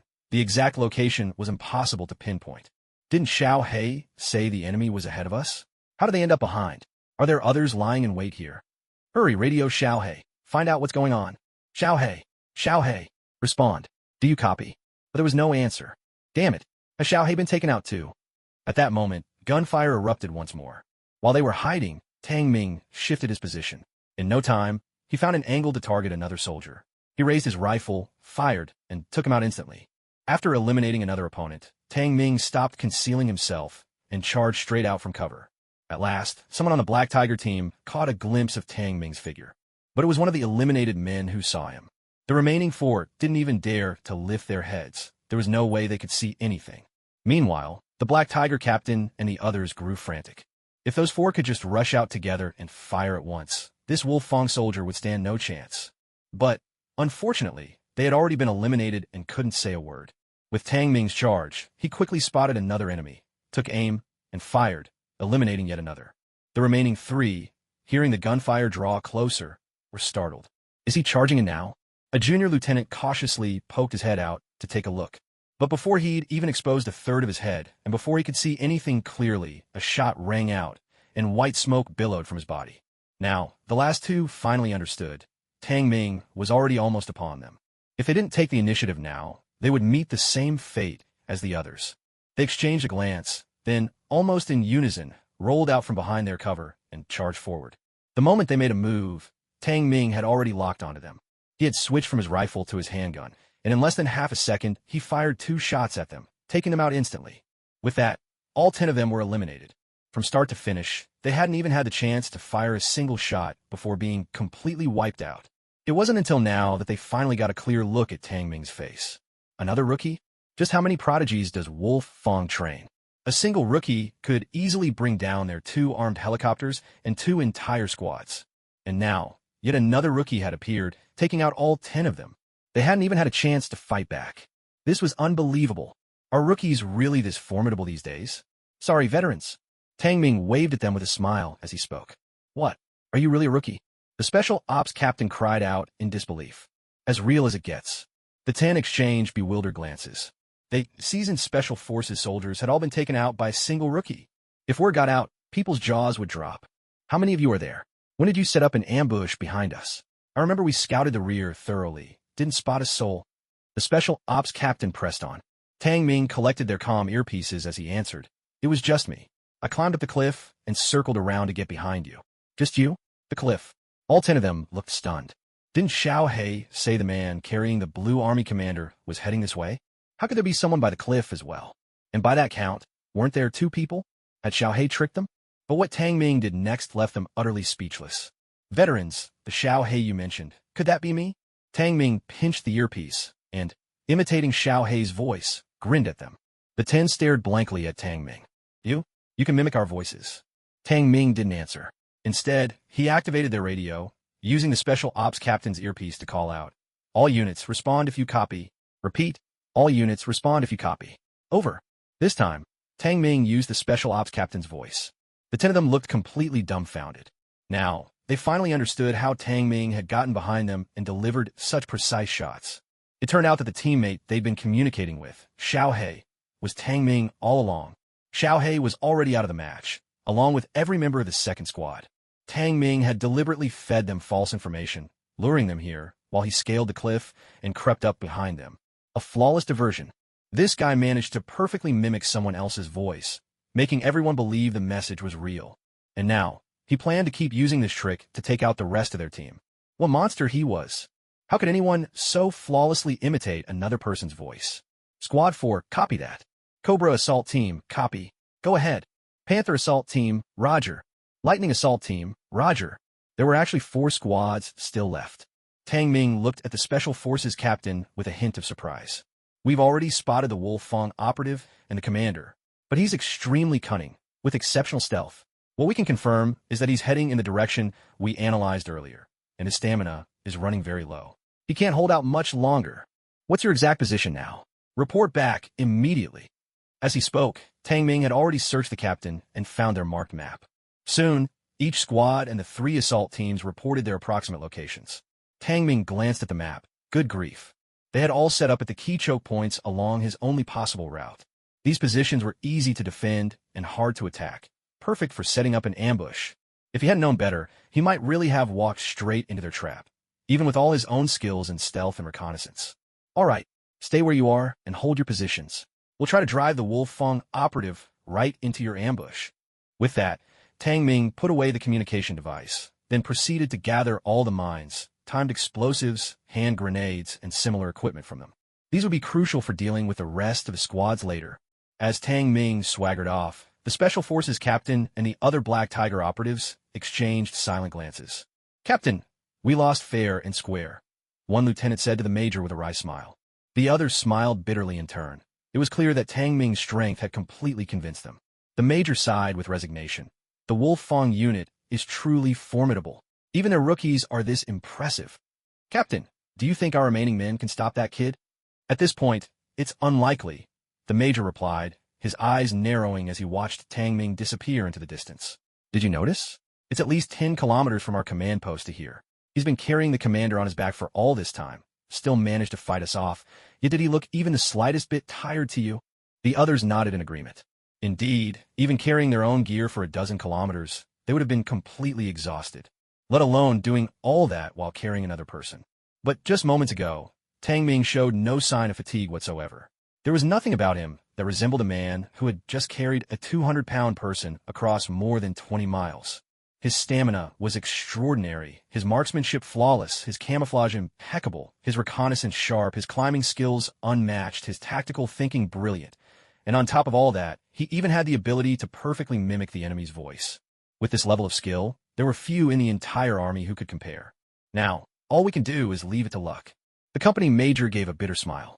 This time, our Black Tiger squad has been utterly defeated by the Wolf Fong unit. Defeated through and through. Everyone fell silent for a moment. The 4 squads behind were not tightly grouped. Each was separated by several kilometers. Aside from the 4th squad, which remained on the steep forested slope, the other 3 assault teams were all positioned in the rocky valley further back. That valley was the toughest challenge of all. There was little greenery there, standing atop the mountain. One could overlook nearly every spot within several kilometers. If he stayed perfectly still and kept low, his camouflage skills might keep him hidden. They might not spot him at all. But the moment he started running with the commander on his back, they would surely catch sight of him. And that didn't even account for the possibility that they might still have armed helicopters patrolling the area. There was another crucial factor. Those 3 assault teams had formed a simple triangular encirclement. Should any one team come under attack, the other 2 could provide immediate support, and many of the best sniper positions were already under their control. At a time like this, not to mention just one man, even an entire Special Forces company would have trouble advancing 500 meters. So Tang Ming understood. He couldn't force his way through. He would have to rely on fishing tactics to take them out one by one. If he could eliminate even half their number, the rest would be no obstacle at all. Tang Ming ran as he watched the time. It was already 5 in the morning. By the time he reached that desolate, rocky valley, the sun would surely be up. As for the 7 or 8 men of the 4th squad, still moving through the forest, Tang Ming used no elaborate tactics. He simply crept up on them and took them out, one by one. That was no trouble for him. After finishing off that squad, Tang Ming quickly changed into their uniforms. He then led the Blue Force commander to a relatively flat patch of grass, carefully setting up a minefield around them. At last, he pulled out his radio and called, "Cobra Assault Team. Do you copy? Respond. Cobra Assault Team here, go ahead. We've already rescued the commander, but that Wolf Fong Special Forces soldier managed to escape. We're in pursuit. The commander is injured and can't handle any more jostling. One of our team members is looking after him on a plane in Area A91. Your job is to fly the helicopter in and get the commander out first. Awaiting your confirmation. Over. Cobra Assault Team here. Message received. We'll take off immediately and head over to pick up the commander. We're counting on you to handle things on your end. Over. Copy that. Over." The 3 assault team members all breathed a sigh of relief when they heard the major's orders. At least they'd managed to save the commander. This way, their loss didn't seem quite so humiliating. "So, does this mean I've completely fallen into your hands this time?" The Blue Army commander looked at Tang Ming with a wry smile. He'd already figured out Tang Ming's plan. Having the Cobra Assault Team fly in with their attack helicopter was clearly a ploy to seize the chopper for himself. Then, they could either use it to take out the remaining Black Tiger commandos, or simply fly the commander straight back to Red Army territory. The Black Tiger unit didn't have anyone like Tang Ming, someone monstrous enough to shoot down a helicopter with just a few shots. This kid was truly one of a kind. Tang Ming just smiled and didn't answer. About 10 minutes later, Tang Ming caught sight of an attack helicopter approaching from the barren mountains in the distance. He quickly stood up and waved at it. His face was painted in camouflage, so from that distance, there was no way anyone on board could make out his features. Besides, he was banking on the fact that these assault team members didn't know every single soldier from all the Special Forces units. Just like with the Wolf Fong Battalion, almost 1,000 people, and the assault team selection was held separately. They never trained with the regular combat units, and even during missions, they rarely met. There was no way everyone knew each other, except perhaps for some of the higher-ranking officers. Plus, right now, he was wearing camouflage paint and the Black Tiger Battalion's special training uniform. "Down here. Land here," the Cobra Assault Team leader called out. The pilot began to bring the helicopter down. In no time, 7 men jumped out, 2 of them immediately fanning out to provide cover and keep watch. The other 5, carrying a stretcher, rushed toward Tang Ming and the Blue Army commander. They moved quickly, clearly unaware that they were about to step right into a minefield. Suddenly, one of them stopped dead as he felt his boot land on a mine. The Cobra Commando shouted a warning, his voice sharp. The others' faces paled as they froze in place. But at that moment, a grenade landed right in front of them. "Grenade! Take cover!" The Cobra team leader's eyes widened in alarm as he shouted, and the group dove to the ground. They managed to leap clear of the blast radius, escaping unscathed. Immediately after, another 7 or 8 grenade explosions erupted in quick succession. The grenade Tang Ming had thrown triggered the detonation of the entire minefield. All 5 of them were caught in the blast zone, and, as a result, were eliminated from the exercise. By this time, Tang Ming had already dashed forward, his weapon aimed squarely at the 2 Cobra commandos on sentry duty who hadn't even had time to react. He swiftly took them out as well. The armed helicopter was now less than 50 meters away from him. Sensing the dire situation and realizing they'd been duped, the pilot aboard the helicopter instantly began the takeoff sequence, trying to get airborne and escape as quickly as possible. But there just wasn't enough time. Tang Ming was already sprinting toward them. With a powerful leap, he jumped onto the armed helicopter, pressing his pistol to the pilot's head. "Comrade pilot, you're out. Land the chopper." At that moment, the helicopter had barely lifted half a meter off the ground. Even if the pilot was eliminated, the aircraft itself wouldn't be damaged enough to meet the criteria for being taken out of the exercise. The pilot had no choice but to shut off the engine and disembark. The 7 members of the Cobra assault team stood there, their faces etched with frustration and disbelief. But try as they might, they simply couldn't figure it out. Wasn't the one who notified them supposed to be one of their own? How could they have fallen into such a trap? They all knew the company commander major personally. They could recognize his voice without question. This time, however, Tang Ming ignored their shock and confusion. He turned away, leading the Blue Army commander straight up to the helicopter. "Thank you for the gear, gentlemen. I'll gladly accept your donation." Tang Ming settled into the pilot's seat, waved cheerfully at the 7 Cobra team members below, then immediately powered up the helicopter. During Wolfang's training, they'd all completed the basic helicopter pilot course. He might not measure up to an ace pilot, but he could certainly handle the basics. Damn it! Watching the helicopter lift off and fly away, the 7 members of the Cobra team could only stand there, fuming, feeling like they'd been utterly played and not even knowing by whom. A surge of anger burned inside them, but there was nowhere to vent it. Once aboard, Tang Ming flew the Blue Army commander directly toward Red Army territory. There was no way he'd take the route over the desolate mountains. Who knew if there were more armed helicopters lurking over there?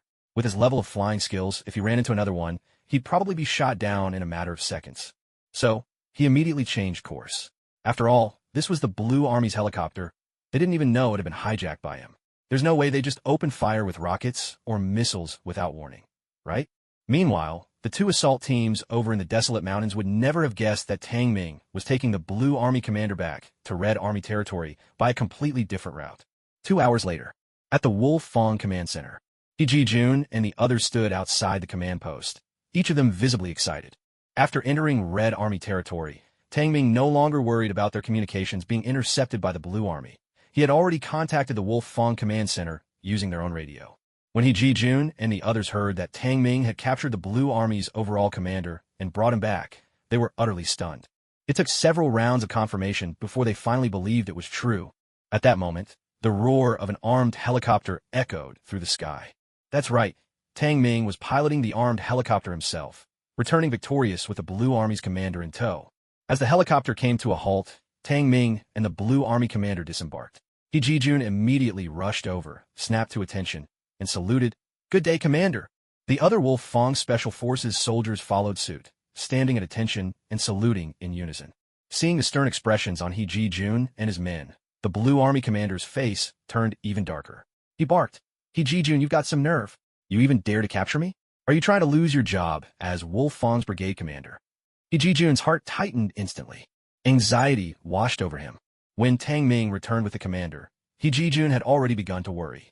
Even though it was just a drill, capturing the enemy's supreme commander alive was something that had never happened before in the history of the Chinese military.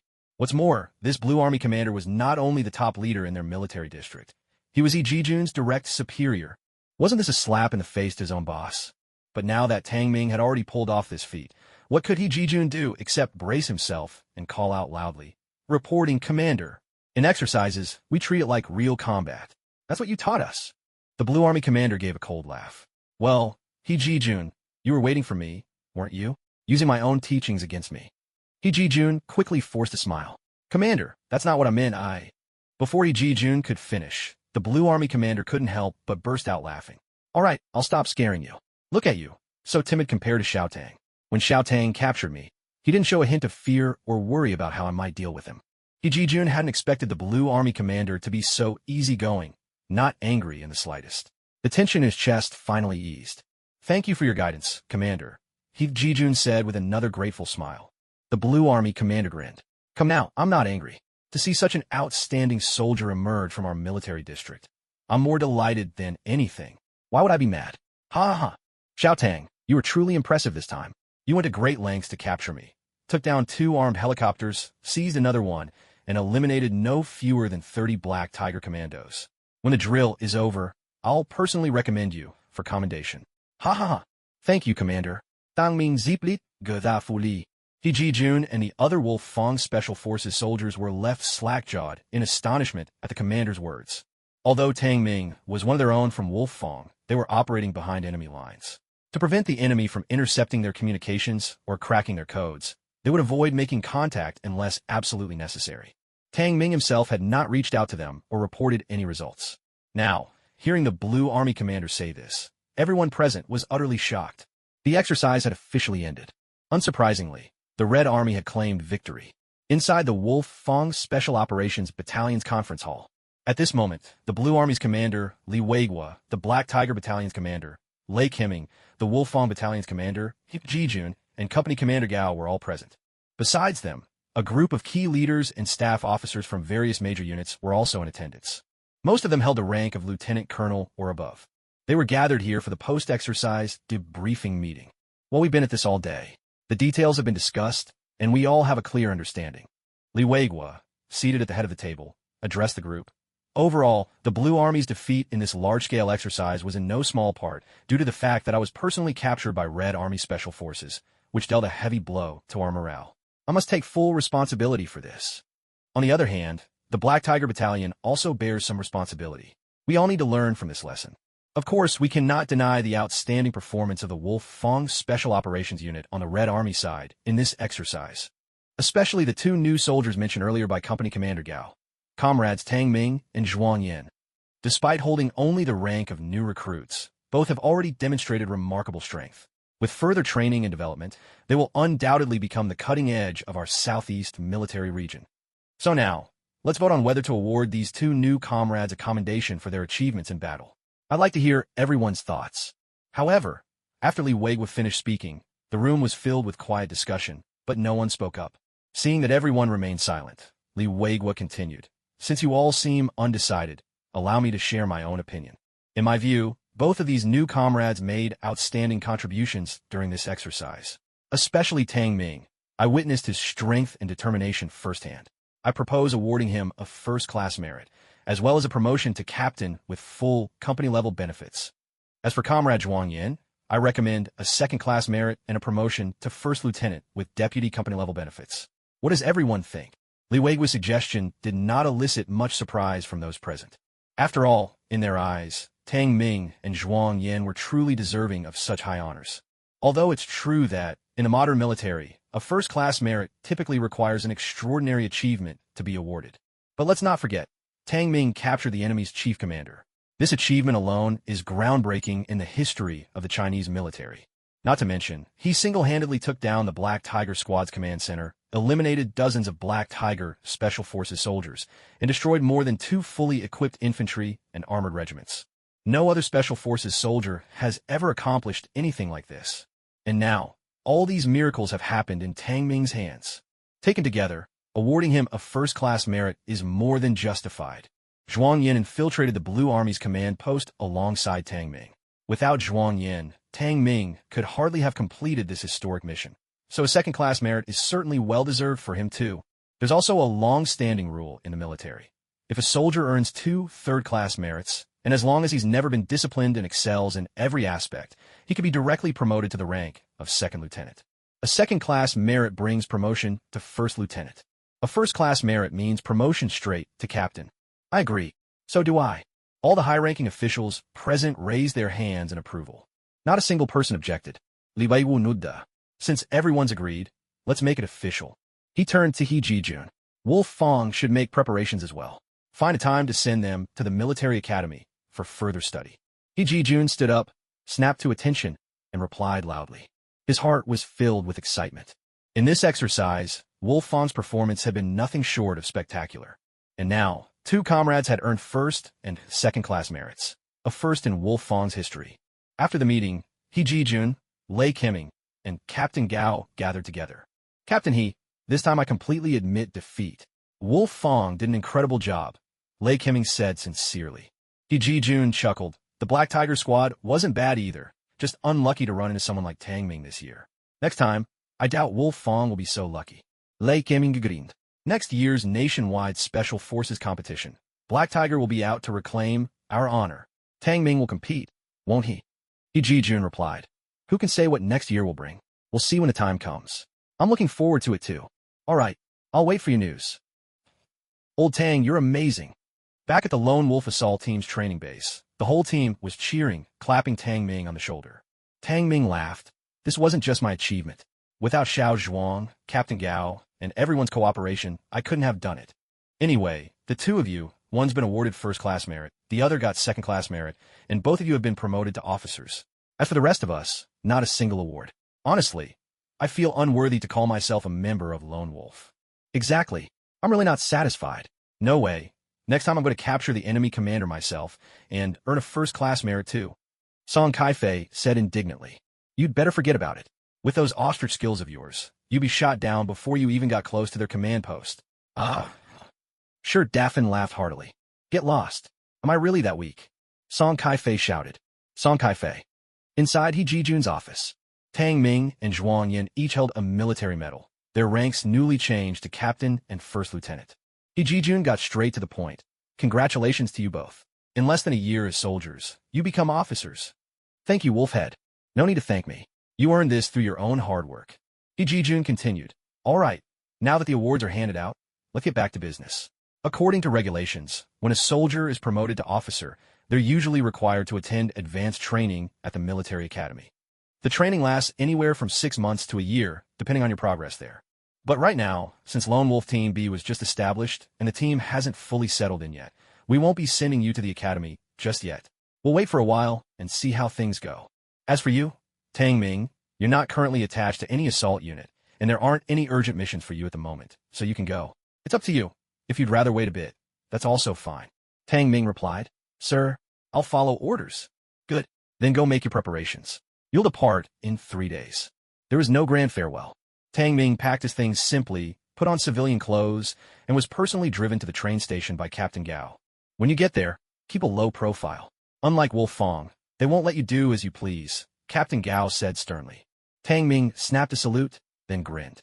Captain Gao, I'm always low-key. Don't worry.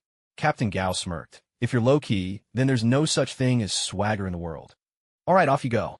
The train's about to leave. Tang Ming waved at Captain Gao, then turned and walked into the station, got his ticket checked, and waited in the departure hall. Watching Tang Ming's back, Captain Gao finally let out a long sigh of relief. At last, we've sent this wild card off. Let the academy instructors deal with him for a change.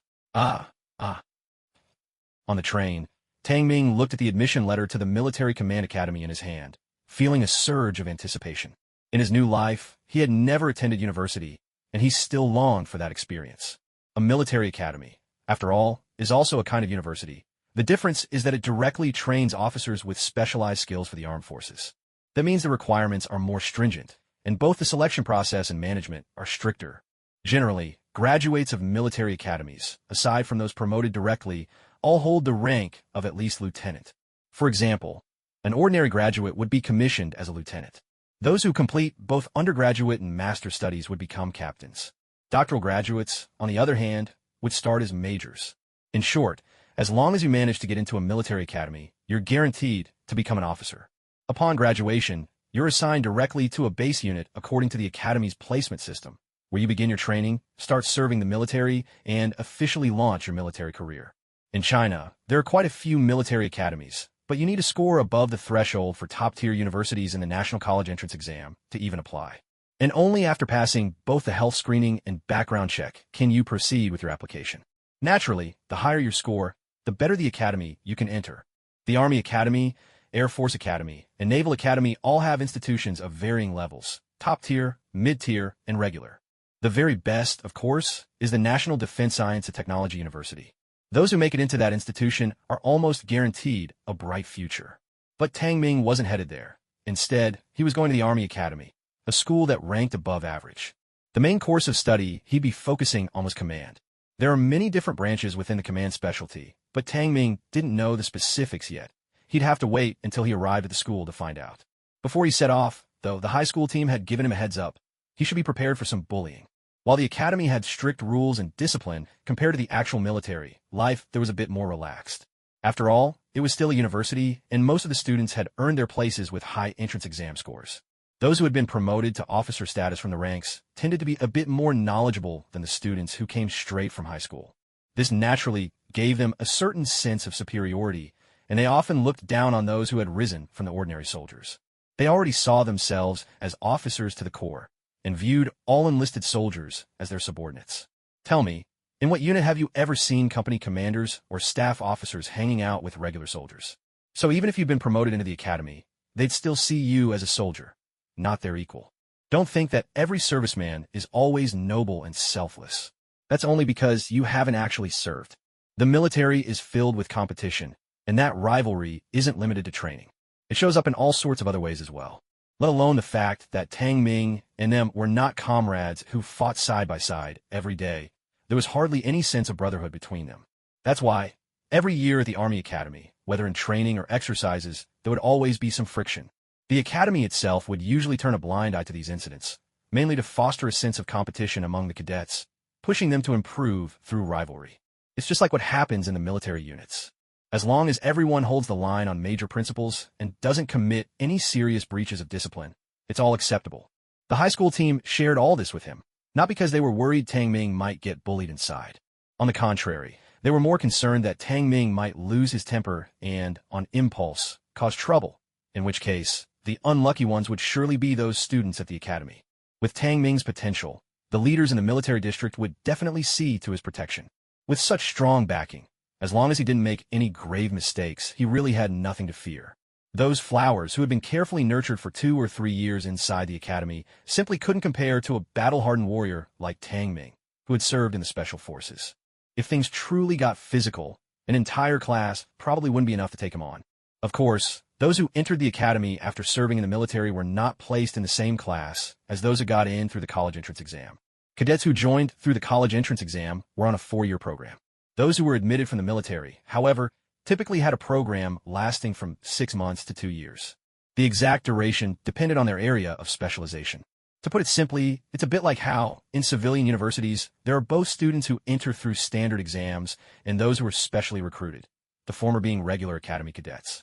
The latter are there for advanced studies, and the diploma they receive is naturally different. They have specialized instructors and teachers for their training. As it happened, Tang Ming was about to join the newest cohort of cadets. Of course, if you were truly exceptional and could finish all your coursework and pass every assessment within 6 months, you could graduate early and return to your previous unit. The Army Academy was located in the north of Huaxia. It took almost a whole day to travel by train from the southeast to the north. Because of the tight schedule, he could only get a seat ticket. But sitting for a whole day wasn't a big deal. He certainly had the stamina for that. The journey involved passing through many stations. Tang Ming didn't pay much attention.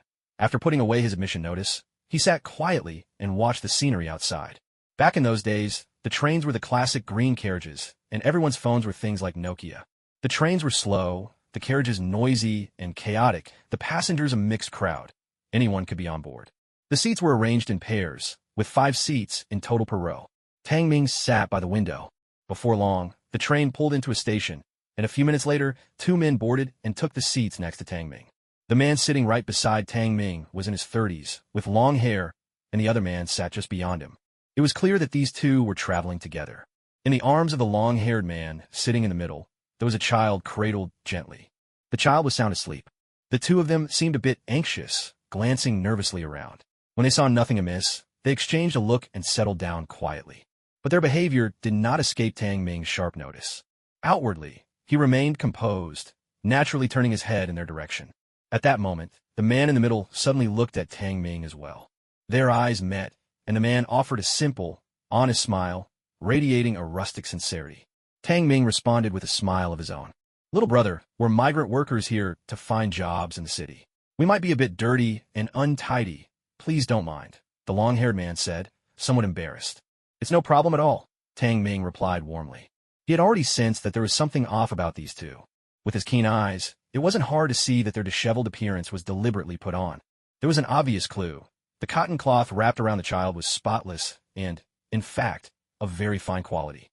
If these two really were migrant workers, how could they bear to spend so much on such good cloth for the child?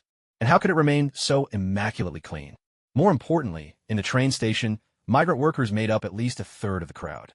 In this era, unlike the modern times of his previous life, migrant workers weren't looked down upon by city dwellers or the well-dressed, because there were still plenty of poor families around. Other migrant workers scattered throughout the station simply kept to themselves, but these two had gone out of their way to bring up the topic first.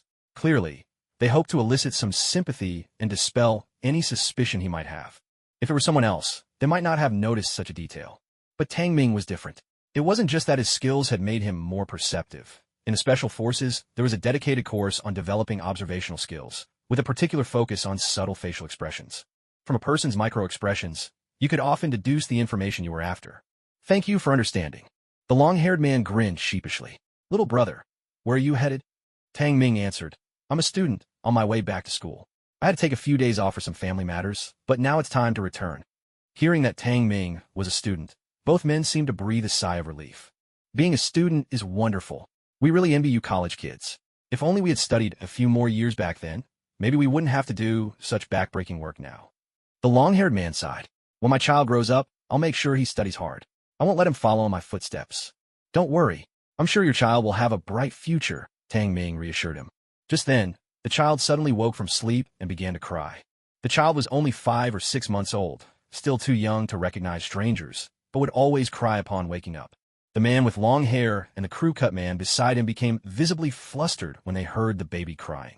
There, don't cry, little one, don't cry. The long-haired man soothed softly, gently rocking the baby as he spoke, all the while darting nervous glances around to see if anyone was paying special attention to them. Clearly, he had a guilty conscience. But the baby kept crying, refusing to calm down until the crew-cut man handed over a prepared bottle and started feeding the child. Only then did the wailing slowly subside, and the carriage fell quiet once more. The two men finally breathed a small sigh of relief. Tang Ming said nothing. He simply closed his eyes and leaned his head toward the window. By now, he was nearly certain these two were human traffickers. But he wasn't about to act just yet. He decided to wait and observe a little longer. A few minutes later, the long-haired man's phone chimed. A message had arrived. He scanned the carriage cautiously, especially checking on Tang Ming.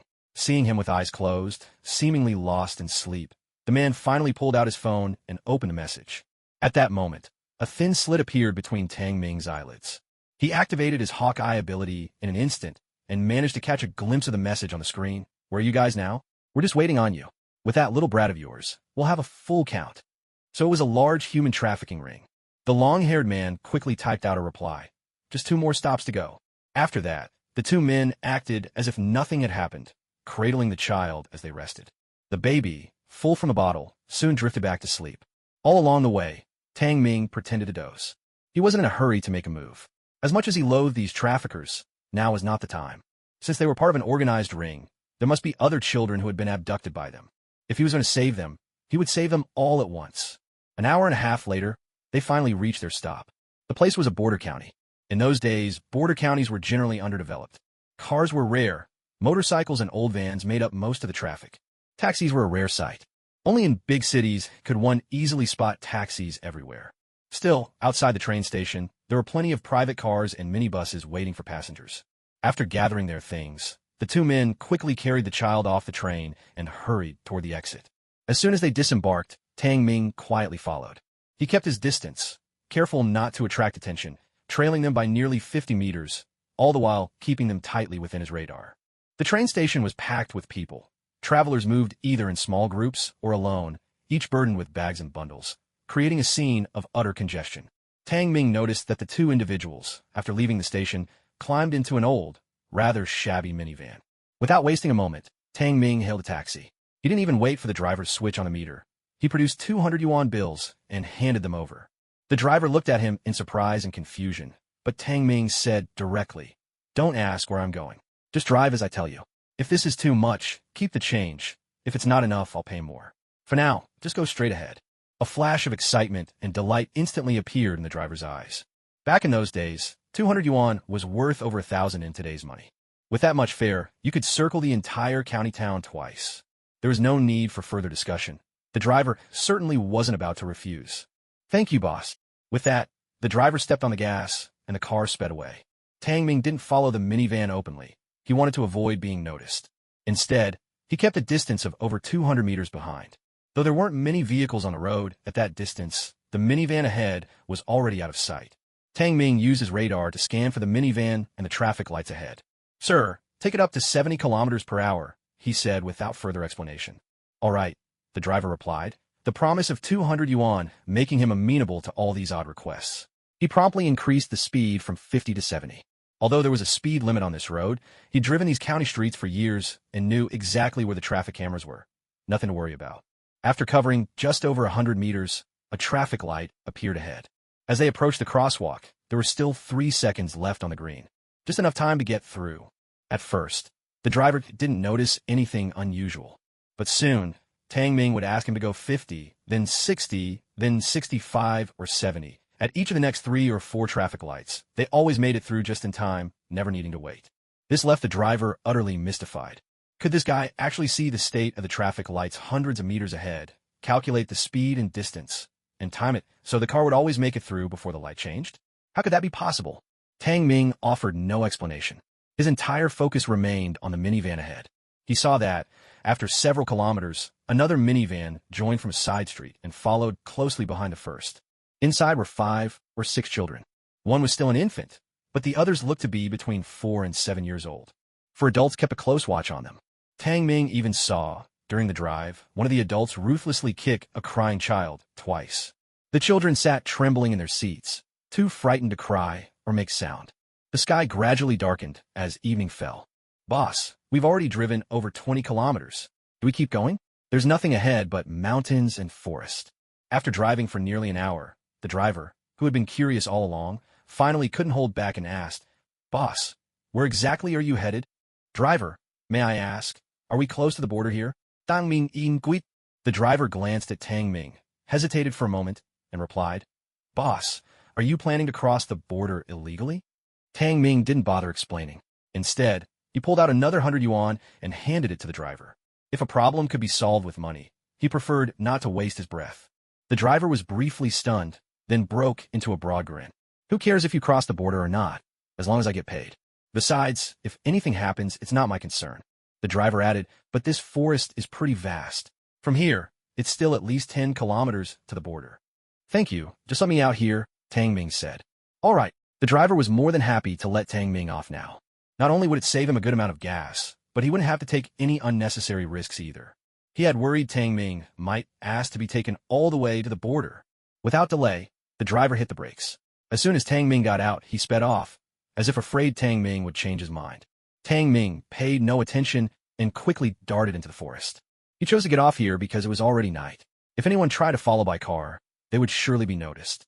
Besides, in this forest, vans couldn't drive fast. While they stuck to the main road, he could take shortcuts along the trails. With his speed, it would be hard for them to lose him. Although there were paths in this forest, they were rugged and uneven. The 2 vans weren't moving quickly, so Tang Ming could easily race ahead through the woods at the side. Meanwhile, inside one of the vans, a few men were talking in a local dialect. "Brother Dao, we brought back 5 more little brats this time. I doubt we'll be able to sell them. People over there only want kids under a year old now. The older ones are too much trouble." A scrawny man spoke to the bald man in the passenger seat, who was resting with his eyes half closed. "If we can't sell them, just break their arms and legs like the others. Dump them in the county to beg for money," Brother Dao replied indifferently. "But we've already got over a dozen of them back there. Times have been tough these past 6 months. Fewer people are giving money. At this rate, we'll end up feeding this bunch of useless mouths for nothing. Yeah, I don't get why the boss keeps telling us to snatch these older kids. Weren't we supposed to only take babies under a year old?" The others grumbled in turn. "Cut the nonsense. If the boss told us to do this, he has his reasons. If you don't like it, why don't you go talk to him yourself?" Brother Dao slowly opened his eyes, his gaze sharp as a blade as he glared at the group. The men quickly forced some awkward laughs. "We're just venting, that's all. We'll do whatever the boss and Brother Dao say." Hearing this, Brother Dao's icy expression finally softened a little. "Don't worry. We never do business at a loss. If those little bastards can't bring back the money, we'll just stop feeding them. Simple as that." "Exactly. Let those motherless whelps starve to death." As the men spoke, they didn't forget to kick the children a few times. Terrified, the kids' eyes filled with tears, but they dared not let them fall. Their fear finally set off the baby, who began to cry as well. "Damn it, keep crying, and I swear I'll squeeze the life out of you, you little brat." The skinny man snapped impatiently, raising his hand as if to slap the child. "Hey, that one's already been bought by the boss. We're the good some too. If you mess that up, the big boss will break your leg for sure." The skinny man quickly put on a smile. "I'm just scaring him. Wouldn't dream of hurting our golden goose, haha. Hurry up and give him some milk, quiet him down, and step on it." Brother Dao spoke with growing impatience. About 40 minutes later, the van finally came to a stop in the mountain forest. At the same time, Tang Ming stopped too, but from another direction. He was over 300 meters away from the van. Through his radar, he saw the van had stopped outside a row of wooden cabins. When he got within 50 meters, his eagle eyes could clearly make out what was basically a large compound. There were 5 or 6 houses, surrounded by a 2-meter-high fence made of sharp stakes. 2 huge wolfhounds lay at the entrance, and from 2 of the houses, the sound of barking echoed out. Tang Ming's radar picked up that all the kidnapped children had been thrown into those 2 houses. Together, there were 18 children inside. The 2 babies, however, were in a larger wooden cabin, being scrutinized by a fat man. Inside the house, there were also 5 adult men. In another house, more men were stuffing themselves with food and drink. One last man sat in the final cabin, eyes glued to a computer screen. Security cameras were mounted all around the fence. Clearly, this was to stop anyone from sneaking in and discovering what was going on inside. Tang Ming took a moment to think, then slowly crept closer. He carefully swept the area with his radar, wary that these traffickers might have posted guards outside. Suddenly, his eyes narrowed. A surge of overwhelming fury erupted from deep within his heart, because the radar had detected that beneath several spots behind that house, more than a dozen bodies were buried underground. Judging by their forms, it was clear these were all very young children. Aren't these bastards supposed to be traffickers? Why are they killing people too? Tang Ming's eyes were already bloodshot. Whether in his past life or this one, the thing he hated most was child traffickers like these. For the sake of profit, these monsters abduct countless children from all over the country, shattering families and dooming parents to a lifetime of endless grief and longing. It's fair to say that anyone with even a shred of conscience would wish all these traffickers could be dragged out and executed on the spot. And now, not only had these traffickers brought the children here, they had even murdered them. Tang Ming swept his radar over the children inside the house again, scanning them one by one with painstaking precision. Out of the 20 children, 7 or 8 had either lost a hand or a foot, some broken, others hacked off entirely. And their eyes, some are missing their corneas, others had had their eyeballs gouged out. Instantly, Tang Ming understood. These people were not just traffickers. They were beasts who forced children to beg for them, turning suffering into their profit. To them, these children were nothing more than money-making tools. Even in this day and age, such horrors still existed in many places, especially in border towns where law and order was weak. Breaking a child's limbs or blinding them would gain more sympathy, and thus more money. A tidal wave of murderous rage surged in Tang Ming's heart. Silently, he crept forward, using his radar scan and climbing skills to effortlessly evade their surveillance cameras and slip inside. He quietly edged closer to the wooden cabin where the 5 men were gathered. Voices drifted out from inside. This time, these 2 infants will be sent out after midnight. Bosley already has someone waiting on the other side. Just hand them over to him. A voice, full and commanding, sounded. It was a middle-aged man, better dressed than the others, sitting leisurely in his chair. Also, pick out 3 of those little brats with decent eyes and send them to Old Ghost. He'll harvest the corneas. There's a buyer waiting. The bald man responded promptly. The skinny man asked, "Boss, what about the rest? Should we break their legs?" "Break them," the man in the jacket replied coldly. "If their legs aren't broken, how are they supposed to beg for money for us?" He continued, "And the others, break their legs too. Just remember, don't hurt their eyes. The corneas can fetch a good price." "That's it then. Let's eat first. We'll get started after the meal." With a wave of his hand, the man in the jacket dismissed the group, and they headed out towards another building. At this moment, in another room, a group of men sat around a table, happily playing dice and feasting. Next to them was another table, laden with sumptuous food and strong liquor. But as they stepped outside the main entrance, a figure emerged from the darkness. A cold, piercing gaze fixed upon them. The sudden appearance of a stranger startled them out of their wits. "Who are you?" the gaunt man shouted, his voice sharp. Instantly, the group tensed, each man darting back inside to grab whatever they could, sticks, fruit knives, before rushing out again. The men from the other room, as well as the one in the surveillance room, quickly armed themselves and charged out as well. "You don't need to know who I am. Just remember this. After tonight, you'll end up crippled for life, just like the children whose arms and legs you broke." Tang Ming's voice was calm, but beneath it surged a murderous intent. Never before had he felt so compelled to kill. He'd been in the army for nearly a year, yet had never seen real combat. This was his first real encounter with criminals. A moment ago, he'd already used his radar to scan them. These men were only armed with iron rods and fruit knives, no guns. If that was all, what was there to fear? With his Captain America combat skills, even if their numbers doubled, they wouldn't be a match for him. "You're alone." The 11 men exchanged glances, surprise flickering in their eyes. They'd assumed the authorities had found them, that the police had come. But it was just this kid? What a reckless fool, thinking he could play the hero all by himself. Who did he think he was? "I alone am more than enough," Tang Ming replied, already striding steadily toward them. "Kid, meddling in other people's business could cost you your life. the man in the jacket sneered coldly. Well, that depends on whether you have what it takes, Tang Ming retorted, drawing even closer, now within 3 meters of them. 10 men gripped their steel rods and fruit knives, their faces twisted with malice. They waited only for the jacketed man's signal, ready to tear Tang Ming apart. They'd killed before, countless times. Why would this night make them hesitate? To them, anyone outside their circle was no different from an animal. Boy, if you want to die, don't blame me, the man in the jacket said, stepping back a few paces as his 10 cronies moved forward, grinning wickedly. Finish him, barked Baldy, the man with the knife. At his command, 3 or 4 men lunged forward, swinging iron rods and fruit knives, aiming savage blows at Tang Ming. Without a moment's hesitation, Tang Ming threw a punch that landed squarely in the first attacker's stomach. The man's body doubled over like a shrimp, and Tang Ming snatched the iron rod from his hand in one swift motion. With Tang Ming's speed, he didn't give him the slightest chance to react. He swung his iron rod with brutal force, smashing it into the man's lower back, snapping his spine in an instant.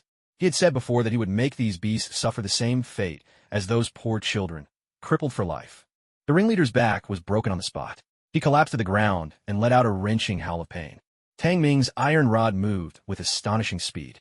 The remaining traffickers charging at him couldn't even see how he struck before their sticks and knives were sent flying from their hands. Then with precise, merciless blows, Tang Ming shattered their knees and backs. Except for the man in the jacket, all 10 of them were down in seconds, writhing on the ground and wailing in agony. The big wolf dogs, riled by the cries of their masters, barked furiously at Tang Ming, straining against their chains, desperate to break free. After all, these dogs had been raised by the traffickers. They were loyal to their masters. Seeing their owners attacked, they flew into a rage as well. But Tang Ming paid them no mind. His eyes, cold as ice, fixed on a last man standing. Their boss. The man in the jacket was terrified out of his wits. Tang Ming's skills were simply terrifying. They had been in this business long enough to have met plenty of tough fighters. But someone like Tang Ming, so capable it bordered on monstrous, was something they had never seen before. Not even heard of. It was like something straight out of a martial arts movie. Even in those films, the fights were filled with flashy moves, but Tang Ming was swift and ruthless, one strike to ruin a man. That sheer brutality sent chills down their spines. Who the hell are you? What did we ever do to you? The man in the jacket shouted, stumbling back several steps, trying to suppress his fear as he faced Tang Ming. Tang Ming slowly raised his hand, pointing toward the room where the children were imprisoned. His voice was deep and devoid of emotion. What did these children ever do to you? Why treat them this way? Breaking their limbs, gouging out their eyes. Have you ever thought about the pain they have to endure? Just to make money, you'd stoop this low? The man in the jacket immediately retorted, they're just a bunch of unwanted brats. I'm just making use of what would be wasted. What's wrong with that? Rage flared even brighter in Tang Ming's eyes. But in my eyes, you're the real trash. Every last one of you. With that, Tang Ming hefted the iron rod and walked toward him. The man in the jacket backed away in fright, stumbling until he fell flat on his back. Unable to get up in time, he pleaded desperately, Brother, we were wrong, all right? Please, I'm begging you, just let me go. Name your price. I'll give you anything. I have over 1 million yuan in my account. It's all yours. Over 1 million. That's more than enough to keep you comfortable for the rest of your life. Indeed, back in those days, a little over 1 million was the equivalent of tens of millions in the 2020s of my previous life. To say someone got rich would be no exaggeration. But money, while it can buy comfort, can it really bring peace of mind? All right, I'll take all the money, he said. The man in the jacket brightened, thinking he'd escaped disaster. But to his shock, Tang Ming went on, I'll spare your life, but just like the others, I'll have to break your arms and legs first. The man in the jacket fell silent. Once again, Tang Ming struck swiftly, shattering both of the man's kneecaps in 2 blows. Once all these men were subdued, Tang Ming couldn't be bothered with them anymore. Instead, he simply pulled out his phone and made a call. Brat, you made it to the military academy that fast. A familiar voice came from the other end of the line.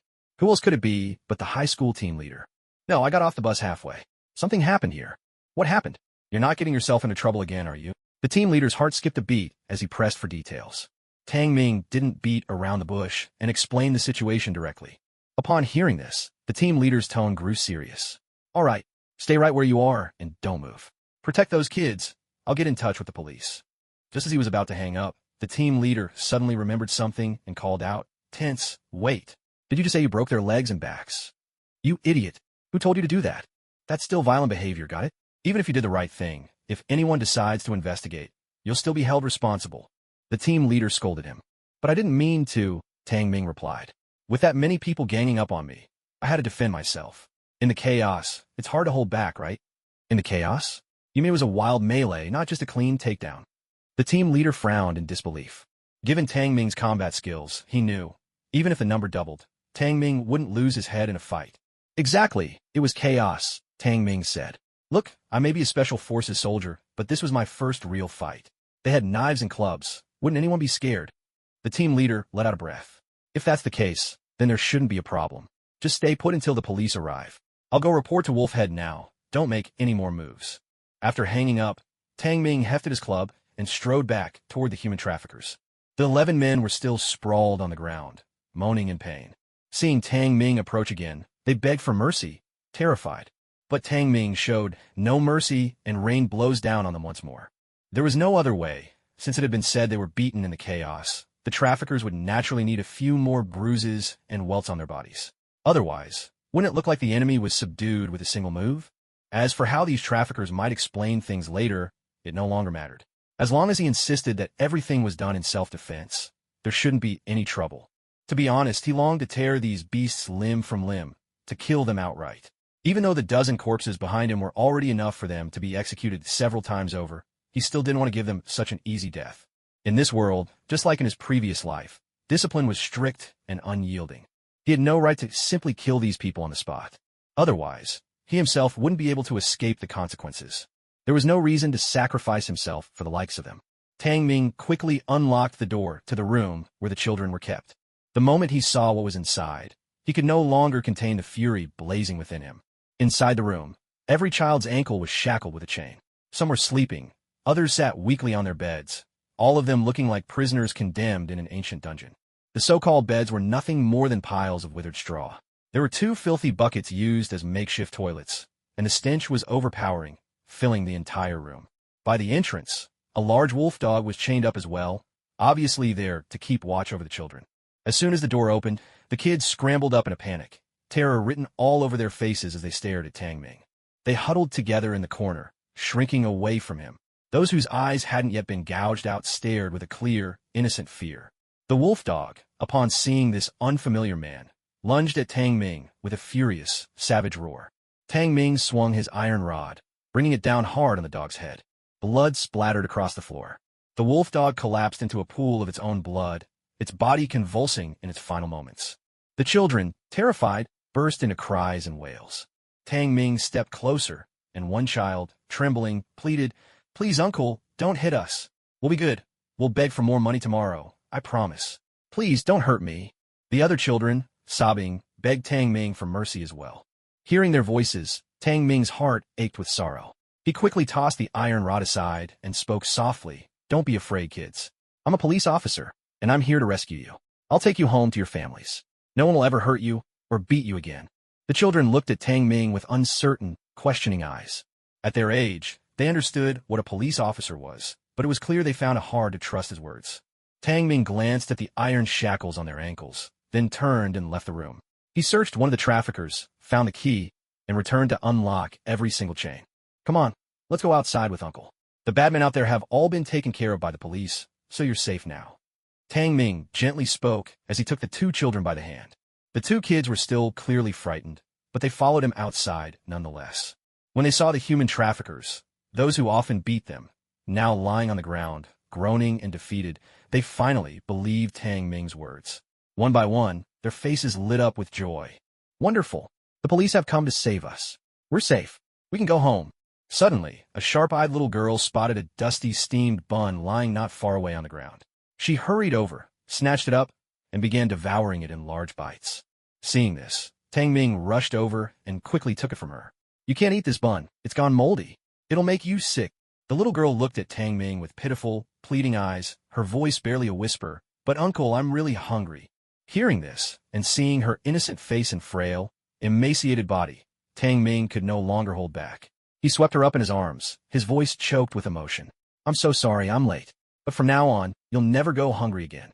Suddenly, Tang Ming remembered that there was still food prepared by the traffickers in another room. "Come on, everyone, follow me. Uncle will take you to eat." The children, upon hearing there was food, hurried after Tang Ming. Those whose legs were broken or eyes blinded were gently supported by the other children as they moved along. When they saw the fragrant, steaming dishes laid out on the table, their eyes lit up with excitement, their mouths practically watering. But no one dared step forward to eat. Instead, they all looked expectantly at Tang Ming. Tang Ming reassured them, "Go ahead and eat. This food is for you." At his words, the children no longer hesitated. They rushed forward, grabbing the food with their hands and eating hungrily. Tang Ming didn't stop them. Watching the way they wolfed down the food, Tang Ming knew they truly were starving. Those damned traffickers. How could they torment these children so? Had they no conscience at all? An hour later, the sound of police sirens and ambulances finally pierced the air outside. Some of the traffickers, brutalized and broken, had already passed out from the pain. Soon, police officers and medical staff jumped out of the vehicles and hurried over. When they saw the 11 traffickers lying on the ground, groaning in agony, they were momentarily stunned. The doctors quickly stepped forward to check their injuries.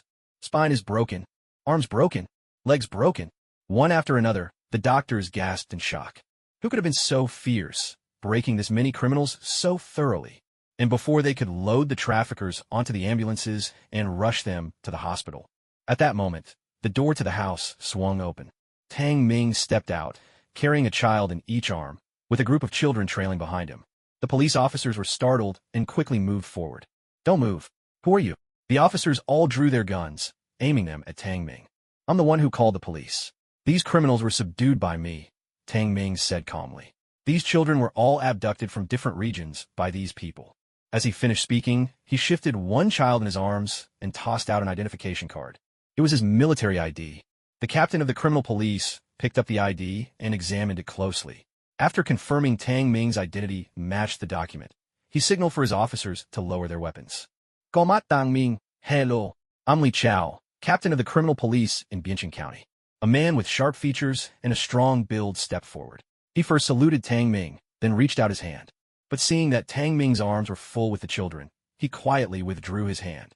At this moment, medical staff came up to take the infants from Tang Ming's arms, while others began checking over the rest of the children. "I suggest we get these children to the hospital first. As for these animals, we can deal with them later," Tang Ming said coldly.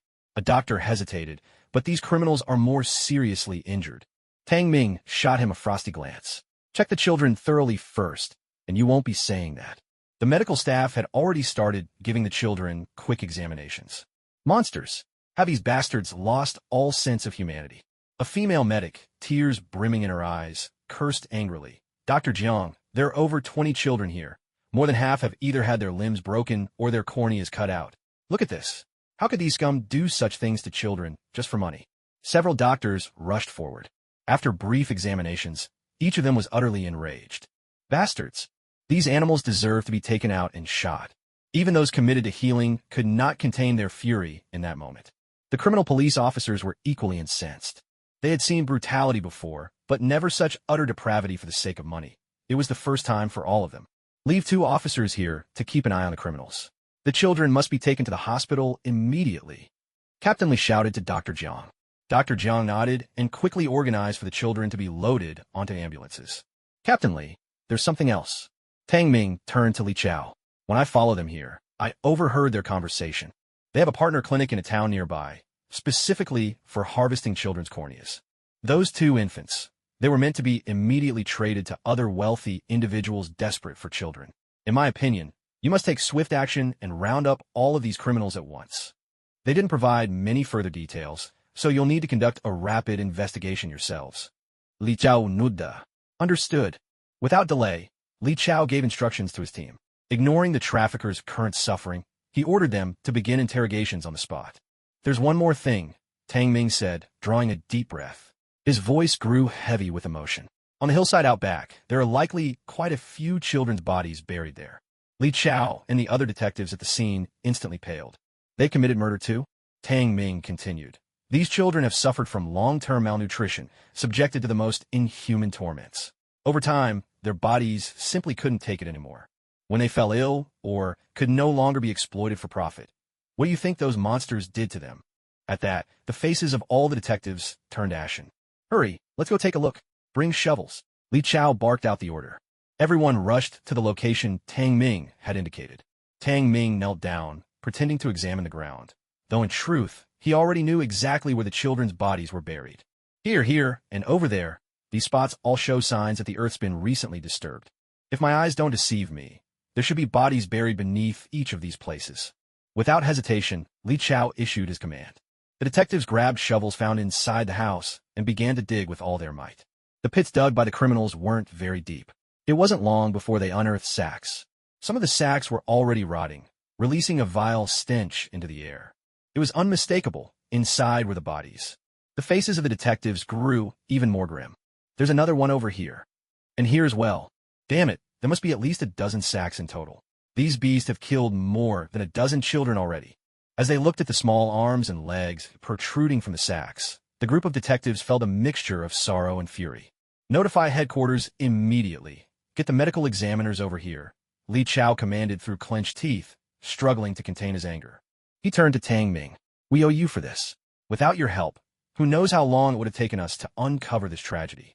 We will make sure those children get justice. Tang Ming merely cast him a cold glance.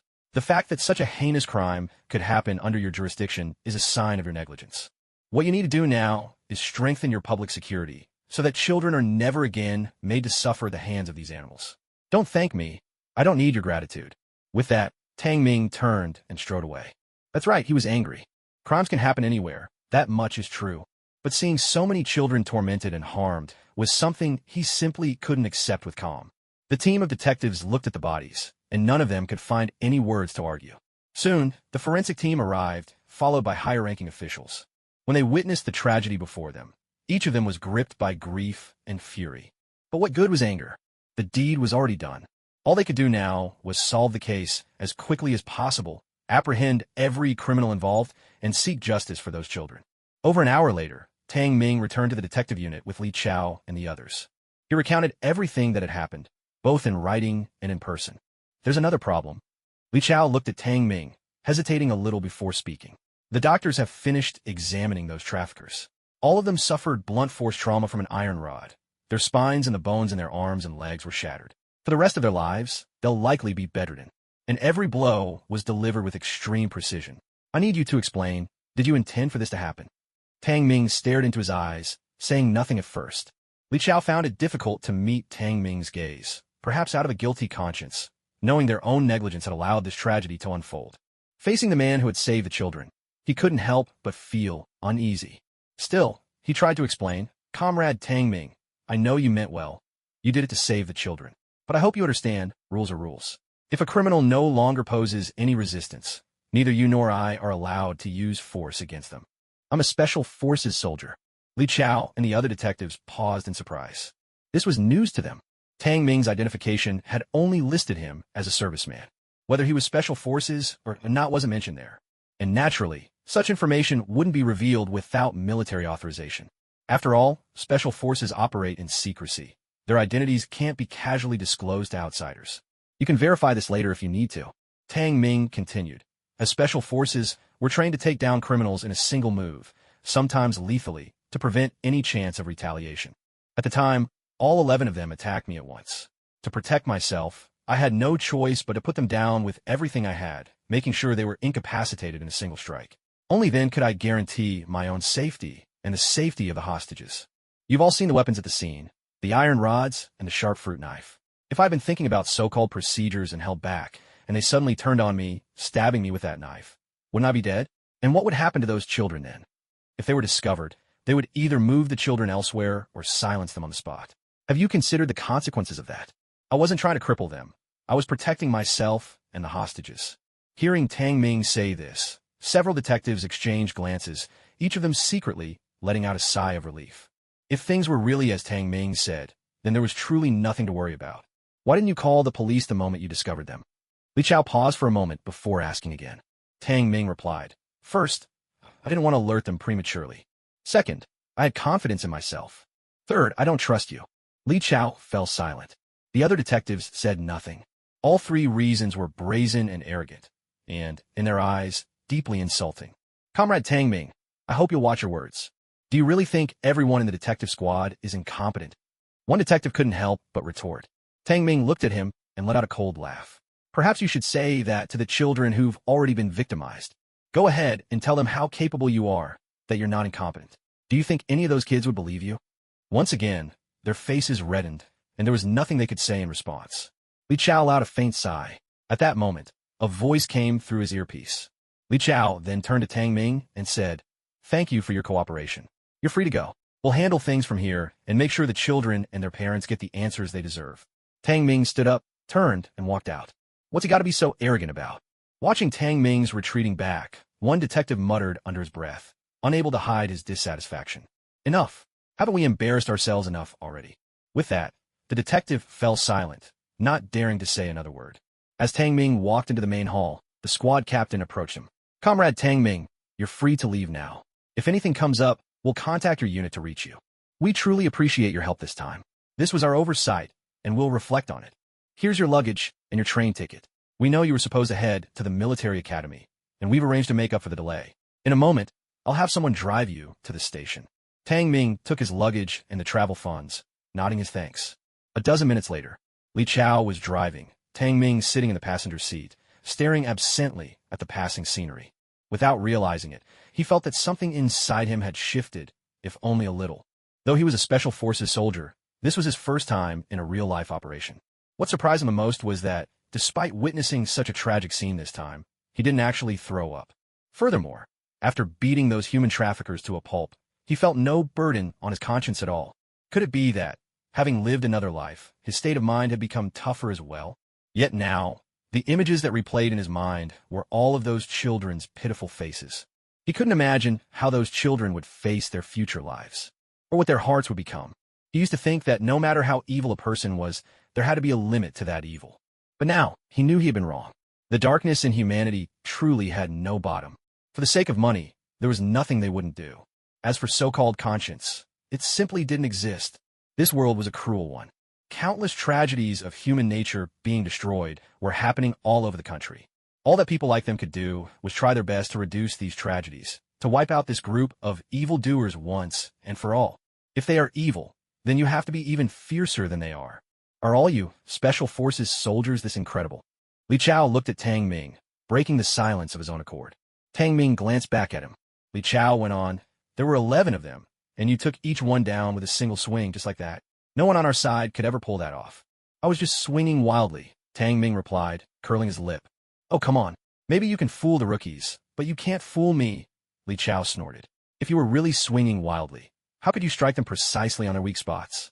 Besides, the doctor has already examined them. The other injuries on their bodies, those are the ones from your wild swings. And the timing of the wounds is different." That doctor's pretty sharp, Tang Ming thought. Less than 2 minutes apart, yet the doctor could still tell the difference. "You don't have to worry," Li Chao continued. "What you did is exactly what we all wish we could do. Anyone with a bit of backbone and conscience, seeing that scene, would want nothing more than to tear those bastards to pieces. You did what we wanted to do, but couldn't. If you want to be strict about it, your testimony might not hold up, but the higher-ups have no intention of holding you accountable. In fact, your statement gives us the perfect reason to clear your name. We should be the ones thanking you. Li Chao Siga. If it weren't for you, we'd still have no idea that such tragedy was happening right under our noses. As for that illegal clinic and the people buying children, we've already taken control of them. We've also uncovered more of their operation. In other words, the children you rescued this time aren't the only ones. You may have saved many more in other cities and provinces." "That's good to hear," Tang Ming said with a nod. "Don't worry. This time, it's your achievement. The higher-ups will make sure the credit is reported back to your unit. When you get back, you'll at least receive a third-class merit award. Congratulations." Tang Ming said nothing. He had never cared about such so-called accolades. If only these children could recover, he would rather never win any military honors for the rest of his life. Half an hour later, Li Chao accompanied Tang Ming to the train station. "All right, I won't see you onto the train. Tonight's case will probably keep me busy for quite a while. When you have time, come by again, and I'll treat you to a proper meal." Li Chao smiled as he spoke to Tang Ming. "Sure, you'd better get going. Work comes first." Tang Ming note that. "Okay, I'll head back now. If anything comes up, just give me a call." With that, Li Chao waved to Tang Ming, then quickly got in his car and drove away. Tang Ming glanced at his ticket. There was still half an hour before departure. He took a seat in the waiting hall for a brief rest, then boarded the train. The next morning, the train arrived in the city where the military academy was located. From the outside, the academy looked much like any other university. The main difference was that it stood farther out, closer to the outskirts, and surrounded by forests. Many of their training programs, just like the local military units, required them to head out for exercises. He took a ride straight to the academy gate. Outside, a young sentry stood guard. After Tang Ming showed his identification and admission notice, the guard made a quick call inside. Soon after, a captain drove up to the gate. "You must be Comrade Tang Ming." The captain gave Tang Ming a crisp salute and smiled as he asked. Tang Ming returned the salute. "I am Tang Ming. Good day, Captain. My name is Lu Jintao. I'll be your squad leader. Let's go. I'll take you to the director's office to register. Once the paperwork's done, I'll take you straight to your unit." Lu Jintao explained. "Yes, sir, squad leader." Lu Jintao nodded. "All right, hop in." The car drove into the academy grounds.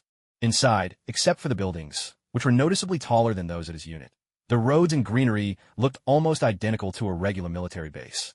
Everyone was dressed in uniform, either standard dress, training clothes, or fitness attire. Everything was standardized. Lu Jintao turned to Tang Ming. "Regarding your unit situation, within our company, only the company commander, myself, and a few high-level officers know the details. No one else is aware. We understand the rules." Tang Ming note that. "So, for now, am I the only special forces soldier from another military district here for further training?" Lu Jintao shook his head. "Usually, they arrange these transfers after the new year, very rarely mid-year. The training load is too heavy during this season. For this term, you're the only one.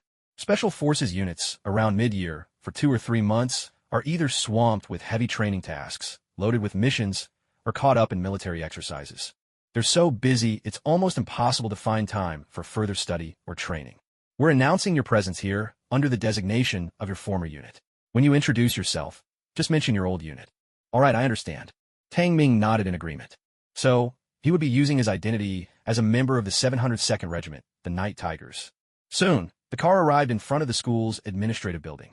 Tang Ming followed Lu Jintao into an office. At this moment, a colonel was seated behind the desk. Lu Jintao called out at the door. Without even looking up, the colonel responded. Lu Jintao led Tang Ming inside. Snapping to attention, Lu Jintao saluted and said, "Director, here's Comrade Tang Ming, the officer sent over from Langya for advanced training." Only then did the colonel look up at Tang Ming. Tang Ming also saluted and greeted him. "Hello, Director. I'm Captain Tang Ming from the Langya Special Operations Unit." The colonel, upon seeing Tang Ming, couldn't help but show a hint of surprise. "You're this young?" "Reporting, sir. I'm 18 years old this year." 18. An 18-year-old captain? At this, not just the colonel, but even the other officer was clearly shocked. He quickly opened Tang Ming's personnel file, checked the date of birth, and, doing the math, realized that he really was exactly 18. He hadn't noticed it before. He thought Tang Ming merely looked young, but his actual age was even younger than expected. 18. "So how long have you been in the army?" the colonel asked in amazement. "Reporting, I enlisted last December. Just over half a year." Both men were stunned again. "Were you recruited as a university student?" "No, sir. I only graduated high school. I didn't go to college. I joined the army straight away." The two officers fell silent, at a loss for words. The colonel took a deep breath. "So, in just over half a year, you were selected for Langya, then made great achievements there, and were directly promoted to captain?" Tang Ming nodded. "Yes, sir." Both men drew in sharp breaths, thoroughly astonished. In just over half a year, he'd gone from an ordinary infantryman to being picked for Langya. And in such a short time, he'd already made such remarkable achievements. Are all the infantrymen these days this incredible? Lu Jintao looked at Tang Ming. "Comrade Tang Ming, may I ask, what exactly did you do to earn such high honors?" Tang Ming replied, "Actually, it wasn't much. During the military district's large-scale exercise, I captured the Blue Army's chief commander. That's all."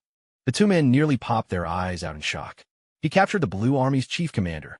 Seriously, do you have some special misunderstanding about the words, that's all? For heaven's sake, take your that's all somewhere else, would you? That was the Blue Army's chief commander. You say they were captured, and that's that? Come on, what are you, some kind of immortal? Is this really something a human could pull off?" Even after Tang Ming walked out of the office, the colonel in charge was still struggling to calm the shock that had shaken him to his core. Meanwhile, outside in the car, "Let me give you a quick rundown of the curriculum," Lu Jintao said to Tang Ming. "Honestly, the military academy here isn't all that different from regular military units. In the summer, morning drills start at 6, in the winter at 6:30. Then it's either physical training, tactical studies, or specialized courses like command theory. On top of that, every week you'll have several sessions of math, computer science, and basic English. These are all required subjects. You could say military academy life is half like a regular university, half like living under army regulations. Academically, We follow the standards of civilian universities. But when it comes to daily life and training, it's all by the military book. Each month, there's a regular exam and a training assessment.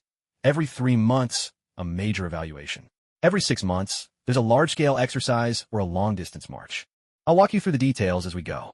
You've been promoted from a regular unit, so you've already done your time in boot camp and basic training. You know the regulations and routines. It's not like those recruits who come straight out of the college entrance exam. When they first get here, they don't know a thing, and they're hard to manage. Just like we were when we first started, all green and clueless. This way, you save me a lot of trouble. That's actually why I prefer leading officers who've come up through the ranks, not those fresh-faced student officers. Tang Ming smiled at Lu Jintao. So, platoon leader, from what you're saying, you were promoted from the ranks too? Lu Jintao nodded. That's right. I graduated from college, joined the army, and was promoted directly. After completing my advanced studies here, they kept me on as platoon leader in this company. So, is everyone in our company promoted from the ranks? No, just our 4th platoon. Lu Jintao explained, we're in the 7th company, which has 4 platoons. The first 3 are student officers, with between 25 and 35 people in each. Our 4th platoon is the smallest, only about 20 of us. But even though we're in the same company, apart from joint training, our academic courses are different. That's because promoted officers only have a 1-year study term, while student officers have 4 years. The pace and subjects are different, so we can't all be lumped together. Still, we train and live together. It's just... Lu Jintao glanced at Tang Ming, hesitating for a moment, unsure whether to go on. It's just that, even though we're in the same company, there's not much common ground between our platoon and the others, right? Tang Ming finished the thought for him. Lu Jintao let out a wry smile. Looks like your unit has already briefed you about the situation here. That's right, exactly. Soldiers who serve in the field look down on officer cadets. Meanwhile, the officer cadets think those promoted from the ranks don't have much education. And that's where the conflict lies. So whether it's daily life or training, there's quite a bit of friction. Those of us who were once regular soldiers naturally have a stubborn streak, never willing to admit defeat. The officer cadets, on the other hand, can be a bit aloof, and they're in pretty good shape physically too. So, after a few back and forths, conflicts are bound to arise. That's why you need to be mentally prepared. A few heated words or some friendly competition. The company commander and the school leadership won't mind. But anything that crosses the line into serious rule-breaking is absolutely off limits. Tang Ming, note that? I understand. Don't worry, I'll keep that in mind. Lu Jintao continued, with your abilities, I'm not worried about you being bullied. What concerns me is that you might lose your temper and go overboard. After all, I've met more than a couple of you Special Forces guys. Your tempers are even fiercer than regular infantry. Special Forces soldiers live under constant high pressure. Coming to the military academy for further training is, in a way, a chance to unwind. But if someone tries to provoke you during that time, it's only natural for your temper to flare up. Are all the officer cadets in this intake brand new? Not exactly. About half are new, and the other half are veterans.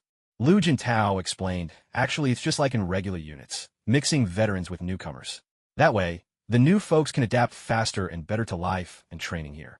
It's the same in the other 3 platoons. Since the specialties and training courses are the same, mixing old and new helps everyone support each other. But if you're studying command or other specialized subjects, then you're grouped separately. New arrivals will have their own dedicated instructors and teachers. All right, that makes sense, said Tang Ming, nodding. The military academy was sprawling, but a short drive of 2 or 3 minutes got them where they needed to be. The dormitory building for 7th Company looked just like those in regular units, 3 or 4 stories tall. Here in the 3rd Battalion, because there was a platoon of officers on the promotion track, all the buildings had 4 floors. 1st Platoon was on the ground floor, and so on up. 4th Platoon, then, was on the top floor. By now, it was just about lunchtime. Each platoon was lined up in front of the barracks, standing in formation. 1st Platoon, 121, 121, 123, 4. The platoon was being led by a lieutenant. 123, 4. The officer cadets of 1st Platoon marched in place, shouting their cadence with booming voices. On their shoulders, they didn't yet wear officer insignia. Instead, they wore the bold stripe of a cadet's rank. Until they graduated, they weren't yet considered officers. They could only be considered military academy cadets. At our academy, while there are a few non-commissioned officers, they're rare. Officers make up the majority. Generally, a captain serves as a platoon leader, while lieutenants, either 2nd or 1st, act as squad leaders. They're all 4th-year cadets, and this is essentially their internship period. Once the 4 years are up, They'll either stay on campus to take up a post or get assigned to local military units.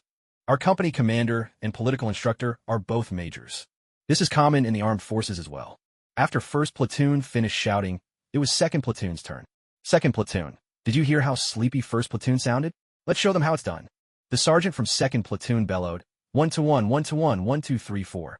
Second platoon instantly opened their mouths wide and roared at the top of their lungs. Faces flushed, necks bulging with effort. Their volume easily drowned out first platoon's earlier attempt. Not to be outdone, first platoon raised their voices again in response. A head-to-head contest broke out between the two platoons. Meanwhile, third and fourth platoons, positioned side by side, were also sparring vocally. All right, get off the bus. Time to eat. Go join your unit, Lu Jintao said to Tang Ming. Yes, sir, Tang Ming replied, then dashed over toward fourth platoon. At that moment, third platoon was chanting their slogans. Tang Ming, drawing on every ounce of strength and his voice-disguising skills, shouted to the squad leader, a lieutenant leading the team, reporting, Tang Ming, new recruit of 4th Platoon, 7th Company, reporting for duty. The moment his voice rang out, it stunned everyone in 4th Platoon. Those standing at the back even felt their ears ring as if thunder had cracked right beside them. It was as though a wild beast had roared directly into their ears. His shout was so powerful it completely overwhelmed 3rd Platoon's call, cutting right through the noise. Even those in 1st and 2nd Platoons heard it loud and clear. For a moment, the whole place fell silent. Everyone couldn't help but turn to see where that voice had come from. They saw Tang Ming standing tall and calm, his posture giving no hint that he could produce such a thunderous shout. Even Lu Jintao was startled by his voice. Was this guy a wild animal? How could he possibly shout that loud? The same thought flashed through the minds of the other 3 platoons. Another new recruit? And one with a voice like that? 4th Platoon stared hard at Tang Ming. After a brief pause, the lieutenant squad leader barked at his team. What are you all staring at? Who told you to turn your heads? Did you report? Everyone, get out to the parade ground and run 3 kilometers. If you're not back in 12 minutes, no meal for you. Go! At his words, the faces of 4th Platoon turned sour. Without a word, they turned and ran toward the large parade ground in the back. They all came from local units and had a strong sense of obedience to orders. However, running 3 kilometers in 12 minutes was still a real struggle for them. But that was only in comparison to regular field units.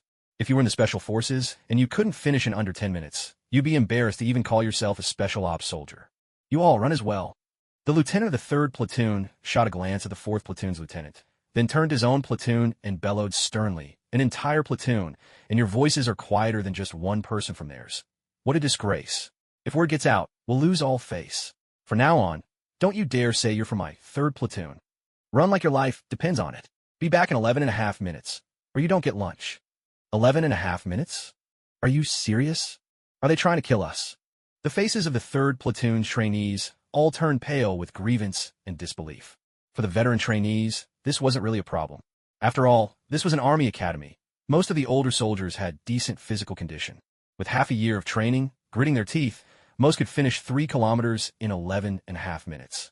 But now, there were many new recruits who had only been here for less than 2 months, and their fitness levels were nowhere near as good.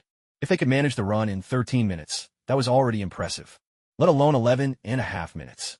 Wasn't this just asking for the impossible? The squad leaders of the 1st and 2nd Platoons also turned to look at their own men. When the trainees saw their squad leaders looking over, each of them shivered from head to toe. Are we supposed to run too? What are you all standing around for? Move. 11.5 minutes, go.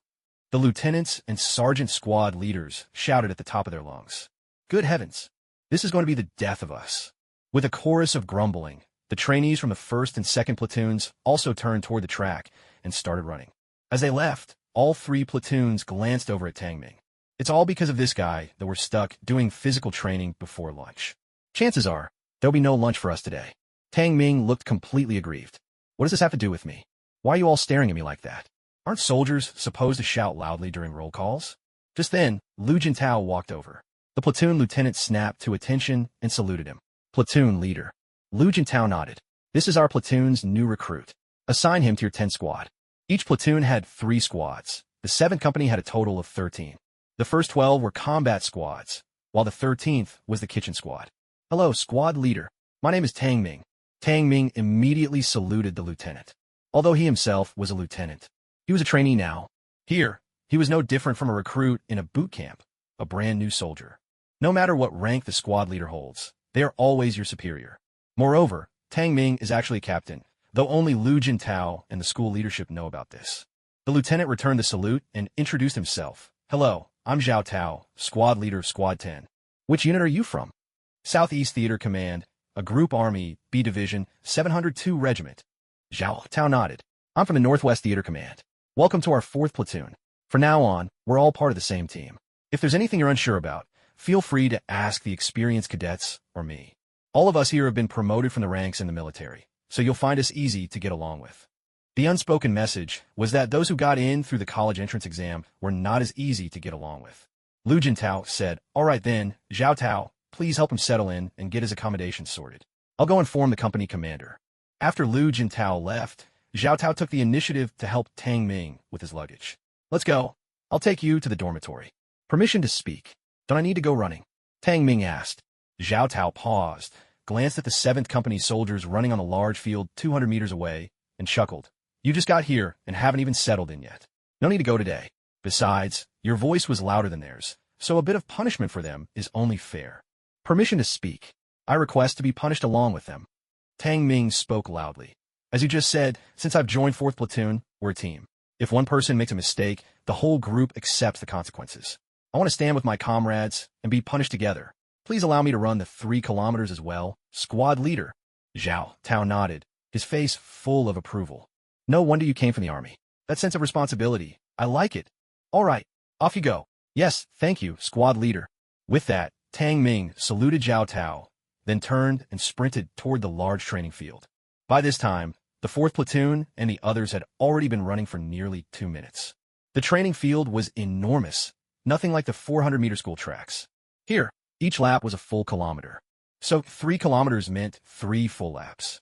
In those 2 minutes, the cadets from all 4 platoons had already covered more than half the distance of the first lap. Running 3 kilometers serves the same purpose as 5 kilometers. It's a test of a soldier's fitness and endurance. For the first kilometer, the goal is to run as fast as possible. During the 2nd kilometer, you can slow down a bit and settle into a steady rhythm. The final kilometer is for the finishing sprint. That's why in the first 2 minutes, everyone had already covered so much ground in the opening kilometer. As Tang Ming dashed onto the field, Zhao Tao followed him, stopwatch in hand, ready to time his run. Huh, why is that new guy from 4th Platoon running too? The squad leader from the other 3 platoons noticed Tang Ming joining the run and stopped in their tracks, momentarily surprised. What incredible speed. Is this kid out his mind? Starting off with a full-on 100-meter sprint. The 3 of them watched Tang Ming's pace, each slightly surprised, but then a mocking look appeared on their faces. Sprinting like that from the start? He'll be completely exhausted after 500 meters at most. Looks like another one who pulled some strings to get in. Doesn't know the first thing about this. The 3 exchanged glances, each wearing a look of disdain and ridicule. What's with this guy? Has he never run long distance before? Zhao Tao, running alongside, couldn't help but frown as he saw the scene. No way. Could he have been promoted from an office job? Or maybe he has no real skills at all and just got in through the back door. Generally speaking, anyone who's been through proper training in the army wouldn't make such a rookie mistake. No one can sprint flat out at the beginning and still have the stamina to finish the whole course. Company commander's office. Is this really how special forces train? Treating a 3-kilometer run like it's a 100-meter dash. Standing by the window, Company Commander Wang Zhan was momentarily stunned by what he saw on the field. Lu Jintao was equally puzzled. Special forces are human too. We've had special forces visit our company before, but none of them ever did anything like this. While everyone stared in confusion and chatted, half a minute had already passed. By now, Tang Ming had already run nearly 300 meters. His sprinting speed was on par with Olympic athletes, yet he showed no sign of slowing down. This kid's got some explosive power. To keep up that pace for 300 meters, there aren't many in our school who could do that, right? Oof. In the army, what matters in physical training isn't explosive power, but endurance. What good is a fast start? When it comes time for real combat, like the infantry, if you can't run several kilometers, who would ever let you on the battlefield? Exactly. Just watch. He'll keep this up for maybe another 200 meters before his speed drops off a cliff. By now, the main group had run nearly a kilometer, and the overall pace had slowed. The dozen or so runners in the lead were the elite from each platoon. These were the ones who could finish in under 11 minutes. They were fiercely competing with one another. At this point, it was a showdown between platoons. No one wanted to bring up the rear. If anyone fell behind, they'd surely face a grueling time with their squad leader and platoon leader later. Behind them were those with pretty good fitness. These would have no trouble finishing within 12 minutes. Roughly 2/3 of the group occupied this middle tier. The remaining runners, judging by their current pace, clearly had little hope of making the cut. Even among those promoted from the ranks, there were 6 or 7 who'd already fallen to the back. Perhaps, just as Zhao Tao had said, these were promoted from units where the training wasn't all that rigorous. Take tank operators and armored troops, for example. They're technical branches, not like pure infantry who spend every day on physical training, so their overall fitness can sometimes fall behind. Among the student officers, of course, there are also those who can't quite keep up. Not just in military academies. Even in field units, there are plenty who just aren't up to par. Everywhere you look, there are top soldiers, and there are weaker ones, too. 500 meters. He's about to hit his limit, one of the 3 squad leaders leading the group muttered. But 10 seconds later, Tang Ming had already covered nearly 600 meters. His pace hadn't dropped in the slightest. He was still sprinting at 100-meter dash speed. This is impossible. How can he keep up that level of explosive power for so long? The 3 squad leaders were shaken, their faces filled with disbelief. Even for someone with exceptional physical fitness, an all-out sprint usually maxes out at 400 or 500 meters before they hit their limit. Forget about keeping up that sprinting speed. Even if you slow them down by a third, they'd still be spent. But right now, Tang Ming was something else entirely. 600 meters. No, by the time they snapped out of their shock, he was already at 700, still charging ahead at high speed. The very idea was almost unbelievable. This guy, he's superhuman. Is this even possible for a person? Zhao Tao couldn't help but smack his lips in amazement. Up in the office, Company Commander Wang Zhan and Lu Jintao were both stunned into silence. This Wolfang Special Forces soldier is way stronger than any special ops we've ever trained. Wang Zhan exclaimed, his voice trembling. Lu Jintao gave a wry smile, then quickly explained to him why Tang Ming had been promoted to captain at just 18.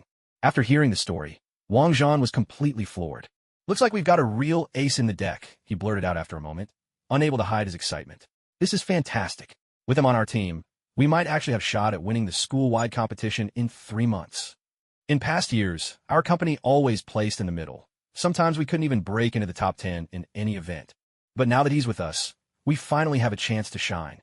As they chatted, Tang Ming had already run a full kilometer, and it had taken him less than 2 minutes. Everyone was left speechless, utterly shocked.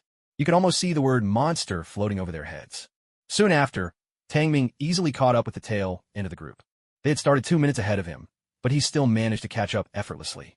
When a sudden figure shot past them from behind, the lagging runners were all dumbfounded. Wasn't this guy new here? How'd he catch up? He actually ran a whole lap and caught up with us in such a short time? Are you kidding me? Is this guy cheating or something? All those trainees at the bottom of the pack were completely shocked and discouraged. And just as everyone was reeling in disbelief, Tang Ming's pace finally began to slow. He's finally running out of steam, isn't he? He gave me a scare. I thought this kid was going to sprint all the way through the 3 kilometers. He must be totally spent now. All the squad leaders let out a collective sigh of relief. If Tang Ming had actually managed to sprint the whole 3 kilometers without stopping, it would have been a crushing blow to everyone. Watching someone as freakishly strong as Tang Ming made them feel utterly useless by comparison. He's slowing down. Wang Zhan turned to Lu Jintao. Didn't you say he was some kind of prodigy? Lu Jintao looked just as puzzled. Could it be that this guy only put on a show for a bit, and now he's out of gas? But at that moment, Tang Ming came to a complete stop. He didn't run forward anymore. And to everyone's astonishment, he actually started running backwards. That's right. He ran the other way. What on earth is he doing? While everyone was confused, Tang Ming suddenly joined the group running at the very back. He caught up with 2 soldiers from 4th Squad. Before the 2 trainees could react, Tang Ming said to them, "Relax your bodies, don't tense up. Match my steps. Inhale for 2 steps. Exhale for 2 steps. I'll push you from behind." The 2 of them were stunned.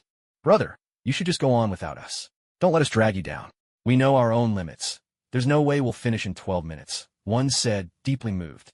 The other, still catching his breath, added, "Yeah man, we really appreciate it, but don't risk missing your meal because of us." "Don't worry, I'll get to eat. And so will you," Tang Ming said quickly. "We're a team.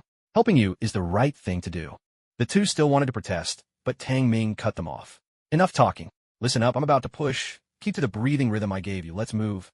With that, Tang Ming placed his hands firmly on their waists and started pushing them forward from behind. Anyone who served in the military knows that during group endurance runs, Unless the drill instructor forbids it, it's common for stronger teammates to slow down and help those who are struggling keep up. In the army, team spirit runs deep.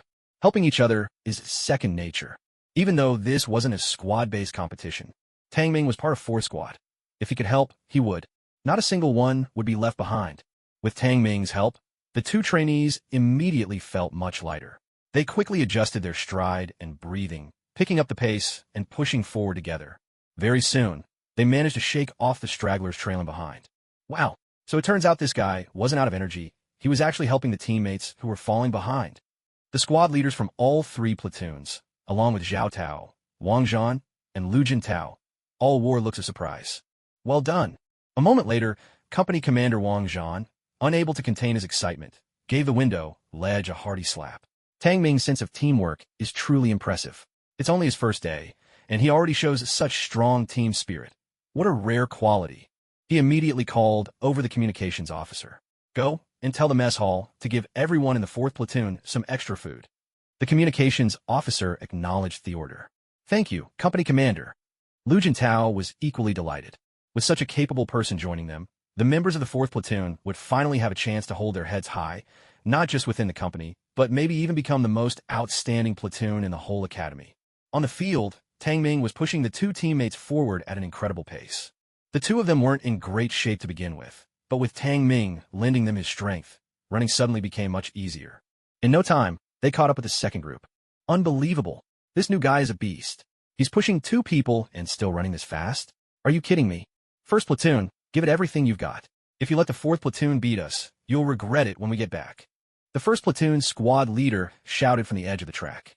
The squad leaders from the 2nd and 3rd platoons followed suit, their voices echoing in anger and determination. The members of these 3 platoons were fiercely competitive. Seeing the 4th platoon's performance, there was no way they'd accept being left behind. Each of them pushed themselves to the limit, roaring as they sprinted forward. Thanks to Tang Ming's example, the entire competition took on an intense, fiery atmosphere. But even with everyone giving their all, they simply couldn't keep up with Tang Ming and the 2 he was helping. With ease, Tang Ming led the pair all the way to the front, overtaking even the leading group. All right, the last stretch. Over 1,000 meters, it's all up to you now. Don't give up. After encouraging the 2, Tang Ming turned and dashed back again. There were still 2 more teammates in the 3rd group. He had to go back and bring them up to the front too. Seeing Tang Ming double back once more, everyone on the field was left dumbfounded. Was this guy not even tired? He just sprinted a full kilometer at top speed, then pushed 2 struggling teammates for most of a lap. And now he was heading back again to push more people forward. What kind of monster was this? No matter how strong you are, isn't there a limit? Who does this kind of thing? By the time Tang Ming returned to the last 2 teammates, there were less than 4 minutes left on the clock, and they still had 1,200 meters to go before the finish. At that distance, if they didn't get Tang Ming's help, there was no way they'd make it back in under 5 minutes. In other words, after running 3 kilometers, it would take them at least 13 minutes or more to finish. At this point, the members of the second group, perhaps spurred on by Tang Ming's performance, were all desperately pushing themselves to run faster. It could be said that their potential had truly been awakened. As long as they could maintain this speed, they would definitely reach the finish line in under 11.5 minutes. But for those in the 1st to 3rd rows of the 3rd group, things were much more difficult. Their top runners were all locked in a struggle with the 4th row of the 1st group, and no one had come back to help them. And the members of the 2nd group were only just able to take care of themselves. There was no way they could lend any support. At this moment, Tang Ming was already urging the last 2 members of his squad into a fast sprint. This guy still has so much speed left in him. Just how much stamina does he have in reserve? All the squad leaders watching were stunned by Tang Ming's physical abilities. They'd spent years at the military academy. They'd seen their fair share of athletic powerhouses. But someone as outstanding and, frankly, as monstrous as Tang Ming, this was a first. With Tang Ming's help, those 2 squad members, though utterly exhausted, were even more determined not to hold him back. If they didn't make it to the finish line within the allotted time, Tang Ming would have to go hungry with them. Anyone with a shred of pride would push themselves to the limit in a moment like this, even if their bodies were already at the brink. With everyone giving it their all, the 2 quickly picked up speed. 3 minutes later, they finally caught up with the second group. By now, the first group had all reached the finish line and were shouting encouragement to their comrades still on the course. The second group was just 150 meters from the finish. Only half a minute remained until 11.5 minutes were up, which meant, in that last 30 seconds, they had to cover the final 150 meters. 150 meters might not sound far, but after running more than 2,000 meters before it, everyone was exhausted, their energy almost completely spent. To expect a full-out sprint in the last 100 meters, hitting top speed like in a short dash, was simply impossible. Not even Tang Ming could pull that off. But at this point, as long as they could reach even half their top sprinting speed, there was still hope. There's only 100 meters left. Run the rest yourselves. Go! Tang Ming let go of the two, shouting at his teammates. You're the last two in the squad. Don't let us down. You can do this. The two teammates were already deathly pale. Even with Tang Ming's help, that last burst of speed had used up nearly all their strength. Without Tang Ming's push, their pace dropped noticeably. Their legs were aching. Even breathing was becoming a struggle. He felt as if his whole body was on the verge of collapse. Damn it, are you trying to embarrass the entire platoon along with yourselves? I've dragged you all the way here. Just the last 100 meters left. Can't you muster up some strength for this final stretch? Don't let me look down on you. You're men, just like everyone else. 2 shoulders, 1 head. If others can do it, why can't you? Do you deserve to be called soldiers? Do you want the other platoons to call you worthless? If you don't want to be losers, then run. Give it everything you've got. For your dignity and your honor. For the honor of the whole platoon. Don't give up. Tang Ming roared these words into their ears. The two, who had already slowed to a near stop, suddenly found clarity in their dazed eyes after hearing Tang Ming's words. Their greatest fear was being seen as useless by others. No matter where you are, the most fundamental skill for an infantryman is physical endurance. If you're weak, no matter how good you are at everything else, people will still see you as unqualified, unworthy of being in the army. Over the years, whether in their old units or at the military academy, they had often been looked down upon. Even if others never said it out loud, they could always see it in their eyes. Go, go, go. I won't be a failure anymore. I will prove myself. They shouted these words in their hearts. At the same time, it felt as if their legs were suddenly filled with power, striding forward with growing speed. Faster and faster, their steps wider and more powerful. In this moment, they broke through their limits. If you want to become strong, you have to constantly push your physical and mental boundaries. Only then will your body gain even greater strength. 50 meters left. Come on, brothers. Keep going. Don't stop. Just then, the men from 4th Platoon ran up alongside them, shouting encouragement as they ran together. Remember all the hardships you've endured over the years. Remember every time someone looked down on you. You're a soldier. You're an officer. If you don't become stronger now, when you join your unit in the future, you won't even be able to keep up with the recruits. How will you have the face to lead them? Hurry up. Pick up the pace. Time's almost up. Go. Go. The men of 4th Platoon kept spurring them on with their words. With mouths wide open, the two let out defiant, primal roars, charging forward as if possessed. 30 meters left. 20 meters. Faster, come on. The last 10 meters. The men of 4th Platoon were more excited than ever, because now there were still 5 seconds left before the 11.5-minute mark. 5 seconds. More than enough to reach the finish line. Finally, as the last 2 members crossed the finish line, Zhao Tao immediately pressed the stopwatch. It showed 11 minutes and 28 seconds. This meant that everyone in the 4th squad had reached the finish line within the required time. The joy among them was palpable. It wasn't just the members of the 4th squad. Squad leader Lu Jingtao was so excited he ran down to join them. 11 minutes and 28 seconds was the best collective result the 4th squad had ever achieved. In previous assessments, they had never even broken 11 minutes and 50 seconds. It could be said that this was a tremendous leap forward. And the reason they managed such an impressive result was thanks in large part to Tang Ming. Even if it was achieved with some assistance, did that really matter? Now, even those in the squad with the weakest physical condition had pushed past their limits. From here on, as long as they kept up their relentless training, their fitness was bound to improve rapidly. All they had been missing was an opportunity like today. And it was Tang Ming who gave them that chance. So, at Lu Jingtao's rallying cry, the members of the 4th squad rushed over to Tang Ming. Before Tang Ming could react, he was hoisted into the air by everyone, the atmosphere alive with celebration. Meanwhile, members from the 1st to 3rd squads wore expressions of disappointment. In this race, all 3 squads had been utterly outperformed by the 4th squad. Not only did none of them take a spot in the top 3, but each squad also had members who couldn't even finish within 12 minutes. No one broke their limits, and they gained nothing from the trial. Compared to the 4th squad, it was a complete loss of face. The squad leaders of these 3 squads all looked grim. Though they were part of the same company, the rivalry with the 4th squad had never ceased. They'd lost before, but never as badly as today. Outmatched in spirit, speed, and time, with a defeat so humiliating. Just then, a sharp whistle pierced the air. Everyone in the 7th Company quickly ran over and lined up. Company Commander Wang Zhan soon walked over to them. A smile played across his face as well. Clearly, he was in high spirits. The progress of the 4th Squad had taken him by surprise. But that smile was reserved for the 4th Squad. When he turned his gaze to the other 3 squads, his look was tinged with displeasure. Seeing the company commander like this, the trainees from the 3 squads felt uneasy. Wang Zhan called out loudly, "I watched the 3-kilometer competition among your 4 squads just now. To be honest, the soldiers of the 4th Squad impressed me greatly, not just with their unity, but also with their energy and speed. Their results speak for themselves. So, I've specially ordered the kitchen to prepare extra dishes for the 4th Squad as a reward for their progress." Hearing this, the 4th Squad trainees were all overjoyed. But Wang Zhan paused, turning to look at the cadets in the other 3 platoons. The smile on his face vanished in an instant. His voice grew stern and commanding. "If there are rewards, there must also be punishments. The duty officers from your 3 platoons already said it. If you don't finish the run in under 11.5 minutes, you'll skip lunch today. I saw it just now myself. Nearly a third of you in every platoon failed to meet the standard. And since you're a team, when there's a punishment, you all take it together. So, everyone in those 3 platoons, including the platoon leaders, will skip lunch today. Go back to your dorms and reflect on where you went wrong." A wave of grievance swept through the 3 platoons, especially among those who had run at the front, some even finishing in under 11 minutes. The top scorers felt the injustice most keenly. If only they'd known, they wouldn't have pushed themselves so hard. Now, not only were they exhausted, they couldn't even eat. As Wang Zhan gave the order to dismiss, the cadets of the 4th platoon marched cheerfully toward the cafeteria, singing rousing military songs. Their triumphant swagger made the others grit their teeth in frustration.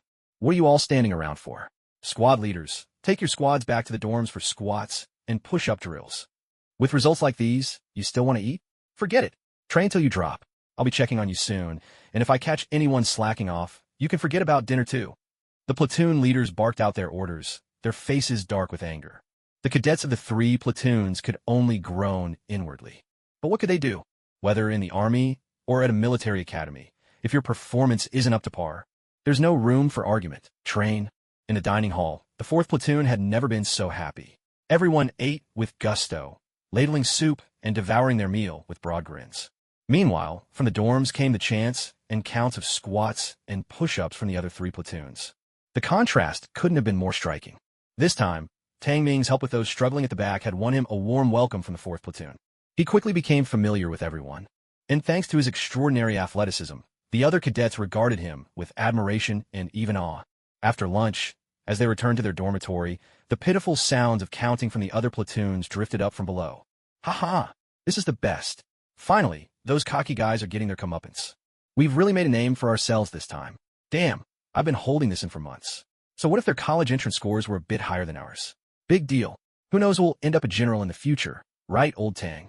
A veteran cadet turned to Tang Ming with a grin. Tang Ming smiled but didn't answer. Instead, he asked their squad leader Zhao Tao, "Squad leader, does our school have any rules against training during rest time?" Zhao Tao was momentarily taken aback, thinking to himself, "What's this guy up to now? Don't tell me he's planning to skip his midday rest and head out to train again?" Zhao Tao said, "There's actually no restriction at noon, as long as you don't disturb others' rest. All the training grounds on the main field downstairs are open. But that's not the case at night." "Old Tang, why are you asking about this? Don't tell me you're thinking about doing another 3-kilometer run." One of the trainees in the class called out to Tang Ming. Tang Ming grinned. "Back in my unit, we never rested at noon. We'd always be training. I'm used to it by now. Besides, if I'm just sitting around, I might as well get some practice in." Hearing this, everyone in the class was stunned. "No way, old Tang, what kind of unit were you in? That's strict? They don't even let you nap at noon? That's insane. By the way, old Tang, you never did tell us which unit you're from." "I'm with Regiment B of Group Army A, Southeast Military District. A true infantryman. No wonder your physical fitness is off the charts." Zhao Tao tried to persuade him. "Xiao Tang, I know you have great self-discipline and ambition, but this afternoon our company's doing close combat training. If you go out now and wear yourself out, what will you do then? Let me tell you, the instructor who teaches hand-to-hand isn't someone to take lightly." The other trainees all nodded earnestly, clearly wary of that particular instructor. Tang Ming smiled. "It's fine, I know my limits. So, squad leader, I'll skip the break and head down to train, all right." Seeing Tang Ming's eagerness, Zhao Tao couldn't bring himself to refuse. He just nodded, All right, go ahead if you want. But take it easy, just do what you can, don't push too hard. The sun's blazing out there, don't get heat stroke. Don't worry, I'll keep it light. Just a 100-kilo load for a 20-kilometer warm-up run, that's all. With a chuckle, Tang Ming turned and jogged out of the dormitory, heading downstairs.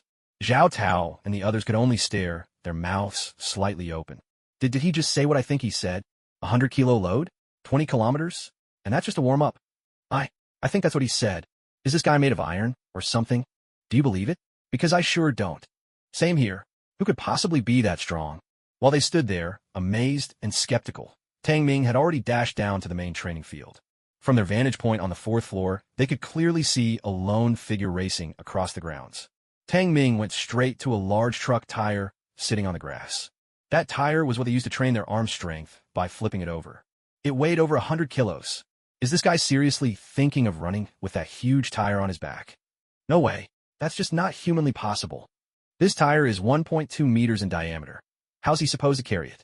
And it weighs over 100 kilos. Even those giant strongmen abroad couldn't pull this off. Yet, just as everyone was convinced that Tang Ming couldn't possibly manage it, something astonishing happened. Out on the wide field, Tang Ming spread his arms, let out a powerful shout, and in one mighty motion, hoisted that 100-kilo tire up off the ground.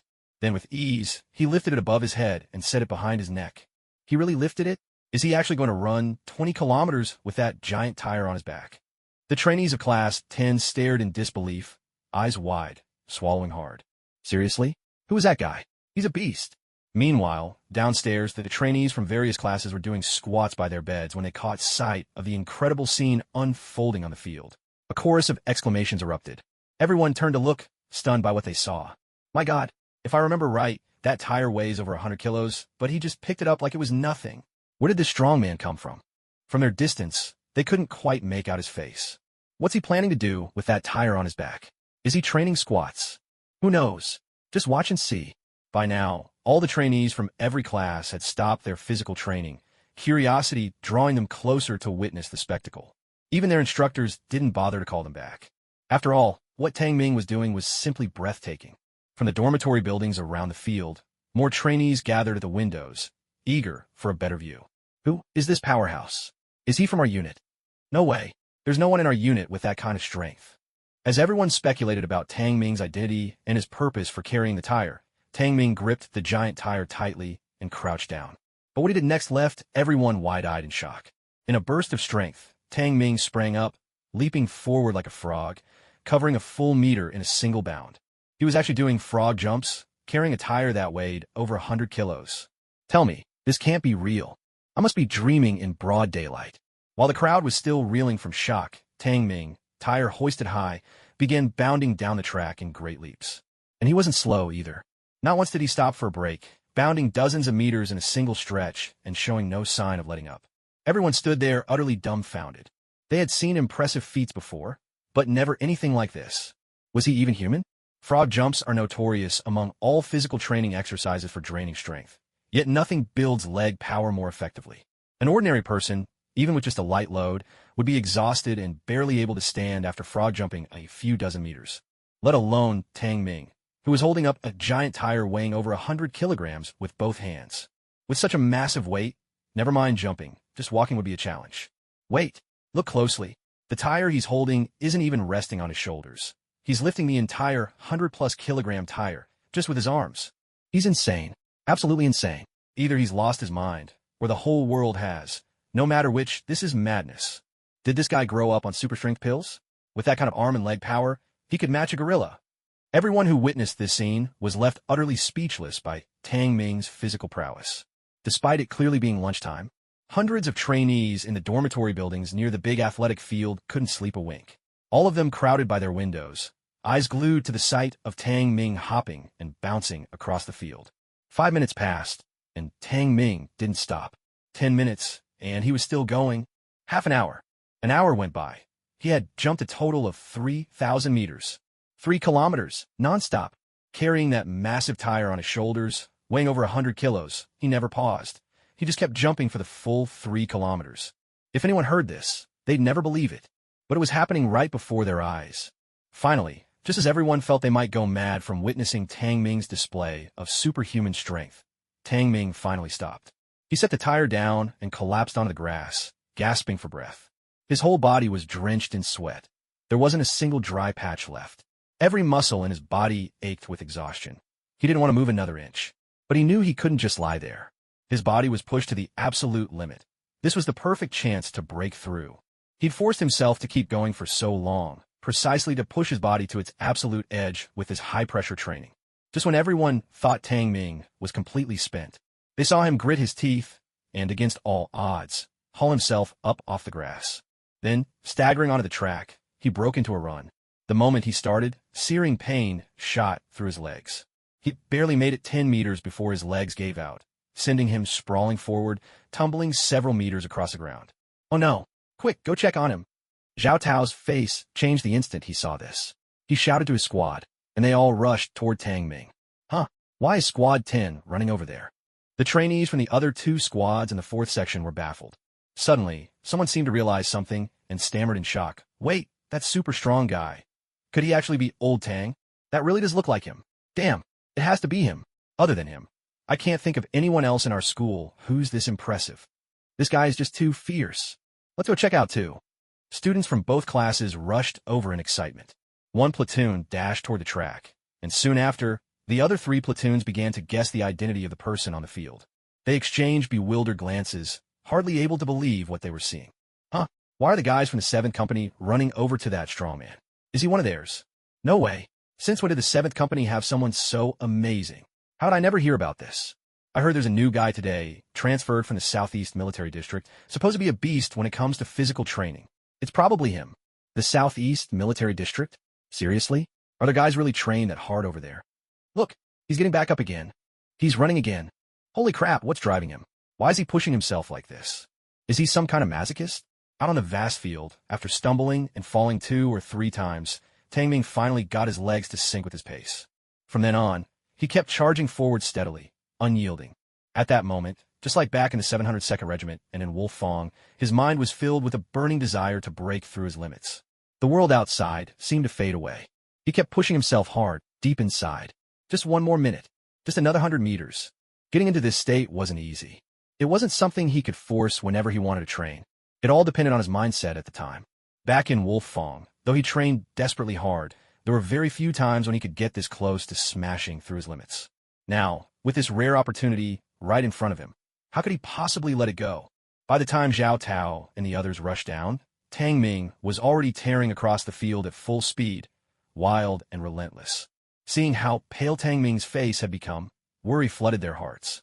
Is he going to be all right running like that? What if he just collapses out there? I finally get why his physical strength is off the charts. If he trains like this every day, no wonder he's a monster. As the 4th platoon hesitated, torn between stepping in to stop Tang Ming before something went wrong, a furious roar suddenly echoed across the entire field. Tang Ming, like a raging tiger unleashed, let out a deep, hoarse cry. Then, his pace exploded, surging forward with the speed of a 100-meter dash. My God, that's impossible. How can he still move that fast? Everyone was frozen in shock once again. They had all thought Tang Ming had reached his absolute limit. But in the end, he still managed to forcefully boost his speed in an instant. He's broken through his limits. Zhao Tao took a deep breath. When a person pushes beyond the limits of their body, it unleashes a burst of explosive strength. Now I finally understand why he fought so hard. He wanted to break through that barrier. This madman. Everyone around suddenly realized what had happened. They had all experienced pushing their physical boundaries before. That feeling, right before breaking through, was almost unbearable, enough to make you wish you could just give up. But once you made it past, even though you'd be left extremely weak, your mind would be buzzing with excitement. Because breaking through meant your physical abilities had just been strengthened. Of course, these opportunities were rare, very rare. It wasn't something you could just decide to do at will. At this moment, Tang Ming finally stopped as well. He collapsed onto the grass, gasping for air, then burst out laughing. Congratulations to the host for once again breaking through your physical limits with self-training. Your accumulated physical strength has increased by 10 points. The system will award an additional 10 points. Please keep up the good work. As Tang Ming lay there, the system's voice sounded in his mind. 10 points, plus the bonus. That's 20 points in total.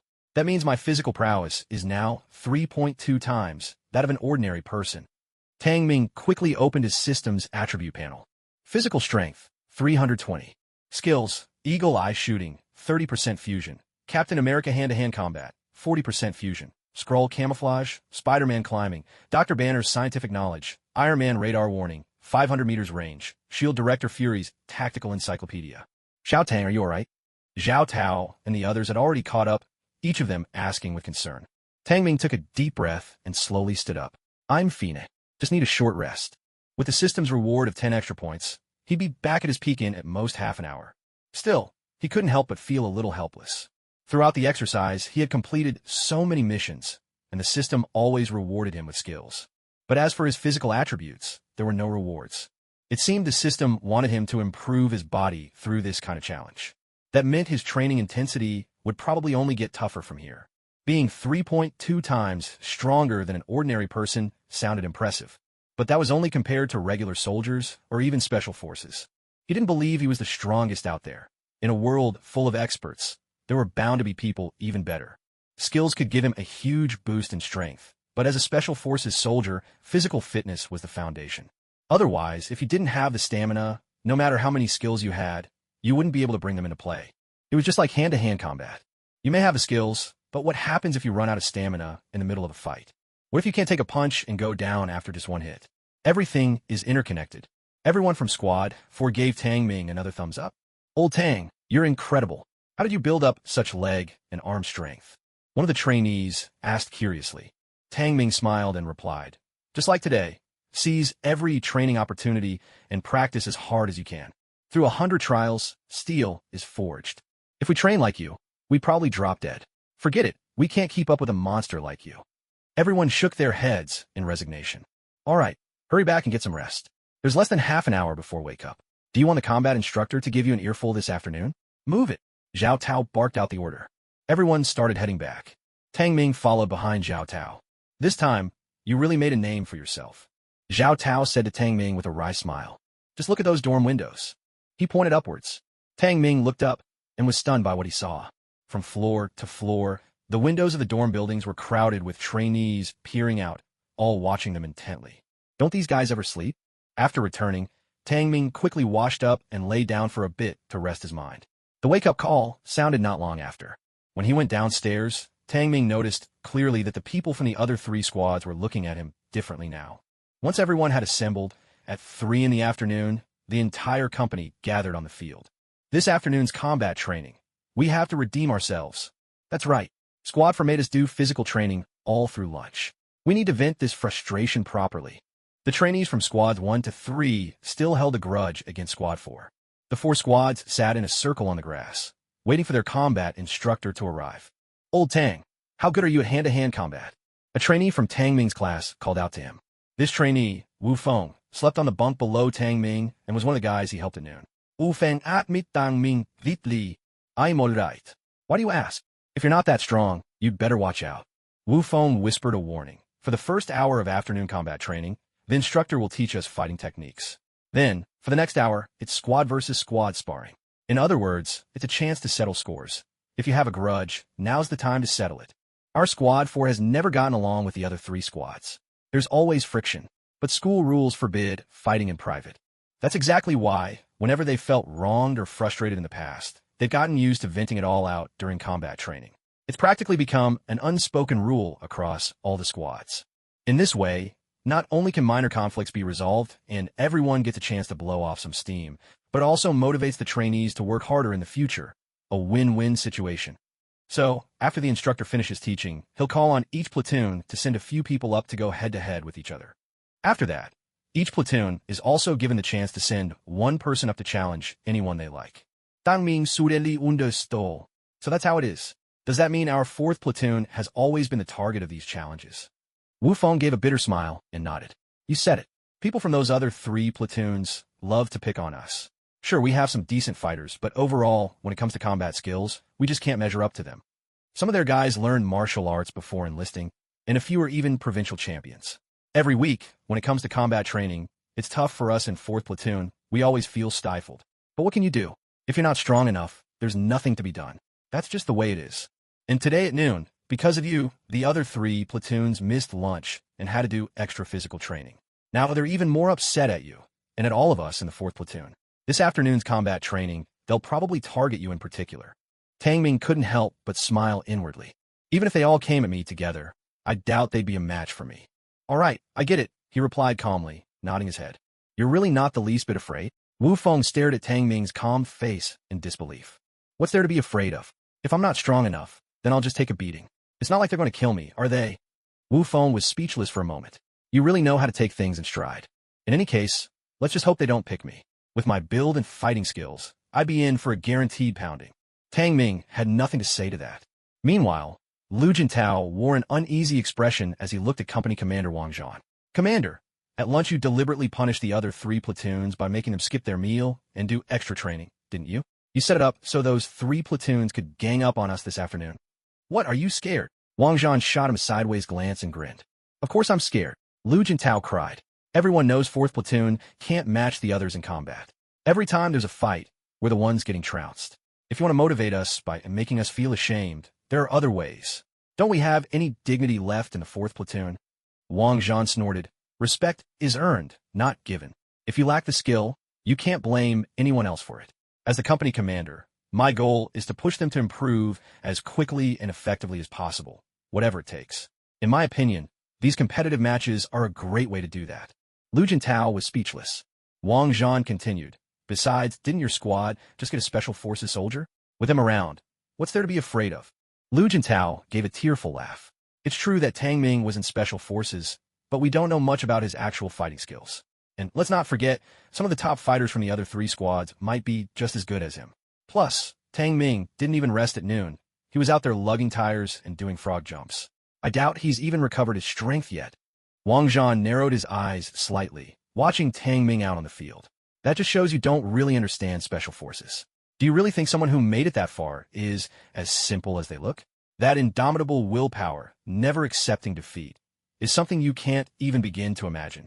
Just watch. I believe this kid is going to surprise us all in a big way. Suddenly, the voice of the duty officer rang out across the company. Over 100 soldiers quickly rose to their feet. A middle-aged man, his expression stern and unreadable, walked over. The company's duty officer hurried up to him, saluted crisply, and said in a loud voice, reporting to Instructor Lin. All members of 7th Company are assembled, awaiting your instructions. Wu Xingbiao, duty officer of 7th Company. The lieutenant colonel returned the salute, his voice deep and commanding. Everyone, take your seats. Yes, sir, the duty officer replied, turning to address the company. Everyone sit down. In perfect unison, the entire company sat down quickly. The lieutenant colonel strode to the center and looked out over the members of 7th Company. Every soldier in the company gazed at him with clear respect. They all knew just how formidable this hand-to-hand combat instructor truly was. I'll tell you something, Wu Feng whispered quietly to Tang Ming. Our instructor here used to be in Special Forces himself. He came out of the Special Ops Unit in the Northwest Theater Command. Special Forces? Tang Ming was taken aback, looking up. There was an unmistakable, almost imperceptible aura of danger radiating from the instructor. Only someone who had truly seen combat could carry such an air. In this day and age, unless you were with the border troops, only the Special Forces had real battlefield experience. It seemed Wu Feng wasn't exaggerating. This Instructor Lin really might have been Special Forces in his past. All right, let's not waste any more time, Instructor Lin announced briskly. Last lesson, I taught you all quite a few techniques and gave you a week to train. Now, it's time to see how much you've learned. Same as before, we'll randomly select 2 people from each squad to go head-to-head. Now, the 7th trainee in the first row of each squad. Stand up. Oh crap, why is it me? Wu Feng's face looked even more miserable than if he were crying. He and Tang Ming were both from Squad 10, sitting in the first row. Tang Ming was in Seat 8, and he was in Seat 7. It just so happened that his number was called. Tang Ming gave him a thumbs up, silently cheering him on. Wu Feng was on the verge of tears. Cheer me on? Give me a break. My hand-to-hand combat skills are as bad as my physical training. They're the worst in the squad, all right? Why does bad luck always find me? But what could he do? He'd been called out. Even if he was scared stiff, he had no choice but to stand up. Wu Feng, pull yourself together. Even if you lose, lose with some dignity. Don't embarrass 4th squad. Lu Jintao, the squad leader, barked at Wu Feng in a low voice. Wu Feng, hearing his leader's words, did his best to look calm on the surface. But Tang Ming could tell that deep down, Wu Feng had to be a nervous wreck. All right, since you've talked to me so much, I'll give you some one-on-one training later. The 4 chosen trainees quickly stepped up. Instructor Lin announced, last time, Odd numbers faced odd numbers, and even numbers faced even numbers. This time, let's switch it up. Number 1 against number 2, number 3 against number 4. First and second squads, you're up first. At Instructor Lin's command, the 6th trainee from the first and second squads walked to the center. Both were similar in build, standing about 1.8 meters tall and close in age. After a crisp salute, they took their stances, loosening up their bodies while watching each other closely. At last, the trainee from the first squad made the first move, launching an attack on his opponent. He surged forward, throwing a right hook at the second squad trainee. The second squad member quickly stepped back, dodging his head out of the way to evade the punch, then spun into a sweeping kick. The first squad member brought both arms up to block, and the kick landed solidly on his arms.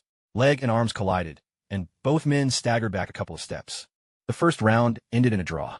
Seeing their speed and strength, Instructor Lin allowed himself a pleased smile. Although they were still no match for special forces, their speed and power were respectable for a field unit. Plus, they hadn't been training for very long. The two opponents quickly squared off again. Watching from below, Tang Ming could tell they were using basic military martial arts, but their technique was rough, and they weren't bringing out the full potential of the moves. After another 30 seconds of scuffling, both hitting the ground a few times, the first squad's trainee finally claimed victory. The first squad erupted in cheers. What are you cheering for? With sparring like that, you've got the nerve to clap. Instructor Lin's shout cut through the noise. The first squad instantly fell silent, not daring to make another sound. Instructor Lin walked over and, with a stern expression, questioned the line of trainees, just now in the third round, when he punched you in the abdomen. Why did you block it? You knew full well that he wasn't as strong as you. If at that moment you had thrown an uppercut and landed it on his chin, his head would have spun, and he'd have been stunned for a short while. As for you, sure, you'd have taken a punch to the gut and felt some pain, but if you gritted your teeth and pushed through, landing one more punch, he'd be completely out of the fight. But you chose to dodge instead of standing your ground. Why? Are you afraid of pain? Or is it that you're on good terms with him and can't bring yourself to hit him that hard? The first row of trainees glanced over at the second row, then lowered their heads slightly. Instructor Lin's voice grew icy. So, it seems it's the latter. With that, Instructor Lin turned around sharply. But in the very next moment, he whirled and launched a swift roundhouse kick, striking the trainee in the first row right in the abdomen, sending him flying across the mat. He bellowed, "How many times have I told you? Even in a match, you must treat training as real combat. If you were a criminal, your moment of mercy could cost you, or your teammates, their lives. Show mercy to your enemy, and your enemy may show you none." Are my words just passing wind to all of you? In military combat, the principle is to take down your opponent as quickly and decisively as possible. Did you see how you were fighting just now? Don't go around claiming you were trained by me. I'd be ashamed to admit it. Get out of here. The two trainees, nursing their pain, hurried back to their places, worried that if they moved any slower, Instructor Lin would have another go at them. Seeing the fierce look on Instructor Lin's face, no one from any of the squads even dared to breathe too loudly. Next group. Instructor Lin barked coldly, and the third squad, along with Wu Feng, stepped forward. The trainee from the third squad shot Wu Feng a frosty glance, clear contempt in his eyes. They all had a sense of Wu Feng's fighting skills. He was no match for them. Wu Feng himself could only force a wry smile. He knew today was going to be a rough one. Sure enough, as soon as Instructor Lin gave the command, the third squad trainee charged at Wu Feng, launching the first strike. His speed and strength were both far greater than those from the first and second squads. Wu Feng was forced on the defensive right from the start, and he simply couldn't keep up with the other's attack speed. In less than 5 seconds, he was knocked to the ground with a single punch. Without missing a beat, the third squad trainee pounced like a tiger, unleashing a flurry of punches aimed straight at Wu Feng's face. Wu Feng managed to block a few, but quickly lost his ability to defend. Blow after blow landed, leaving his face bruised and swollen. Enough, stop! Instructor Lin let out a quiet sigh and gave his orders. The cadets from the third squad quickly scrambled to their feet. From start to finish, he had not been brought down by Wu Feng even once. Wu Feng, on the other hand, had taken several blows to his abdomen and chest from the third squad's cadets. His face was bruised and swollen, his nose battered and blue. He kept sucking in sharp breaths, looking utterly miserable. Tang Ming hurried over to help him up, giving a wry smile. "You really need to practice more when you get back," he said. It wasn't just Instructor Lin. Everyone else could see it too. Wu Feng and the third squad's cadets simply weren't on the same level. Instructor Lin had noticed this as well. He didn't criticize, but instead walked over and offered pointers to both of them, explaining where their attacks and defenses had gone wrong and how to improve. His feedback wasn't just for the two of them. It was meant for everyone present. Listening to Instructor Lin's guidance, Tang Ming couldn't help but nod to himself in approval. This instructor truly had some skill, with a piercing eye for detail. He could spot the cadets' problems quickly and give effective advice. Wu Feng's harsh defeat left the fourth squad feeling frustrated and indignant. They simmered with the urge to avenge him. But since it wasn't the challenge round yet, they had no choice but to hold themselves back for now. Meanwhile, the third squad, seeing Wu Feng get beaten so badly, finally let off some of the resentment they'd been harboring from their punishment at noon. For the next hour or so, Instructor Lin began teaching. His method was straightforward. He'd call someone up to spar with him one-on-one and explain the purpose behind each move as they fought. Striking, defending, countering, he broke down every technique. For someone as skilled as Tang Ming, it didn't make much difference, but the other cadets still managed to pick up quite a bit. At last, after an hour and a half had passed, Instructor Lin addressed the entire company. All right, now we come to the final segment, the challenge round. I know you've all been holding back for a long time. Today, there's no limit on the number of challengers. If you want to challenge someone, just stand up. But remember, the one being challenged has the right to refuse. Let's begin. As soon as he finished, 7 or 8 people shot to their feet. 2 cadets from the fourth squad also stood up, clearly eager to avenge Wu Feng and restore some pride to their squad. Tang Ming remained seated, calm and still. A knowing smile touched Instructor Lin's lips. Well, it looks like there are quite a few unresolved grudges between you all. He chuckled meaningfully, then continued. But the first to stand is Zhao Chong from the first squad. You go first.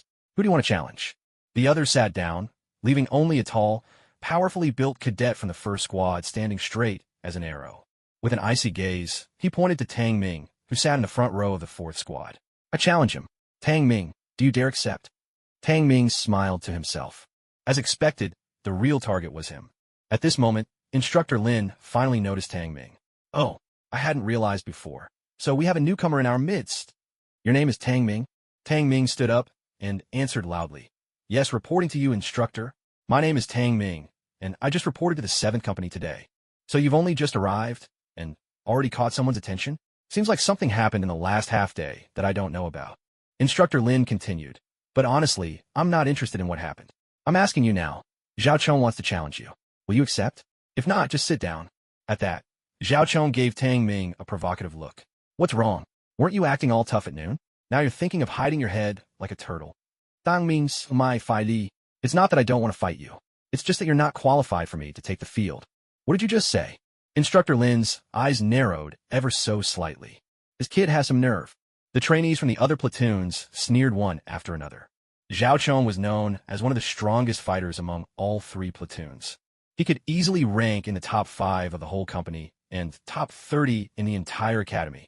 Before joining the military academy, he trained in combat sport for years and had a rock-solid foundation.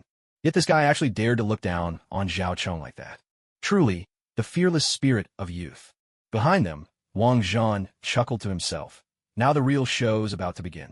Tang Ming, let me see the true strength of a special forces soldier. Tang Ming looked around at the members of the 3 platoons and spoke directly. Here's how I see it. Just now, all of you from the 3 platoons jumped up, basically because you all want to challenge me. Fine, I'll give you that chance. Anyone who stood up just now, step forward. I challenge all of you. Of course, if anyone else wants a piece of me, you're welcome to stand up too. The more, the merrier. Instructor, may I have your permission for this? As he spoke, he turned to Instructor Lin. The moment his words left his mouth, the room fell into complete silence. Everyone thought they must have misheard. What did this guy just say? He was going to take on all 3 platoons by himself? One man challenging all 3 platoons. As Tang Ming's words echoed, the entire hall was thrown into shock. Instructor Lin strode over to him and asked in a deep voice, Newcomer, what did you just say? Say it again. Tang Ming paid no heed to Instructor Lin's imposing presence and repeated calmly. I said, everyone from the 3 platoons looks unhappy with me. So, I'm giving them a chance. Anyone who wants to challenge me, stand up and come at me together. I'll settle all our scores at once. Arrogant beyond belief. Tang Ming, don't get too full of yourself. Who do you think you are? Challenging all 3 platoons alone. Can't believe you even said that out loud. Exactly. Even a special forces soldier wouldn't dare say something like that in front of us. The men from the 3 platoons were completely enraged. One after another, they stood up, shouting furiously at Tang Ming. Being challenged like this by a newcomer, they felt deeply insulted. Tang Ming, what nonsense are you spouting? Sit down now. Even the people from 4th platoon were startled by Tang Ming's words. Lu Jintao quickly grabbed his arm and scolded him. Don't mess around. This is a military academy, not a place for your jokes. Tang Ming smiled at Lu Jintao. Platoon leader, I'm not joking. If the challenge rules don't allow this, then forget I said anything. They can come to me one by one, and I'll take them all on. But if it's allowed, then let them all come at once. That way, we won't waste any time. Damn it, I'll fight you. Let's see what kind of skills you, a fresh recruit, have to look down on all 3 of our platoons. A burly cadet from 2nd Platoon stood up and shouted at Tang Ming. I'll go. Who does he think he is? Damn it, how dare he boast like that? Does he really think there's no one in our 3 platoons? Another cadet rose to his feet, itching to charge at Tang Ming right then and there. Silence. Who told you to speak? Instructor Lin suddenly turned around and barked at them. The 3 platoon's men were clearly wary of Instructor Lin and instantly fell silent. However, their eyes, blazing with anger and fighting spirit, were fixed unrelentingly on Tang Ming. Instructor Lin turned his gaze to Tang Ming, his voice low and heavy. Rookie Tang Ming, you'd better stand by your words. Reporting, instructor. I will stand by my words. Tang Ming ziplit lao li. So please, instructor, allow it. Fine. Since you've made such a wild request, I want to see just how strong you really are to dare speak like this. I hope you won't regret it. The thing I hate most is those who talk big without the strength to back it up. If you turn out to be a disappointment, I'll show you just how harsh I can be as your instructor. With that, Instructor Lin stepped back a few paces and looked at the members of platoons 1 through 3. Each of you 3 platoons, send out 2 men. At his command, the members of the 3 platoons rushed forward. So it'll be you 6. Instructor Lin pointed to the first 6 who had come out. My God, it's those 6. All 6 of them are among the top 10 fighters in the whole company. Tang Ming's going up against all 6 at once. How's he supposed to win? The people from 4th Platoon were wide-eyed in disbelief. What's this guy thinking? He's just begging for a beating. Lu Jintao called out to Tang Ming. You really are crazy. You still have time to back out. Let me speak to the company commander and ask Instructor Lin to revoke the order. Tang Ming chuckled and said, I, Tang Ming, have never done anything I'd regret. Just watch and see. With those words, Tang Ming strode forward 3 steps, looked at the 6 men, and shook his head slightly, a trace of disappointment in his voice. I'm not bragging, but the 6 of you together wouldn't even make a decent warm-up for me. Honestly, I never wanted to stand out. I just wanted to finish my training here quietly and go home. But you won't leave me in peace, and you make life hard for everyone in our squad. So I have no reason to stay silent any longer. Come on, let me see what you so-called highly educated officers who got in through the college entrance exam are really made of. You look down on those of us who rose up through the ranks. Let's see if you deserve it. After he finished speaking, Tang Ming raised his hand and gestured for them to come at him, inviting their attack. You've gone too far. Damn it. Get him. Tang Ming's brazen words had thoroughly infuriated the 6 men. The one in front roared, bursting forward toward Tang Ming. When he was just a meter away, he used his momentum to launch a fierce kick at Tang Ming's body. Everyone in the 4th squad felt their hearts stop in suspense. But Tang Ming still stood there, unmoving. Just as the kick was about to land, Tang Ming dropped into a sudden squat, his right foot spinning sharply on the ground. In one swift motion, he kicked the attacker's left leg. The man instantly lost his balance. Before he could even hit the ground, Tang Ming had already withdrawn his leg. Spinning smoothly, he delivered a powerful kick to the man's abdomen. The man didn't even have time to fall. Pain exploded in his gut, and in the next instant, his whole body went flying backward. The entire crowd was struck speechless. All eyes were on the cadet from the 3rd squad who had been sent flying by Tang Ming's 2 quick kicks. The place erupted in astonishment. What speed! What power! Those were the shocked cries echoing in everyone's hearts. Indeed, Tang Ming's moves just now were extremely simple. A low sweep to knock the opponent off balance, followed by a spinning kick to send him flying. There is nothing particularly special about these 2 moves. In fact, anyone here with even half a year of training could do them. But what set Tang Ming apart was his incredible speed. He was so fast that their eyes could barely keep up. So fast that the 3rd squad cadet had no chance to react, let alone defend himself. Instructor Lin's eyes narrowed sharply. This guy truly hides his strength. Even I, facing that speed and power, would have ended up the same way. I never expected someone in this school to be so skilled at hand-to-hand combat. Tang Ming stood firm as the 3 rows of trainees clutched their stomachs, writhing on the ground, retching in pain. Their faces were flushed crimson, veins bulging with strain. What are you all waiting for? Come on, then. Tang Ming called out to the remaining 5. You've seen what happens when you come at me one by one. If the 5 of you attack together, maybe you'll last a second longer. The five glanced at each other, exchanging determined looks, and almost in unison shouted, "Go!" The moment the words left their lips, all five charged at Tang Ming, surrounding him in a tight circle. All five attacked at once. Two from the front, and two from behind, with one flanking on the left.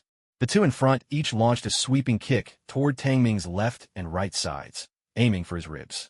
Meanwhile, the two at his back threw punches, aiming to slam into his spine. The one on the left dove in with a sliding tackle, scissoring Tang Ming's calves between his legs, pinning Tang Ming's feet to the ground. With attacks coming from all directions, front, back, and below, such an assault would be hard for anyone to withstand, even for Instructor Lin. But for Tang Ming, it was hardly a challenge. With a sudden, forceful spin, Tang Ming twisted aside, causing the two punches from behind to strike only thin air. At the same time, Tang Ming shot out both hands, grabbing hold of the legs aimed at him from the front. The force of their sweeping kicks was instantly neutralized by his immense strength. The two attackers' faces changed dramatically as they tried to pull free, only to discover their legs were locked in place, as if caught in an iron vise. They simply couldn't budge. In the next instant, they felt a powerful yank surge from their legs through their whole bodies. With a mighty swing, Tang Ming hurled them into the air. The two flew out sideways, crashing straight into the two attackers behind Tang Ming. Just as those two in the rear were preparing to launch their next move at Tang Ming, they saw a huge shadow barreling toward them from each side. The oncoming force was so quick, there wasn't even a chance to dodge. A series of heavy, bone-jarring impacts followed. The two from the front slammed into the pair behind, and the remaining momentum sent all four crashing together. The impact left their heads spinning, vision swimming. All four collapsed to the ground, muscles aching and numb, minds reeling so much they couldn't even get up. The whole sequence had taken no more than a second. Even the trainee who was still clamped around Tang Ming's legs on the ground hadn't had time to react before Tang Ming abruptly bent down. Looking up to see Tang Ming's face looming larger and larger, the trainee was nearly scared out of his wits. Instinctively, he swung a fist upward, but there was no way he could match Tang Ming's speed. As his fist rose, Tang Ming's own punch landed squarely on his face, knocking him out cold. Everyone in the hall was left with their mouths slightly open and eyes wide, staring in disbelief at what had just happened. These five trainees were among the best fighters in the entire company. Yet in less than 2 seconds, Tang Ming had single-handedly brought them all to the ground. His moves remained so deceptively simple that it made the onlookers question their very understanding of combat. A swift turn, a grab, a toss. 4 men fell instantly. But the sheer power behind his actions was what truly stunned the crowd. Standing exactly where he was without so much as shifting his stance, he had flung 2 men, each well over 6 feet and built like tanks, aside, as if they weighed nothing. His agility and lightning-quick reflexes further highlighted just how extraordinary his physical prowess was. No one could have predicted that all 6 men from the first 3 squads would be flattened by Tang Ming in such a manner. Go Tang Ming! For a brief moment, the entire crowd was frozen in shock. Then, someone from the 4th squad leapt to their feet and cheered at the top of their lungs. The rest of the squad quickly followed, rising one after another to cheer and applaud Tang Ming with unbridled enthusiasm. Meanwhile, those in the first 3 squads stood rooted in place, still reeling, unable to believe what they had just witnessed. At the back, Company Commander Wang Zhan's face broke into a broad, delighted grin. No wonder he's a Special Forces soldier. His skills are even sharper than the instructors.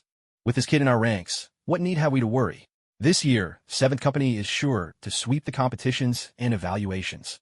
Instructor Lin fixed Tang Ming with a deep, thoughtful gaze. Even with his own Special Forces background, he couldn't quite gauge the full extent of Tang Ming's abilities. Reflecting on the predicament from moments before, he admitted to himself that, had he been in Tang Ming's place, he could never have handled it so effortlessly. Perhaps he would have won in the end, but not without taking a few hits or kicks along the way. But Tang Ming hadn't been touched at all. Tang Ming lifted his chin slightly, looking at everyone in the first 3 squads. Is there anyone else who wants to challenge me? If so, stand up. I'll take on as many as you like. In fact, you can all come at me together. It makes little difference whether I take down one or all of you. It'll just take a bit more effort, that's all. As his words echoed through the hall, not a single person from the first 3 squads stood up. Partly, they were simply too frightened by Tang Ming's overwhelming fighting skill, and partly, pride kept them in their seats. After all, if dozens of them rushed him and somehow managed to win, it would only make them a laughingstock. Before, they simply hadn't realized how formidable Tang Ming truly was. Now that they knew, none dared to underestimate him in the slightest. After shooting Tang Ming one last penetrating look, Instructor Lin ordered the trainees who had been knocked out to be taken to the infirmary. The others, still dazed from their collisions, gradually regained their senses. But none of them dared utter another word challenge. Quietly and sheepishly, they slunk back to their places. Is there anyone else who wants to challenge him? If so, stand up. Instructor Lin's gaze swept across the company as he called out. Not a sound was heard in response. After what Tang Ming just did, no one else dared to step forward. Even challenging anyone else now just felt like a clown performing tricks. Well, since there are no other volunteers, I'll do it, Instructor Lin announced, turning to Tang Ming. Comrade Tang Ming, how about a match? The instructor challenging Tang Ming? What in the world was this? But the crowd's eyes lit up with excitement. They were all eager to see who would win in a fight between the instructor and Tang Ming. They had all witnessed Tang Ming's strength just moments ago. But as for the instructor, up until now, he'd only demonstrated a few fighting techniques during lessons. No one had any idea what his true combat abilities were. Tang Ming glanced at Instructor Lin and instantly understood. When the instructor had watched him fight earlier, a fighting spirit had clearly ignited within him. For someone who excelled in this field, it was only natural. Upon meeting a worthy opponent, the urge to test oneself was irresistible. It wasn't about winning or losing, just the pure competitive spirit of a martial artist. Tang Ming stood up again and saluted Instructor Lin. Please give me your guidance, Instructor. You don't have to go easy on me, Instructor Lin replied. We're soldiers. No need for pretense. Give it everything you've got. Tang Ming frowned slightly. Everything? Are you sure? He'd originally thought that, as the company's chief combat instructor, Lin deserved at least a little deference. There was no need to win. Just a draw would be enough to save face. But clearly, Lin had seen straight through his intentions. Instructor Lin's expression was resolute. He had not the slightest hint of underestimating Tang Ming now. All right, let's do this. Since the other side had no reservations, Tang Ming wouldn't hold back either. Wasting no time, Tang Ming launched his attack on Instructor Lin. He closed in with lightning speed and threw a punch. As that fist shot toward him, Instructor Lin felt an overwhelming pressure crash down on him. Tang Ming's punch was so fast, there was no way to dodge it. All Lin could do was raise his arm to block. The blow landed squarely on Instructor Lin's forearm. A wave of numbness shot through his arm, as if it had gone completely dead. The force sent him stumbling backwards several steps, nearly knocking him off his feet. What incredible power! Lin's eyes widened in shock and excitement. It was the thrill of encountering a true rival. His combat skills were genuinely ranked first at the military academy. Even among the special forces in their Northwest military district, he was considered top tier. It had been a long time since he'd faced an opponent who could put such immense pressure on him. Well done. Keep it coming. Instructor Lin let out another loud shout and charged straight at Tang Ming. Of course, Tang Ming had no intention of taking Instructor Lin down in a single move. With his combat skills, he could have floored Instructor Lin within 3 seconds, easily. Compared to others, Instructor Lin's fighting ability was already impressive. But in front of Tang Ming, it simply wasn't enough. Every move Instructor Lin made was seen through by Tang Ming even before it happened. Tang Ming could respond with effortless defense and counterattack in a flash. The onlookers watched as Tang Ming and Instructor Lin fought toe-to-toe, each swallowing hard in disbelief. They had all sparred with Instructor Lin before, and not a single person in the entire company had lasted more than 5 moves against him. But Tang Ming had already far surpassed that mark. In fact, he was dominating the fight from start to finish. Finally, seeing his moment, Tang Ming seized the opportunity. He clamped a firm grip around Instructor Lin's throat, swept his right foot out, and struck Lin's lower leg. With his upper body immobilized and his lower body thrown off balance, Instructor Lin went down hard. Tang Ming's arm locked tightly around his neck, pinning him helplessly to the ground. The entire room was stunned into silence. Instructor Lin had lost, and he'd lost so decisively, so thoroughly. Tang Ming looked down at him. Instructor, are you all right? Instructor Lin gave a wry smile. You win. He knew full well that Tang Ming had been holding back, giving him some dignity. He'd sensed it from the very beginning of their match. With Tang Ming's skill, he could have ended the fight easily and quickly. Tang Ming released his grip on Instructor Lin's neck, stood up, and reached out his hand. Without the slightest hesitation, Instructor Lin clasped Tang Ming's hand, and with a small effort from both, they pulled themselves to their feet. Which military district are you from? Instructor Lin asked. Reporting, Instructor, Southeast Military District, Tang Ming replied. Ah, then I know exactly where you're from. I can't complain about losing to you. There was no trace of resentment on Instructor Lin's face as he asked, Who was your instructor in the unit? Instructor Lin wasn't surprised at Tang Ming's origins. During their match, Tang Ming had used several moves unique to Special Forces combat training. Instructor Lin himself came from the Special Forces, and he recognized those techniques immediately. And in the Southeast Military District, there was only one Special Operations Unit, Wolf Fong. Gao Zhuang, Captain Gao. Tang Ming answered without hesitation. So it's old Gao, Instructor Lin said with a knowing smile. No wonder. I've sparred with him before. We're about evenly matched. Looks like the student has surpassed the master. I bet old Gao thinks highly of you, doesn't he? He's all right to me, Tang Ming replied modestly. You can head back now. Tang Ming saluted, then returned to his seat in the fourth squad. The trainees in the fourth squad looked at Tang Ming with utter admiration. Not only was this guy's physical fitness off the charts, but his combat skills were just as impressive. He had actually managed to knock the instructor flat on his back. Even Wang Zhan, sitting at the back, could hardly contain his excitement. Instructor Lin was renowned as the best fighter in the entire military academy. Now that Tang Ming had defeated him, there was no doubt Tang Ming was the new #1 in hand-to-hand combat at the academy. That meant their company had practically secured a championship in at least one category of the academy's upcoming competition. Old Tang, you've got to teach me some moves later. Wu Feng grabbed Tang Ming's arm in excitement and whispered, I want to be as awesome as you. Tang Ming Juke. No problem, as long as you're willing to work hard. Damn it, after getting beaten up so badly today, I'm out for revenge. What's a little hardship? So long as it doesn't kill me. Push me as hard as you can. Wu Feng gritted his teeth with determination. Afterward, Instructor Lin explained a few techniques, then let them practice on the sandbags or pair up for sparring. Meanwhile, Tang Ming was quickly surrounded by his squad mates, all eager for him to teach them some fighting skills. Of course, Tang Ming didn't hold anything back. He offered them guidance just like a second combat instructor. There were no formal classes in the evening. It was supposed to be free time. Yet not a single person in the company went out to play.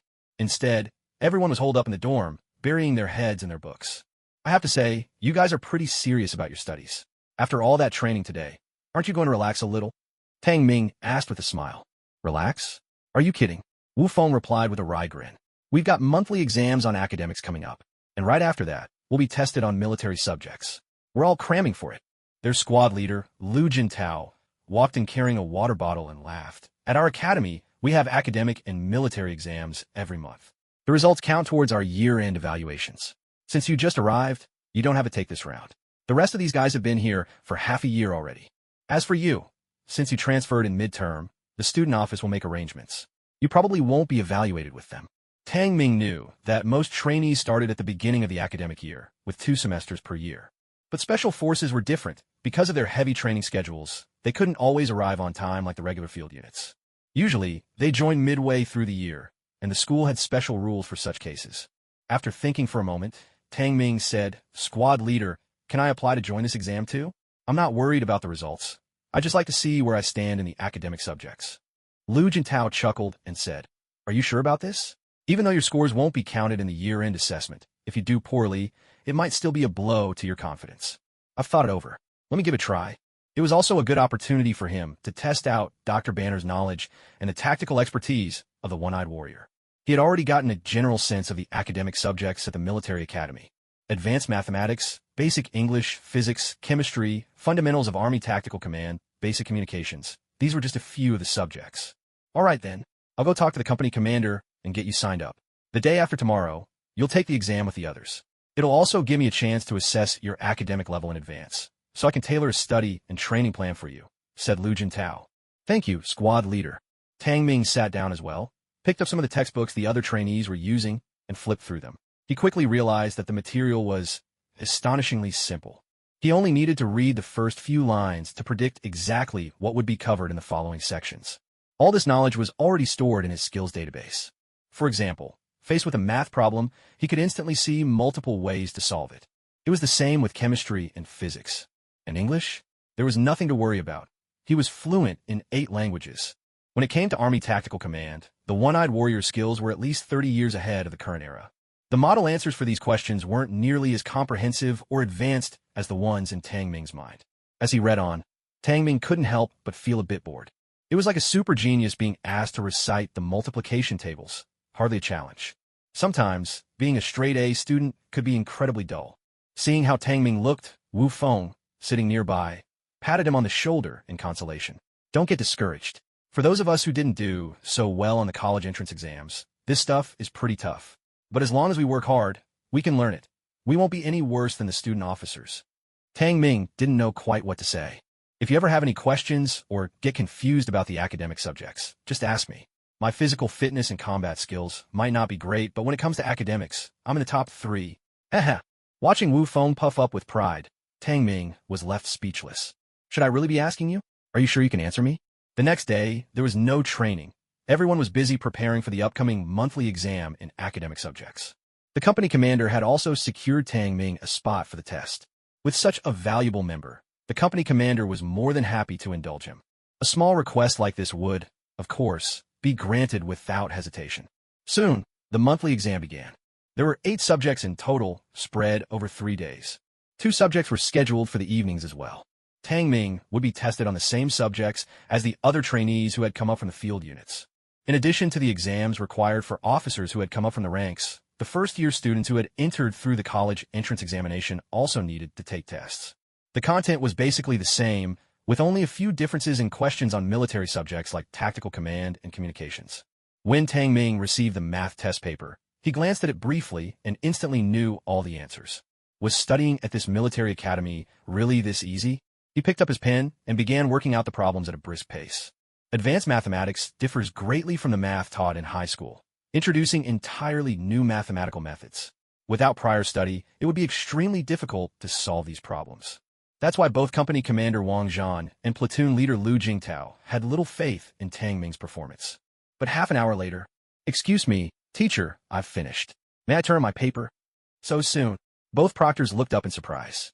In fact, Tang Ming had completed all the questions in just a few minutes. But, just like in high school, the exam rules required that no one could hand in their paper before half an hour had passed. There were a few other people from 7th Company in the exam room as well, mostly from the 1st to the 3rd platoon. When they saw Tang Ming raise his hand, they paused for a moment, then couldn't help but snicker with disdain. In their eyes, what kind of academic level could someone who came up from the army possibly have? Besides, he'd only been here for a few days and hadn't learned anything yet he dared to take the exam. Wasn't he just setting himself up for embarrassment?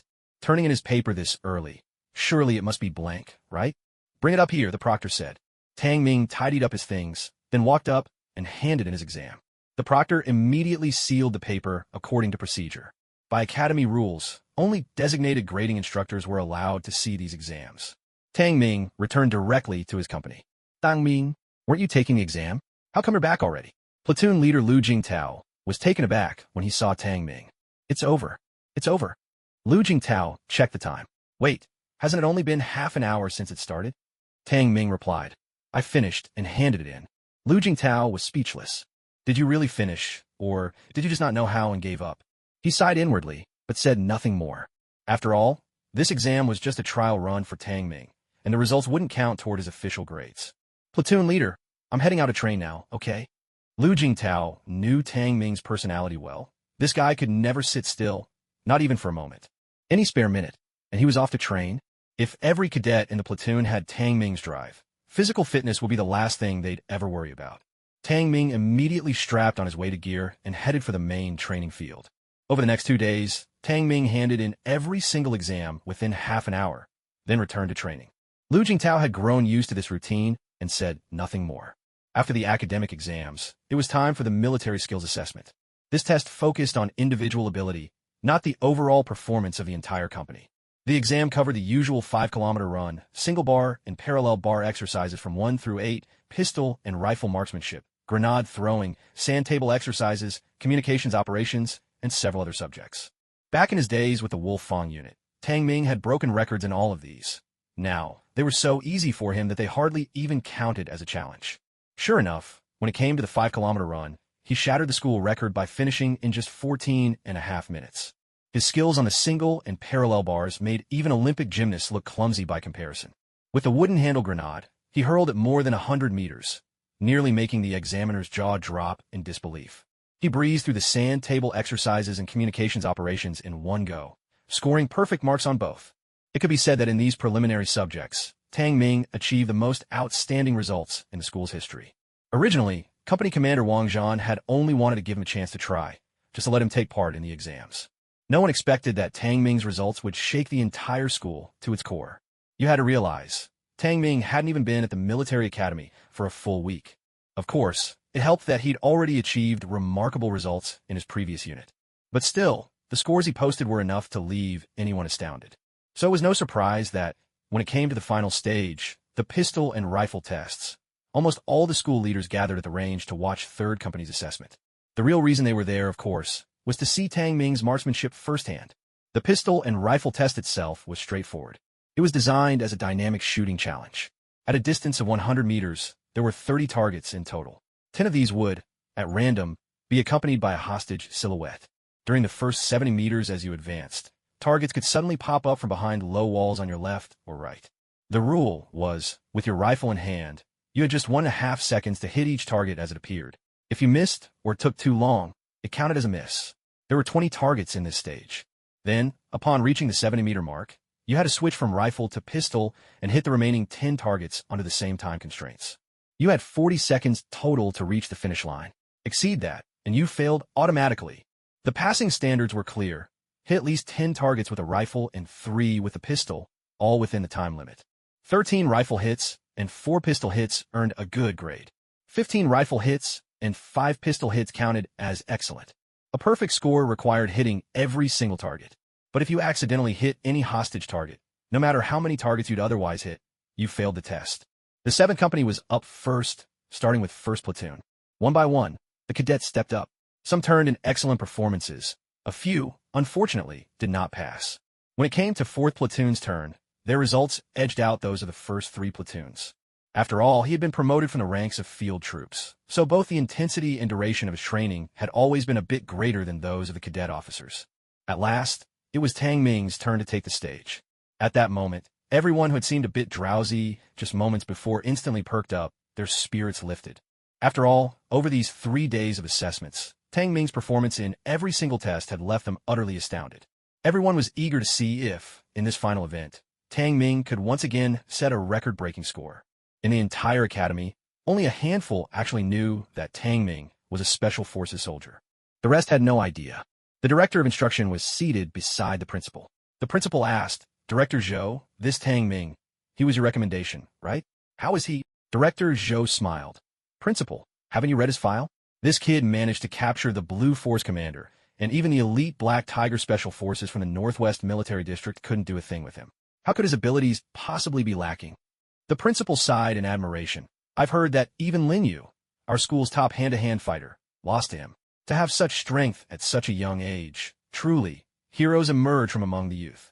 If we could recruit a talent like him to our academy, our military training courses might even rival those of the National Defense University. Don't you agree?" Director Zhou paused, then gave a wry smile. "Principal, you said it yourself. This kid has a limitless future.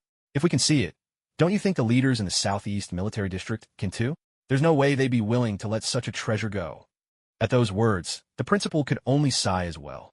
Indeed, with someone as precious as this, what military leader wouldn't want to keep him close, like a priceless treasure hidden under their own blanket? Try to recruit someone like him. What a challenge. He's about to begin. Director Zhou suddenly announced. Upon hearing this, the principal immediately picked up the binoculars for a closer look.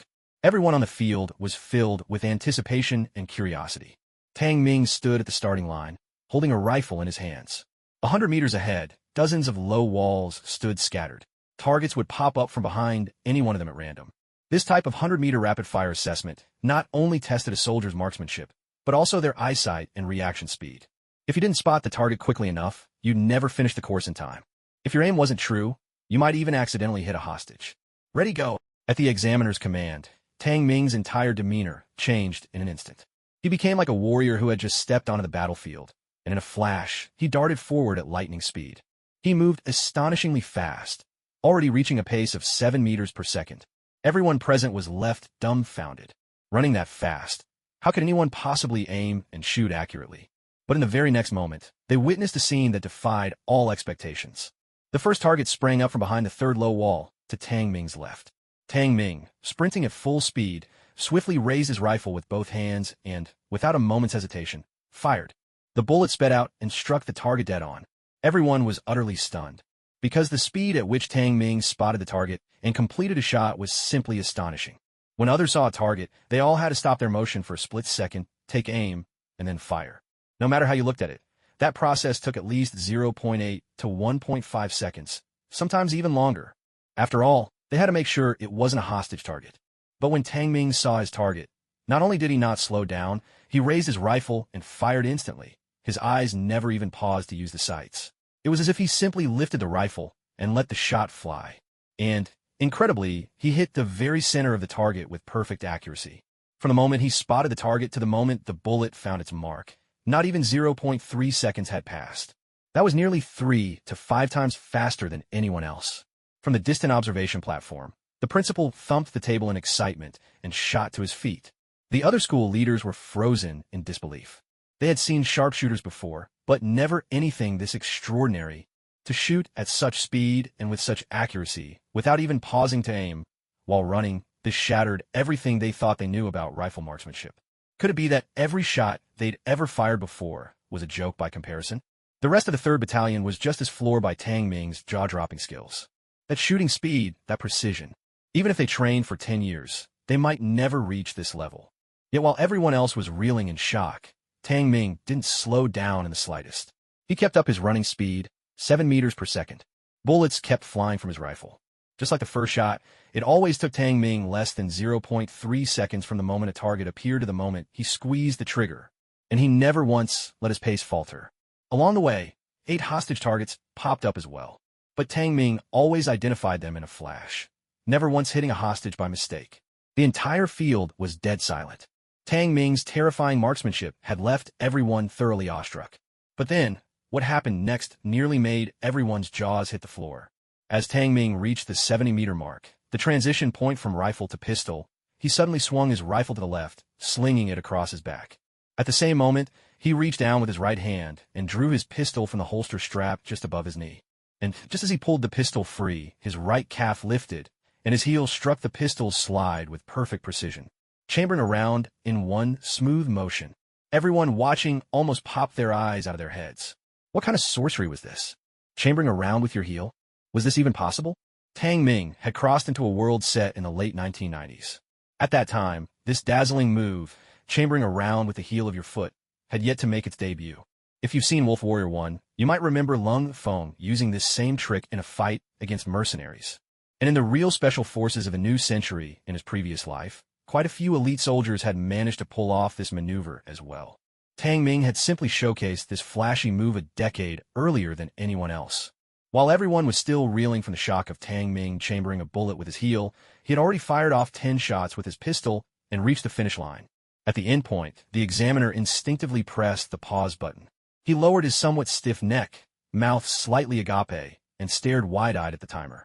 14.5 seconds. The examiner gave Tang Ming a deep, meaningful look. Drawing in a long breath, he picked up his radio and announced loudly, "Cadet Tang Ming, 4th Platoon, 7th Company, 3rd Battalion. 30 shots, all on target. Time, 14.50 seconds. Perfect score." As the examiner's words echoed out, the entire venue plunged into a stunned silence. 14.5 seconds. Everyone already knew Tang Ming would likely get a perfect score. But hearing that he'd completed the challenge in that time, every single person was utterly astounded. 14.5 seconds. For someone with slightly weaker stamina, even running 100 meters alone might not break that mark. Yet this guy had sprinted and shot simultaneously and still only used 14.5 seconds. Once the examiner finished announcing the results, someone in the 4th Platoon was the first to leap to his feet, clapping wildly. Moments later, the whole arena erupted in thunderous applause. Even the cadets from the 1st to the 3rd Platoons, some of whom still held grudges against Tang Ming, found themselves awed by his sheer skill. They, too, stood up and applauded with genuine enthusiasm. Even the school leaders watching from the distant observation deck joined in. Returning to the 7th Company, Tang Ming's company commander looked as if he could barely restrain himself from giving Tang Ming a bear hug right then and there. But mindful of appearances, he managed to hold back, settling instead for a firm slap on Tang Ming's shoulder and a broad, beaming grin. "You rascal. Well done. You've brought glory to the 7th Company. Tonight, the whole company gets an extra meal." Hearing this, the soldiers of the 7th Company grew even more excited. With that, all the events had finally wrapped up. Unsurprisingly, Tang Ming had aced every military subject with a perfect score. Not only that, he had shattered every school record for each event. He was the Academy's top-performing cadet since its founding. The day after the military exams ended, the results for the academic tests were finally graded as well. Scores for each subject began to be announced. Back then, the military academy wasn't anything like the high-tech world of Tang Ming's former life. Even at Langia, their so-called computer room only had a handful of computers. It was nothing like the modern world he remembered from his previous life, where every dormitory was equipped with several computers. So, their exam results were all printed out by the main school office and distributed to each company headquarters in hard copy. Then, each company would announce the results to their trainees. When Company Commander Wang Zhan received the score sheet, he was so shocked he nearly fell off his desk. There, at the top of the list for Company 7, was Tang Ming's name. A perfect score in Army Basic Tactical Command. A perfect score in Communications and Reconnaissance. And for the remaining subjects, every single one was a perfect score. He had completed the academic assessment with flawless marks in every subject. It was important to understand that the content of these exams was usually only taught in military academies. Tang Ming hadn't even attended university. How could he possibly know all this? Lu Jintao had mentioned that Tang Ming handed in every exam after just half an hour. He really finished each paper in 30 minutes, and still got perfect marks on all of them? Wang Zhan's breathing grew a little unsteady. Just then, Lu Jintao rushed in. "Commander, you wanted to see me?" Wang Zhan took a deep breath, hands trembling slightly as he handed Lu Jintao the score sheet. "See for yourself what kind of monster you've got in your platoon. What's this all about?" Lu Jintao took the sheet, suspicious, but almost dropped it in shock the moment he read it. "No way. Did this guy cheat? Full marks in every subject? Is this for real? Since the founding of our military academy, no one's ever managed a perfect score across the board. And he's only been here a week. He hasn't even attended any academic classes." Wang Zhan gave a cold laugh. "In that kind of testing environment, I like to see you try cheating." "Then how did he get full marks?" Lu Jintao asked, still dazed. "You're asking me? Who am I supposed to ask? All right, take the score sheet out and post it for everyone to see." Wang Zhan said helplessly. Having a prodigy in the company would usually make him proud, but breaking a god-level record every other day was pushing his heart's limits. "Report. Commander, the school office just called. They want Tang Ming from our company to go over. It's probably because his results were so outstanding. They want to talk to him." "All right, I understand. I'll take him there myself." Wang Zhan collected himself, left the dormitory, and called for Tang Ming, who was busy instructing the 4th Platoon in hand-to-hand combat on the training field. Together, they headed to the school office. After they left, Lu Jintao posted the academic assessment scores on the company bulletin board. Instantly, the entire room was buzzing with excitement. Wu Feng rubbed his eyes hard and looked again. Tang Ming had actually scored full marks in every subject. In his own best subject, he had only managed a 90, although his overall grades were also among the top in the entire school. When compared to Tang Ming's results, the difference was like night and day. Before the exam, he even told Tang Ming to come to him if there was anything he didn't understand. What a joke that turned out to be. A poor student actually boasted that the top student could come to him with questions. How foolish could one be? Damn, not only is he insanely strong in every military subject, but he's also a genius at academics. How does this guy even study? He just arrived at our military academy, and he's never even been to college before. Did he just teach himself everything? I made up my mind. From now on, Tang Ming is my idol, the only one. Heavens above, earth below. How can there be such an incredible person in this world? You're really making the rest of us feel useless. Everyone in the 7th company looked as if they'd taken a huge blow, each one questioning whether they were really cut out to be an officer at all. "Tang Ming, tell me this. You've never been to college. You've only been at the academy for a week, and you haven't even started any academic classes. How on earth did you get such explosive results?" On the bus, Wang Zhan couldn't hold back his curiosity any longer and asked Tang Ming directly. "Oh, I studied all this by myself back when I was with Wolf Fong. It was pretty easy, actually. Was it supposed to be hard?" Wang Zhan nearly choked on the spot. "Would you mind dropping the supposed to be? Is there anything in this world that's actually difficult for you?" Wang Zhan was so thoroughly stunned that he was at a loss for words. Soon, the vehicle stopped in front of the administration building. "You go on up. I need a moment to recover here in the car." Tang Ming hopped out and headed straight to the 3rd floor. At that moment, there were 7 or 8 school leaders waiting in the conference room. The principal and the director of studies were both present. The director of studies stood up and called to him, his tone carrying a rare hint of warmth. Tang Ming strode in, stopped behind the conference table, and saluted all the leaders in the room. "Good afternoon, leaders." These school leaders were all colonels and senior officers. Some of them had witnessed Tang Ming's marksmanship demonstration that day and admired him greatly. "All right, since Comrade Tang Ming is here, if anyone has questions, go ahead and ask." The principal turned to Tang Ming and said, Tang Ming. This is Colonel Lin, Professor Lin, our Academy's master of army tactics. Good afternoon, Professor Lin. Tang Ming salut. Instructor Lin pushed up his thick glasses and asked, Comrade Tang Ming, are you aware of your results in this monthly exam? Reporting, yes, I am. And how do you feel about them? Reporting, I have no particular feelings. You scored full marks in every subject. Aren't you even a little happy about it? Tang Ming frowned slightly and replied, to me, this was just a minor training task I completed. There's nothing much to be happy about. Everyone, this kid really is something else. Their Army Command Academy might not be the very best military school in the country, but still ranks among the top 5. The difficulty of their exams is naturally quite high. For most people, scoring an 80 is already impressive. And now here he is, daring to call it just a simple training task? Arrogant as he may be, he's earned a right to be. After all, he scored a perfect mark. He has every reason to be confident. You've only just arrived at our school, haven't even started your courses, and already achieved this result. We're curious. How did you acquire all this knowledge? Professor Lin asked. Reporting in. 2 reasons, Tang Ming replied. First, back when I was with Wolf Fong, I taught myself a lot of this material. Second, the day before the exam, I borrowed a comrade's books and reviewed what the school has taught over the past 6 months. Everyone's eyes widened a little. You mean you learned all this through self-study? A collective gasp swept through the room. How powerful must his mind be to accomplish something like this? The principal spoke up. Regarding your personal file, since you were part of the Wolf Fong Special Forces, our school doesn't have clearance to review it. For now, we'll take your word for it. But there's one thing we'd like to mention. As for your answers in the Army Basic Tactical Command written exam, yours were not only more comprehensive than our standard answers, but also more practical for real-world situations. So, the school administration has decided to adopt your answers as the new standard.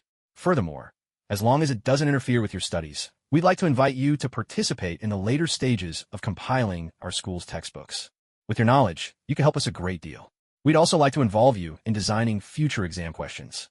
This will be the first time in our school's history that a student has been invited to take part in such a high-level project. Professor Lin continued, there's one more thing. Our Tactical Command Department is short on quality instructors. Since you excel in this subject, if possible, we'd also like you to try your hand at teaching. What do you think? Tang Ming was taken aback. An instructor? Leaders, aren't you overestimating me? Tang Ming said with a wry smile. I've only been here less than 10 days, and you want me to teach? I'm just a student. Laughter bubbled up among the school leaders. As the saying goes, learning knows no age, and the capable come first. If you have the ability, why not? Of course, we can't judge your abilities based on just one test. We have a few more papers here. Take them home tonight, and I'll send someone to collect them tomorrow, Professor Lin said as he handed over 5 exam papers. Tang Ming glanced over the papers quickly and said, all right, since all the leaders here think so highly of me, I'll give it a shot. But I won't need the whole night. Just give me a pen. I'll be done in half an hour. The entire room. I'll be done in half an hour. As soon as those words left his mouth, everyone was stunned. You have to understand, the 5 test papers Tang Ming was given now were far more comprehensive and several levels harder than the one he'd taken before. Even students who had been at the academy for 3 or 4 years might not be able to answer some of these questions. To truly test Tang Ming's abilities, they'd intentionally given him the whole night. In fact, that was already considered a very tight deadline. If it were any other student, they probably wouldn't finish even half a paper in one night, let alone 5. Yet Tang Ming was claiming he could finish everything in just half an hour. What did that even mean?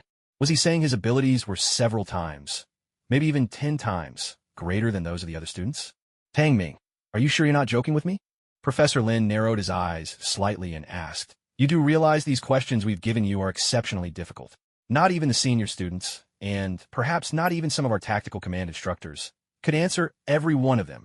Tang Ming smiled and replied, when it comes to training and academic matters, I, Tang Ming, never joke around.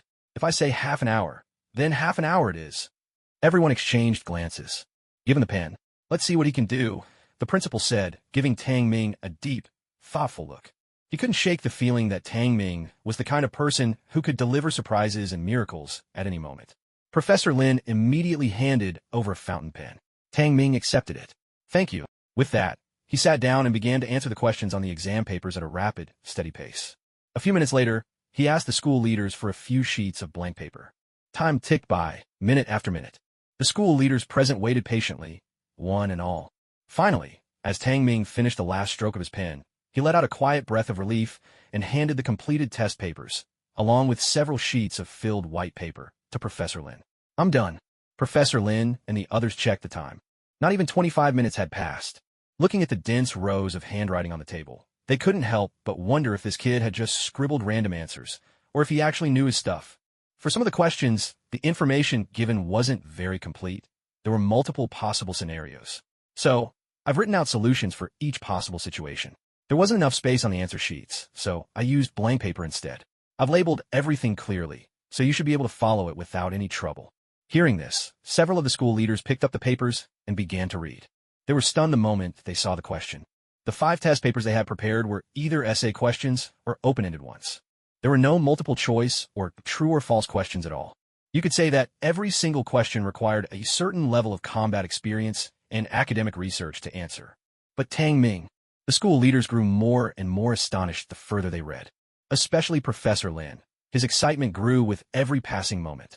Excellent, excellent, excellent. After exclaiming 3 times, he suddenly looked up, eyes shining as he gazed at Tang Ming. Your answers are truly outstanding. Not only are they comprehensive and practical, but you've also demonstrated the ability to draw inferences from one case to another, detailing every possible situation that might occur on the battlefield along with the corresponding solutions. You even included illustrations to explain your points. Perfect. Absolutely perfect. Even I couldn't have come up with such solutions. Incredible.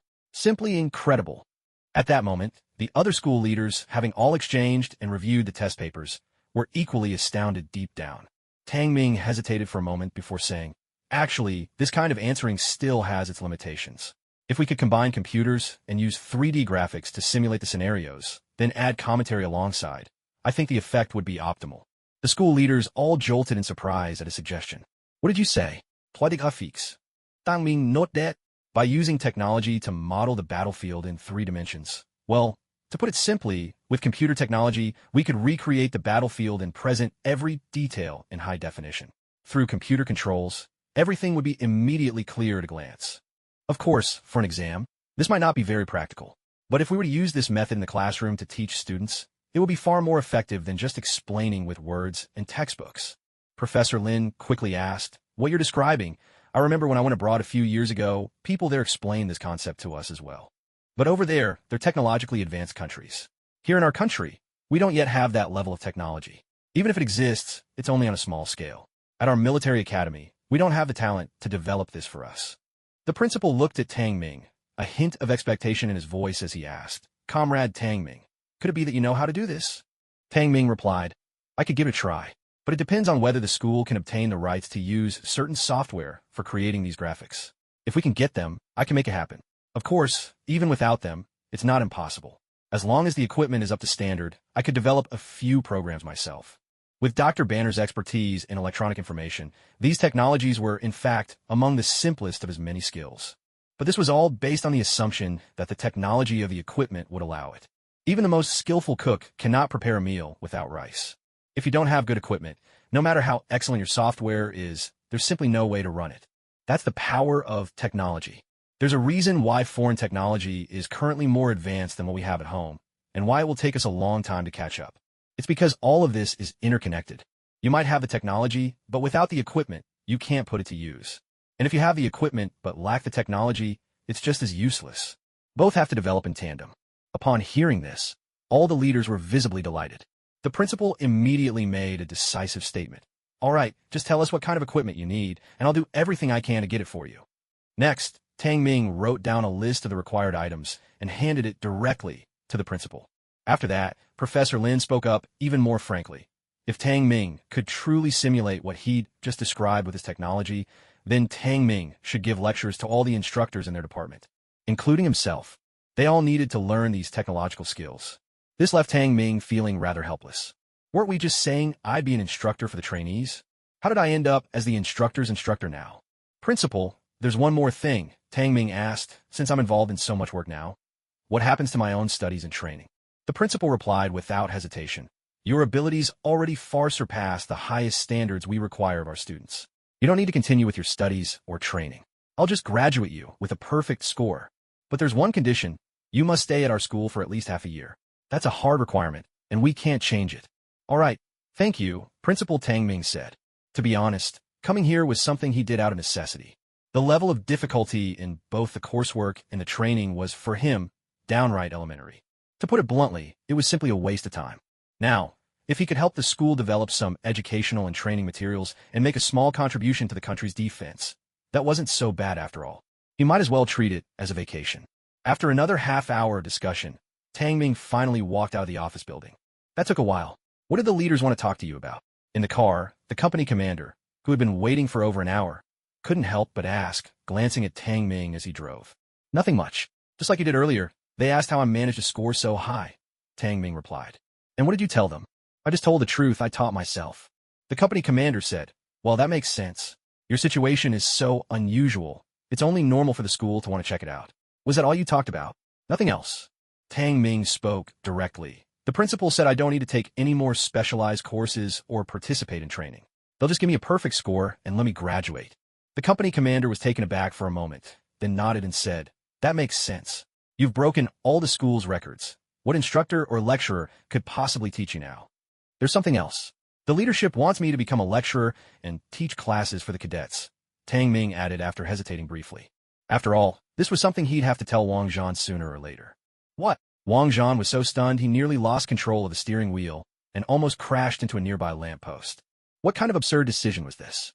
Someone who had only been enrolled for less than 10 days was now being appointed as a lecturer to teach other cadets? Every lecturer at the school had graduated from top universities and boasted years of experience teaching and molding students. Sure, your achievements are incredible, but making you a lecturer right away just defies common sense. Wang Zhan took a deep breath and asked, what subject are they having you teach? Army Tactical Command, Tang Ming replied. For which grade? Wang Zhan pressed. Tang Ming, Bao Set. The leadership didn't specify, but I'm guessing probably all grades. After all, they even said I should teach the lecturers themselves a few things. Unable to hold it in any longer, Wang Zhan slammed on the brakes. The tires screeched sharply against the road, so loud it felt like their heads were about to crash right through the windshield. Tang Ming was speechless. Company commander, did you actually earn your driver's license? Earn it, my foot. Wang Zhan nearly exploded on the spot. Anyone would be completely shocked after hearing something like this. It was one thing for you to teach other cadets, but now they want you to teach the lecturers too? What kind of nonsense is this? Even company commanders like us have to attend classes every month, and the ones who teach us are professors and senior lecturers. So what does this mean now? As your company commander, does that mean I'll have to call you teacher in the future? Even TV dramas wouldn't dare to write a plot like this. Wang Zhan couldn't help but picture Tang Ming standing at the lectern, lecturing a room full of company commanders and officers like himself. The thought made chills run down his spine. After all, first impressions stick. He was Tang Ming's instructor. Now, suddenly, Tang Ming would be his lecturer, and he'd have to stand up and greet him as teacher. Just thinking about it was enough to make anyone feel awkward and out of place. A few days later, the school headquarters fulfilled Tang Ming's request and finished setting up some high-end electronic equipment. However, because of budget constraints, the school couldn't equip every classroom. The equipment was only installed in 2 large public classrooms and the main auditorium. The rest was reserved for Tang Ming and the tactical command instructors. Tang Ming had almost no need to participate in the drills and study sessions within the company anymore. His current task was to gather all the courses required by each grade, upload them onto the computer, design 3-dimensional immersive scenarios, and train other tactical instructors on how to operate everything. As for the design software, Tang Ming didn't bother downloading anything. He simply developed it himself. It only took a bit more time, that's all. Meanwhile, the school brought in a few computer experts to the studio to assist Tang Ming. The principal, Professor Lin, and several other school leaders also arrived. These high-end setups had cost them quite a bit of their budget. Now, all their hopes rested on Tang Ming. Tang Ming had the computer personnel write some back-end web code and lay the groundwork for the project. Then he sat down himself. Tang Ming, is everything all right? The principal asked, a hint of nervousness in his voice. The other school leaders looked at him with eager anticipation. Tang Ming smiled. Don't worry, I've got this. With that, he turned on the computer, flexed his fingers a little, and then his hands flew across the keyboard at a dazzling speed. The leaders watched in amazement as lines of code scrolled rapidly across the screen, each string appearing almost faster than the eye could follow. The computer technicians nearby were so curious about the furious clatter of keys that they stood up to get a better look. Their eyes nearly popped out of their heads. How could anyone's hands move so fast? They could barely see anything but a blur. How on earth did he train himself to do that? After witnessing Tang Ming's extraordinary display, the school leaders were even more convinced of his abilities. Time ticked by. Every day, except for sleeping and eating, everyone was basically holed up in the studio, hard at work. Half a month later, thanks to the tireless collaboration between Tang Ming and the tactical command instructors, the school had successfully transferred all the courses for every grade, including officer training, into interactive 3D computer scenarios. Under Tang Ming's guidance, the instructors had also mastered the basic operations. The principal was overjoyed and immediately called for the messenger. Notify all company commanders and platoon leaders right away. Tomorrow evening, everyone is to attend class in the main auditorium. In addition, any students who don't have class tomorrow night may also attend as observers. In the principal's eyes, with Tang Ming's skills, it would be a waste to have him teach only regular students. So he arranged for all personnel at the level of platoon leader and above to attend the lecture. Once the order was given, the company commanders and platoon leaders immediately made the necessary preparations for the next evening's session. They had attended plenty of courses like this before. However, this was the very first time that company and platoon leaders went to class while the regular trainees were allowed to sit in and observe. I heard the school brought in some new equipment and even invited a renowned tactics master to give a lecture. I wonder if it's true. I've heard the same. Anyway, we don't have class tomorrow evening, so why not go take a look together? I'm in. I'm curious too. What kind of subject are the platoon and company leaders studying? Haha. As soon as the trainees from every company in the school caught wind of this, anticipation began to build among them. The school's auditorium was enormous, with enough seats for over 3,000 people. The next afternoon, right after lunch, the area outside the auditorium was already crowded with people. Even with all the company and platoon leaders combined, there were only a few hundred of them. The staff in charge of logistics reserved the front seats for them, leaving all the seats behind for the students coming to observe. These undisciplined kids, what a racket. Do they really think they'll understand what's being taught? Lu Jintao couldn't help but mutter a complaint when he saw the people from 4th Platoon among the crowd. A platoon leader from another group replied, "You can hardly blame them. Everyone's heard that some new equipment was installed in the auditorium. Apparently, with computer technology, they can now present tactics, which we used to learn only from books or sand tables, through 3D animations, making the battlefield come alive like never before. If I don't buy it. Look at the state of our country's information technology, and who at our school could even pull this off? We shouldn't get our hopes up, or we'll only end up disappointed. If they put on some kind of half-baked demonstration, it'll just be a joke." Huh? Company commander, what's wrong? While the other platoon and company leaders were whispering among themselves, Lu Jintao noticed that Wang Zhan beside him seemed uneasy and quietly expressed his concern. Huh? Oh, it's nothing really. Just lost in thought, Wang Zhan replied, but he couldn't help but feel a sheen of sweat forming on his forehead. "Commander, you seem a little tense to me," Lu Jintao said. "It's not like this is an officer assessment. Just a lecture, right? What's there to be nervous about?" It was indeed just a lecture, but that depended on who was giving it. As for Tang Ming's work at the school, only a handful of top leaders and a select few, including himself, even knew about it. Lu Jintao was in the dark. Everything was still classified. Of course, he couldn't be sure if Tang Ming was the one lecturing today. But this teaching model was his own idea, and he was personally coming to teach the very first class to demonstrate the results. Wang Zhan felt that this was highly likely. If Tang Ming was really going to be the instructor, then what did that make the rest of them, the officers of 7th Company? Tang Ming's students? Just thinking about it made Wang Zhan feel incredibly awkward. Imagine chatting with other company commanders in the future, and someone says to you, "Hey, that soldier from your company? He's an excellent lecturer. Old Wang, you've really got an advantage here. Tang Ming's one of your men. You must be able to learn a lot from him, right? Old Wang, you sure know how to lead your troops. You've even managed to train one to lecture to you. How is that supposed to make any sense?" A dozen or so minutes later, the entire auditorium was packed. And this time, not only were all the company commanders and platoon leaders present, but many department heads, even the school's director of education, the principal himself, and several renowned professors were all seated in the front row. What's going on? Wasn't this supposed to be a class just for us company and platoon leaders? Why are all the school leaders here too? It feels like some bigwig from higher up is coming for an inspection. Some of the company commanders, seeing the principal and the others walk in, were stunned and full of confusion. So this isn't just a class for us, but for the leaders as well? Who could possibly have the ability to teach even the school's leadership? While everyone was still puzzling over this, a major strode onto the stage with a microphone in hand. Everyone realized the lesson was about to begin, and the entire hall fell silent. "All right, everyone, please take your seats. The new Media Army Command Tactics course is about to begin." The major spoke in a stern tone. "Some of you might be wondering about tonight's class, but someone will be here soon to explain everything. Now, everyone, please stand up." As the major's voice rang out, All 3,000 people in the hall rose to their feet, including the school leaders in the front row. And now, let's welcome Professor Tang to give us today's lecture, with a big round of applause. Let's hear it, everyone. As soon as the major finished, the students and school leaders alike broke into thunderous applause, all eyes turning to the left side of the stage. A figure strode confidently out from behind the curtain. The moment this person appeared, the applause suddenly grew quieter. Among the crowd, 200 or 300 people froze, hands suspended mid-clap, mouths agape as if turned to stone. These people were, of course, from the 3rd Battalion. The 3rd Battalion folks were already quite familiar with Tang Ming. They remembered all too well Tang Ming's almost inhuman performance in every assessment. And among them, the formation from 7th Company could hardly believe their eyes. Wasn't that their own comrade, Tang Ming? How did this happen? In the blink of an eye, he's become Professor Tang at the academy? Is this for real? Wait, could it be that Tang Ming actually has a twin brother who's a genius too? Sergeant Lu Jingtao nearly lost his balance and plopped back onto his seat. This.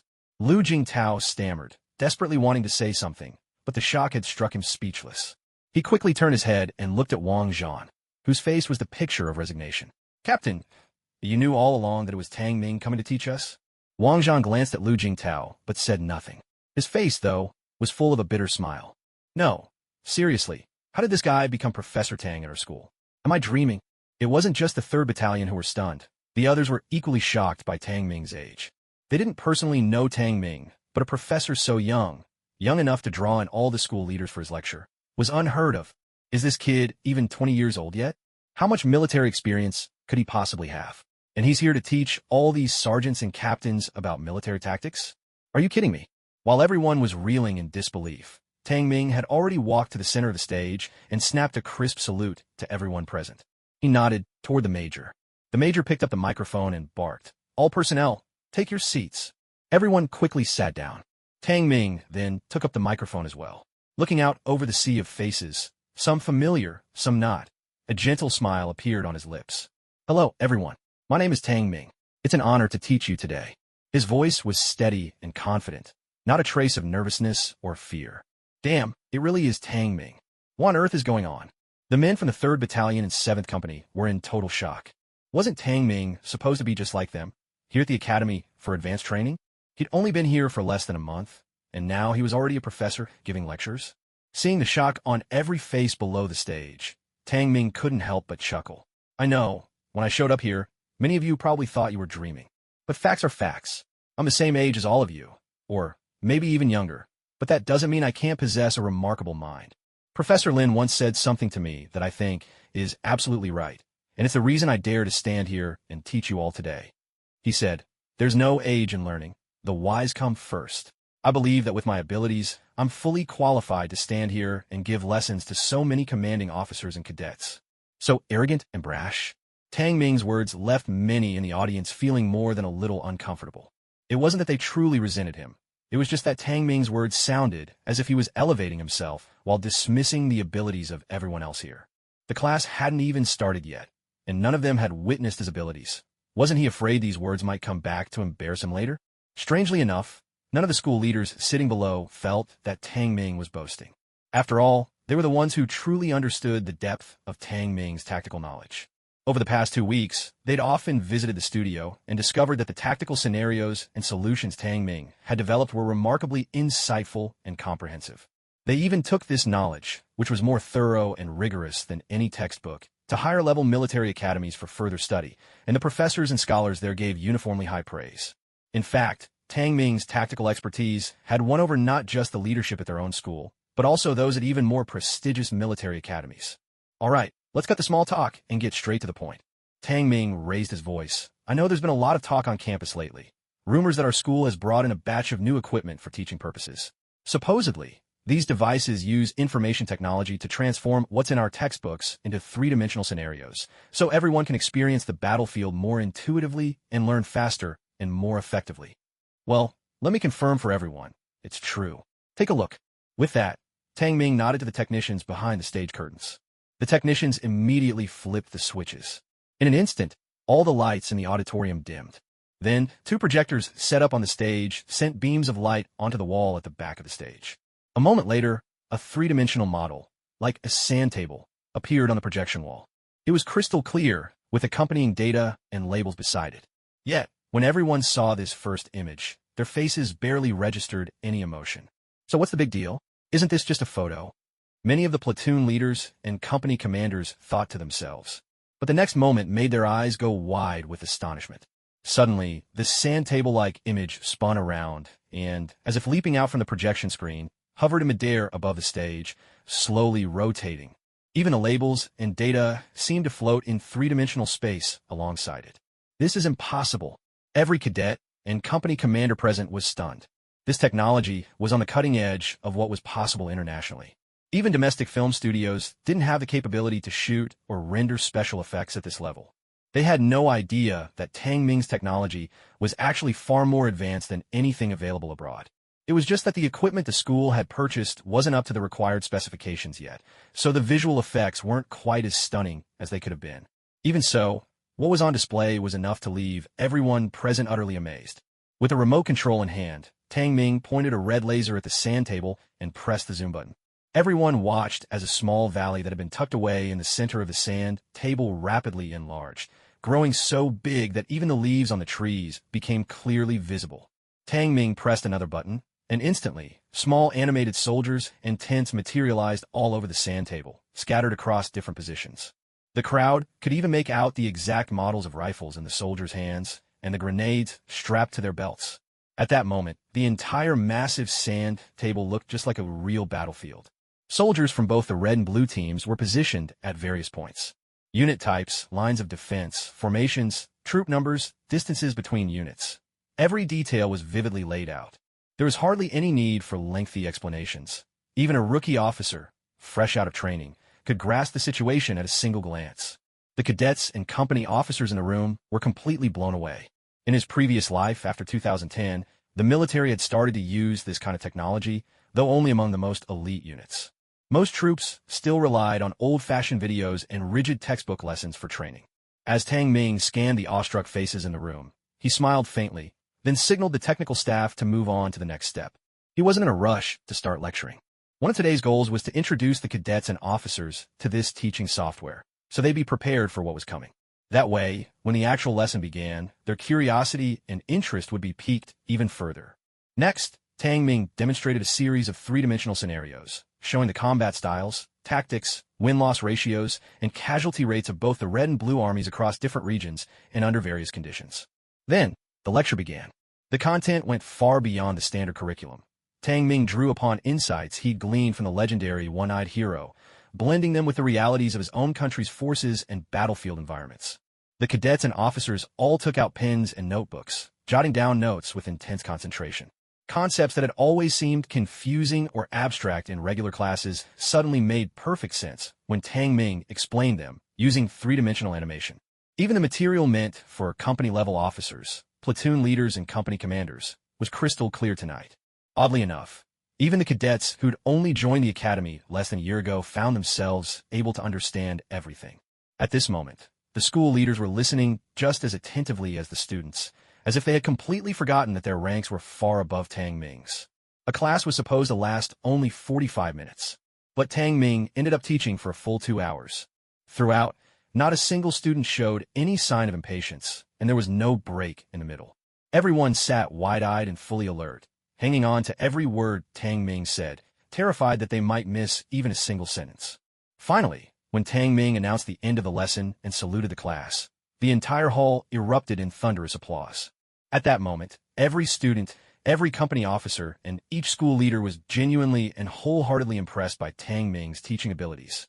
Let's not forget, among Dr. Banner's many skills, even though Tang Ming hadn't fully merged with the character, Dr. Banner himself was a professor at several of the world's top institutions, renowned for his teaching prowess.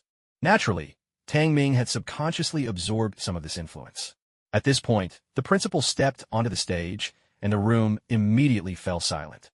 The principal picked up the microphone, beaming as he addressed the audience. Tell me, was Professor Tang's class exciting or not? The entire hall responded in unison, shouting their answer at the top of their lungs. Would you like Professor Tang to continue teaching you in the future? The principal asked again. Smiling broadly, the principal announced, let me tell you all right now, Professor Tang will give 2 public lectures every week right here in this auditorium. As long as you're a student at our school, You're welcome to attend.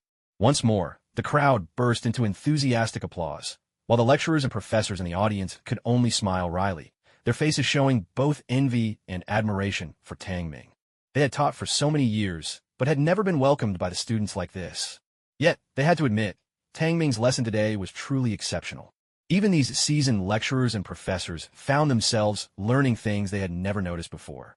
There's one more thing I think you should know, the principal continued once everyone had quieted down. Those vivid, three-dimensional battlefield simulations you saw tonight, they were all created and programmed personally by Professor Tang himself. What? Once again, everyone present was stunned. Weren't those simulations purchased and imported? They were developed here by Tang Ming himself? How could that be possible? To think Tang Ming possessed such cutting-edge computer skills as well. Was there anything he couldn't do? It was already impressive enough that he excelled in every military subject. He scored perfect marks in all the academic subjects too. And now, just as I've come to fully appreciate your command tactics and your teaching abilities, you told me that he's also a top-tier computer expert. He developed those stunning, three-dimensional battlefield scenes that everyone is so obsessed with. Is that even something a human can achieve? It takes countless hours, sometimes an entire lifetime, for someone to reach the pinnacle of a single field. But what about Tang Ming? He's reached an unattainable level in every field he touches. Are we sure he's human? Not some visitor from another planet? The principal announced loudly, regarding the Army Tactical Command textbooks for each grade, our school will revise them based on Professor Tang's recommendations. He will take charge of writing the core materials. The updated textbooks will be distributed to everyone in due time. In that moment, the entire hall fell silent, not a sound to be heard. Their school's textbooks always had to undergo strict reviews by headquarters. It's not as if the school could just write their own books. Now, this sudden change in materials could only mean one thing. Tang Ming's knowledge of Army Tactical Command had won over the leadership at headquarters. He'd impressed all those authoritative tactical experts. Only then would they agree to revise the textbooks. To receive direct recognition from headquarters. What an incredible honor that must be. And now, the one enjoying this honor was actually a fellow student, someone who had trained and learned alongside them not long ago. Isn't this what people call a textbook-level legend? Over the next 2 months, aside from his own training, Tang Ming spent his weeks lecturing, revising textbooks for the school, or training the members of Company 7. He had come here simply to advance his own studies as a student. Yet now he'd become an instructor and a professor of tactical theory. During this time, the Army tactical plans he authored caught the eyes of senior experts from other top military academies, as well as specialists from headquarters. One after another, professors and experts made special trips to the Army school just to exchange ideas and learn from Tang Ming. Tang Ming was generous with his knowledge, never holding back.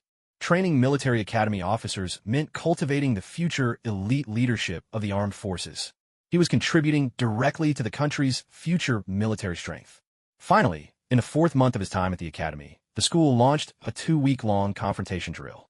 The academy was built near the Northwest region, so their opponents for this exercise were 2 of the Northwest Military District's elite infantry armored brigades. As for which specific units, the Northwest Command wouldn't say. You'd find out once the drills began. The entire academy had nearly 10,000 people.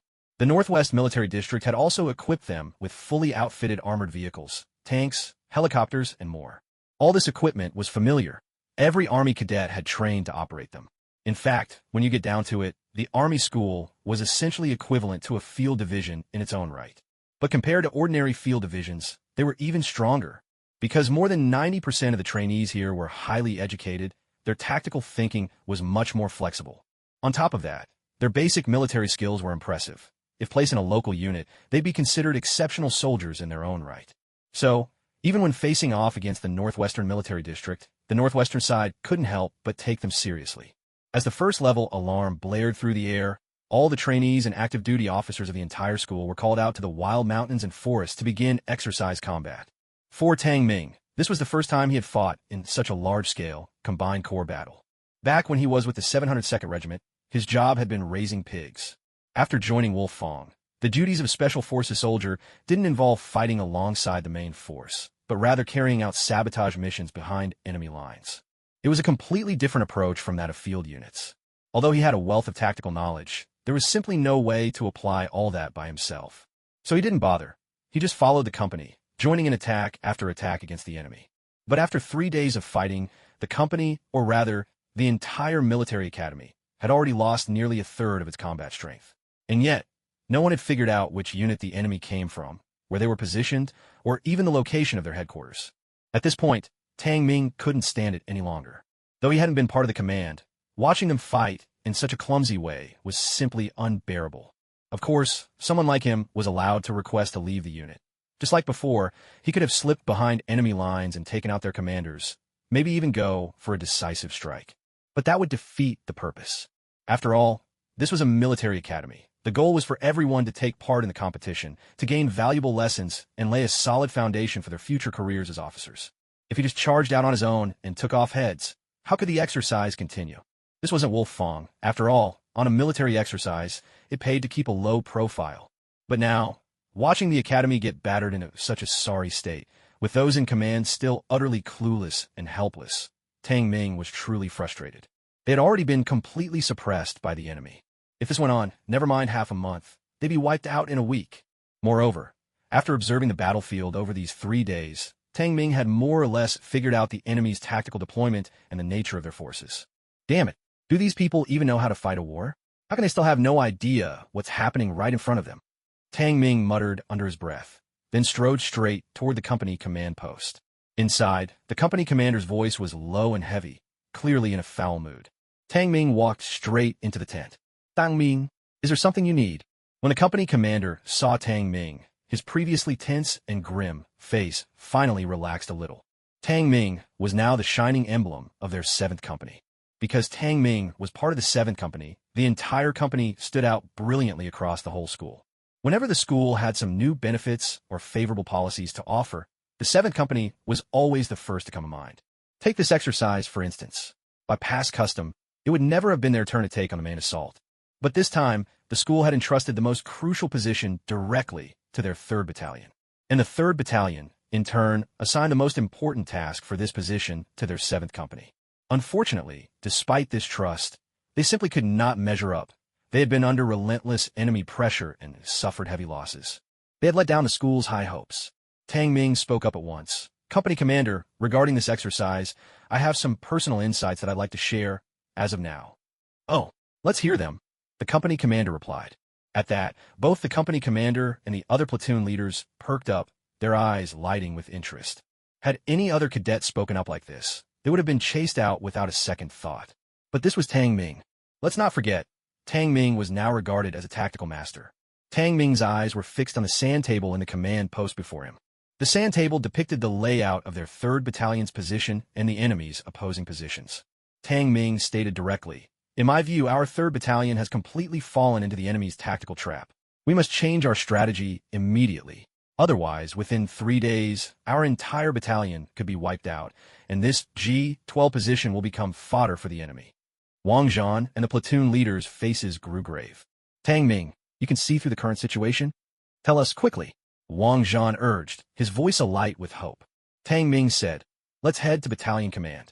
This concerns the entire battalion's position. Otherwise, after I finish explaining, you'll just have to report to the battalion commander anyway. It would waste precious time. Wang Zhan nodded in agreement. All right, come with me. I'll take you to battalion headquarters. Without delay, the company commander drove Tang Ming to the battalion command post 3 miles away. Meanwhile, at battalion headquarters, the battalion commander and several staff officers were looking deeply troubled. Even before stepping inside, Tang Ming could hear angry voices coming from within. We can't attack, we can't defend. Up to this point, we still don't know what kind of enemy force we're facing or their exact positions. What kind of fighting is this supposed to be? The school trusted us with such a crucial strategic post, and this is the sorry state we're in. How am I supposed to explain this to the school leadership? The staff officers remained silent, heads bowed, enduring the reprimand. At that moment, the communications officer hurried in and reported to the battalion commander, Sir, the 7th Company commander is here with Comrade Tang Ming. They're requesting to see you.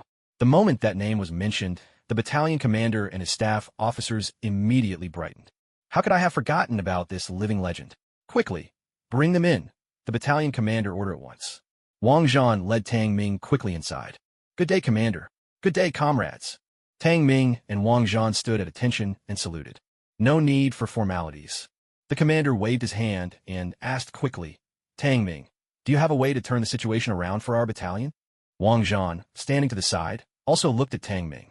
Tang Ming nodded and said, From what I can see, although our battalion situation on the battlefield is far from optimistic, it's not yet hopeless. Commander, what's the casualty ratio between our battalion and the enemy's troops right now? The commander sighed. It's extremely high, 25-1. Tang Ming chuckled. That's not the worst. Not the worst. The commander and his staff were all taken aback. Are you kidding? For every one of them, 15 of us are taken out, and you're saying it's not high? Brother, are you sure you know how to fight a war? Even back in the days of real warfare with a loss ratio like that, all of us would have been marched out and shot. One of the staff officers said, from the encounters we've had, the enemy appears to be an elite rapid response armored unit. But as for which unit of the Northwest Military District they belong to, we haven't yet figured out. What's certain is that whether it's their armored offensives or their infantry firepower, they're clearly overwhelming us. The most terrifying part is, their infantry's combat skills are outstanding. Most of our casualties have been inflicted by their infantry. They're able to strike us with pinpoint accuracy, and every time we try to counterattack, we find they've already changed positions. More than once, we've fallen right into their traps. If we hadn't discovered it in time, our 3rd Battalion would have been wiped out by now. Tang Ming asked, are all the battalions across the academy facing this same situation? The commander nodded, pretty much. It's just that our battalion is holding a more critical position, so we're bearing the brunt of the attacks. How many enemy infantry are there? Not many, but each one is fierce and formidable. Then I see what's going on. Tang Ming not that? Tang Ming, what exactly have you figured out? Wang Zhan pressed anxiously. Come on, tell us already. You're killing us with suspense. Tang Ming smiled. Hasn't it occurred to any of you to wonder why, in every single engagement, the enemy has managed to strike us with such precision, dealing us heavy losses without fail? What's the reason? Everyone was stunned. Tang Ming explained. While our country certainly doesn't lack brilliant military commanders, no one could win 100 battles out of 100. Unless, of course, the enemy already knows our strategic deployments. Unless they were prepared in advance with targeted offensive and defensive measures. Everyone was stunned for a moment. The battalion commander seemed to have realized something, his eyes suddenly widening. Are you saying? He abruptly cut himself off, his expression changing dramatically. Tang Ming nodded and said, that's right. I am absolutely certain. The enemy has already used technical means to infiltrate all our communication channels. They've hacked into our frequencies and gained access to vital information. The deployment of our troops, our tactical plans, and a whole series of military secrets. That's how they've been able to react so quickly and target our forces with such precise artillery fire. If our units are suddenly hit with a fierce barrage, panic is inevitable. And while we're thrown into chaos, their special forces can slip behind our lines to sabotage and launch surprise attacks. With this combination, even an elite unit like ours wouldn't be able to withstand such an onslaught. We've studied so many classic battles from around the world at our academy. Surely none of you have forgotten the lightning tactics used by the U.S.-led coalition in the Bay Sea War of '91, when they crushed K country's million-strong army in less than 100 hours. The Bay Sea War. At the mention of that campaign, everyone's eyes suddenly flashed, brimming with a fierce brilliance. How could they possibly forget that war from 7 years ago? The U.S.-led coalition had orchestrated a textbook operation that shocked the world. The appearance of that strategy had, in an instant, changed the global military landscape. A turning point in history. After that war, countries all over the world, including China, rushed to reform their military systems. It's no exaggeration to say that the tactics of the Bay Sea War stand as the most classic in modern history, bar none. In that conflict, the coalition employed an advanced information warfare strategy, infiltrating and pinpointing the enemy's every move. Then, using fighter jets, attack helicopters, and armored vehicles, they unleashed precise strikes on every enemy unit. At the same time, with air and armor support, they inserted large numbers of special forces into the battle zone, launching ground assaults on enemy troops already dazed and battered by artillery. In less than 100 hours, the coalition had utterly crushed a million-strong force, forcing them to surrender without a fight. Now, hearing Tang Ming's explanation and looking back at their own situation, they suddenly realized the current state of their academy's exercise was remarkably similar to the Bay Sea War. You could call it a scaled-down version of that campaign. At last, they understood why the enemy's artillery had been so precise and overwhelming, why so many outstanding infantry cadets had been picked off one by one without warning, and why they never even had a chance to fight back, leading to such devastating losses. So, from the very beginning, they had already fallen into an ambush set by the enemy. As everyone wrapped their heads around this realization, a new question suddenly dawned on them. The battalion commander blurted out, Tang Ming, Did you say they've deployed special forces? Tang Ming nodded and replied, although the students at our school may not match special forces soldiers in combat strength, most of them are at least on par with field reconnaissance troops, which is already quite impressive. But for people with that level of combat ability to be taken out so easily, it can only be special forces. I can't imagine what other unit could pull that off. The battalion commander couldn't help but curse. Those bastards from the Northwest Military District. That's just shameless. They even sent in special forces. How are we supposed to fight against that? The other staff officers and Wang Zhan were furious as well. Tang Ming gave a wry smile. Actually, they're being relatively easy on us. They're only sending special forces to clear out our regular troops. If they really wanted to end this quickly, they'd be carrying out decapitation strikes. By now, all you commanding officers and school leaders would probably have been eliminated in a single day. Wang Zhan frowned and said, if they control our communications and have special forces on top of that, how are we supposed to fight back? It feels like we're being totally crushed here. The battalion commander turned to Tang Ming, asking, Tang Ming, do you have a plan? Tang Ming smiled. Actually, this isn't necessarily a bad thing for us. We now know their objective, but they don't realize that we're aware of it. Since they're eavesdropping on all our communications, why don't we use that to our advantage? Let's feed them false information and lure them into a trap. The battalion commander's eyes lit up. Are you suggesting we deliberately leak some fake intel to them? Tang Ming explained. I think we should keep our current defensive positions unchanged to maintain the illusion. Meanwhile, we secretly redeploy some of our resources to the flanks, keeping them on standby. When the enemy attacks and thinks they've wiped us out, they'll move their main force into our positions. And at that moment, our hidden firepower on the flanks can mount a surprise side attack and take them down in one strike. Besides, since they have special forces conducting raids, we have our own students who are as skilled as reconnaissance troops. Let's fight a guerrilla war of our own. Gather all our best snipers and assault specialists, break them into 3-person teams, and spread them out across every position we hold. In this way, no matter how formidable their special forces may be, they won't be able to deal any effective blows against us. On the contrary, we can encircle them and trap every single special forces soldier who infiltrates our positions, just like wrapping dumplings. Both sides have deployed just over 10,000 troops, so they can't have too many special forces operatives. With our encirclement, they won't be able to stir up much trouble at all. The battalion commander, fired up after hearing this, slammed his palm down on the table. Brilliant! That's exactly what we'll do. Tang Ming, you're incredible. If it weren't for you, there's no telling how badly our academy would lose in this year's exercise. I'll go to the academy command at once and report this plan to the leadership for approval. Damn it! Finally, it's our turn to hold our heads high. Half an hour later, the battalion commander returned from the command center. The academy command has approved Tang Ming's tactical plan. Deployment is underway at every location across the school. He turned to Tang Ming and said, also, the academy has selected the most elite marksmen from each company for you to lead.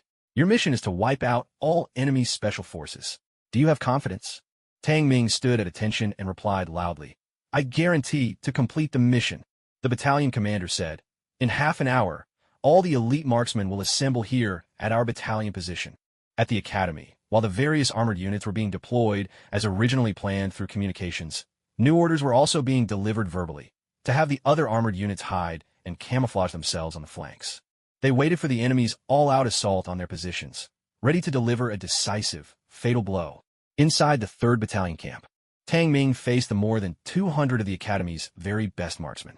I think everyone here already knows me, so there's no need for me to introduce myself at length. Over 200 pairs of eyes gazed at Tang Ming with deep respect. Although Tang Ming, like them, was still a cadet, his military and academic abilities far surpassed any of theirs. These past days, every class Tang Ming taught was packed to the rafters, tickets in such high demand that people struggled to get in. Every student, and even platoon and company officers in the academy scrambled for a chance to attend his lectures. There was simply no way around it. Originally, the academy had planned for Tang Ming to give 2 public lectures a week, but demand forced them to increase it to 4. Even then, it was nowhere near enough to satisfy everyone's enthusiasm. Eventually, they arranged for him to lecture every single day. This was truly unprecedented in the history of the military academy. It's fair to say that Tang Ming had already become a celebrated figure at the Army Command Academy, a name that rang out across campus. Almost every cadet admired his talent and strength. Now, with Tang Ming leading them against the special forces, these elite marksmen followed his orders without hesitation or reservation. All right, now, let me explain our tactics to everyone. This time, the tactic we'll use is quite simple. A combination of guerrilla warfare, sniping, and ambush. I'll split you 12 into one team, and within each team, you'll be divided into 3 groups. The guerrilla group, the sniper group, and the ambush group. The guerrilla group's job is to draw out the special forces. Remember, don't get bogged down in a fight. As soon as you spot the special forces, fire a few shots and immediately fall back. Lure them into the traps set up beforehand by the ambush group. But don't underestimate their strength. Even if they fall into your traps, they'll find a way to escape. Don't ask why. It's because they're special forces. Their tactical thinking and skills give them the ability to break free from any predicament. That's where the sniper group comes in. The enemy would never expect that, apart from the ambush, there are also snipers lurking around them. Once they're caught in the trap, all 3 groups will attack at once. By then, there'll be no way out, no matter how skilled they are. Over 200 elite marksmen all nodded seriously in agreement. Now, you have 1 minute. Get into teams of 12. Choose people you know and have worked with before. Go! As soon as Tang Ming finished speaking, the 200-plus participants quickly sprang into action. Tang Ming had the maps of each position brought out and began marking the 10 sites most suitable for ambushes and sniping. A minute later, the teams were finally formed into 10 squads. Next, Tang Ming began teaching them how to set traps specifically for special forces and how to effectively camouflage themselves. Half an hour later, Tang Ming gave the order for them to head to the 10 designated positions and start constructing fortifications. Meanwhile, the main force at the school was also swiftly organizing their own tactical arrangements. At this moment, in the headquarters on the red team's side, "Commander, we've intercepted their intelligence." A major rushed over to report to a colonel they're sticking to their previous tactical deployments, with no significant changes. The colonel-commander gave a cold smile. "It seems we've been overestimating this Army Command Academy after all. In the end, they're just a bunch of student officers used to life at school. Without any experience in the field, there are a lot of practical tactics they simply haven't learned." With that, the colonel turned to the major and said, "Pass down the order. All units are to prepare for combat. Tonight, we'll launch a full-scale assault and capture all their positions in one fell swoop. And tell the Special Forces unit, the Black Tiger Squad, to get ready as well. We'll need them to carry out a thorough sweep behind enemy lines." Meanwhile, inside a tent at another position, a major was poring over a map. Outside, several other soldiers in Special Operations uniforms stood watch. Clearly, these men were all special forces from the Black Tiger unit of the Northwest Military District. "Company Commander, headquarters just relayed an order. They said the main offensive will start tonight, and we need to be ready for the final all-out assault." A lieutenant hurried over to report to the major. "All right, go notify each team and have them stick to the original plan. The sooner we finish, the sooner we can go home. Honestly, I don't get why Captain Lei insists on dragging our company into these minor exercises. It's a total waste of our time," the major said, curling his lip in annoyance. If Tang Ming were here, he'd be shocked to see this major. Because this very company commander was none other than Zhao Chong, the Black Tiger unit captain who had protected the Blue Army commander during the last major drill in the Southeast Military District. Back then, Zhao Chong had led a company of special forces, relentlessly hunting Tang Ming in an attempt to rescue the Blue Army commander. But in the end, squad after squad was eliminated by Tang Ming, one after another. For their Special Forces company, that exercise was a humiliation, a nightmare that still haunted them. Tang Ming had become a figure they both resented and deeply admired. This time around, Zhao Chong could never have guessed he would cross paths with Tang Ming again, and certainly not under these circumstances. At 9:30 that evening, a thunderous burst of artillery fire signaled the beginning of the final, decisive battle.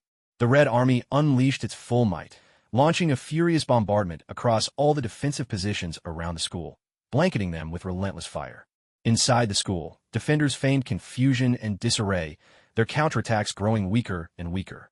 Over the radio, they kept reporting a string of setbacks, heavy casualties, lost equipment, requests to withdraw, selling these false reports to the Red Army.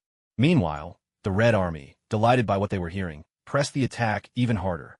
They also deployed mechanized infantry alongside armored units, launching a rapid, full-scale assault on the school's positions. In an instant, the night erupted into chaos and dust. Tanks, armored vehicles, military trucks, and infantry carriers all surged forward, charging toward every stronghold around the school. Elsewhere, special forces who had been lying in ambush behind enemy lines at the school began to move. "All squads, remember, finish this quick and don't get caught off guard." Zhao Chong gripped his radio and reminded his team. "Squad 1, copy. Squad 2, copy. Squad 3, copy. Excellent. Move out. After Zhao Chong finished speaking, he grinned at several of his men. Let's go. We've been cooped up for days. Today's the big showdown. Time to get out there and stretch our legs. His men chuckled as well. Let's see what these high and mighty cadet officers from the military academy are really made of. Haha. With that, they strapped on their gear and slipped into the darkness, heading straight for the forest. But before they had even gone 300 meters from the command post, a shot suddenly rang out. In the next instant, one of Zhao Chong's men was hit. A puff of white smoke billowed from his body. Sniper, take cover. Zhao Chong barked, his face changing in an instant.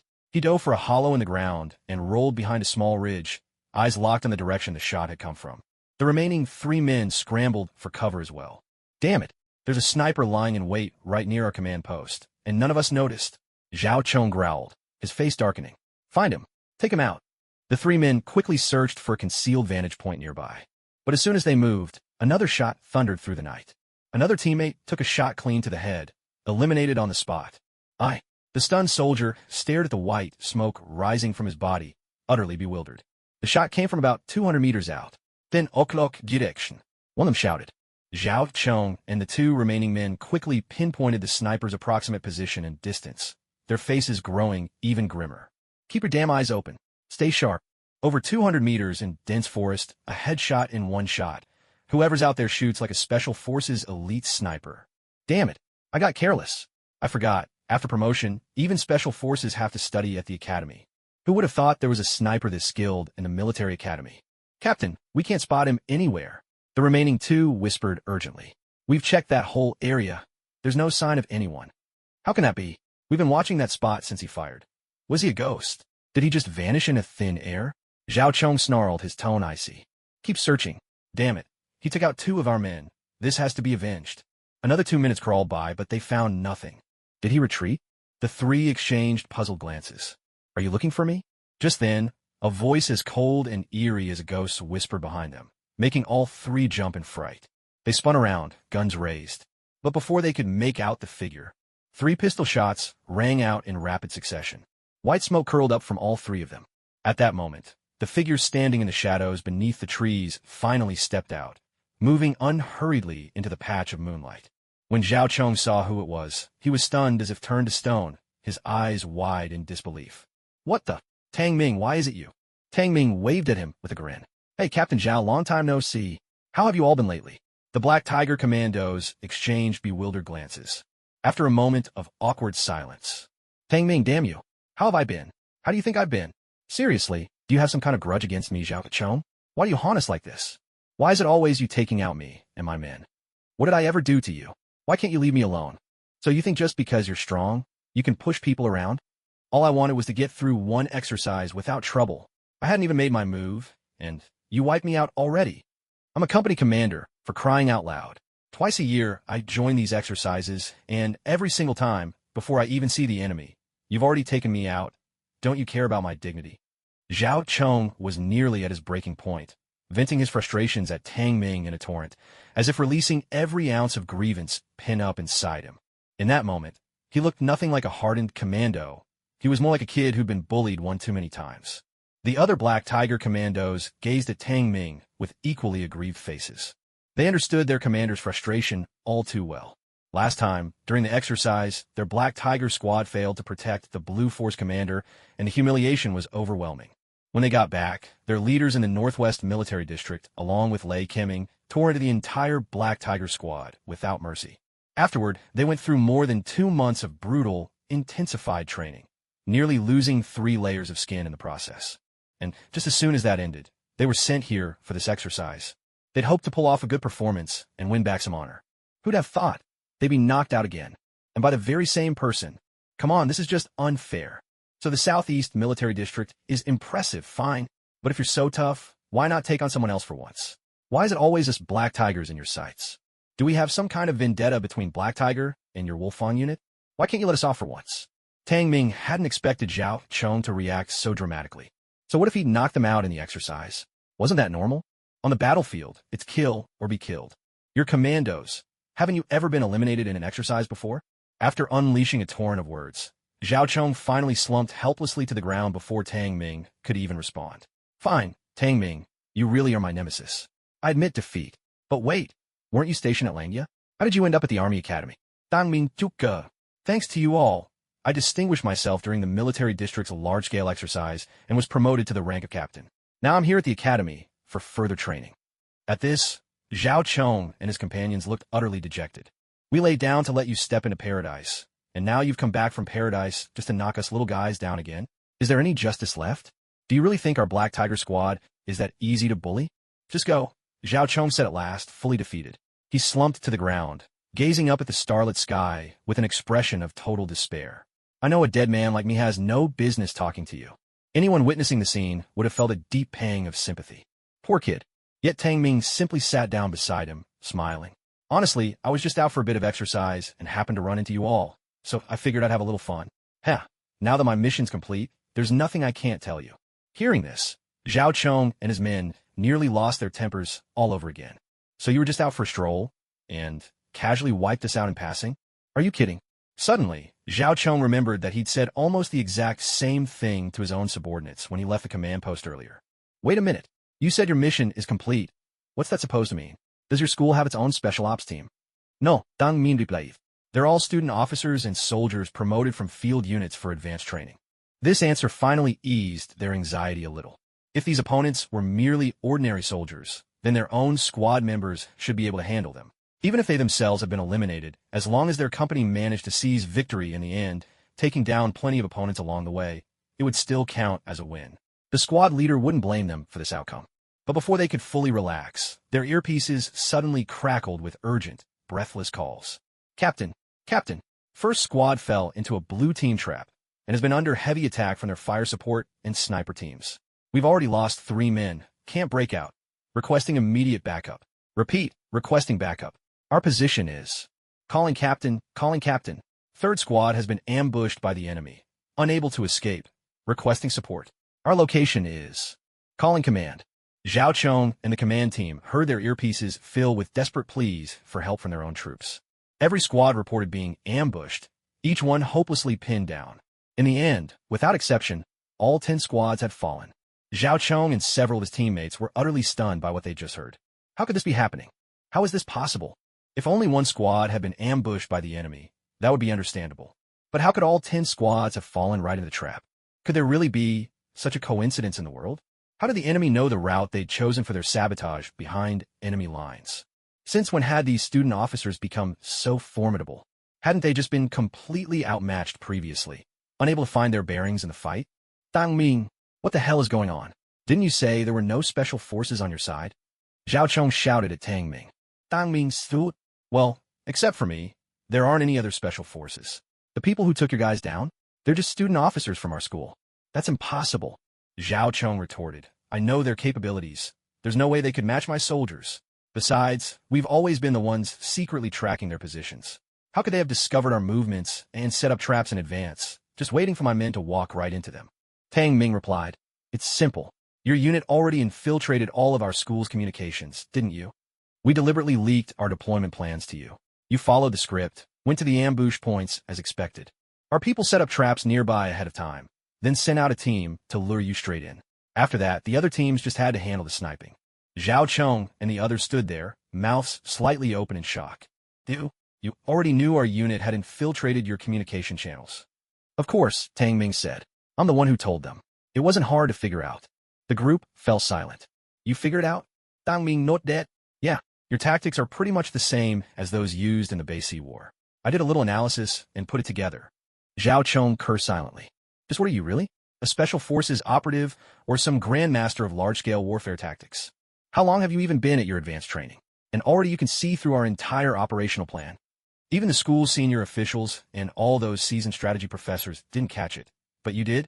Suddenly, a thought struck Zhao Chong, and he exclaimed, So, does that mean our main forces also? Tang Ming smiled, glanced at his watch, and said, It should be about time. Just as Tang Ming finished speaking, a rumble of artillery fire erupted from all the surrounding mountaintop positions. The barrage was even more intense than it had been when the two sides first clashed. That could only mean one thing. The Army Academy had launched a full-scale ambush and counteroffensive against their Blue Army forces. This time, they were truly finished. Zhao Chong and his companions turned pale as death. their special operations company, and the main force had all fallen into the trap set by the Army Academy. From the reports given by their team members just now, there was no doubt that the special operations company had been defeated. And judging from the relentless sounds of artillery outside, the main force was as good as finished as well. They had lost, yet again. Even after deploying 2 armor brigades, plus their own special operations company, they were still beaten by the Army Academy. When they got back, the military district leaders would surely tear into them. Damn it, the company commander was probably so furious he could kill them. Why was his luck so bitter? He just suffered through 1 round of training, only to be thrown straight into another. What had he done to deserve this? He was certain that if it weren't for Tang Ming, their unit could have crushed the Army Academy with ease. Tang Ming, damn you. It's you again, stirring up trouble. Are you trying to ruin our entire special operations company? Seriously. Zhao Chong and the others were so angry, they wanted nothing more than to leap at Tang Ming and fight him right then and there. In the last major exercise, Tang Ming had captured the Blue Army's commander, which was one of the key reasons their side had been defeated. And now, once again, his appearance had led to their unit's defeat. History was repeating itself. When they returned to their unit, would they face the same miserable fate as last time? Damn it. How is anyone supposed to survive this? Looking at the murderous expressions on their faces, Tang Ming quickly put on a conciliatory smile. Come on, don't be angry. It's just a drill, not real combat. If you lose, just try again next time. Next time. Zhao Chong and the others finally lost their patience and lunged at Tang Ming. One of them roaring, "You still think you haven't caused us enough trouble? Damn it. If we go down, you're coming with us." A series of heavy thuds followed. Before Zhao Chong and the others could even touch Tang Ming's clothes, they were sent flying. Stunned for a moment, they all slumped to the ground and burst into despairing tears. This is just unfair.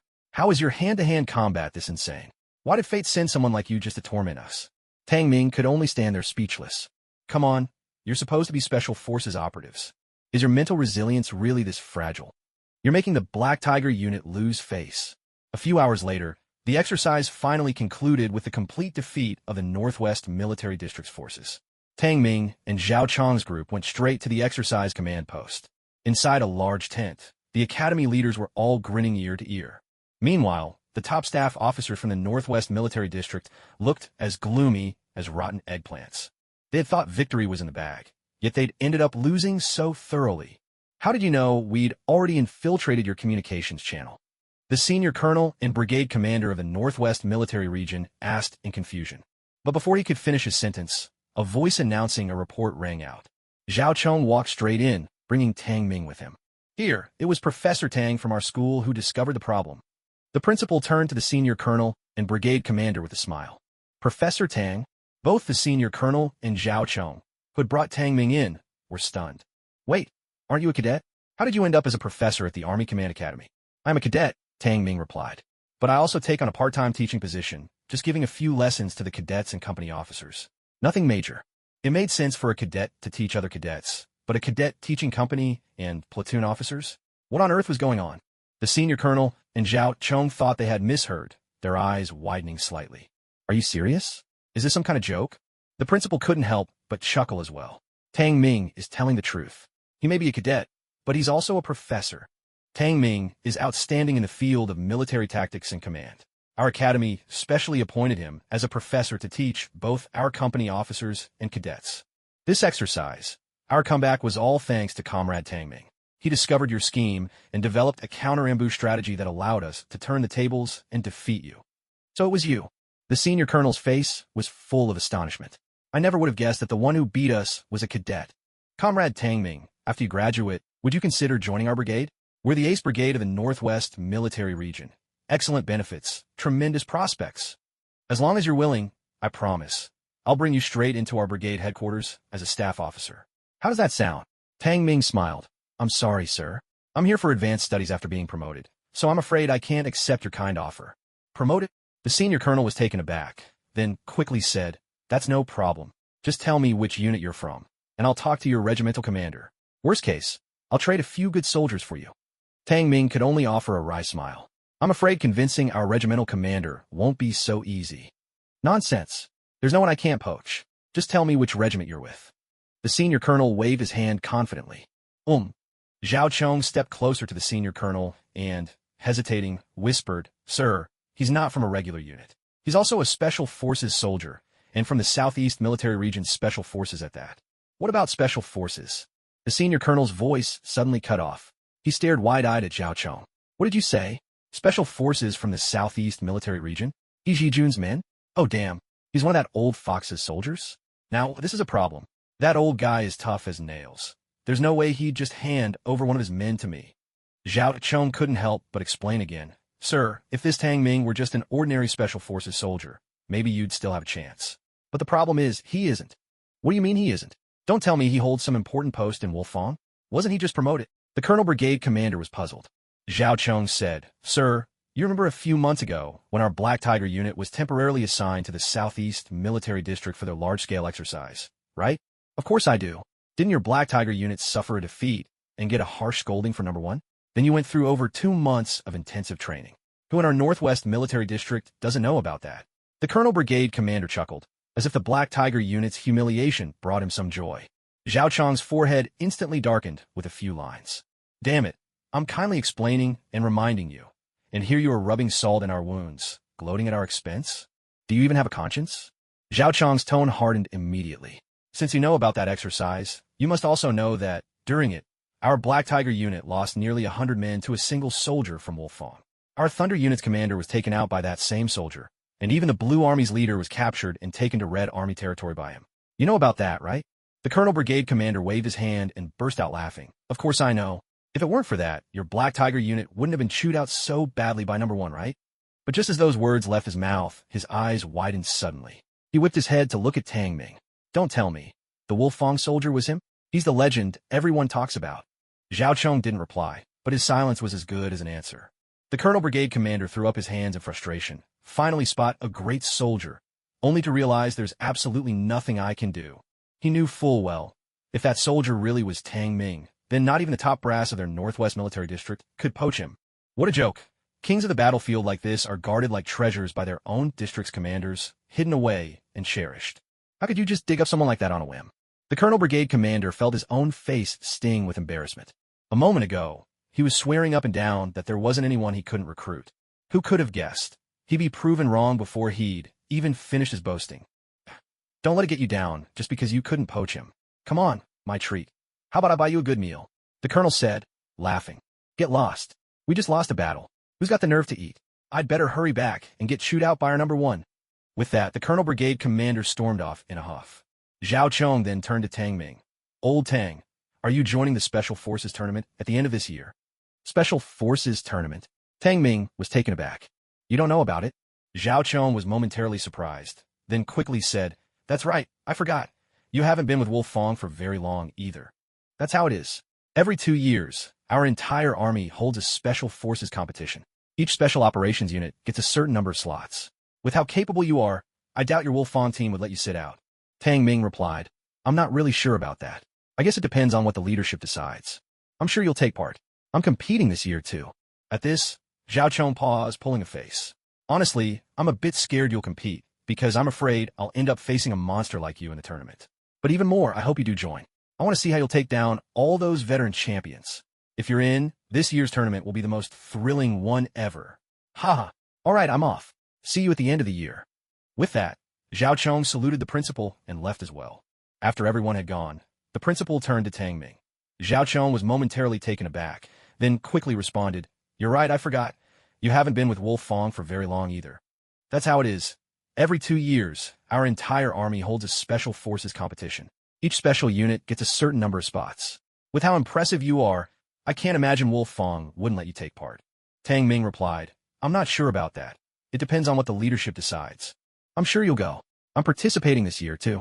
At this, Zhao Chong paused, curled his lip, and said, Honestly, I'm a bit scared you'll enter the competition, because I just know I'll end up facing off against a monster like you again. But I'd still rather you join because I want to see how you put those old veteran kings in their place. If you participate, this year's competition is going to be the most exciting one yet. No doubt about it. See you at the end of the year. With those words, Zhao Chong saluted the principal and left as well. Once everyone had gone, the principal turned to Tang Ming. Comrade Tang Ming, your contribution in this exercise was outstanding. When you return, the school will see to it that you're well rewarded. Yes, thank you, principal. Tang Ming snapped to attention and saluted. At the school, in the 7th Company, inside the company commander's office. Commander, you wanted to see me? Tang Ming at do Wanzan. Wang Zhan grinned and handed him a sheet of paper. Here, take a look at your appointment notice. Tang Ming was taken aback. An appointment notice? He took it and after a glance was utterly stunned. I'm to be the platoon leader for 4th Platoon? Commander, I came here for advanced training, not to take up a post. Wang Zhan laughed and scolded him good-naturedly. You did come for advanced training, but didn't you also end up as our school's tactics instructor? Tang Ming was left speechless. Besides, your abilities far exceed the school's standards. Frankly, you're overqualified even for company commander, let alone platoon leader. If I become platoon leader, what about Zhao platoon leader? Thanks to you, he's been promoted too. He's now our company's deputy commander. Tang Ming gave a wry smile. All right then, I'll give it a try. As Tang Ming left with his appointment notice in hand, a deep rumble rolled across the sky. The heavens above were already shrouded with dark clouds, and a wild wind had sprung up. It was clear a heavy rain was on its way. Back at the platoon, news of Tang Ming's appointment as their leader quickly spread, and one by one, everyone came up to congratulate him. Even cadets from other platoons came over to offer their congratulations. Originally, in the 7th Company, there were plenty of conflicts between the other 3 platoons and the 4th Platoon. But ever since Tang Ming became an instructor and began helping to train the company's cadets, those old grudges gradually faded. Their respect and admiration for Tang Ming only deepened. From then on, Tang Ming led the 4th Platoon into all kinds of rigorous training. With the title of platoon leader, Tang Ming and his comrades were suddenly under much greater pressure, making all the cadets of the 4th Platoon grumble with complaints. But none dared to disobey. Rank has its privileges and its weight. The higher the rank, the greater the authority. However, for the past half-month, it had been pouring rain almost every single day. The cadets spent their days indoors, either studying or doing physical training like push-ups and squats. Tang Ming gazed out at the torrential rain beyond the barracks, feeling inexplicably heavy-hearted, as if something was pressing down on his chest, making it hard to breathe. Platoon leader, what's wrong? Just then, Wu Feng, who had known Tang Ming from the beginning, strolled over with a cheerful grin and asked him. Tang Ming shook his head slightly. It's nothing, just feeling a bit stuffy. Wu Feng chuckled. With this rain pouring for half a month straight, it's normal to feel a bit stifled. He paused for a moment, then continued. But honestly, it hasn't rained this heavily for so long in recent years. I remember the last time was back in '93, when the rain lasted for weeks. I wonder if this will lead to flooding. All at once, Wu Feng's words seemed to awaken something in Tang Ming. He suddenly grabbed Wu Feng's arm, his voice a bit rushed as he asked, "What year is it now?" Wu Feng winced at the pain, sucking in a sharp breath. "Platoon leader, let go. Do you even know how strong your grip is?" "What year is it now?" Tang Ming repeated his question, this time with a much more serious tone. "It's 98, platoon leader. Are you overworking your brain lately? How could you forget that?"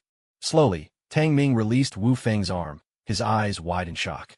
Seeing Tang Ming's expression, Wu Feng was startled. "Platoon leader, what's wrong? Don't scare me like that." But in Tang Ming's mind, scene after scene replayed from the catastrophic floods that struck 29 provinces of China in 1998. Back then, Tang Ming had been 7 or 8 years old enough to remember. He would never forget how terrifying those floods were, how the raging waters swept through nearly 30 provinces. That year, countless people were swept away by the floods, thousands perished, innumerable homes were destroyed, over 200 million people were affected, and countless families were left homeless and wandering. The army had dispatched 1 million soldiers to fight the disaster, yet even that massive effort struggled to contain the raging floodwaters. No, could it be? Is this nightmare about to repeat itself? Tang Ming stared in disbelief, his lips turning pale. Just as he was about to seek out the company commander, a piercing emergency alarm suddenly blared through the air above the academy. "Emergency assembly. Now, everyone suit up." Tang Ming roared the order. Instantly, the entire academy, every company, every platoon, no matter what they were doing, began scrambling to gear up. In the 7th Company's camp, the sharp, shrill sound of whistles rose above the commotion. Company Commander Wang Zhan stood on the training ground, drenched from head to toe by the torrential rain. Yet his expression remained stern as he gripped a white electronic megaphone and shouted, "Everyone, gear up lightly and assemble immediately." As soon as Wang Zhan's voice rang out, over 100 soldiers from the company surged out at once. No matter how heavily the rain poured outside, the moment an emergency alarm sounded, even if there were explosions all around, they had to rush out without hesitation. "First platoon, sound off. Second platoon, sound off. Third platoon, sound off. Fourth platoon, sound off." The platoon leaders called out quickly, each in turn. When every platoon had finished reporting and all personnel were accounted for, The platoon leaders immediately gave their reports.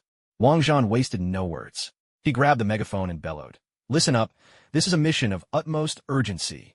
Due to severe weather, much of our country has been battered by torrential rain for over half a month now. As a consequence, water levels in the three great rivers of China have surged. Rivers across our provinces and cities have overflowed their banks, and the rising waters are now unstoppable, sweeping into villages and cities alike. In many regions, the floods have already become raging torrents. Meteorologists predict that this downpour could continue for quite some time. There's a real possibility that it could trigger massive floods across the entire country. This could be China's worst flood disaster since 1954. Even the experts can't predict how devastating these floods might become. Our school has already received orders from higher authorities. Every one of us is to mobilize and head to the nearby major river basins and villages to aid in flood relief and rescue operations. Right now, just within our own city, the number of villages needing rescue has already reached dozens, and there could be even more in the days to come. In some villages, the floodwaters have completely destroyed people's homes, forcing them to take shelter on low hills for self-rescue. But at any moment, they could be swept away by the surging flood or buried by a landslide. Half an hour ago, headquarters summoned all company commanders for an emergency meeting and assigned each company its tasks. Our 7th company is to proceed at once to 4 villages ravaged by flooding to rescue the villagers. Because the situation is so urgent, the flood control and rescue equipment assigned to us is limited, but there's nothing we can do about that. When you reach your destination, do what you must according to the circumstances. So the floods are really coming. Hearing this, Tang Ming already knew that the catastrophic disaster of 1998 from his previous life was once again upon them in this world. First platoon leader. As Wang Zhan spoke, he called out toward the first platoon. The leader of the first squad stepped forward. Wang Zhan shouted loudly, "Take your squad and head to Songhua village in Binhai town for rescue. Gather all your men at once. Report to the logistics office to collect rescue tools and supplies. Load them up and set out immediately. Remember, at all costs, you must guarantee the safety of the villagers and their property in Songhua village." "Yes, sir. First squad will complete the mission." The squad leader replied in a solemn, booming voice. "First squad, follow me. Move." In an instant, all 30 members of the first squad, tense and swift, fell in behind their leader and rushed towards the logistics office. At this moment, no one dared to crack a joke or fool around. This was a grave and urgent mission, a race against time. The villagers in the flooded village could be swept away by the floodwaters at any moment. Chinese soldiers exist to protect their country and its people. Now, with lives and property in jeopardy, it was their duty as soldiers to risk everything in the rescue. This was their calling. This was the responsibility that came with wearing the uniform. Next, Wang Zhan assigned tasks to the 2nd, 3rd, and 4th squads in turn, instructing them to quickly collect their rescue gear and deploy immediately. On the army green trucks, each squad loaded up and took their seats inside. At their feet and by their sides, the trucks were packed with life rings, life jackets, inflatable rafts, shovels, ropes, and all kinds of rescue equipment. Each squad took a separate truck and sped towards their assigned destinations. Outside, the sky was still shrouded in dark, heavy clouds. Thunder crashed and lightning split the heavens, making every heart feel weighed down with a heavy, stony pressure. Because the trucks were overloaded, some gear had to be tied on top, and the deep green tarpaulin couldn't be drawn shut. Rain kept blowing in, splattering against the backs of the cadets sitting at the rear of the trucks. The biting wind slashed at them without mercy. Though it was the height of summer, in the sweltering season of July and August, after half a month of relentless rain, the air had long since turned chilly. The rain was icy, the wind howled around them, and every soldier's clothes were soaked through. Everyone was shivering with cold, chilled to the bone. And yet, not a single complaint could be heard. No one uttered a word about being cold or uncomfortable. Those who have never served in the military could never understand. No matter how harsh the conditions, deep down, there was never a trace of resentment. That phrase, "serve the people," had been etched into their very bones from the sacred moment they donned the uniform and joined the army or military academy. That kind of faith, no force on earth could shake it or ever wear it down. It is precisely this powerful faith and conviction that supports the soldiers of China, enabling them to charge fearlessly to the front lines whenever disaster strikes, fighting and sacrificing themselves for the nation and the people. Sitting in the front passenger seat, Tang Ming also witnessed the scenes along the main road. On both sides, most of the farmers' crops had already been flattened by the relentless rain and fierce winds. Among the few that remained standing, he could still see many farmers braving the rain, using ropes and makeshift supports to try to prop up and secure the fallen crops. But just as they managed to tie them up, it wouldn't be long before the crops were knocked down again. Tang Ming knew all too well that these efforts were in vain. At this stage, the flood had only just begun. What lay ahead would be even more ferocious and terrifying. The Great Flood of 1998 lasted nearly 3 months from start to finish. This was just the beginning, and already most of the crops had been washed away. When the real torrent erupted, let alone the crops, it was likely that all the farmland would be submerged beneath a vast expanse of floodwater. Watching the farmers toiling in the fields under the rain, Tang Ming was deeply moved. Back in 1998, China's economy was still in the early stages of recovery, and most families relied on their crops to survive. Unlike in the later years of the 21st century, when there would be more opportunities to earn a living through other means. One could say that, at this time, the crops were a farmer's lifeblood. If the crops fell, it meant their home fell with them. The village their unit was assigned to rescue was nearly 200 li away from the military academy's camp and was relatively remote. It was called Tonggu Village, located downstream in their city. The village was nestled against a hillside, with a large river running behind it. But now, the river's water level had already reached its limit. Floodwaters streaming in from upstream had overflowed the banks, surged across 1,000 acres of farmland, and swept through the entire village. The local government staff simply did not have enough manpower to rescue the villagers, and could only call on the military for help. 3 hours earlier, nearly 60% of the houses in Tonggu Village had already been swallowed by the flood. Most of those houses were made of earth and clay, unable to withstand the force of the water, and quickly collapsed. Some of the several hundred villagers had been swept away by the flood. Others had climbed onto the roofs of sturdier stone brick houses or fled to higher ground on the hillside, waiting desperately for rescue. Faster! Tang Ming called to the sergeant driving the vehicle. The sergeant's face was grim as he gripped the steering wheel tightly, picking up speed. Nearly 3 hours later, they finally reached the town. However, the road from the town to Tonggu Village crossed a flat stone bridge. And at this moment, the stone bridge had already been washed away. The vehicle could go no further. Looking at the river, now swollen and surging, more than 20 meters wide and rushing with furious currents, it wasn't just cars. Even people couldn't possibly cross. "Lieutenant, what should we do? The current's way too strong, the bridge is gone, and there's no way we can get across." The squad leader of Team 10 called out to Tang Ming anxiously. "How far are we from Tonggu Village?" Tang Ming turned to the driver, his tone grave. 7 kilometers left, the driver replied. Tang Ming said, "There's no other way. We'll have to swim across. Get the ropes ready." Swim across. Everyone in the platoon was stunned. "Lieutenant, the river's way too fierce. How could we swim through that? We'd be swept away the second we hit the water." Tang Ming's voice was low and steady. "Bring me the ropes." The trainees exchanged nervous glances, but followed Tang Ming's orders, bringing over the safety rope and a thick, 3-centimeter wide rope. "These are their rescue ropes." Tang Ming tied the thick rope firmly around his own waist. The other end was fastened to the truck. If the current proved too much for anyone, they have a way to pull them back to safety. "Lieutenant, let me do it. I'm a strong swimmer." "Let me go." "Lieutenant, I'm the best swimmer in our entire unit." The trainees all rushed to volunteer. Tang Ming looked at them, and a wave of warmth filled his chest. In the face of mortal danger, anyone wearing this uniform was ready to step up and take the risk to be the first to stare down death. Were they truly unafraid? No, it was just that the spirit of dying for their mission, or for their comrades, had long since outweighed any fear. Others shrink back at the first sign of danger. Only these Chinese soldiers, these so-called fools, would charge forward without a second thought when the people or their brothers in arms were in peril. Call them fools if you want. But this kind of foolishness was endearing. It was worthy of respect. "Quiet, all of you," Tang Ming shouted. "I'm your lieutenant.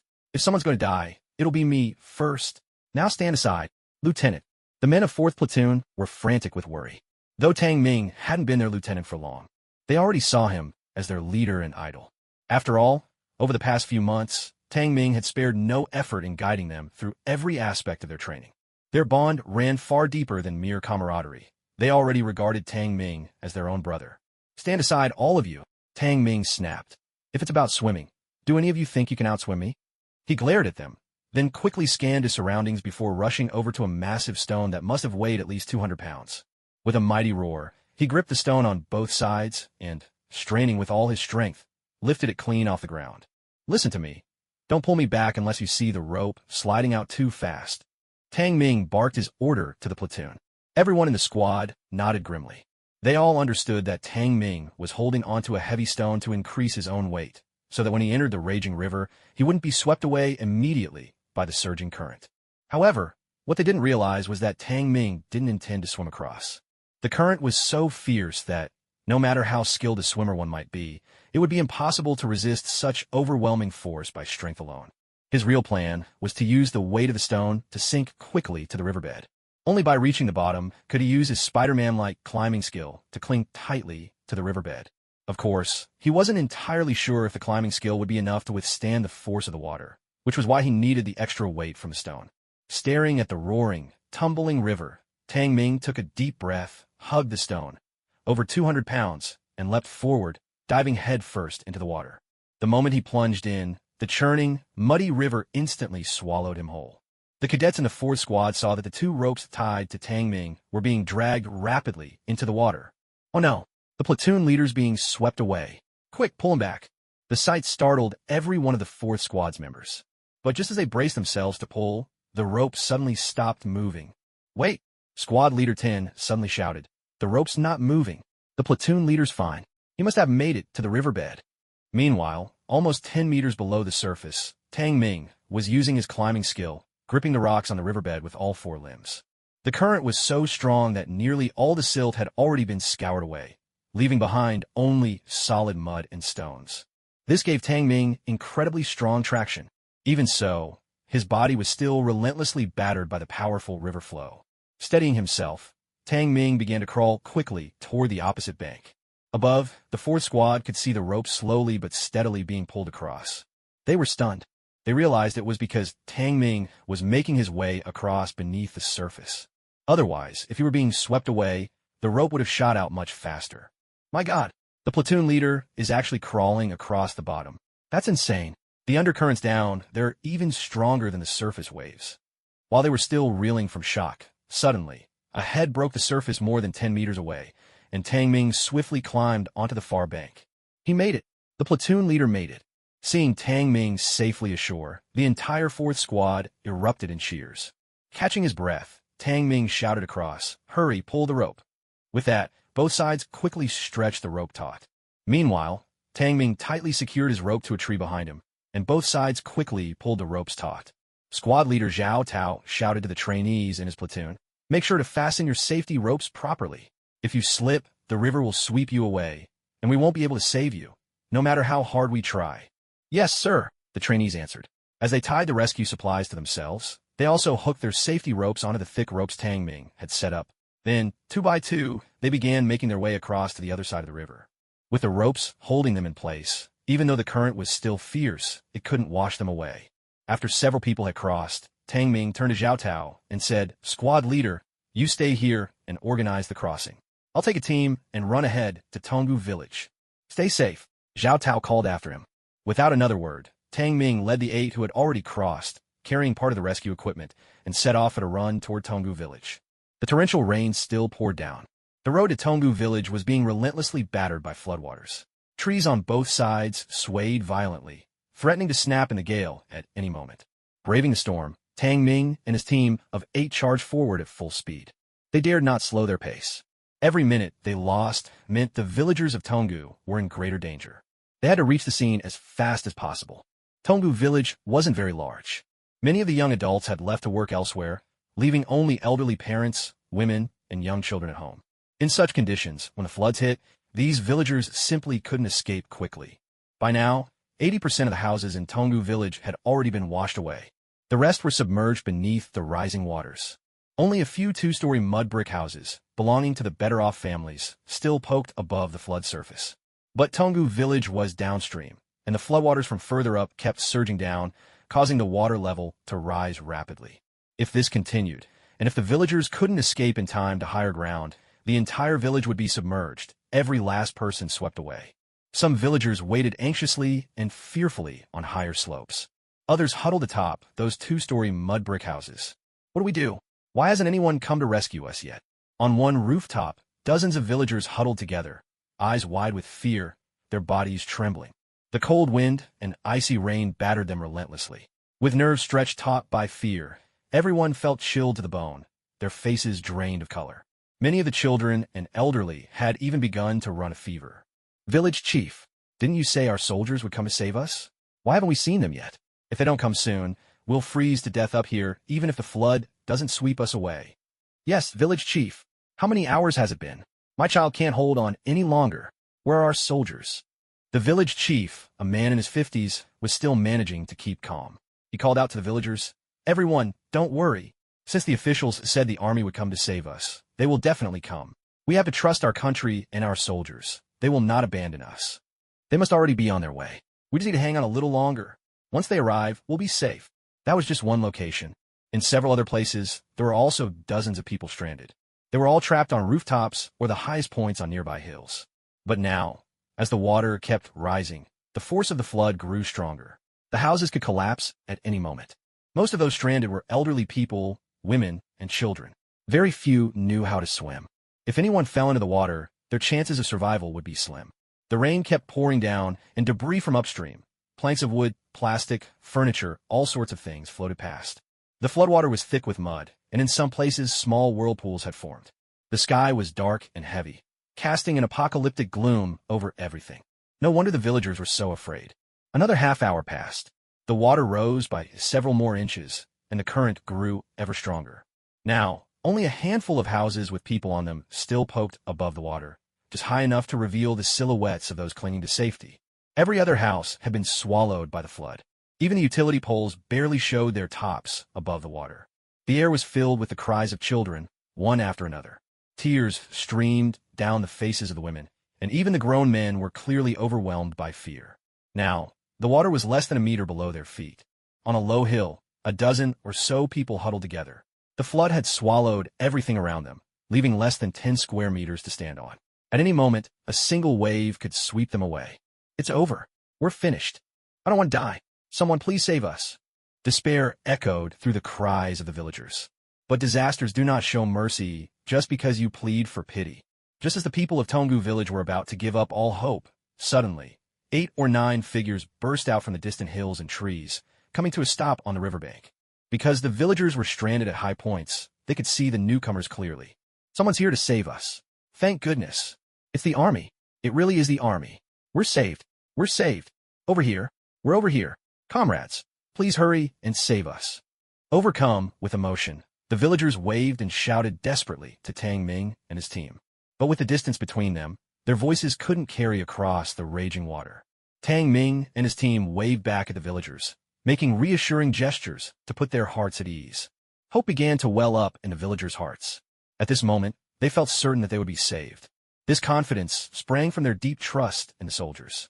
It seemed as if, whenever someone appeared in that olive-green camouflage uniform, the old style worn in those days, all fear would simply melt away. Such is the spirit of the Chinese soldier. They stand firm like steadfast pillars, anchoring the nation. They stand tall in the hearts of every citizen. To the people, there is nothing in this world that the soldiers of China cannot accomplish. As long as these soldiers are here, no disaster can truly be called a disaster.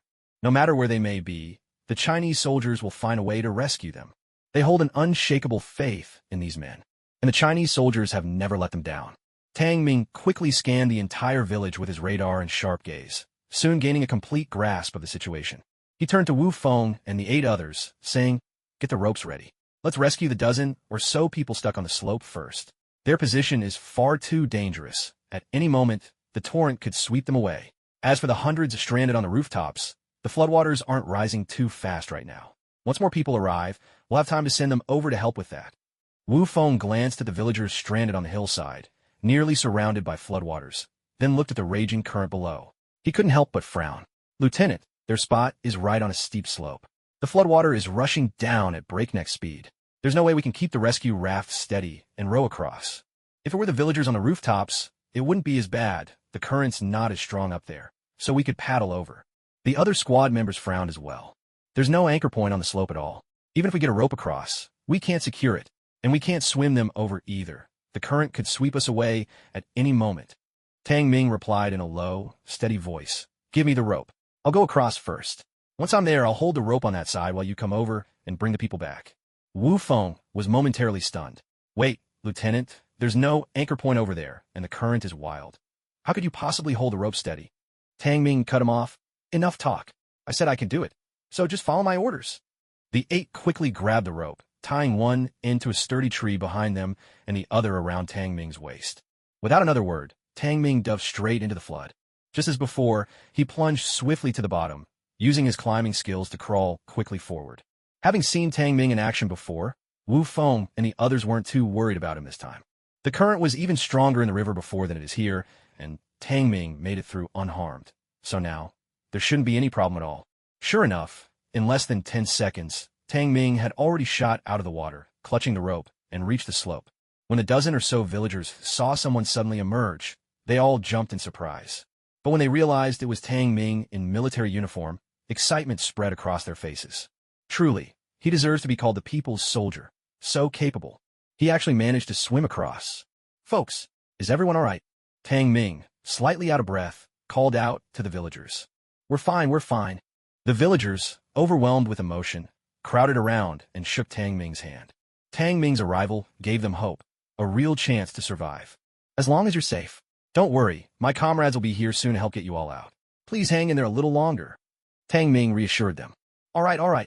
Comrade soldier, please be careful. An elderly villager called out to Tang Ming with concern. Tang Ming, note that. All right, step back, everyone. Stand to the side. I need to start pulling the rope now. With that, he grabbed 2 ropes and headed toward the back of the slope, firmly wedging his legs deep into the muddy ground, then leaning his body back. At the same time, he activated his climbing skills, letting his feet grip the mud with all their strength. By now, the floodwaters had risen to his knees, but Tang Ming paid no mind. Squeezing his radio, he shouted to Zhao Tao on the shore, I'm holding the rope here. Hurry, come over and rescue everyone. Zhao Tao and the others had full faith in Tang Ming's ability. Once the safety ropes were secured, they jumped down one after another. With Zhao Tao and his team crossing, the force on the rope increased at once, and Tang Ming immediately felt the strain. Every muscle in his body stood out as he used all his strength to keep the rope steady. If the rope slipped now, Zhao Tao and the others would be swept away by the flood in an instant. In fact, Tang Ming could have chosen to carry a villager and jumped straight into the flood, swimming below to the other side. But those trapped on the slope weren't healthy adults. They were mostly elderly, pregnant women, or children, with only 2 or 3 strong young men among them. With the water pressure so intense, and the floodwater so turbid and full of hidden currents, the villagers simply couldn't withstand those conditions for more than a few seconds. Tang Ming dared not take that risk. Come on, let's help the soldier hold the rope. The villagers rushed forward, each of them grabbing the rope as if they were in a tug of war, helping Tang Ming with all their might. Don't worry about me. I can do this myself. Save your strength. You'll need it to cross soon. But the villagers paid no heed to his protests. They couldn't just stand by and watch Tang Ming and the others risk everything to rescue them. They couldn't be the ones on the sidelines. Because the floodwaters here weren't too fierce, Zhao Tao and his group made it across quickly. Elderly, women, and children first. Is that all right? Zhao Tao called out to the 2 or 3 adult male villagers in their 30s and 40s. No problem. They nodded quickly. After all, they were from the same village, who didn't have aging parents or young children at home. Squad leader, hang in there. We'll be right there. Zhao Tao called out to Tang Ming. Let's talk, more action. Get them out now. Tang Ming urged him on. Without delay, Zhao Tao organized a group, outfitting more than a dozen villagers with life jackets and safety ropes. Then, each rescuer led another person, pulling themselves along 2 thick ropes stretched across the water. Zhao Tao brought 3 people with him, while 4 others remained on the opposite bank, pulling hard on the rope tied around Zhao Tao to help speed their crossing. Otherwise, given Zhao Tao's strength, even guiding one person would be a slow struggle across the torrent. Time was running out for them.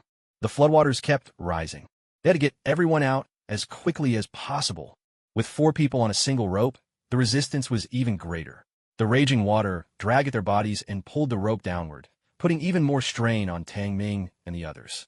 Fortunately, there were 3 or 4 people helping to pull, which eased Tang Ming's burden a bit. Even so, every time they got a villager across, it took several minutes, and the water kept rising. At first, the flood only reached Tang Ming's knees. In less than 5 minutes, it was up to his thighs. Now, the hillside that had offered 10 square meters of safety had shrunk to less than 3. Faster. Move it. After they successfully got 4 villagers to the bank, they rushed back for another trip. 2 or 3 trips later, only 4 villagers remained on the hillside. These were the 4 who had been helping Tang Ming pull the rope. By now, the entire hillside was almost submerged, and even standing at the highest point, the water was up to their waists. They were in grave danger. At any moment, the flood could sweep them away. Tang Ming stood in a lower spot, water already up to his shoulders. In just a few minutes, it would be over his head. Zhao Tao and the others were filled with dread. "Hurry! If you don't want me to die, get them out now." Tang Ming shouted at Zhao Tao. "Yes, squad leader. You have to hold on," cried Zhao Tao, urging the last 4 villagers to move quickly. Now, the pressure on Tang Ming was greater than ever. The water kept rising higher and higher. Over his shoulder, the water reached his neck, and then his chin. At this point, Zhao Tao and his team still had nearly a third of the way to go before they could get everyone safely to shore. "Squad leader, hurry up. The flood is about to swallow up the platoon leader. Hurry." The trainees on the shore shouted anxiously. Other villagers were also doing everything they could to help pull the rope with the trainees. But even so, when they were still 10 meters from the shore, the floodwaters covered Tang Ming's nose and mouth. Only half of Tang Ming's head was left above the surface. "Hurry! Faster!" The trainees' faces turned pale with fear. They pulled on the rope with all their might. Half a minute later, at last, the 4 villagers made it safely to shore. But Tang Ming was now completely submerged by the roaring flood. "Hurry! Pull the platoon leader back." The trainees frantically hauled on the thick ropes, but when they finally pulled them all the way back, there was no sign of Tang Ming. Had the platoon leader been swept away by the flood? A few members of the team, acting on impulse, were about to jump in after Tang Ming, but Zhao Tao grabbed them back at the last second. "Are you out of your mind? Jumping in now is suicide." But the platoon leader, the trainees' eyes were brimming with tears, their faces filled with sorrow. The villagers, too, were red-eyed and distraught. "Comrades, it's our fault your platoon leader is in danger. We're so sorry." One after another, the villagers spoke to Zhao Tao and his team, overwhelmed with guilt. "It's all right. This isn't your fault. Rescuing you is our duty as soldiers." Just then, more than a dozen figures came running toward them. It was the main unit. They had finally arrived. "Where's the platoon leader?" a trainee called out. "The platoon leader was swept away by the flood," Zhao Tao replied, his voice heavy with grief. "What?" The newcomers' faces changed instantly at the news. But before they had time to mourn, a voice called out from nearby. "Do you all want me dead that badly?" At the sound of this voice, everyone turned their heads at once.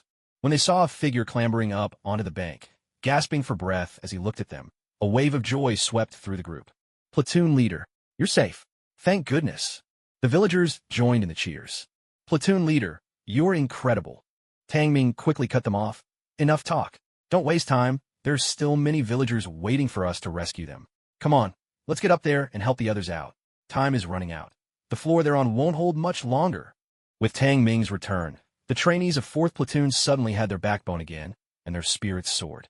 Tang Ming turned to 2 or 3 trainees and ordered, "You, take the villagers up to higher ground and set up tents. Don't let them get soaked any longer. The authorities will send people soon to bring them to an even safer place." Next, Tang Ming divided his team into several groups, sending each to different houses to rescue the villagers trapped inside. Fortunately, the current above wasn't too strong. Using ropes and inflatable boats, they managed to safely reach the houses, one after another, helping each villager onto the rescue boats and bringing them ashore. After more than an hour, they finally succeeded in rescuing every last villager. Then, Tang Ming led them swiftly toward the town. Using the same method, they ferried the villagers across the river and transported them to the temporary shelter in town using military vehicles. Once everything was done, Tang Ming immediately contacted the company commander. The commander instructed them to proceed straight away to assist with rescue operations in other villages. Without hesitation, Tang Ming took the 4th Platoon and headed over at once. This flood disaster was far from over. It would continue for quite some time. Every day, more villages and regions were being swallowed by floodwaters. All they could do was to evacuate as many people as possible from dangerous areas or from places where they were already trapped. The rain kept pouring day after day, and the floodwaters rose higher and higher. Countless villages had already been submerged, and countless people were left homeless, wandering without shelter. A suffocating sense of gloom hung over the entire nation. Tang Ming and the men of 7th Company battled tirelessly, dashing from village to village across the city, rescuing villagers. When they weren't rescuing, they worked to reinforce the riverbanks, doing everything possible to prevent even larger floods from sweeping away more villages. At last, after half a month, the rains gradually began to subside. Thanks to the tireless efforts of tens of thousands of soldiers, the flooding in the city finally began to come under some control. The soldiers were able to enjoy a brief period of rest. In the temporary camp, the members of 7th Company all looked haggard and covered in dust. Each one had grown noticeably thinner. For more than half a month, they'd slept less than 5 hours a night. Most of their meals were cold leftovers or plain steamed buns. Nutrition was hard to come by. After all, those were lean times and resources were scarce to begin with. With so many disaster victims, the rescue organizations could hardly keep up. Yet, despite the exhaustion and hardship, the cadets from the academy all wore broad smiles, their hearts filled with joy. Because they had conquered the flood, they had saved so many lives. In this moment, they felt immense honor and pride. They had not let down their country or their people. Back at camp, the company commander instructed everyone to wash up and get some rest. Tang Ming, have one of your men go with the kitchen crew to the market and buy some vegetables. Let's fix a good meal for everyone. These days have been tough, and we all need something better to eat, Wang Zhan said to Tang Ming. I'll go, Tang Ming replied, not wanting to trouble his cadets with the errand. He wanted them to rest a little longer. Fine, you're a tough one. Wang Zhan didn't say anything more. Soon, several members of the cooking squad, along with one representative from each platoon, gathered together and got on a vehicle heading straight to the city's market. The head of the cooking squad turned to them and said, let's split up. You four go over there and buy some winter melons and vegetables. We'll go this way and pick up some meat. Here's the grocery money. Use your judgment. The funds from above are tight, so there's not much to work with. Try to buy things that are cheap. As he spoke, the squad leader stuffed 50 yuan into Tang Ming's hand. Tang Ming accepted the money, nodded, and led the other 3 from the different platoons into the bustling marketplace. Boss, how much is this winter melon? Tang Ming and the others approached a vendor selling winter melons and asked politely. The vendor glanced at them, noticed their military uniforms, and a crafty look flickered in his eyes. 30 yuan each. Tang Ming and his group thought they must have misheard, so they asked again. 30 yuan, do you want or not? If you do, I'll wrap it up for you. The vendor replied with a smile. 30 yuan, are you trying to rob us or something? One of the trainees couldn't help but shout. Prices were still very low in those days. Even with the flooding, things certainly hadn't gotten that outrageous. Hey, soldier boy, what's with the attitude? The vendor's face darkened. There's flooding everywhere in the country right now. Prices for everything are up. Selling it to you at 30 yuan each is already cheap. If you don't buy it, plenty of others will. Another trainee frowned and said, come on, boss, don't take us for fools. Even with the floods, prices can't have gone up this much. It's obvious you're trying to rip us off. Listen here, comrade. Watch your words. You could be held legally responsible for slander. The vendor's own face was now thunderous. Anyway, that's my price. If you're not buying, then move along. Just so you know, I'm the only one in this whole market selling winter melons. What are you talking about? You think you can take advantage of us just because we're soldiers? One of the trainees couldn't hold back any longer. Boss, don't you think this is a bit heartless? At that moment, the nearby townsfolk couldn't bear to watch any longer and began to scold the vendor. These PLA soldiers have been fighting the floods right here in our city for over 2 weeks. If it weren't for them, the whole city would have been lost to the water. Do you even realize how much they've suffered to protect us, ordinary people? If you can't give them a discount, fine, but how can you jack up the price like this? Don't you have conscience? Other citizens joined in, all voicing their disapproval at the vendor. The vendor snorted coldly and said, flood rescue is just part of their job as soldiers. Why should I thank them? Don't they get paid? Don't I pay taxes? As far as I'm concerned, I don't care if you're a soldier or whatever. 30 yuan each, pay up or get lost. Don't block my business. And you people, if you really have a conscience and feel sorry for them, then give them your own money and sell to them yourselves. Hearing this, the citizens grew even angrier and immediately started arguing with the vendor. Tang Ming also noticed that a few of the trainees nearby seemed to grow a little more downcast. Their eyes were full of grievance and frustration. After working themselves to exhaustion for over half a month, it turned out that, in the eyes of some, all their efforts were nothing but pointless sentimentality. It wasn't that they regretted being soldiers or saving those villagers, but the sense of injustice and bitterness was overwhelming. They never asked for gratitude, just that their contributions not be dismissed outright. Tang Ming felt a deep ache in his heart as well. Although such thinking wasn't widespread across the country, there were still quite a few people who thought this way. To them, being a soldier simply meant serving the nation, and by extension, serving them. Strictly speaking, they weren't entirely wrong. That was how the soldiers themselves understood their duty too. But when words like that were spoken so bluntly, it stung nonetheless. Serving the country and its people was an honor, but in some people's eyes, being a soldier was no different from being a nanny or a bodyguard. as if the tiny bit of tax money they paid was enough to support millions of troops. Back in those days, how much did soldiers even earn? Conscripts, each one of them got barely a few dozen yuan a month. Officers, at most, received a little over 100 yuan. And what did they do with those meager wages? They trained with all their might every day, honing their skills to stand guard for the motherland. When floods hit, they were the first to charge in, using their own bodies to shield the people from the raging waters. When fires broke out, they braved the flames, using their small frames to protect those clutched in their arms. When earthquakes struck, it was their hands that dug through the rubble to save those trapped beneath. And if war erupted, they would be the first to rush to the front lines, turning their bodies and blood into an unbreakable wall to safeguard the people and the land behind them. It could be said that, in China, no matter what disaster struck, it was always the soldiers who stood at the very front, putting their own bodies between danger and the people. They arrived with vigor and determination. Also, the people could rest easy. And when they left, they did so quietly, not wanting to trouble anyone. If money had been the only reason they chose to become soldiers, who would be foolish enough to risk their lives battling floods, fighting fires, or going to war? In society, if you casually pick up any job and work diligently, isn't it true that almost every job pays better than being a soldier? Most people only need to do their assigned tasks well. But what about soldiers? What is expected of them? Look around the world. Is there any other country whose soldiers carry as many responsibilities as Chinese soldiers do? Take a look at those Western countries. Ask them, when natural disasters strike, will their soldiers step forward to rescue their own people? And if you withhold or reduce their pay, do you think they would still be willing to fight for their country? Chances are, they'd take you straight to court and demand compensation. It seems that only Chinese soldiers in the whole world are foolish enough to willingly do all these things. Yet, after all their sacrifices, they still struggle to earn understanding from certain people. Some even believe that this is simply what Chinese soldiers are supposed to do, nothing more. That's why, in China, anyone willing to be a soldier is considered a fool. But China has millions of such fools. Among them is Tang Ming.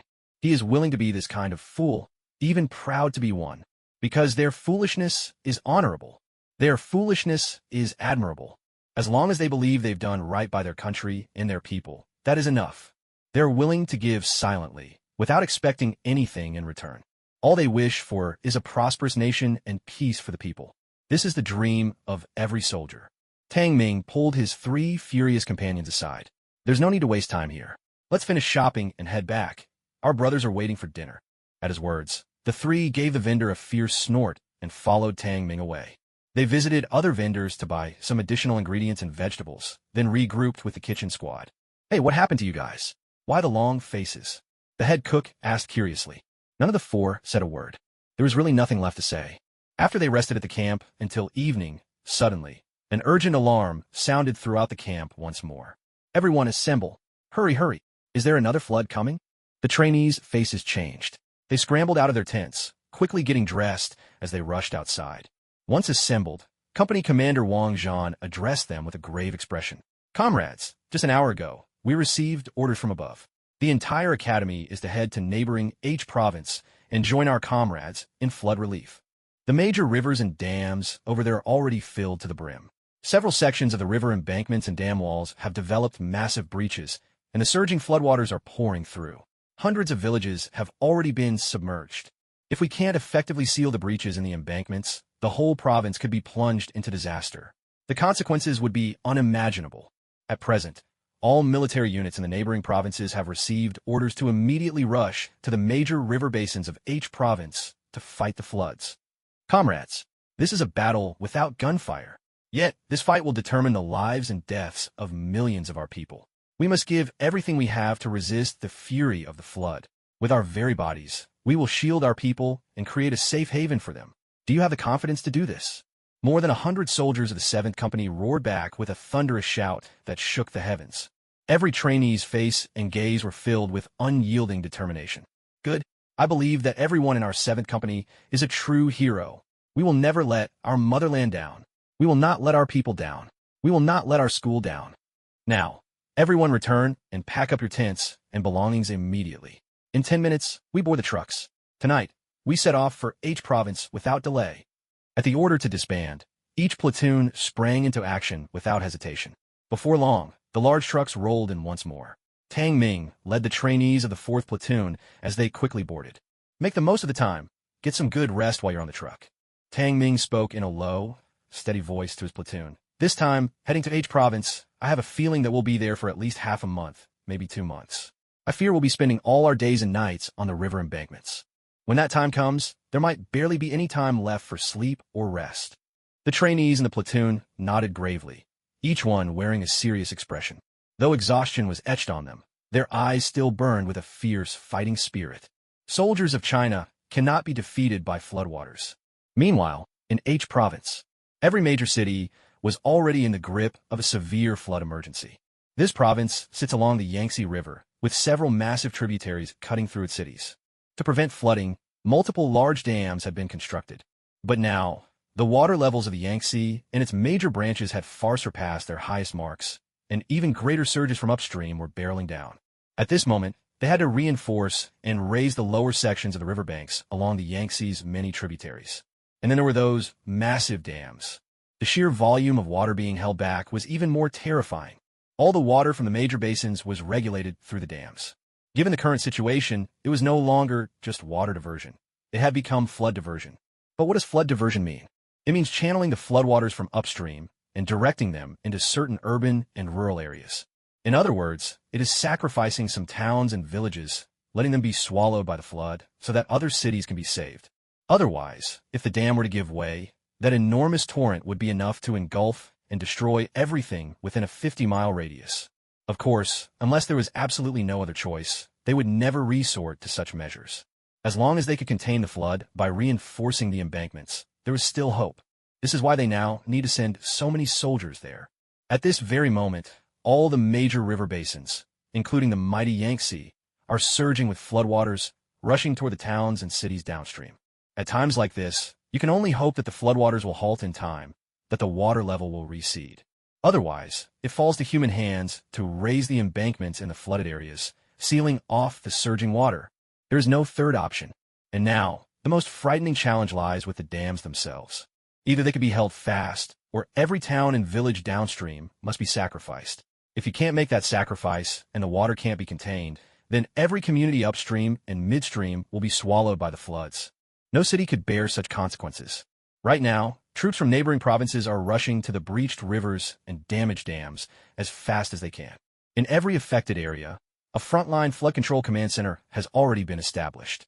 All provincial forces, soldiers, armed police, firefighters, have mobilized, joining the fight on the front lines against the flood.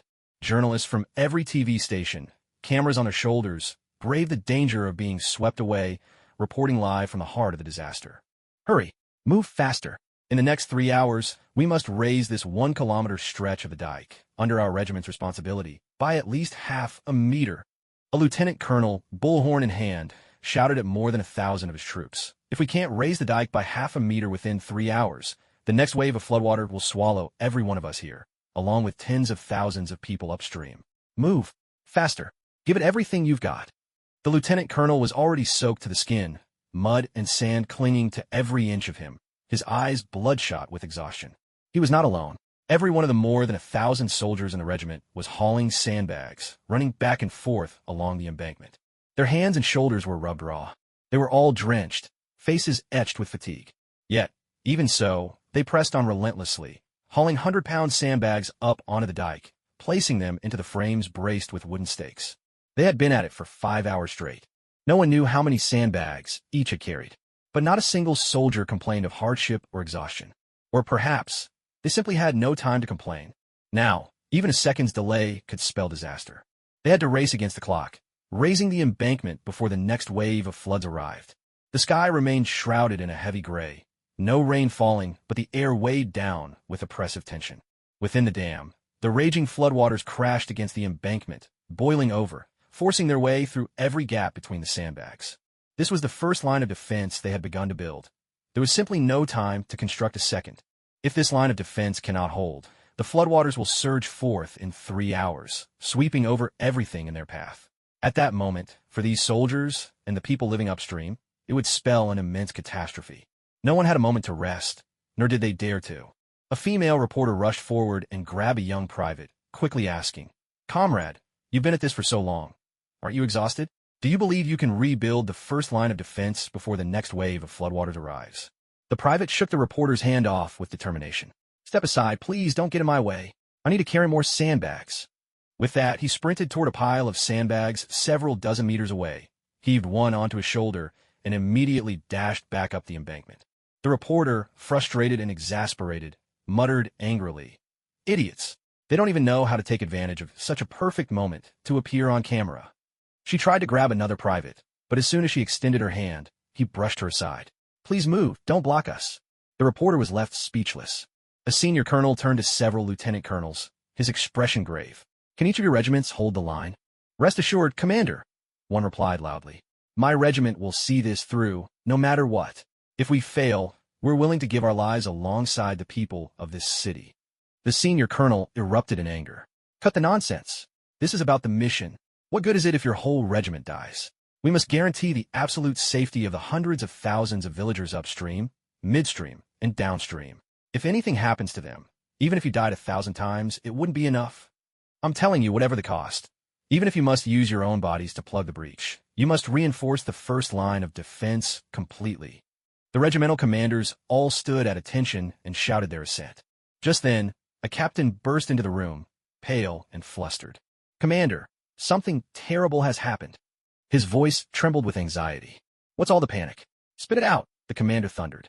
"We've just been notified from above. The Meteorological Bureau has detected with certainty that in 1 hour, Province H will be struck by another torrential storm. This one will last for at least half a day. When it hits, water levels in all rivers and dams will rise rapidly. The experts say that after the rain starts, within just 1 hour, the water level at our dam will rise by at least half a meter. And right now, we still need at least 3 more hours to complete the first line of defense. In 2 hours, at best, we can only raise the levee by 35 centimeters. The order from our superiors is clear.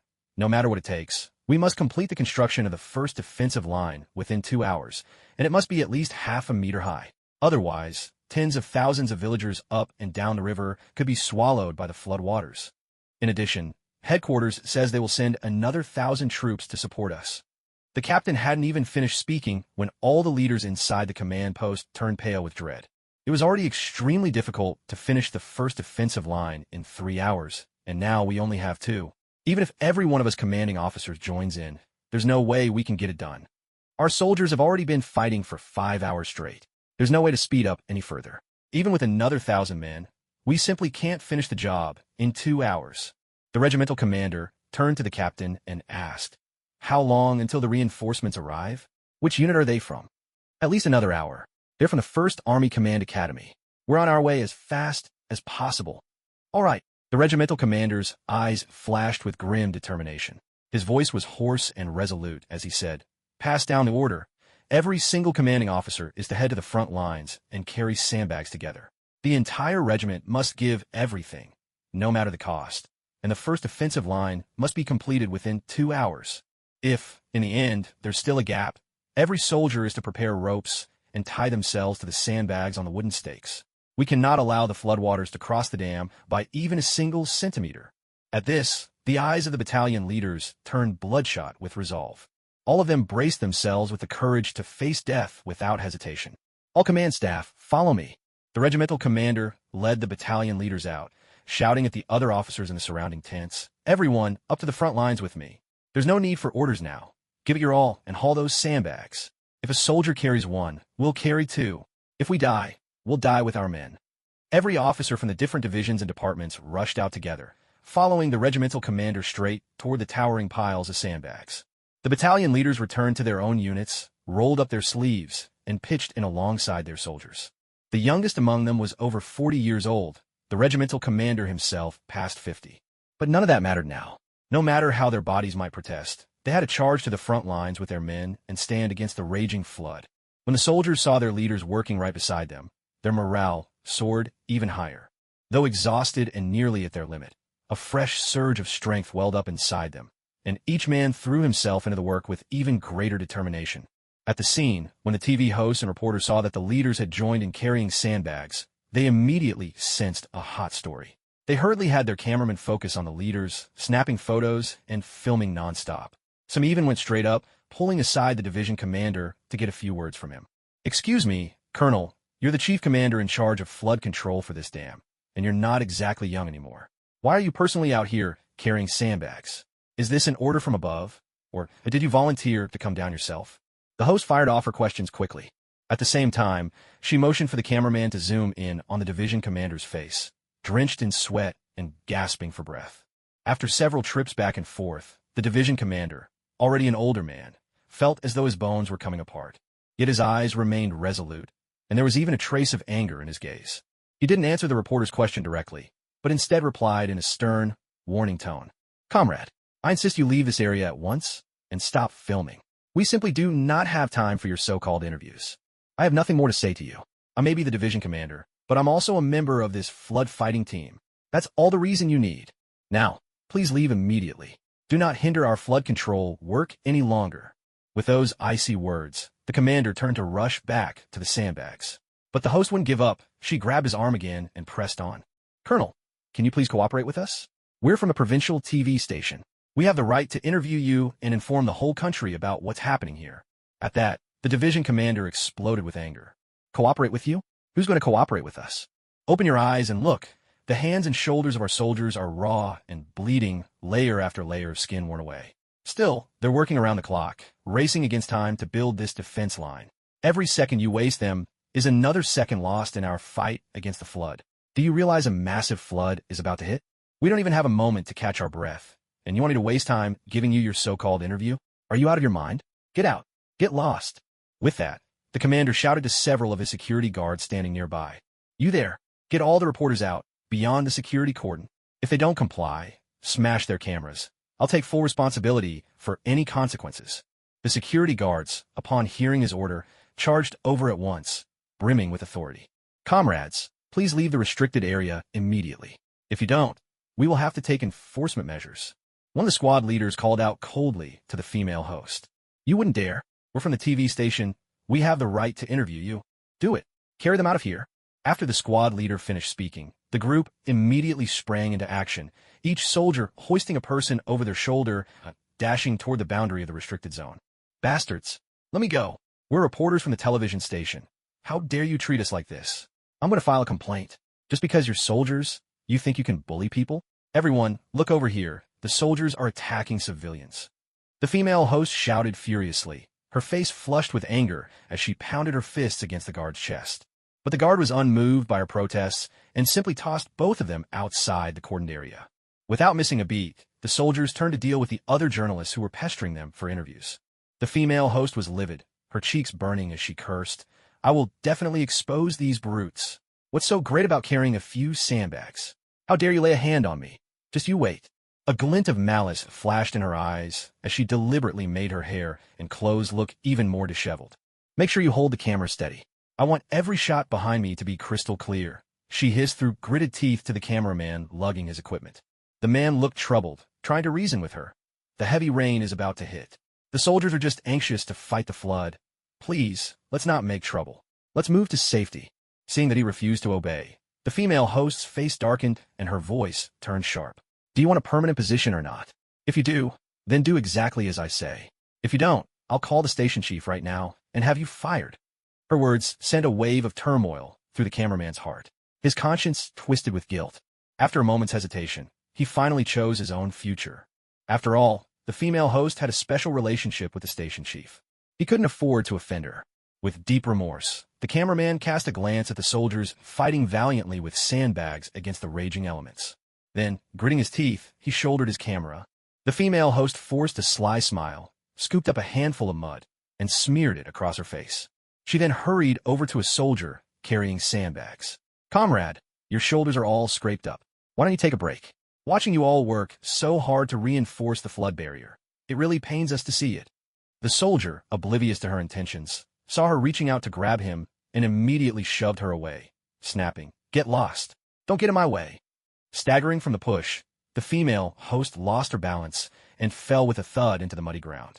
Already looking a mess, she now appeared even more pitiful and helpless. Secretly, she pinched her thigh hard. Instantly, tears welled up in her eyes. How could you be like this? I'm just worried about you. And yet this is how you treat me? You even push me. I'm just a defenseless woman. How could you bring yourself to do that? As she spoke, tears began to fall from the female host's eyes. The young PLA soldier was instantly at a loss. his face burning with embarrassment, unable to explain himself. "I am sorry. I'm in a hurry to reinforce the flood barrier. Please understand," he stammered, his anxiety growing. He hurriedly tossed down the apology, then shouldered another sandbag and moved toward the dam. A flash of malice flickered in the host's eyes, and suddenly she clutched her calf and let out a loud wail. "Ow, my leg. Is it just because you're in the army that you can hit people for no reason? Does being a soldier mean you don't have to follow the rules? You just drove me off the dam, and now you've pushed me to the ground on purpose. Is this what it means to be the people's army?" Her words made the young soldier even more uncomfortable. With the sandbag on his shoulder, he didn't know whether to stay or leave. The commotion she caused quickly drew attention, and soon there was quite a stir. The rush to build the flood barrier slowed noticeably, and when the division commander at the front realized the pace was lagging, he immediately came to check on the situation. Seeing that it was once again the female host making trouble, the already anxious commander was instantly consumed with rage. Striding over in a few quick steps, he reached the woman, who was now sitting on the ground putting on a show, and with one hand hauled her up. With eyes blazing, he gave a stern warning. "This is my final warning. Do not interfere with our work. Otherwise, don't blame me for being rough with you." Faced with the commander's fury, the host turned pale as a sheet in an instant. Tears streamed down her cheeks. This time, the fear was real, and she truly cried. "Orderly, get these two out of the front lines at once. Don't let them cause any more trouble," the commander shouted angrily, ignoring her tears. "Yes, sir," the orderly responded, and, together with two other PLA soldiers, moved to escort the host and the cameraman away. "Don't touch me. I'm live streaming. The whole country is watching you right now. We're risking our lives to bring live coverage from the front lines, but you so-called people's soldiers are putting your hands on us. This is outrageous. Just because you're the commander, do you think you can ignore the ordinary citizens? Do you believe I won't report you for abusing your power?" The host struggled as she shouted at the commander. The commander's face darkened with anger, and just as he was about to explode, a figure suddenly darted in front of the cameraman. Tang Ming grabbed the camera from the cameraman's hands and smashed it onto the ground. He fixed the female host with a cold, warning stare and said, "Before you even think about reporting our commander, I could have you arrested for obstructing a military mission. Don't think that just because you're carrying a camera, you can fabricate stories and twist the truth. If your actions delay the flood relief efforts, it's you two who should be standing trial in a military court. If you know what's good for you, get out of here immediately. And if I catch you on the front lines again, breaking a camera will be the least of your worries." Tang Ming's gaze was sharp as a blade, his entire being radiating a terrifying anger. The female host felt as if someone had squeezed her heart tight. She could barely breathe. The cameraman was so frightened that cold sweat ran down his back, hardly daring to breathe. "Escort them out." Seeing that the female host had finally quieted down, Tang Ming quickly turned to his guards and gave the order. "Oh, yes, sir." The guards snapped to attention, then hurried to lead the female host and cameraman away. Reporting in, Tang Ming, leader of the 4th Platoon, 1st Army Command Academy, reporting with my men to support the operation. Tang Ming turned and saluted the commander. Hearing that reinforcements had arrived, a hint of relief finally appeared on the commander's face. "You've come at the perfect time. Hurry, start reinforcing the flood barrier. We don't have much time. We must have it up within 2 hours." "Yes, sir. We guarantee to accomplish the mission," Tang Ming answered in a loud, clear voice, then led his platoon straight into the urgent task of building up the flood barrier. Time was short, and the task was monumental. Tang Ming pushed himself to the limit, giving everything he had and carrying as many sandbags to the dam as possible. Others, wanting to conserve their strength and last longer, carried only one sandbag at a time. But Tang Ming shouldered 4 sandbags at once, and his speed was twice that of the others. Everyone who saw Tang Ming transporting sandbags this way stared in astonishment, mouths agape. Comrade, stop for a moment." Even the commander, witnessing this, couldn't help showing a look of shock. Tang Ming was about to run up to the levee with 4 sandbags when he heard the commander shout and had to stop. "Commander, do you have any instructions?" Tang Ming asked. "Comrade, I know you want to finish the flood barrier as quickly as possible, but if you keep working like this, you'll exhaust your strength in no time. We not only have to build the barrier, but afterwards we'll need to help with flood relief and rescue operations. So you can't use up all your energy now. You must save some strength for rescuing the people later." Hearing the commander's advice, Tang Ming understood and smiled as he answered, "Commander, don't worry. I know my own limits." With those words, Tang Ming swiftly hoisted the sandbags onto his shoulders and dashed up the river embankment. The division commander, seeing that persuasion was futile, could only sigh in resignation. There was no time to waste. The situation was dire, and they had to hurry to reinforce the flood barrier. Time slipped by, and soon an hour and a half had passed. Many soldiers were reaching the limits of their strength, and the pace of building the flood barrier had slowed considerably. "Commander, please take a break. If you keep going like this, your body won't be able to take it." The orderly looked at the commander's hands and shoulders, now chafed and wounded, and pleaded with deep concern. "Get out of my way. Is this really the time to rest? Look at all the townsfolk behind us. If we don't finish the flood barrier in time, every single person in this city is as good as dead." The commander, face drawn with exhaustion, roared in anger. He hefted a sandbag onto his shoulder, gasping for breath, and staggered up the embankment. But he had reached the end of his strength. After just a few steps, his legs gave out, and he stumbled straight toward the ground. The orderly cried out, dropping his own sandbag and rushing towards the commander. Just as the commander was about to fall, a strong hand reached out from the side and steadied him firmly. Even now, the commander's hands clung tightly to the sandbag on his shoulder. "Commander, are you all right?" Tang Ming, balancing 4 sandbags on one shoulder, used his other hand to support the commander, his voice full of concern. "It's you." The commander, regaining his balance, looked up at Tang Ming in astonishment. He had expected Tang Ming to collapse from exhaustion long ago. To his surprise, after an hour and a half, Tang Ming was still running up the embankment with 4 sandbags on his shoulder. And, judging by his expression and breathing, it seemed he still had strength to spare. "Commander, let me take over. You should rest for a while." Tang Ming lifted the sandbag from the commander's shoulder and tossed it expertly onto his own. Even with 5 sandbags on his shoulders, Tang Ming looked completely at ease, striding briskly toward the embankment. "Commander, are you all right? Is your heart okay? Do you need your medicine?" The orderly supported the commander, asking anxiously. The commander waved him off, shaking his head. "I'm fine. My legs just gave out for a moment." "That man, Tang Ming, right? Was he resting before? How does he still have so much strength?" The orderly glanced at Tang Ming and shook his head. "No, he hasn't stopped for a single moment in the past hour and a half. Every trip, he carries 4 sandbags, and it only takes him 3 minutes to go back and forth. He's kept up that pace the whole time. Because of him, our progress on the flood barrier has sped up so much, we might finish in less than 2 hours." "What?" The commander's jaw dropped in shock as he heard the officer's report. Carrying 4 sandbags at a time, and yet each round trip only took 3 minutes. What's more, he'd been at it for an hour and a half without a single break, and his pace hadn't slowed down at all. How could that be possible? It's not that Tang Ming was receiving any special treatment from the commander. But after all, the commander was already over 50. The fact that he could personally come down and join the soldiers in hauling sandbags was already a sign of outstanding leadership. He was needed to lead and coordinate this entire defensive line. If he collapsed, things would get out of hand. Besides, given his physical condition, there really wasn't much he could do to help.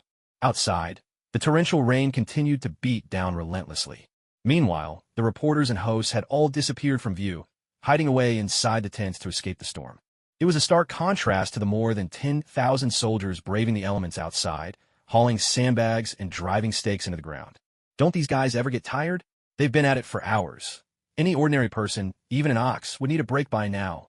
Exactly. When we lug cameras that way, just a dozen kilos back and forth for a few dozen meters, our backs are already aching. Yet here they are, carrying sandbags that weigh over 100 pounds, clambering up the dike again and again in the pouring rain. How can they not feel exhausted? The reporters and cameramen stared in disbelief at the soldiers outside, who raced about like tireless, unstoppable beasts, with Tang Ming's group of over 1,000 joining in. And since they were still fresh and full of energy, the overall pace had picked up significantly. The entire defensive line was divided into 3 groups, a small team down by the riverbank filling bags with sand, the majority carrying sandbags up the dike, which rose dozens of meters high, and the third group, up on the dike itself, driving wooden stakes into the earth to secure the sandbags and keep the floodwaters from washing them away. Everyone was pushing themselves to their absolute limits. As the rain battered down, the surging floodwaters atop the dike grew ever deeper, pounding harder and harder against the embankment with each passing moment. Fortunately, the whole regiment and Tang Ming's team were moving fast enough to just barely keep the dike's height level with the rising flood, preventing the water from spilling over. "Move! Faster! We're running out of time! Everyone, get moving now!" Company commanders shouted encouragement while shouldering sandbags themselves, urging their soldiers on. Tang Ming could clearly see that most of these soldiers were just like him, 18 or 19 years old, mostly recruits in their first or second year. Yet with those young, untested bodies, they hauled sandbags weighing over 100 pounds up and down the dike again and again, never faltering. And it's important to remember, These were just ordinary field soldiers. They couldn't even be compared to Tang Ming and the other special forces. Even though soldiers are generally in better physical shape than most people, there are few who can endure such prolonged, excessive strain. At this moment, they are relying entirely on sheer willpower and faith to keep their bodies moving. For the safety of hundreds of thousands of civilians, they must grit their teeth and persevere to the end. Their hands and shoulders have been rubbed raw, layer after layer of skin gone. The moment blood oozes out, it is washed away by mud and the relentless rain. Their skin, soaked in water, has turned pale and wrinkled. The torrential rain and floodwaters have sapped every ounce of warmth from their bodies, leaving every face frozen, drained of any color. Yet despite all this, everyone continues to hold on, teeth clenched in determination. Fueled by the resolve in their hearts, they haul sandbags with all their might, racing against the floodwaters. At last, the water level stops rising. The flood barrier grows higher and higher. This time, the soldiers of the people have won the battle. Within just 2 hours, they managed to build the flood line in time. They held back the surging waters and protected the city and all its people behind them. Utterly exhausted, the soldiers finally have a moment to rest. One by one, they collapse along the flood barrier, gasping for breath. During the frantic construction, every nerve in their bodies was taut. There was only one thought in their minds. Faster, just a little faster. There was no room to feel fatigue or pain. Nerves stretched so tightly that they could not sense their own limits. Now, with the flood barrier secure, their tension releases all at once. Exhaustion, pain, thirst, and hunger come crashing in, leaving everyone too drained for words. Comrades, the first line of defense is finished. You've worked so hard. The division commander looked at the young faces before him, feeling a sharp ache in his heart, his eyes welling with tears. They are still just children, yet for the sake of duty and responsibility, each one of them has become a true man today. At last, we have a moment to breathe. Judging by the water level, we can rest for 2 hours. Everyone, take this chance to eat and rest, to regain your energy and strength. In 2 hours, another fierce battle awaits us. The commander shouted to everyone, his voice ringing out. Soon, logistics personnel and local villagers arrived, carrying baskets filled with sweet potatoes and eggs, distributing food to the weary soldiers.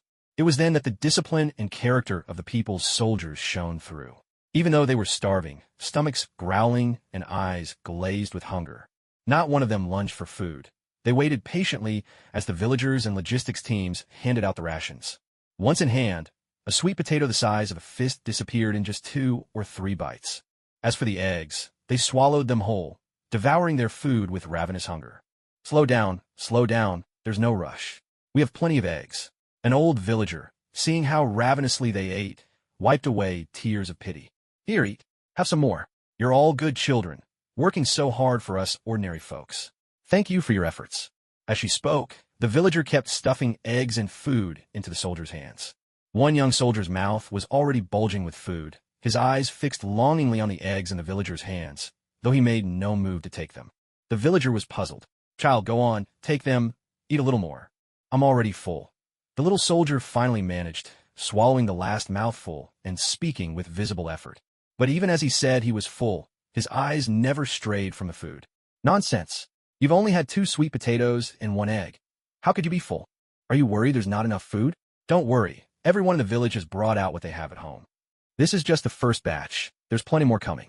Eat. You need your strength to fight the floods. The villager kept urging him, pushing another egg into the young soldier's arms. But the more the villager insisted, the more the boy resisted. The other soldiers, seeing this, put down their food as well, no longer taking another bite. No, I can't eat it. This is food from the villagers. If we eat it, what will you do? You still need to eat in the days to come. The young soldier spoke anxiously. Oh, you children, why won't you listen? You're fighting for us here, risking your lives to build the dikes and hold back the floods. Don't just talk about eating a few eggs and sweet potatoes. If you needed everything we have, we'd gladly give it to you. The villager, seeing that none of them would eat, grew even more desperate. She kept urging the soldiers to eat, but no matter what she said, they just swallowed hard and refused to take another bite. Some even put the food back into the baskets. This is what the people's soldiers of China are like, never taking even a needle and thread from the people. Ask yourself, in all the world, is there another army so devoted to serving and loving the people? Go on, eat. This is the villagers' heartfelt gift to you. And besides, the army has already paid the villagers at market price for this food. Eat your fill. Rest while you can.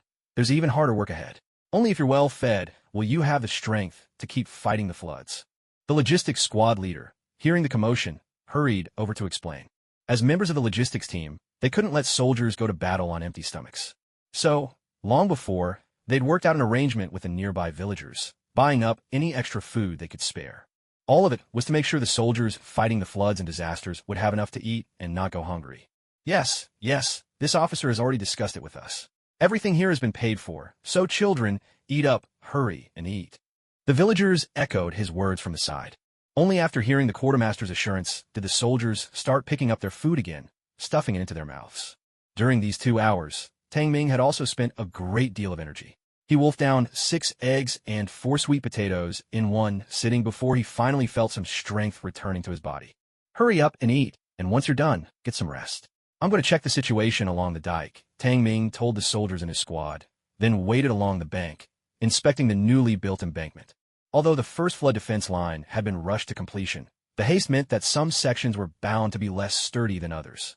He had to check them all carefully, using the system to ensure every part was solid and secure before he could truly relax. All along the dike, soldiers lay sprawled in exhaustion. They were so tired that they simply fell asleep against the sandbags, not even caring if half their bodies were still soaking in the water. Some were so worn out that they fell deeply asleep with half-eaten sweet potatoes still in their hands. As Tang Ming gazed at them, a swell of admiration, gratitude, and heartache filled his chest. They were someone's children, someone's husbands, someone's fathers. And yet, just because they wore a military uniform when disaster struck, they had to leave behind wives, children, and parents, coming to the front lines to shoulder the burden of protecting their home and country.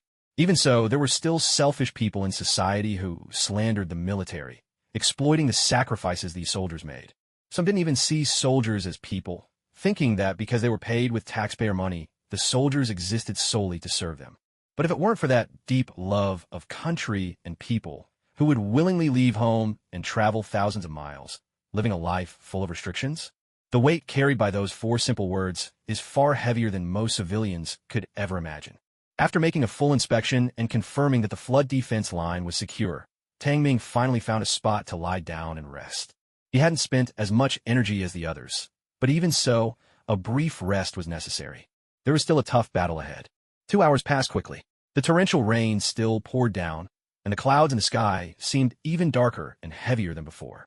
A sense of impending doom hung in the air, as if storm clouds were pressing down, ready to crush the city. Orderly, any updates from the Meteorological Bureau? When will this rain finally stop? The division commander looked up at the ominous sky and called out loudly for his orderly. Reporting, sir. According to the latest information from the Meteorological Bureau, in 2 hours, we'll be hit with another round of extreme torrential rain. This new storm will last for 3 hours. The expected rainfall during these 3 hours will be 1.5 times what we've already experienced. There's a real risk our first flood defense line won't be able to withstand this next deluge. We must build a new flood barrier behind the first line of defense, and it has to be at least 1 meter high, the orderly reported loudly. Damn it, what the hell kind of weather is this? The rain never ends. Call all the regimental commanders. Begin the second round of emergency construction. This time, I want them to finish the second flood barrier within 3.5 hours. The division commander glared up at the sky, cursing in frustration, then immediately gave the new order. The orderly wasted no time. He had the buglers sound the emergency assembly call, gathering all the regimental commanders at once. Soldiers, deep in sleep, snapped their eyes open almost in unison the moment they heard the whistle. Their eyes were bloodshot, faces etched with exhaustion. Yet even so, they scrambled up from the ground with remarkable speed. Dozens of regimental officers assembled before the division commander, faces grave, eyes determined, waiting for the next command.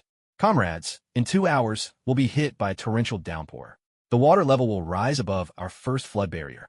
That means we have 3.5 hours to build another 1 meter high barrier behind the first, and we must do it fast. Brothers, I don't care how you do it. We have a holdout against this storm. If, in the end, we can't finish the second line in time, then we'll use our own bodies if we have to, but we will stop that flood. Remember, we may die here, but the millions of people behind us must live. This battle, we have to win. The division commander, eyes red, shouted at the raging floodwaters behind him. All the regimental commanders shouted their reply, then hurried to their own units. Once again, the commanders led from the front, charging into a new round of emergency construction. Every soldier stoked a fire deep within, gritting their teeth, summoning every ounce of strength as they hauled sandbags to the embankment. They'd had 2 hours rest, some food to eat. It was enough to restore a bit of strength, and each one of them worked harder than before, because time was running out. Once the torrential rain began, the water would keep rising. If they failed to build the second flood barrier in time, the people behind them would be swallowed by the flood. The entertainment reporters had all retreated by now. Only the war correspondents remained, cameras recording everything. No one spoke. There was no time for words. Everyone clenched their jaws, hauling sandbag after sandbag. The wind howled even fiercer. The rain grew heavier by the minute. Time slipped away, second by second. Though it was still afternoon, the sky had already darkened, as if night had fallen. The heavy clouds above seemed to press down so hard that it was difficult to breathe. Such intense exertion was also wearing Tang Ming down, his stamina gradually draining away. Yet, even so, he kept sprinting along the levee, shouldering 4 sandbags at a time. "Hey, brother, what's wrong with you? Now's not the time for a nap. Get up, come on." As Tang Ming rushed along with his load, 2 soldiers nearby caught his attention. One of them lay curled up on the embankment, looking for all the world as if he'd fallen asleep, while the other stood beside him with a sandbag, calling out to him. The soldier lying down weakly waved his hand, signaling to his comrade that he was all right.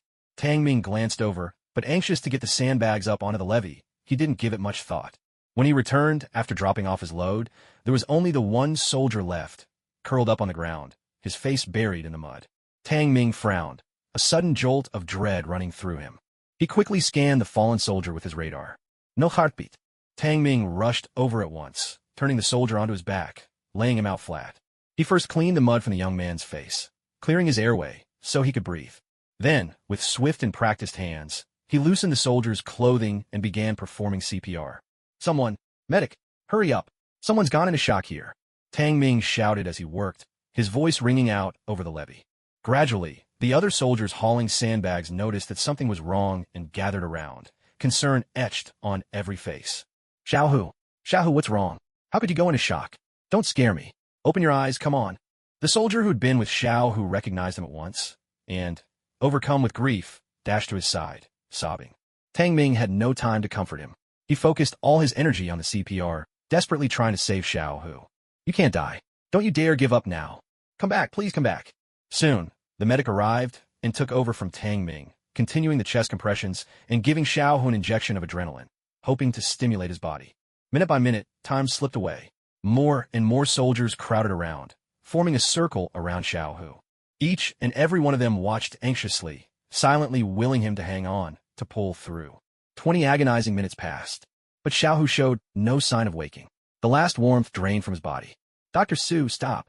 There's nothing more you can do," the nurse beside the doctor said, her voice choked with tears. "No, there's still hope. I can save him. I must. He's just a boy. His family is still waiting for him to come home. He's just exhausted, that's all. His strength is completely spent, but he can pull through. We can't give up. We mustn't give up." Dr. Su, his eyes bloodshot, stared at Xiaohu, whose body on the ground showed no sign of life. Unwilling to accept reality, he continued pressing down on the young man's chest. "Dr. Su, it's been 25 minutes already. There's no way." The nurse, her face streaked with tears, covered her mouth with trembling hands, her voice hoarse and choked with sobs. "The window for effective resuscitation has passed. Even if his heart starts again, his brain has been deprived of oxygen for too long. He's already gone." "Dr. Su, you know this better than I do. Would you truly want him to spend the rest of his life in a living death? Please, Dr. Su, let him go. You've done everything you could." When a person suffers sudden cardiac arrest, there's only a 4-minute golden window for rescue. In clinical practice, if there's no sign of revival after 20 minutes, death is declared. But Xiaohu's heart had stopped for nearly half an hour by now. Medically speaking, there was no difference between this and death. "Be quiet. It's not over yet. We can't give up. Look at him. Look at that young, innocent face. How can you say he's already dead?" He used his own body to shield the people behind him. He fought the floodwaters for so long, and never once said he'd give up. How can we possibly abandon him now? A glimmer of defiance still shone in Dr. Su's eyes. He grit his teeth, and even though exhaustion had robbed his arms of their strength after so long fighting for life, he refused to stop. Beside him, the young nurse was sobbing too hard to speak, turning away so she didn't have to watch any longer. Xiaohu's squad leader was trembling with grief, barely able to stand without someone holding him up. "How did this happen? Just a moment ago, he was fine. How could someone be here one moment and gone the next? He's only 18, a brand new recruit, and he came with me to fight the flood. Just an hour ago, I promised him, when this is over, I'd take him out for roast duck. How could this happen in the blink of an eye? Wang Xiao, open your eyes and get up. Are you playing tricks with Wang Pongzi again, trying to scare me? Hey, get up right now. If you don't, I'll make you run 5 kilometers. Don't think you can get away with this just because I'm easygoing. Open your eyes, damn it. Xiaohu's squad leader broke down completely, rushing to his side and screaming through his tears, his voice raw and desperate. Not a single soldier present was unmoved. But no matter how the squad leader shouted, Xiaohu showed no sign of waking. The squad leader panicked. Grabbing Wang Pongzi by the collar, he clenched his teeth and roared, Wang Pongzi, tell me the truth. Did you and Xiaohu plan this together? Are you two putting on an act? Speak up. Wang Pongzi was shaking all over, sobbing uncontrollably as he shook his head with all his might.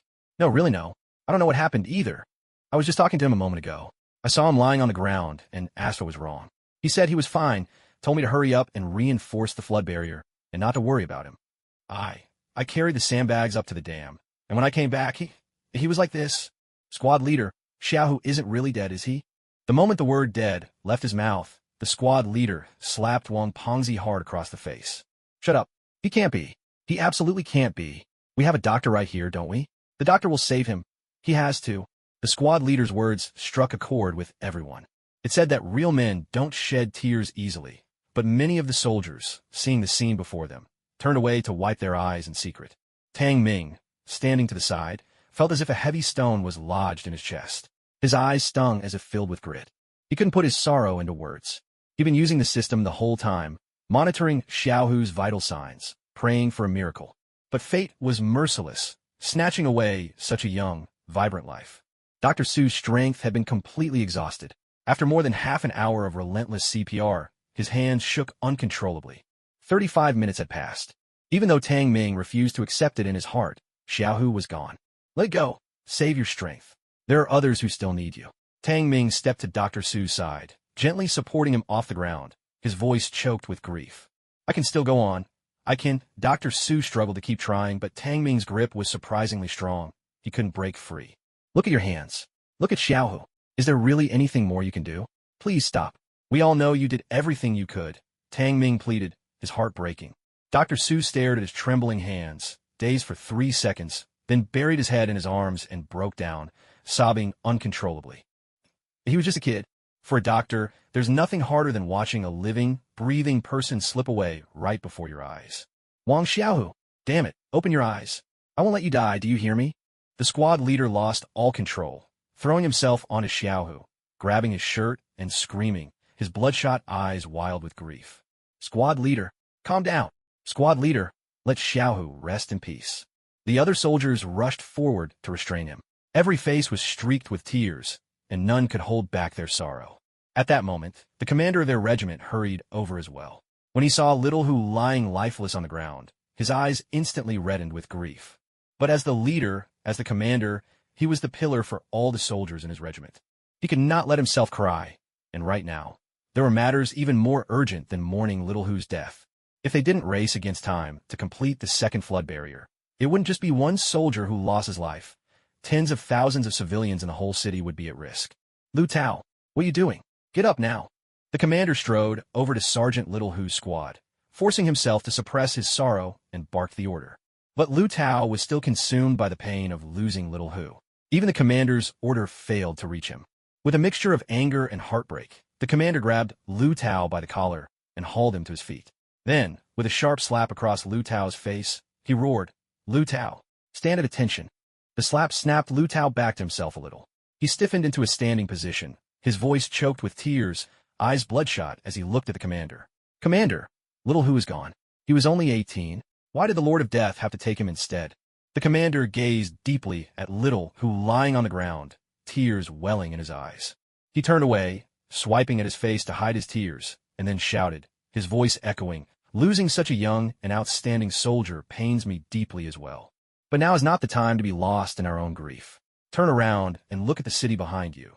Think of the people, the women and children. If we don't finish the second flood barrier in time, then tomorrow, thousands upon thousands of children like Little Who will lose their lives. Can you not weigh which is more important? I shouldn't have to say it again. We have to turn our grief and anger into strength, seize every second, and finish the flood defense. We cannot let little whose sacrifice be in vain.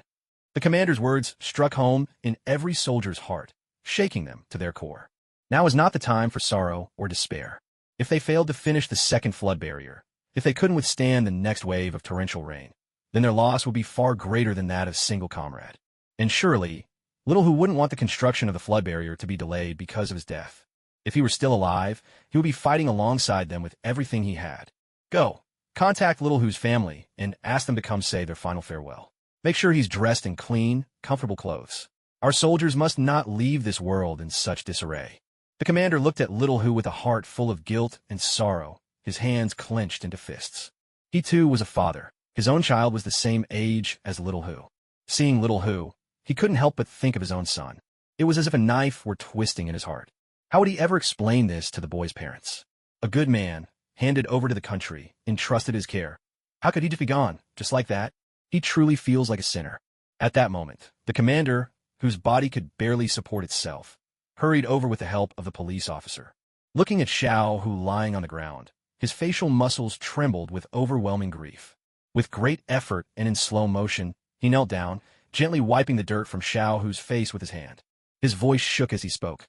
Good child. You are such a good child. It's me who has failed you. Rest easy now. I promise I'll take good care of your family. It was the country that let you down in this life. But in the next life, you will surely have a stable, prosperous, and flourishing homeland. By his side, the police officer could not hold back his tears. None of them had foreseen Xiao Hu's death. But now is not the time for sorrow. For the sake of the people behind them, the city that depended on them, they had to set aside their grief. Fighting the flood was what mattered most. Commander, please don't be too heartbroken. Life is unpredictable. What matters now is that we rush to build the flood barriers. There's not much time left for us. How did the commander not understand what the police officer was saying? He finished cleaning Xiao Hu's face before finally rising to his feet, slowly and heavily.